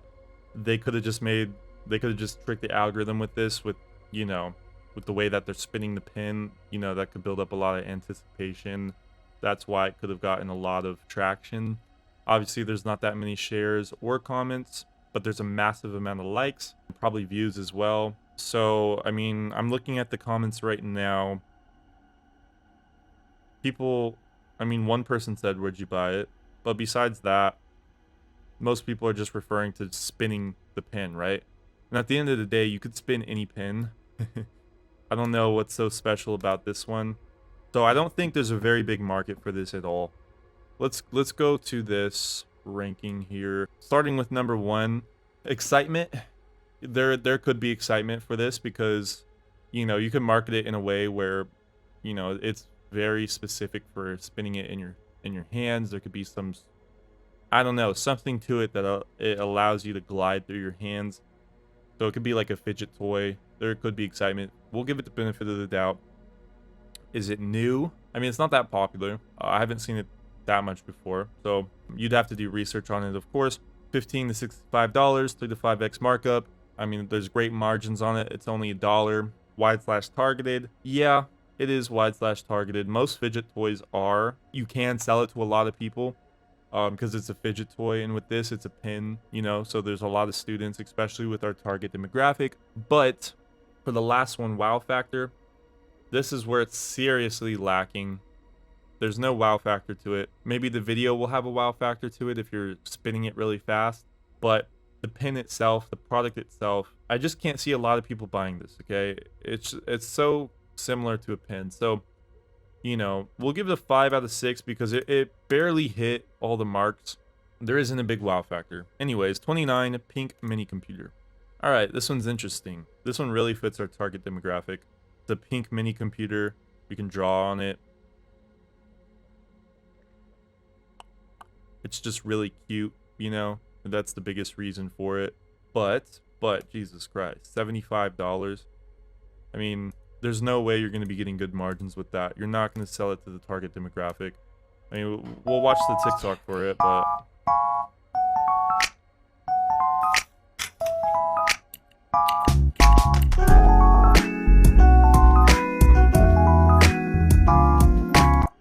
I mean, yeah, it's a cool product and it fits with our target demographic, but it's going to be very difficult to actually sell.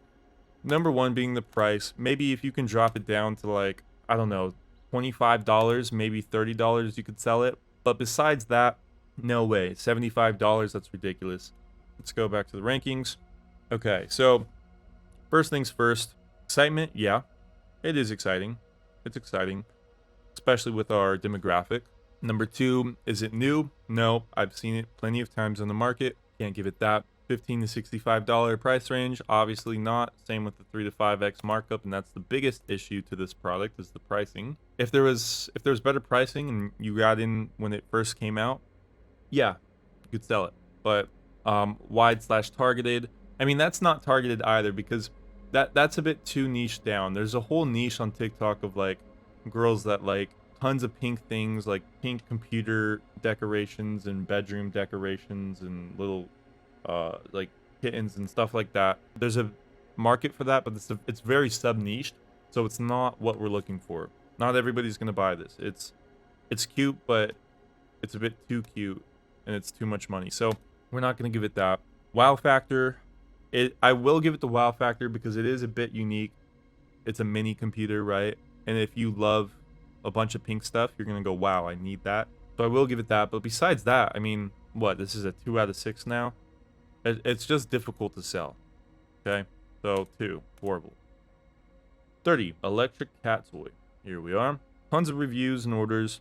Only $2. Very good pricing. Oh, the shipping is $2.44. Let's look down. Yeah, so pretty much this cat toy, I mean, it just moves itself. And if you have a cat, I mean, it seems like it'd be a really cool toy for the cat to just chase around. Let's watch the TikTok.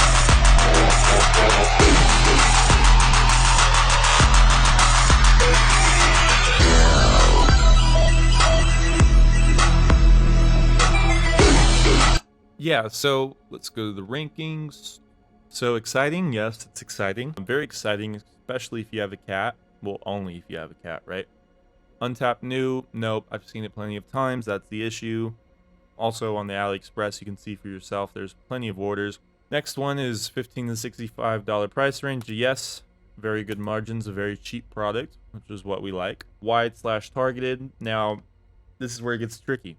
Not everybody has a cat, okay? And if you do have a cat, I'm sure you would have seen that product before or been advertised that product before, and you probably would have bought it or not bought it by now. So no, we're not going to give it this because simply there's not enough cat buyers out there. All right. And then lastly, wow factor. So, and by the way, with the last variable, you could totally sell this to cat buyers on TikTok or Facebook or whatever else, because they know who likes cats and who owns cats, but it's too sub-niched, okay? Once you advertise to those people, it's first off, it's going to be very pricey to advertise paid ads to a sub-niche group of people that own cats, for example, because it's a very saturated niche. And number two, you're not going to be able to scale high at all. Once you go through all of them, say 20 million people or 10 million people, you can't go past that. So you're just going to constantly be retargeting the same people over and over and over again. It's going to get unprofitable very quickly. It's not good for a long-term brand, right? And then lastly, wow factor. I'll give it the wow factor because it's you know, if you own a cat and you see the ball like rolling on its by itself, that'll make you go wow. All in all, here, how much did we count up? Yeah, 4 out of 6. That's a common trend with these products. A lot of products are doable, you know, and a lot of products are very good, but they're just saturated. So we put something like 5. Next one, rain diffuser. This is a rain diffuser. I couldn't find it on AliExpress. I don't know where they make this at, but I do know they probably make it in China. They have to. Everybody makes it in China. I just couldn't find any listings for it. So you'd have to do a lot of research to figure out where they make this. If they don't make it, and this is a very unique supplier, say in the United States, it'll inevitably be copied by China and they'll make it soon enough. You just won't be able to sell it now if that is the case. But I mean, on here on Walmart, the selling price is $57. So I'd assume, you know, the manufacturing price may be half of that since it's coming from the US, or maybe like $40, who knows. Let's look at the video though. I really like this video. So many of you want to know what the rain cloud humidifier sounds like, so I will play it for you at the end. I just want to point out a few details. So there are 3 levels of intensity for the dripping water, and you can make it, you know, fast, medium, or low. You also have the ability to dim the light, I think like 3 settings, and then you can also run the drips with the light completely turned off. So here it is running with the light turned off. It also has a feature where it will cycle through the different colors. So I'm going to stop talking and just let you listen to the raindrops while it cycles through.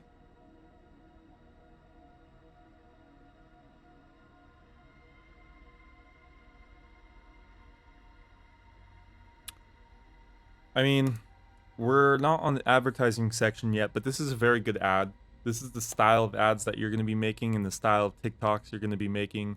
Coming from that third-party perspective, it's perfect because it doesn't seem like it's coming from a brand.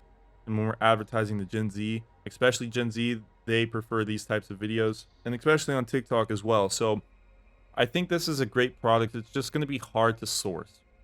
All in all, it has everything. Go up here. It's exciting, you know, because it's a little rain cloud. It produces that drip noise. It's very relaxing. So you could definitely get excited about that, especially with the changing colors and the fact that it's a humidifier.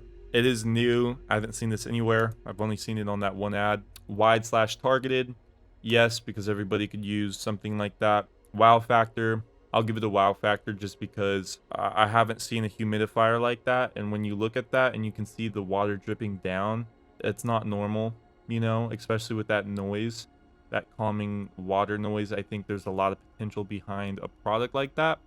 Similar to that one humidifier, that mist humidifier that shot out that orange kind of smoke. That in and of itself is a wow factor too, because it's just unique. And likewise with this humidifier, it's raindrops, right?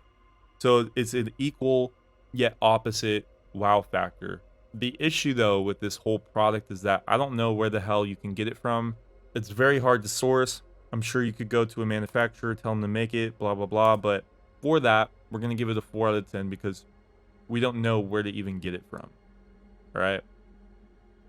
But it has potential, of course. Now, next, we got 32 tabletop fire pit. Here we are, 17 bucks, 18 bucks.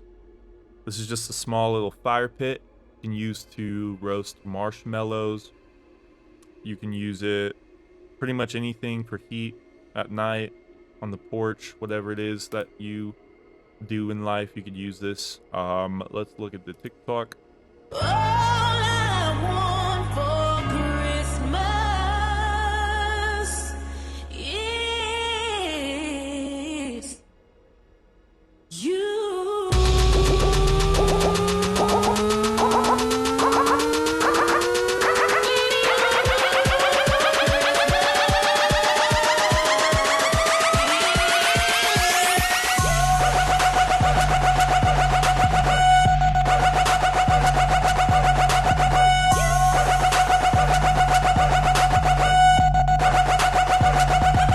So yeah, I mean, with this ad, this is a very professional looking ad. I don't want to get too much into advertisements and whatnot. This type of ad doesn't compete with an ad like this, I don't think. Cloud humidifier sounds I don't like, believe. so I will play it for you. I really like the idea of these types of ads that are coming from consumers, that are coming from third party, that are more TikTok style. It has the reply thing right here rather than something like this, because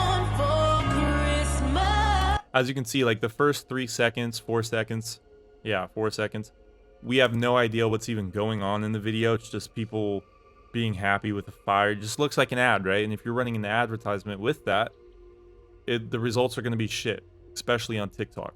Anyways, that's besides the point. The product itself, I think this is a good product. I think there's lots of ways that you could market this. Let's go back here. So I've seen these tabletop fire pits, not this one in specific, but I've seen plenty of tabletop fire pits before. If you have a tabletop fire pit, you're not going to buy another one. So first things first, we're not going to give it the untapped/new variable. It has good profit margins. We'll give it that. It is exciting. I mean, it's exciting if you know, you go outside a lot, you're on the porch a lot, you want a fire pit, you don't have the money for a fire pit, especially if you push a bunch of different angles for spending time with your family, your friends. You can see that you're doing marshmallows. You can go make a whole marshmallow approach on TikTok. There's a lot of options with that. So I think there's a lot of ways to really push the excitement for that. But in regards to the wide and targeted, yes, I do think it's wide and targeted because everybody could really use, you know, some sort of tabletop fire pit. Everybody has somewhat of a porch maybe that you can go outside and relax on. You make marshmallows with. So I'll give it that as well. It just doesn't have a wow factor because at the end of the day, it is just a small little fire pit. That's all it comes down to. So it's missing untapped/new and it's missing wow factor. We'll give it a 4 out of 6. Alrighty, 33 Polaroid camera. Here we are. And these always sell good. You know, these always sell good, especially for our target audience, for younger women. You know, they really like Polaroids. It's a style of like pictures for Instagram, for memories, stuff like that. These always sell great with our target audience. You know, the price is cheap. It's $9, $7, $8. Probably drop that down a few dollars with a cheaper supplier or a more high-end supplier. Let's look at the TikTok. This mini camera gives you the vintage look without film. It fits in your pocket so you can take it on the go. It's the best budget camera for anyone who wants that retro style. Yeah, so these guys, they're marketing it to the car industry, the car niche, right? Right This from the mini, jump, you know, with the modded out car. They're targeting that niche of people, so that's good that they have a target audience in mind and they're making the videos surrounding that. I think personally, if they target it towards women, younger women, I think it would sell a lot better. That's just subjective thought that I have. I have no clue. Maybe it works really good with this car industry. Maybe they're doing very good right now. But either way, I think these guys are doing good, whoever these are, because this is a very good TikTok, very good ad. Let's rate it now. So, number 1, excitement. Yes, there is a lot of excitement that can be drawn from this. if you want to take very like those types of photos, I think it really gets the imagination going, you know. The issue is that it is a bit saturated. I mean, Polaroids are Polaroids. It doesn't matter what kind of camera that you have. If you have one of those old school cameras, then, you know, you're not going to buy another one. $15 to $65. Yeah, there's good price margins. You could probably sell it like, what, $9, $8, $7. Probably drop it down to like $5, $6 maybe. So very good profit margins. Wide/targeted. That one's tough because not everybody wants a Polaroid, but I think once you set your target audience to, and you know who you want, and you make a certain style of video for that target audience, I think that it's going to sell really well with them. And you can target multiple different audiences. Like they did the car community. You could do younger women. You could do like a model type of camera almost. Like there's so many different options, marketing options with this. So we're going to give it wide/targeted. And lastly, wow factor. There is no wow factor to it. Polaroids are, I mean, it's old technology, right? There's nothing special about it. So yeah, all in all, we'll give it a 4 out of 6. 34 sky projector. Yeah, we got a bedroom sky type projector that shoots out like a starry look. Similar to that Galaxy projector that I sold. I never sold this one, but it's just kind of a different angle at it. Let's look at the TikTok. To my light, did you feel us? Another star, you fade away. Afraid our aim is out of sight. Wanna see us alive. Where are you now? I mean, yeah, that was a pretty good TikTok. You know, it's got quite a bit of likes on here. So it's top 8 in the industry, for the industry average at least. It could have been made better, but all in all, I mean, this is a pretty good product. Let's go to the rating. I mean, all in all, this is a good product. Projectors are always good. They've always sold well, no matter what kind of projector you sell. The issue, I mean, really quickly, before I get into the issue with it, it has excitement, yes. You can, you know, imagine what the stars are going to look like in your room, blah, blah, blah. Good profit margins. Good for the wide/targeted because, you know, it's not too broad and it's not too niche down. Everybody has a bedroom and everybody wants stars on their bedroom, especially if you're younger. And lastly, yes, there's a wow factor because it's, you know, it's a spectacular type of view. Issue is that there's been a million different projectors that have came and gone, and you probably would have bought one by now if you wanted one. So it is saturated. You know, if you got into the projector market right when it started trending, which is actually what I did during COVID, then you would have made a lot of money. Likewise, or what I did, I made a lot of money. So we'll give it a 5. It's non-sellable now because it's too saturated, okay? But it was a good product when it came out. So lastly, 35 cupping machine. This one's interesting. This one's actually a new product, I believe. Look at the price, $12. Yeah, we'll do the cheap one, $12. Let's look at the TikTok.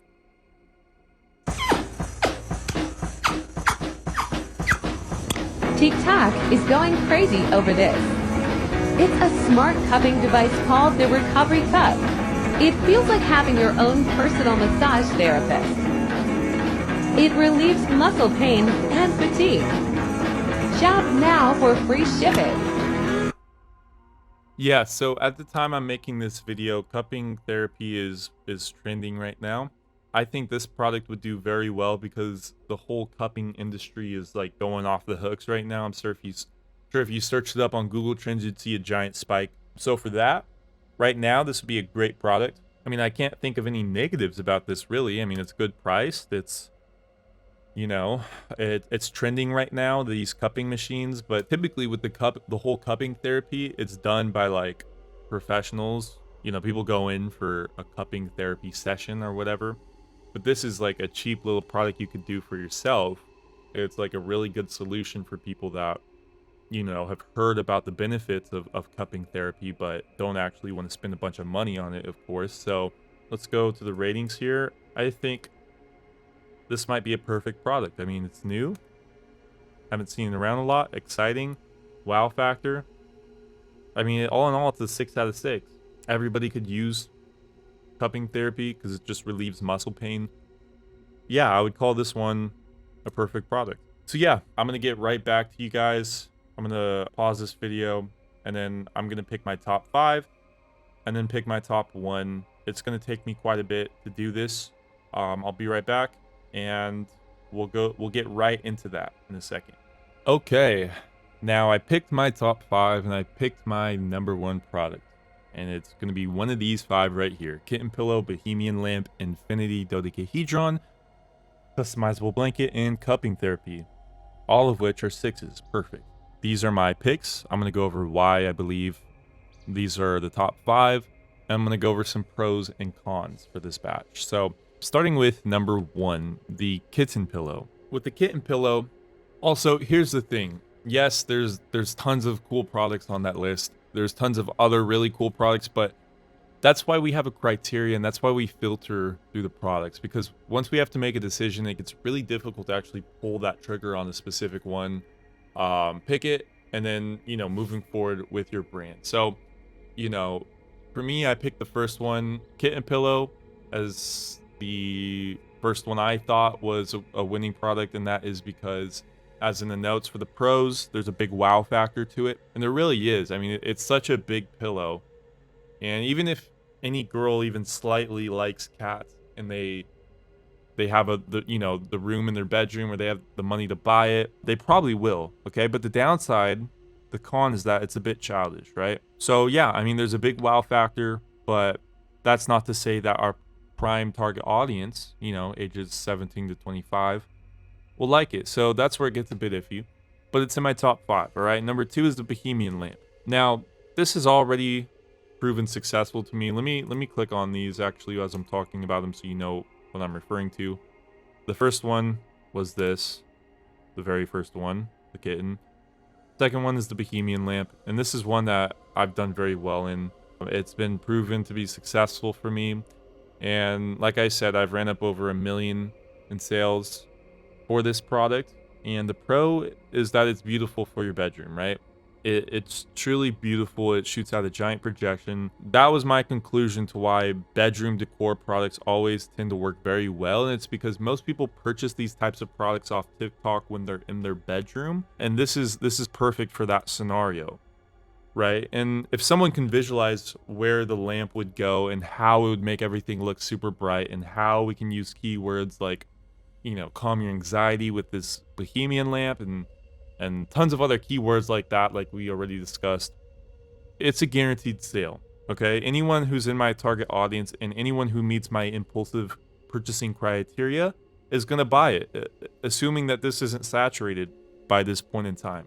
The con of this product could be that it doesn't fit every theme of every bedroom.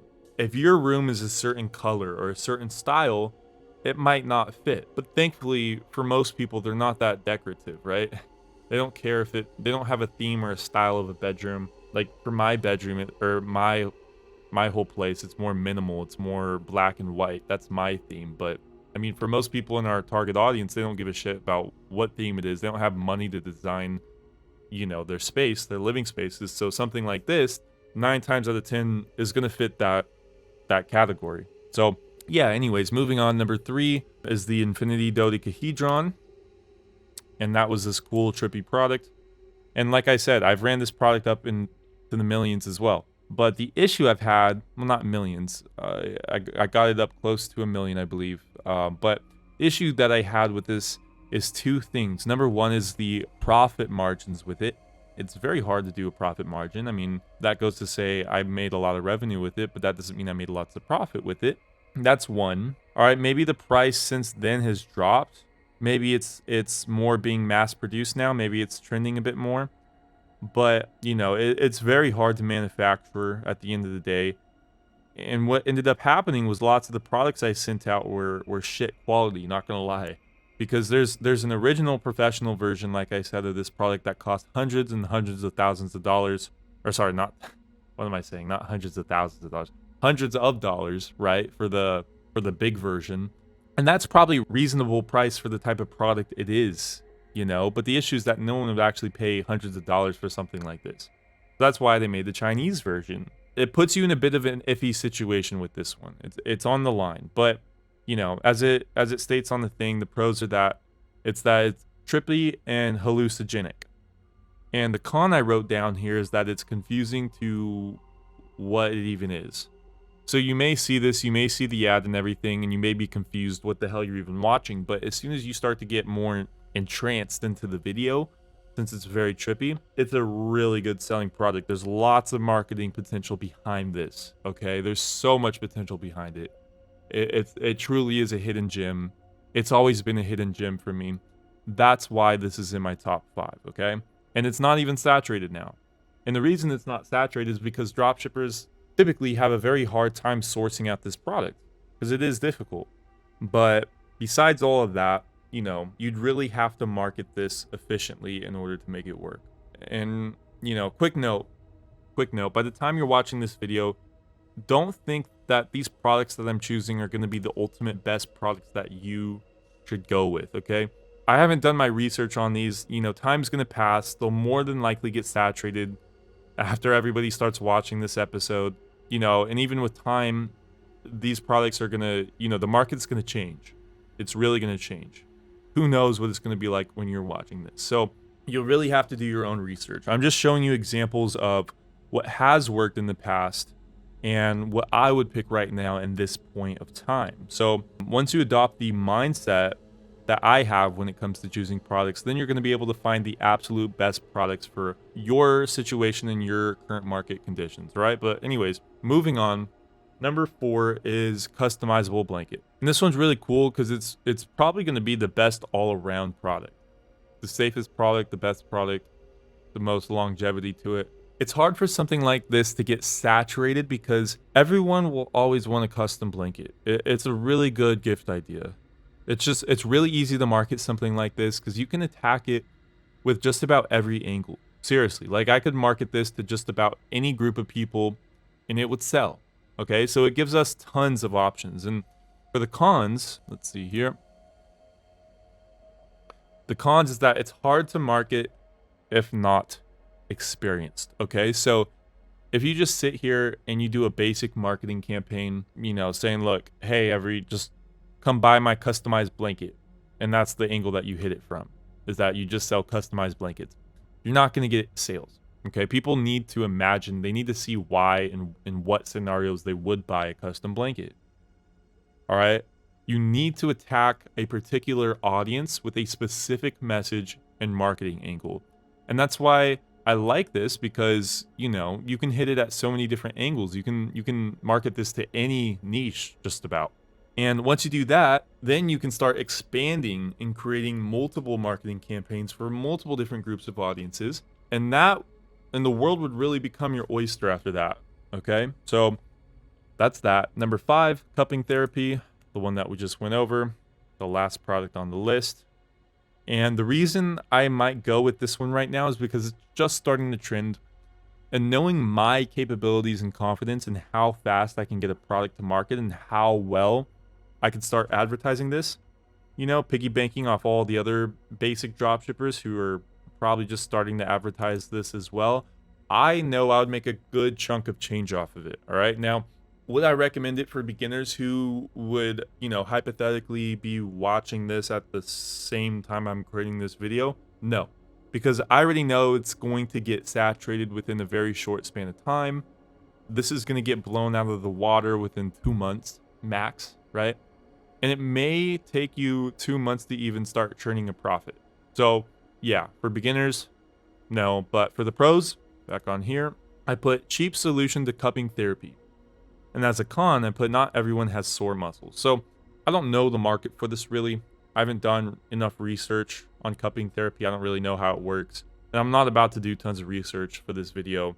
But if you were to be in my position starting out, I would suggest you go do tons of research on whatever products make it into your top 5. But for me, right now, I want to get into my top pick. I already know what it is. And this is what I would suggest to anybody starting out. This is what I would suggest to you. Out of these 5 products, out of all of these, my top intuitive pick is going to have to be the customizable blanket. This is the winner. And the reason being is because it'll be the best all-around solution for creating a TikTok brand. It's unique, it's timeless, it makes for perfect gifts, it fits just about every niche of person, and it gives you tons of potential for testing out tons of different marketing angles for different audiences of people, okay?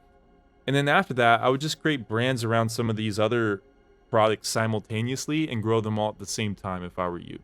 Obviously, I would focus on this one in the beginning, but once you get your feet off the ground with that, then you can start launching new brands and you can start selling these other products that you really like as well. But, you know, in 1 year's time, after doing that, you'll have 3 separate TikTok brands making you money. You know, you could be hiring influencers, creating content for the TikToks on a weekly basis. 3 different businesses running, bringing in passive income with that, with the influencers and social media marketing people to be creating you organic content. You know, I'd be running ads towards all of these TikTok accounts. And I'd do everything to maximize exposure on all different platforms for all these different stores I would throw up. Okay, and then at that rate, I'd be pulling in income from multiple stores, and I'd probably be making, you know, 10, 20, 30 grand a month in profit just off of 3 stores or so, using the whole Ecom Express strategy.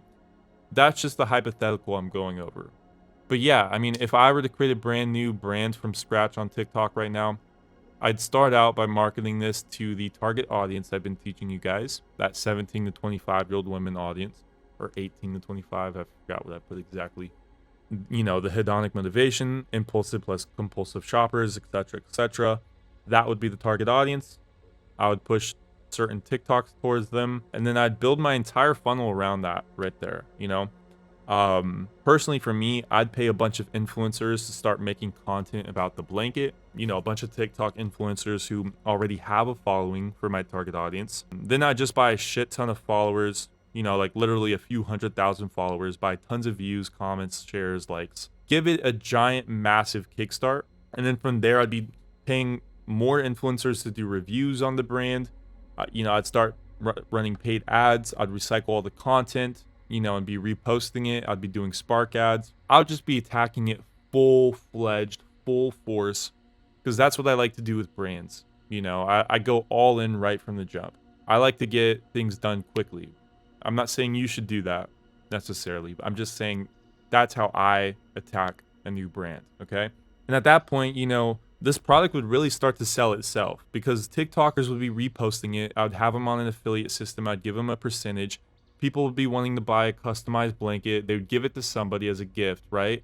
Then it would start to sell itself because it is a good product. It doesn't need to be a high quality blanket. It just needs to showcase whatever those people wanted on their blanket. The people who receive it as a gift are then going to give it as a gift to somebody else. They're going to tell their parents, their friends, family, etc. about, you know, what they got. They're going to think, oh, it's so cool. It's so unique. They're all going to point back to you with your unique brand name. Then for you, you could go to Google. You could hire SEO experts, copywriters to make blogs about the brand. You could push more backlinks back to your brand so that everything points towards you, you know, and just do everything in power on every platform to just push that brand as much as humanly possible. Now, being in the position that I'm in a very comfortable position because I don't have to worry about initial profitability like you do. I can risk money.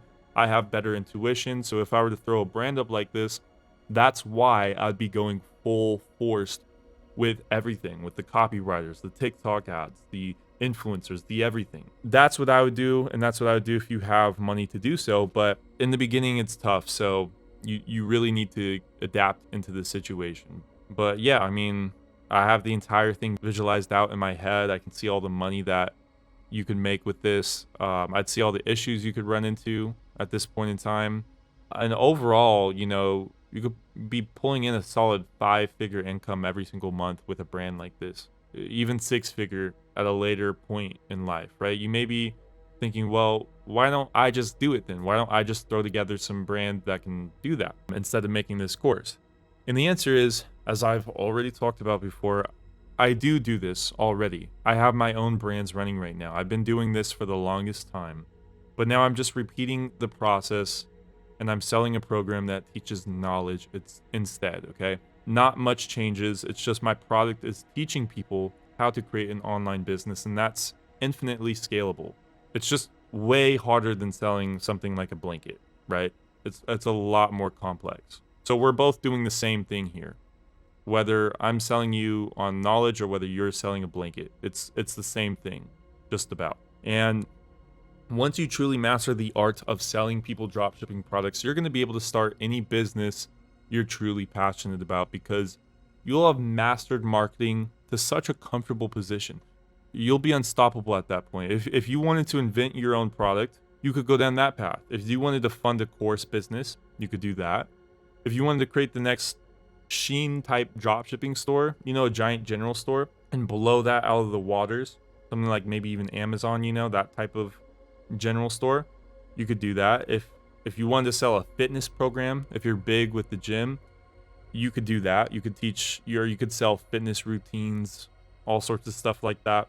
You could teach people how to cook, sell them a cookbook, blah blah blah. You could, you know, sell a new cooking device, end up on Shark Tank. I don't know.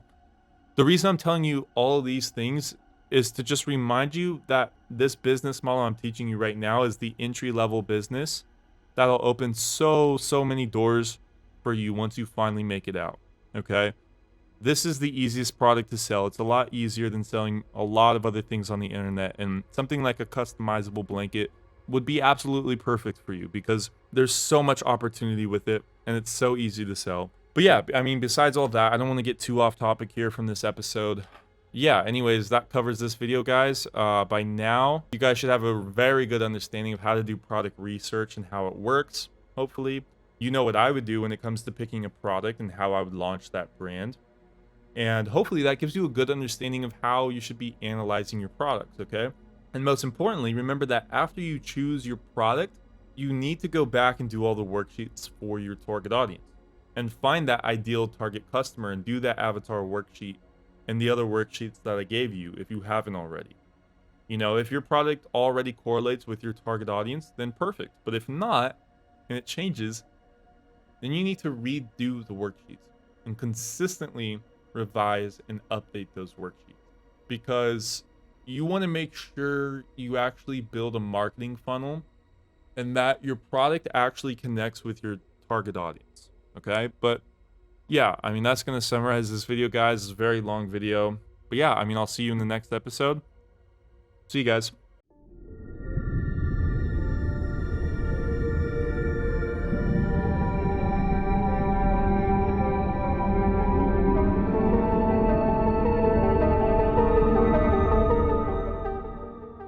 Hey guys, and welcome to this episode called Product Delivery. And in this episode, I'm going to basically be teaching you how to get the cheapest, fastest, and best quality products. Okay, so there's a million ways you could go about product fulfillment and finding the best supplier for your store, but it all really comes down to who's going to get you the cheapest price, who's going to get your product to your customers within a reasonable time frame, you know, and not take like 1 to 2 months, and who's going to make good enough products to fulfill your customers' expectations without having tons of products breaking or having missing orders, right? And after dropshipping for the past 4 or so years, I found the absolute best solution for everyone and the absolute best path to follow as you go from beginner, intermediate, and then advanced. Now, to let you know, before you get started, everything will be coming directly from China to your customer. I don't dabble in, you know, dropshipping from other US sites like Amazon or Walmart or eBay, because essentially all the products come from the same factory to begin with. So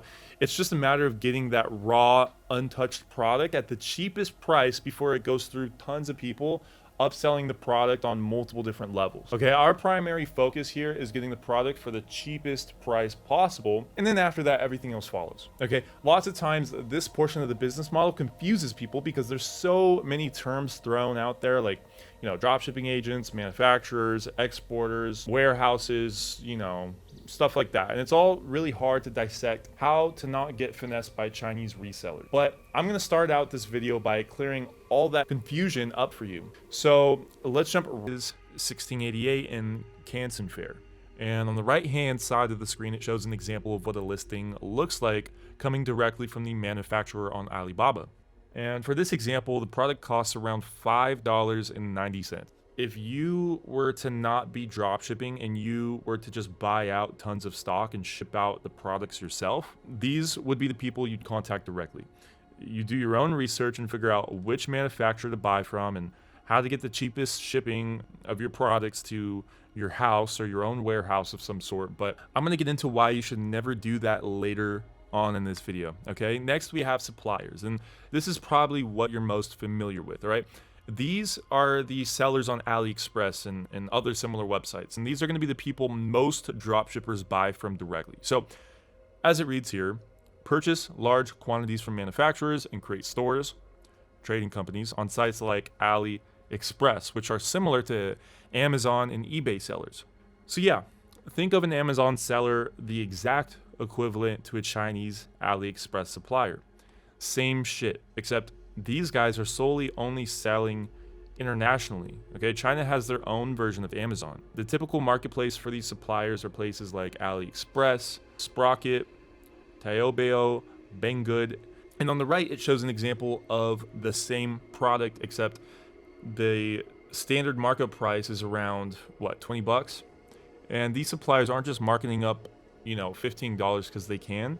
It's because they have shipping fees, they have handling fees, and other things that they have to pay for to make a profit by selling each product individually. And sometimes the manufacturers themselves will allow drop shipping, but you know, it's extremely rare that they do, because it's just two separate business models, right? Being a supplier and being a manufacturer are just completely different. Next is agents.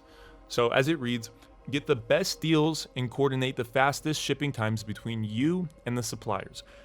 Agents do everything for you, so you don't have to worry about anything. Some popular agent companies are Yun Dropshipping, Sourcing Bro, Hyper SKU, Ecom Ops, and Dropship Agent. And some popular agent companies are Yun Dropshipping, Sourcing Bro, Zendrop, Ecom Ops, and Dropship Agent. And as it shows on the right, in that little illustration, there's you, the agent, the supplier, and the customer. And the agent acts as like a middleman, and essentially you just request a product, and then the agent goes and buys that product from suppliers. They buy high quality products. They figure out which ones give the fastest shipping times to your customers, and then they get the best prices since they can speak native Chinese languages and they don't get screwed over, pretty much, right? And then they come back with a quote and they do everything for you and they get the best deal for you. And they're typically always going to find cheaper prices plus faster shipping times, and you're probably not going to be able to do your own research and get better quotes than they can, right? Because this is what they do for a living, and they're Chinese, right?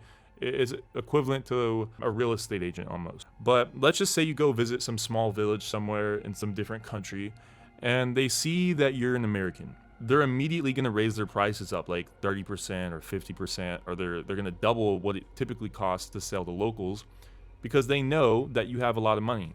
They're going to be charging you a premium. And that's why getting an agent most of the time works better than trying to, you know, go directly to the supplier and contact them yourself. Next term is warehouses. So in China, there's companies that store, organize, and ship out products for a fee. Manufacturers, suppliers, and the agents sometimes own their own, or they will outsource to a third-party warehouse. And all this warehouse does is do that. They take a very small fee and they charge the manufacturers or suppliers or agents a monthly storage fee and handling fees for shipping out their products, right? And of course, if you were to buy all of your own product, you could store it in one of these Chinese warehouses, or you could just store it in a warehouse in your country. For example, the Amazon warehouses are just this, right? And there's other warehouses like ShipBob or NetSuite, and this is all they do, okay? They charge a small handling fee and storage fee, and whenever you get an order, you can set up your store to automatically signal the warehouse to ship out the product to that customer, almost like a supplier, right? Then it goes on a truck, on a boat, on an airplane, whatever it takes to get to your customer, and they throw a tracking number on it. And then whenever it reaches a destination, the couriers will scan that tracking number, and that's how they provide customers with updates on their shipping. And that brings me into the next one, which is couriers. And as I was talking about, I don't need to explain this one, but you know, there's shipping companies that transport packages from China to the customer. This one's pretty obvious. Couriers take a small fee as well. And the popular couriers that dropshippers use that go from China to the US are AliExpress Standard, Yun Express, DHL, Kanayo, and FedEx. And depending on who you go with, whether you go with the supplier, agent, manufacturer, etc., they all have deals with certain couriers. And depending on their monthly volume, they get cheaper prices for shipping out more products. Everybody works in terms of quantity. So if you're working with a giant supplier, for example, guaranteed they're probably going to be able to get you cheaper shipping times because they're shipping out tons of packages. And they get incentives from those couriers to keep shipping more packages.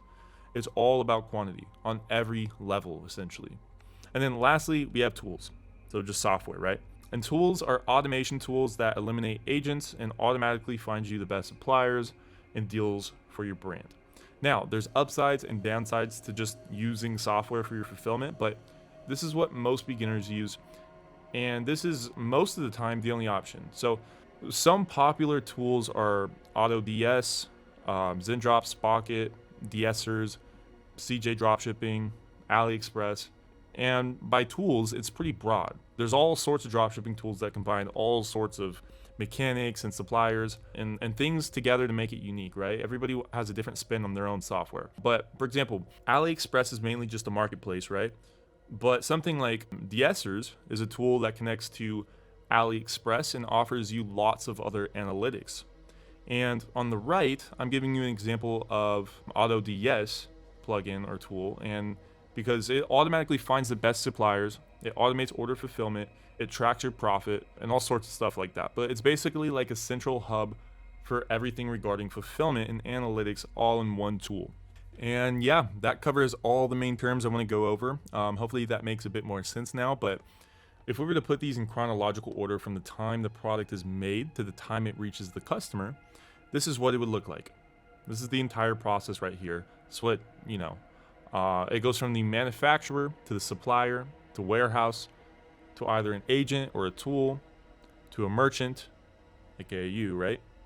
Then through the couriers, and then lastly to the customer. This is the entire model. Okay, and if we were to look at it in terms of where all the money is going, this is what a realistic example of how the distribution of capital comes about, right? So starting out at the factory, it's bought for around $5 a pop in large quantity, and then it's sold to the supplier who goes and lists the product for 17 bucks. Then from there, the warehouse typically takes a dollar in handling and storage fees based off of this number. And then the agent typically takes another dollar for their fees, right? And if you're using a tool of some sort, they just take whatever monthly fee or per unit small fee type of thing. And then it finally reaches you. And you go and then resell that shit for a ridiculous upsell, ridiculous amount, like 60 bucks, pretty much 3x the cost. But of course you have to, because marketing is very, very expensive. You're the one who incurs the biggest fees when it comes to advertising. So that means you also have to sell it for a very high price. But anyways, once you take out the marketing fee, then it reaches the couriers who would charge like $5 out of the bunch to get it to the customer. And then lastly, the customer buys it for $65. So essentially they're buying a $5 product for $65 in America. And that's how this entire system works. Everyone's making money, and at the end of the day, the customer is happy because they got the product that they wanted. So you may be thinking, well, how could I just get the raw product for $5 and gain way higher profit margins? Is drop shipping even worth it if I could just be a little smarter and contact the manufacturers directly? But the answer is no, wrong. Let's go over why you shouldn't buy in bulk. And it's not just because it's risky. Most people think it's because it's a risky play, but no. As it reads here, why you shouldn't buy in bulk. You'll now have to incur all these fees yourself and do all the work. You will drop the price down slightly, but at that point, you might as well just raise your selling price a few dollars.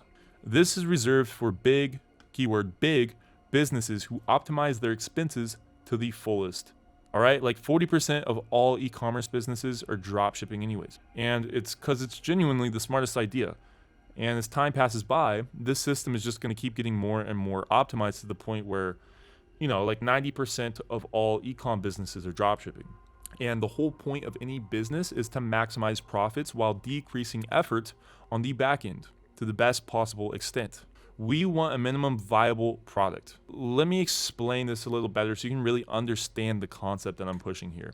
Dropshipping equals MVP.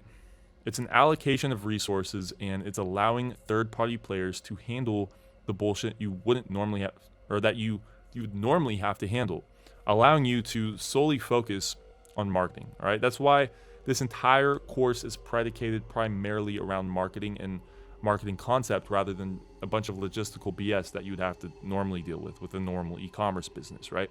So as it reads here, minimum viable product. That's what MVP means. High scalability / easy launch. So if we can scale something really high and it's very easy to start out in, that's an ideal MVP business model right there. Now, what's not an MVP is the traditional e-commerce model. You know, that's been around well before dropshipping ever became a thing. And by the way, fun fact, dropshipping actually started in the 60s, I think, in the 1960s. People were dropshipping in the mail before the internet was ever a thing. Pretty funny, but anyways, as it reads here, as soon as you reach scale, you'll incur tons of issues, including inventory management, order processing, packaging, shipping, handling, returns and exchanges, international shipping, outsourcing third-party help, and hiring employees. So much bullshit that comes along with this, and I would know because I've attempted this a few times. This is why we dropship. This is why you're watching this course to begin with, and it's because we're minimizing the amount of back-end work we have to do to the most extreme extent.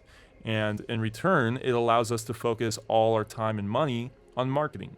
And lots of other e-commerce businesses fail because they focus most of their time on finding and creating and packaging and shipping products. They're focusing on the logistical side of things. They're focusing on the back end, which is not what you're supposed to be focusing on. And then they get through all that and they realize, oh shit, we don't have anyone to sell to. And that's the typical story of some startup company that, I don't know, made it on Shark Tank and then, you know, they ran out of money or whatever. Now, after that, they'd probably be begging investors for startup capital, for marketing. That's the exact situation you're bypassing right now, all right? You're not pulling out loans and you're not going up to venture capitalists asking for 200 grand.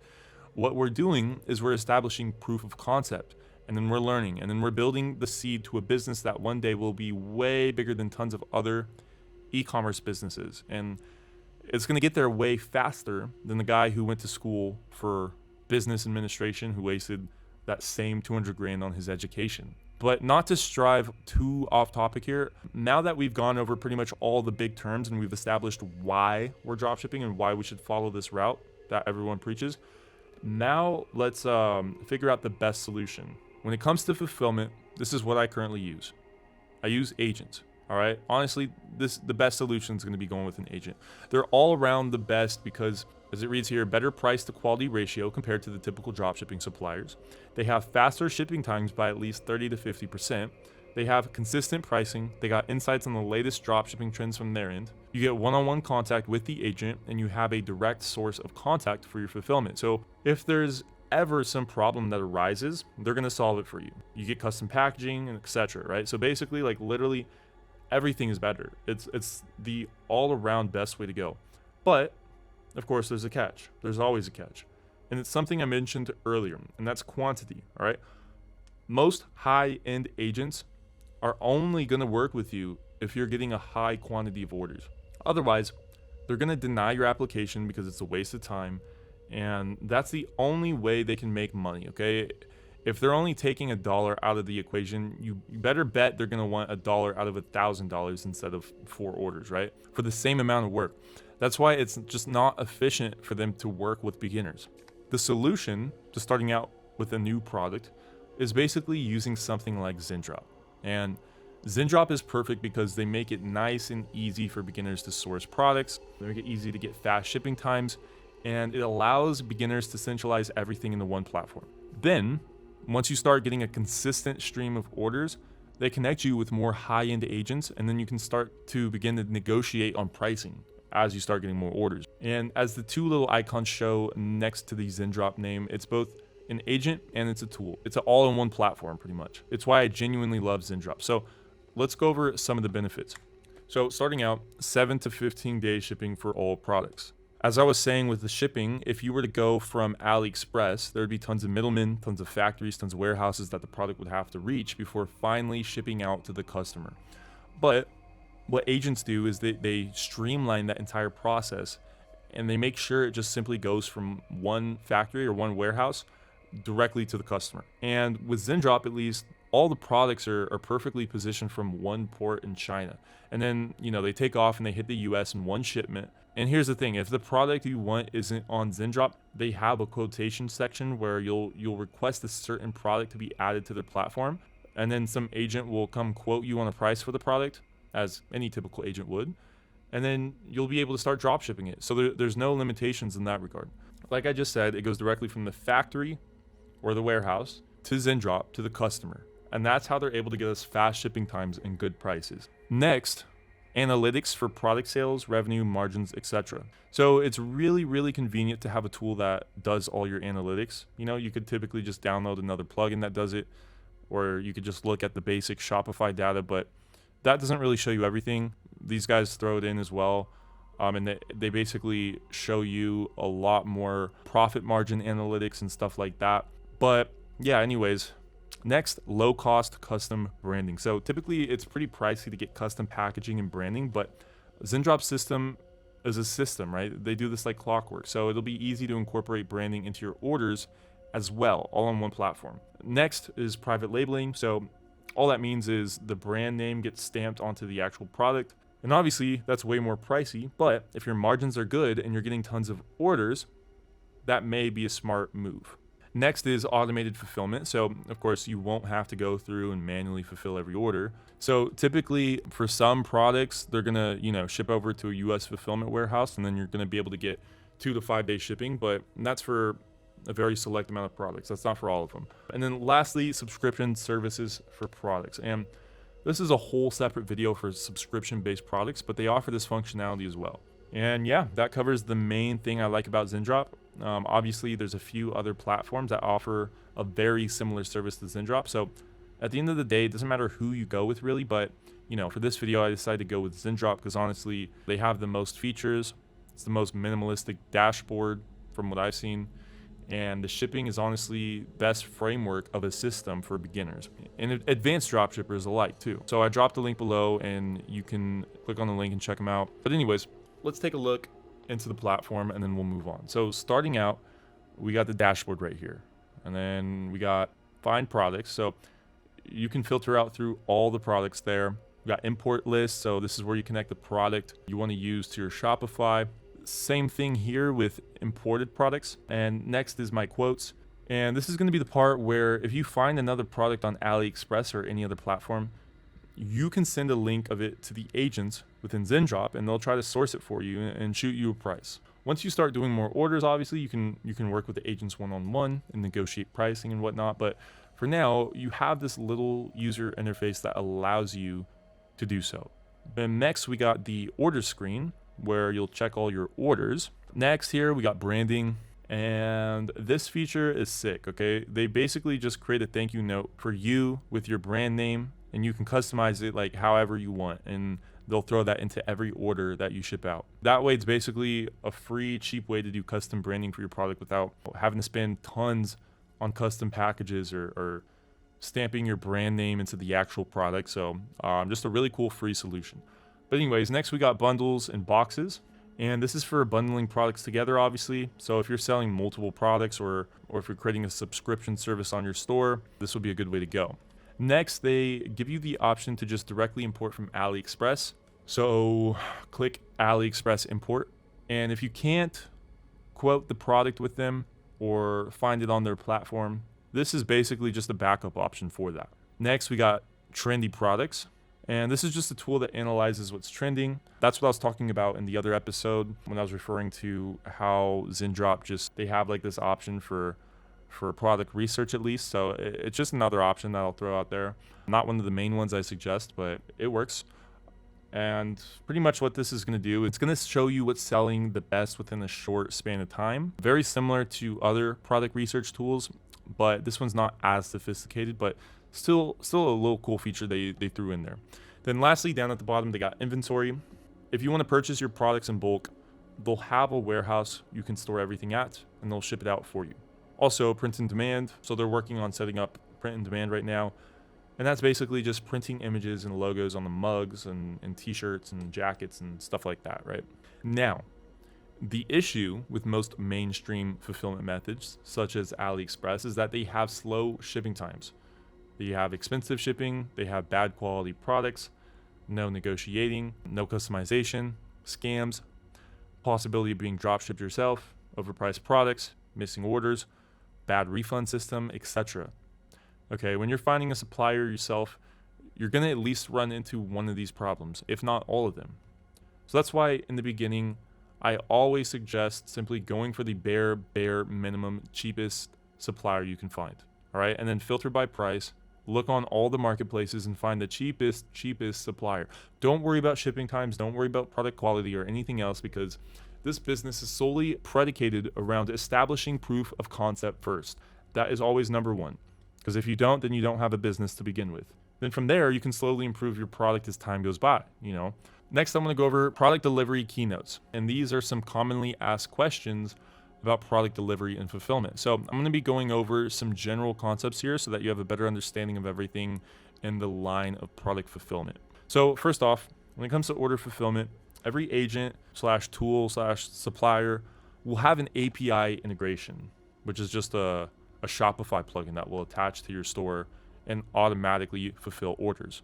You know, lots of people get confused on that and whether or not you need to do any work for fulfilling orders, but you really don't. That's the old school way. And the other option would be to send your suppliers a .cvs file like every few days or whatever, but there's no point when you can have it automatically done. At least with ZenDrop, it's done automatically. Next is custom packaging, and this is ideal for highly profitable niche stores who want repeat customers. If running a one product store, I mean, you don't need to bother right now in the beginning. And I say this because if you're running that one product store, you're only going to capture the sale once. They're not going to buy again unless you have upsells. If you have multiple upsells or you have multiple other products you want to sell to repeat customers, then go for the custom packaging. It's just the issue with this is that it can get really pricey. So only implement this when you have the spare capital and you're already bringing in good margins and you're already getting in high quantity. Okay, this is for later on in your journey, so if it suits your brand, then go for it 100%. Next is shipping times. So typically fulfillment shipping times range from 7 to 15 calendar days, which is really good shipping times considering, you know, it's coming from China directly to the ports, you know, and then driven in trucks all the way across the country to your customer. But on the other hand, typical supplier shipping times range from 30 to 60 days, and this is because suppliers don't coordinate all the logistics of getting the product to the customer as fast as possible. That's not what they're worried about. That's what agents are worried about. Okay, for example, there's tons of ports in China, in Shenzhen, in Shanghai or Hong Kong, and the packages have to travel from one supplier to another warehouse to another port to the correct courier and then to the customer. And when these things aren't optimized to get to the customer in the fastest manner possible, it ends up taking around 30 to 60 days. That's why dropshipping got a bad rep, because it always took ages for someone to get their order. And when this happens, chargebacks start flooding in, people asking for refunds, no repeat buyers. That's why if we want to start a real brand, then we need to go with an agent, because if you're looking to start a real long-term business, you actually want to give good service and give a good product. Otherwise, it's going to collapse, right? Next is product quality. Speaking of that, it says here, you will get what you will get. Chinese factories make everything cheaply. Do not throw extra money into product quality. Always focus on upfront profit first. Sadly, that's the case for most products. It's hard to actually emphasize quality for your products. You typically either get a shit quality or you get medium quality. If you pay more money for quality, you're not going to see any tangible results coming from that investment. So stick to price being your main concern. A cheap price. Next, refunds. So as it reads here, do not offer refunds. If you offer refunds, people will abuse it, especially if you're selling a cheaply made product with long shipping times. Don't ever mention refunds on your website. Right? This is the move when you're first starting out. But like I keep saying, as time goes on, of course, offer refunds once you're fully up and running and established. And you can do that when you can afford handling refunds. But most of the time in the beginning when you're getting your feet wet, you're going to inevitably give bad service to your customers.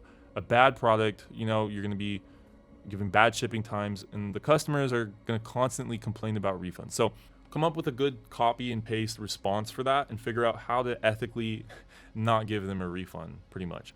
You know, my strategy for this has always been to constantly keep delaying the emails as long as possible. So if they ask for a refund, just keep pushing back the response times and keep requiring more information for that refund.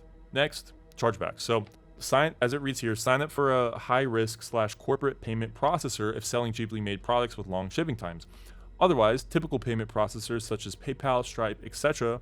will hold your funds and halt cash flow. So this one's going to be very important because the industry standard for chargebacks is typically 1%.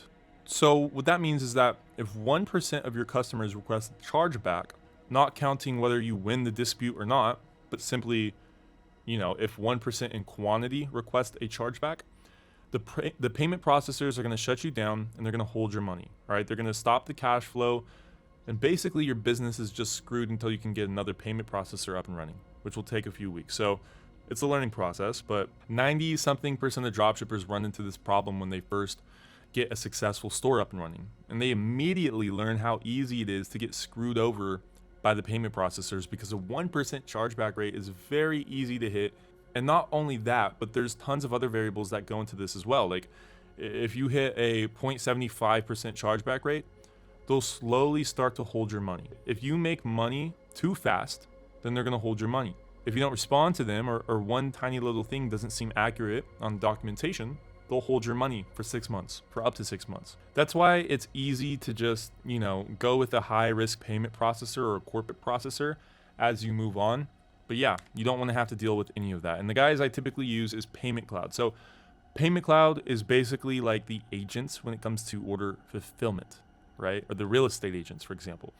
They go out and find you the absolute best deal with the best everything to fit your store for payment processing. Okay, you can do all your research and find the best payment processor yourself, you know, the same way you can do all your research and find the best supplier for your store. But at the end of the day, these agent services make it a lot easier and more efficient and cheaper, like literally everything. And the reason Payment Cloud is great is because if there's any sort of hold on my money, or if I have any questions at all, or I need consulting with anything, I can call up my point of contact and he immediately hops on the problem and he solves it, or at least tries his best to solve the issue. On the other hand, if you go with Stripe, for example, or Square, one of the biggest processors for e-commerce, if you go directly with them, they're going to be able to easily screw you over. They're going to be able to hold your money, and it's going to make life much more difficult. So later on, when we reach the advertising section of TikTok ads, they have the same thing. Facebook ads has the same thing. And they have agents you can work with to get better deals and make sure everything runs smoothly, at least in regards to advertising. And that's always going to be the best solution for high-scale advertising. Whether it's payment processing, fulfillment, or anything, agents always make life easier. But here's the thing. If you're a beginner, I'd suggest just going with Shopify Payments. And the reason being is because it's just the most simple route to go down in the beginning. You're still going to get lots of the main benefits from other corporate processors, but Shopify Payments makes it extremely simple. And Shopify Payments is going to allow you to focus on the main thing you need to focus on, which is marketing, as I always say, right? And lastly, I want to go over negotiating cheapest prices. So, as it reads here, when working with suppliers or agents, always claim that you are a professional dropshipper. Over-exaggerate expected monthly volume and request an unrealistic offer to start out. Keep pushing this unrealistic offer, let time pass, leave, and then come back and accept their deal. This is the basics to getting the best deal when it comes to product fulfillment. Once you get your feet off the ground and you start getting a decent amount of volume, a decent amount of orders every day, then you can start negotiating. You can go to ZenDrop, you can go to whatever you're using, and you can start leveraging your business, okay? Now, the option to pretend like you're already getting tons of orders is an option as well, right? You could lie about that, but that typically doesn't work out well. Like, you're gonna have to be really confident in your abilities to start flooding in orders right after you claim you can. And most of the time, it's not even worth it, all right? Otherwise, they're gonna drop you. So that's why I keep saying you need to solely focus on cheap prices in the beginning for fulfillment. You need to be able to bring in lots of orders, and then from there, you can start giving your customers a better experience. Now, I already hinted at this, but I wanted to make this clear. There's two strategies when it comes to capital allocation. When you're first starting out, you can either maximize quality, you can go through that paradigm, or you can maximize profits. On the left-hand side, it states, by focusing on creating the best customer experience, word will spread and you will beat out all competition. Funnel all money back into the business and continuously strive to maximize output, and in return, you will receive the most input. Then on the right, it states maximize profits. Always focus on maximizing profits. Profits always come first, and funneling money towards customer experience is purely empathetic. Squeeze as much juice out as possible. That way, you can use this money to go start a new, better business. And both of them are wrong. The solution is to maximize profits and quality. Initially, maximize profits to obtain proof of concept and get your feet on the ground. Then, start funneling money into customer experience and let word of mouth market for you. So there's just two different times and two different stages of your journey that you're going to apply these, right? This is the ultimate strategy. In the beginning, you don't even need to fulfill products until you're fully capable and able to send out the products. You need proof of concept first. If all goes bad and your dropshipping excursion fails, issue everyone a refund, all right? But you don't need to send product out right away, and you definitely don't need to send high quality, fast shipping time products out right away either. But yeah, I mean, that's going to cover this video, guys. I was a bit repetitive with a few points, but it's all for a purpose, because it's very important you apply these concepts that I'm teaching you. Otherwise, you end up learning the hard way, and it's the exact same path tons of other dropshippers end up learning on their own. So if you take my advice and you follow the system and the directions, you'll be good to go. But also, don't follow it to an exact T, of course. Your brand and your product is unique to you. So if your intuition tells you to do something slightly different than what I say, of course, do that, all right? E-commerce isn't a yes/no or a black and white type of thing. There's lots of gray space in this business model, and in any business model for that matter. You're gonna have to shape and form that gray space into your particular unique business. That covers this video, and I'll see you guys in the next episode.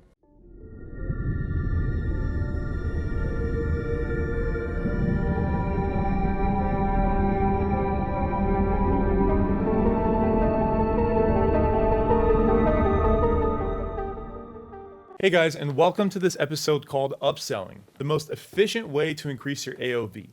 And what your AOV means is your average order value, or AKA your profitability. If we can flash an initial price on the website for a product that's cheap, that gets people through the door, then once you've already spent lots of money deciding whether they want to purchase and, actually purchasing the product, then we can add a complimentary product to their order right after they purchase. So, for example, if you're selling a t-shirt, right, and they purchase the t-shirt, you give them an exclusive 70% off deal on a wristband that matches the t-shirt perfectly. This is what I like to call an irresistible offer.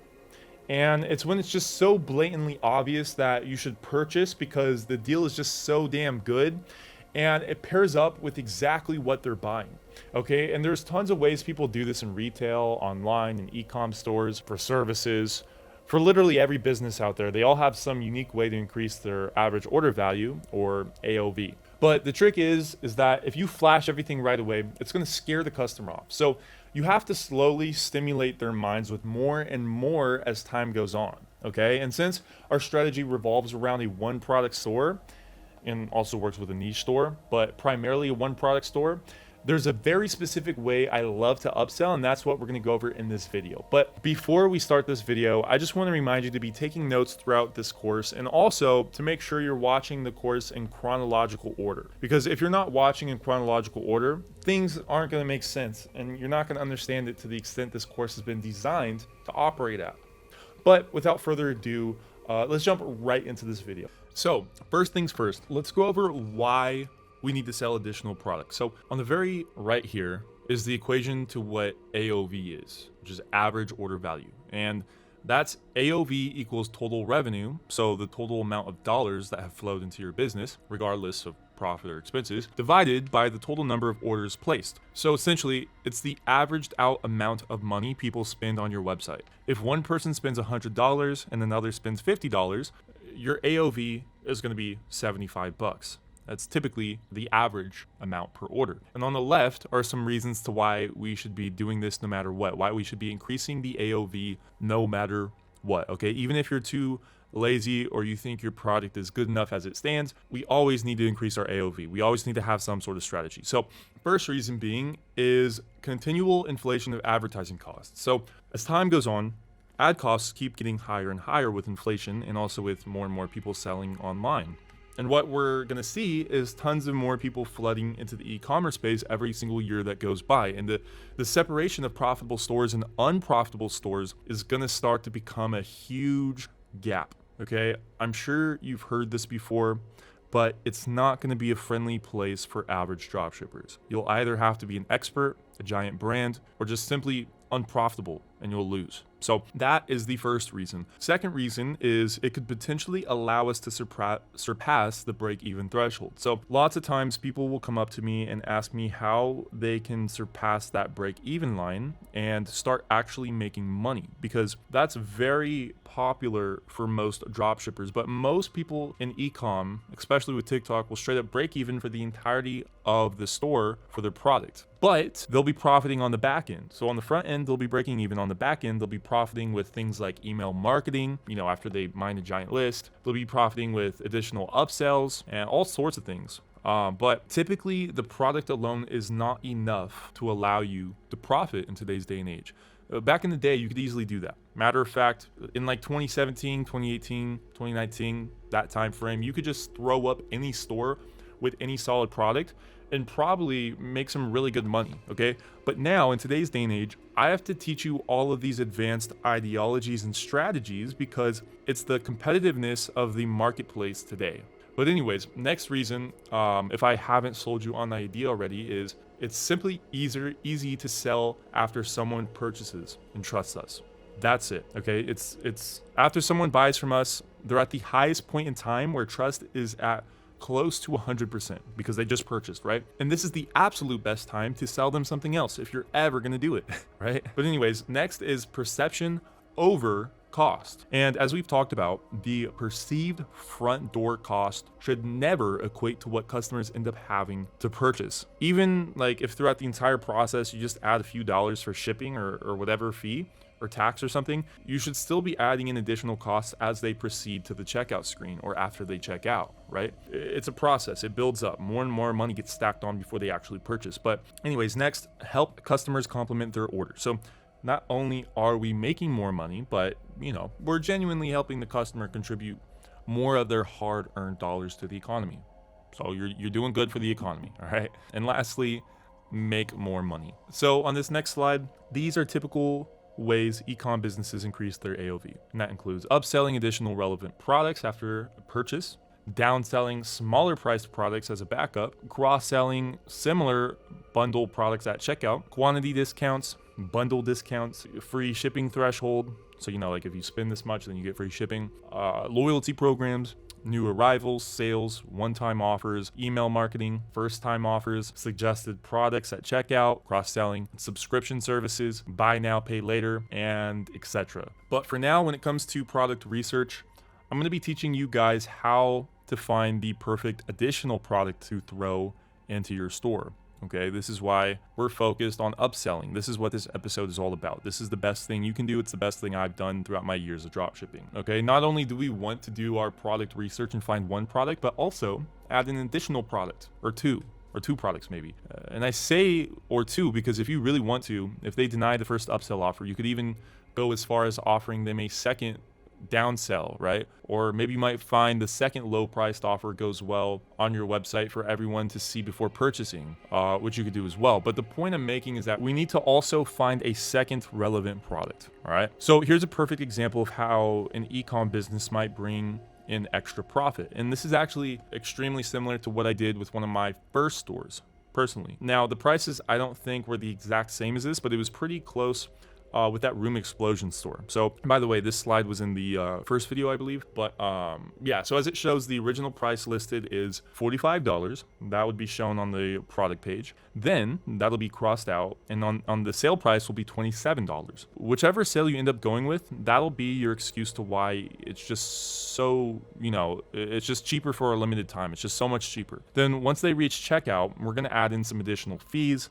Really quickly, I'm going to make a quick point here. You see how it goes from $27 to $32.34? That doesn't seem like a lot of money at all, but that's an extra $5.34. If you were to list your product as $30 and the total came out to be $35.34, that would seem like a pretty big jump, right? 30 to 35. So just wanted to point that small little thing out, because small things like that really do make a massive fucking difference. So you'd be surprised. You know, the $27 jump to $32 jump doesn't seem like a big difference at all. But 30 to 35 seems like a much bigger difference. That's something to do with pricing strategies, like we've gone over. But anyways, moving on. Lastly, after they purchased, you offer them some LED lights as an upsell. So that'll end up being like an extra $12 or so in total. And then, of course, you'll be right back at that $45 price point that you initially claimed, you know, was a sale. And you see how that process worked. I went over this in the first episode as well, because it's one of the crucial parts of our entire strategy. It's a quick and easy trick to increase your overall AOV. And I'd highly recommend you implement this before even launching your store, because you want to start getting the best results possible right from the jump. This is something that is exclusive to Ecom Express. This is what, you know, we pride a lot of our stores around. So before we move on, I want to just go over the proper definitions of these words before we continue, because sometimes there's confusion between these three words, and I'm going to clear that up really quickly. But yeah, so in e-commerce, well, and selling in total, upselling is basically just persuading a customer to purchase a higher value item or something additional, right? Downselling is persuading a customer to purchase a lower priced item if first option isn't obtainable. For example, let's say, you know, they don't take the bait and they don't purchase our first upsell. If they deny that offer, we can hit them with a uber cheap offer as a backup, right? You know, something that's like 70% cheaper than what the upsell was. That's one example of downselling. Or if they're scrolling through your website and they're about to click out of the page once they see the price, from there you can offer them a cheaper priced item right before their mouse cursor gets close to the top of the corner of the page. All right, that would be an effective downsell last option. So that's what downselling is. It's essentially the backup, okay? And lastly, there's cross-selling, which means selling different or recommended products to add to their order. And this is mostly relevant with niche or general stores because it usually applies to bundle packages. You know, it usually applies to suggested products, suggested additional products on the cart page that are typically very, very similar to the original product they added to cart. I'm sure you've probably seen that on like Amazon. And this is just an attempt to increase the AOV by simply getting them to buy multiple things. And for us, of course, this won't be that relevant. We're primarily focused on the upsell, selling additional items after checkout. So all it really comes down to is this tactic right here. The one-click OTO upsell is the Ecom Express hack to bringing in more profits. The main point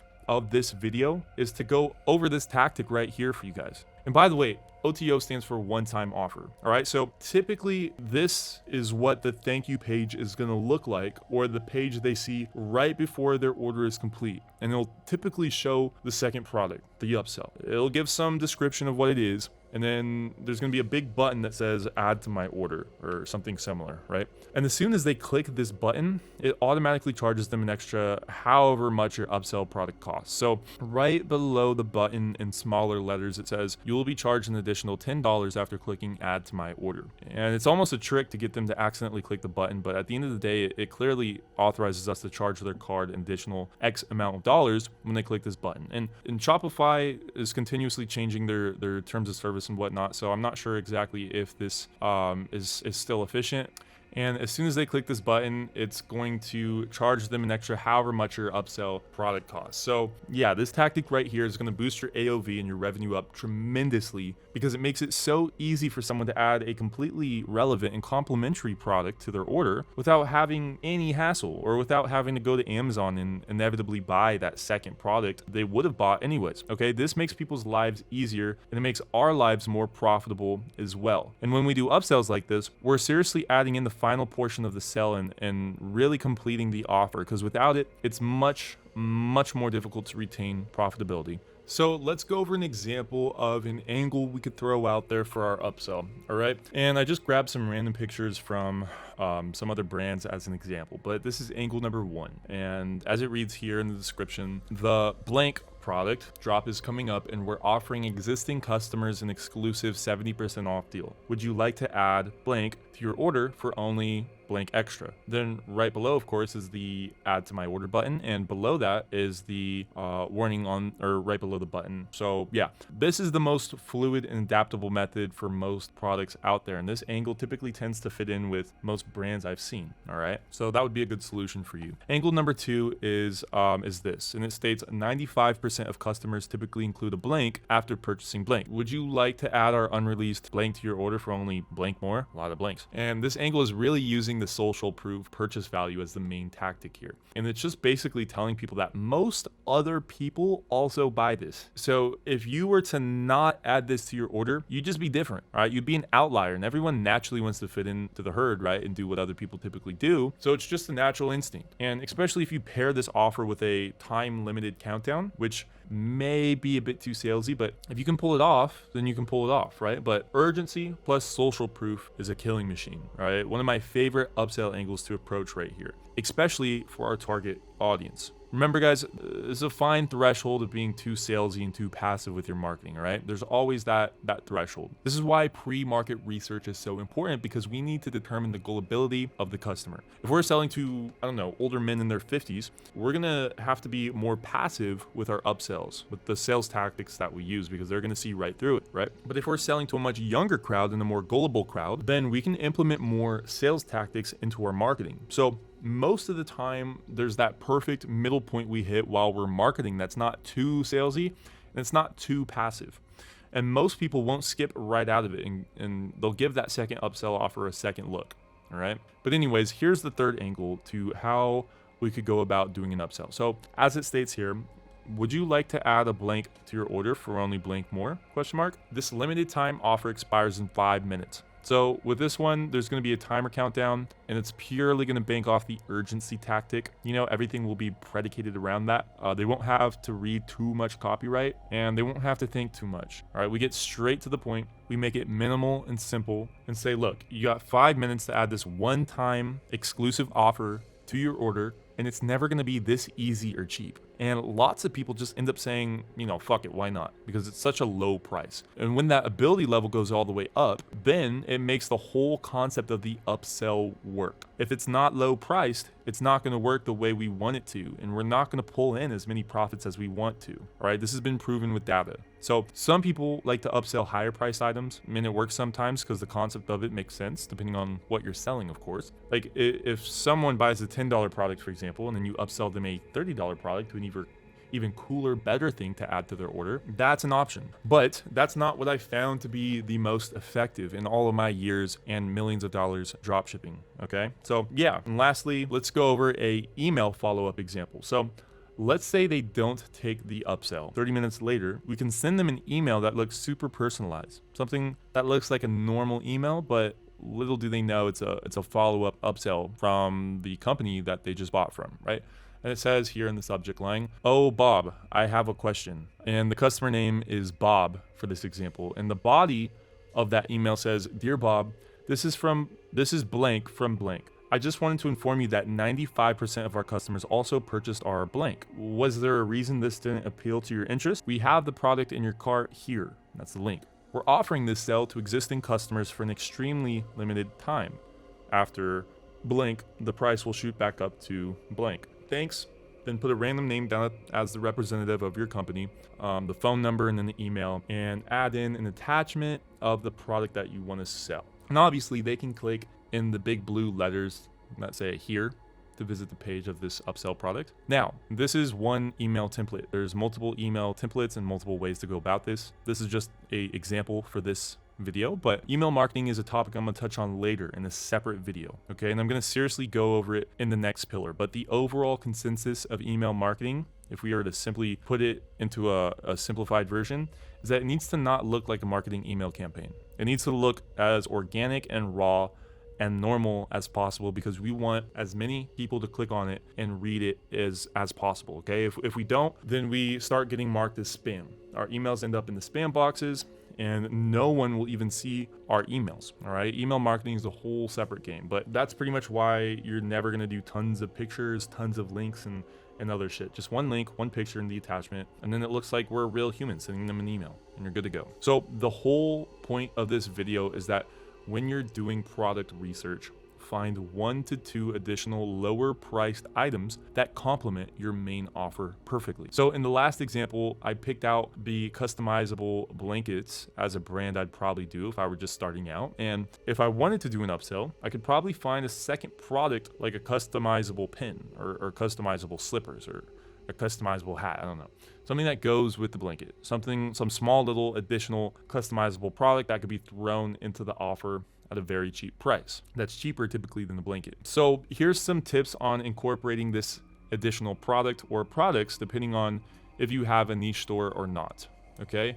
And speaking of that, if you end up going with a niche store, you'll want to create upsells that match each and every single product. Don't just do one upsell for all the products. Pair each upsell to identify with each unique product you sell on your store. But anyways, let's read over this. And at the top it says, typically products that can be marked up 5 to 10x work best for this strategy. For example, a $1.27 marked up to $9.97. So yeah, high markup products really do work the best because, you know, the whole point of the upsell is to bring in more profits. We're not building a list. We're not getting more people through the door. Our end goal is to profit more on an upsell.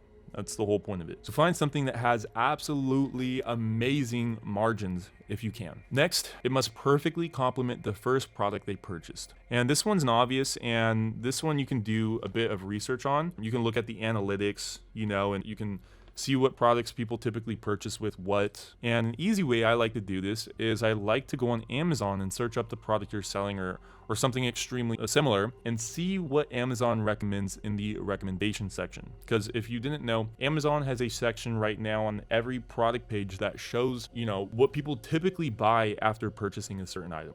So this is an easy way to just piggyback off the Amazon AI that's already implemented. Okay, but next says must be a one-click upsell and must be easy for the customer to add to order. And I say this because back in the day, Shopify didn't allow people to add in one-click upsells, I don't think, or maybe they did. I never found any good plugins for it. But either way, make sure it's extremely easy for the purchase to be made. Otherwise, if they don't, or if they have to go through the entire purchasing process all over again, they're probably not going to buy it. Okay, convenience is key here. Next, must be heavily incentivized, i.e. time countdown, you know, 70% off, exclusive pre-launch deal, free shipping, etc. So you have to have a good reason to why you're giving them this upsell. Don't just throw it at them and tell them to buy it because you know, it's awesome or whatever. There needs to be a story or reasoning to why they should buy it. And on top of that, like I just stated, there needs to be heavy incentive to do it. Okay, you need to implement a purchase value from the first pillar into the stage of the funnel, and it needs to really match with the target audience. So let's say you're selling a body fat burner, and the entire funnel for this body fat burner is, you know, playing off the concept that they need to fit in with society and they need to look good on the beach. So you're basically fat shaming them into purchasing your product. Okay, at the upsell level, we should do the exact same thing. Since their brand is already in that state, we should incentivize them even more by using social proof, you know, social backing sales, saying all these other people burnt off their fat by adding in this additional product, you know, and this was the only way they could have done it. Without this additional product, it doesn't help the fat burner or whatever, you know, and they did it 30% faster with this additional new upsell product or whatever. And if you don't buy this additional product, you're not going to do it as fast and it might not work, blah, blah, blah. And yeah, that's just an example off the top of my head, but it actually correlates perfectly. So make sure your funnel values match your upsell value. Got to be the same. Moving on to the last, it states it must not be overly salesy or else customers' defense mechanisms will prop up too quickly. All right, now again, this depends on your target audience, and you don't need to use my target audience that I recommend you sell to, you know, in the initial pillar, like I've been saying, but there's always going to be a threshold to what people believe and what people genuinely click out of immediately. And ideally, the middle point threshold will sound a bit salesy, but it will be working wonders in the back of their subconscious, convincing them to purchase this additional product without making it too painful to do so. There's that middle ground, that middle threshold. So So as time goes by, you'll be testing this out, and you can split test the 2 salesy method versus the 2 passive method, minimal upsell methods, and see which one works best. Then find that middle point. All right. And I can't believe how many success stories I've heard with this upsell strategy. All right.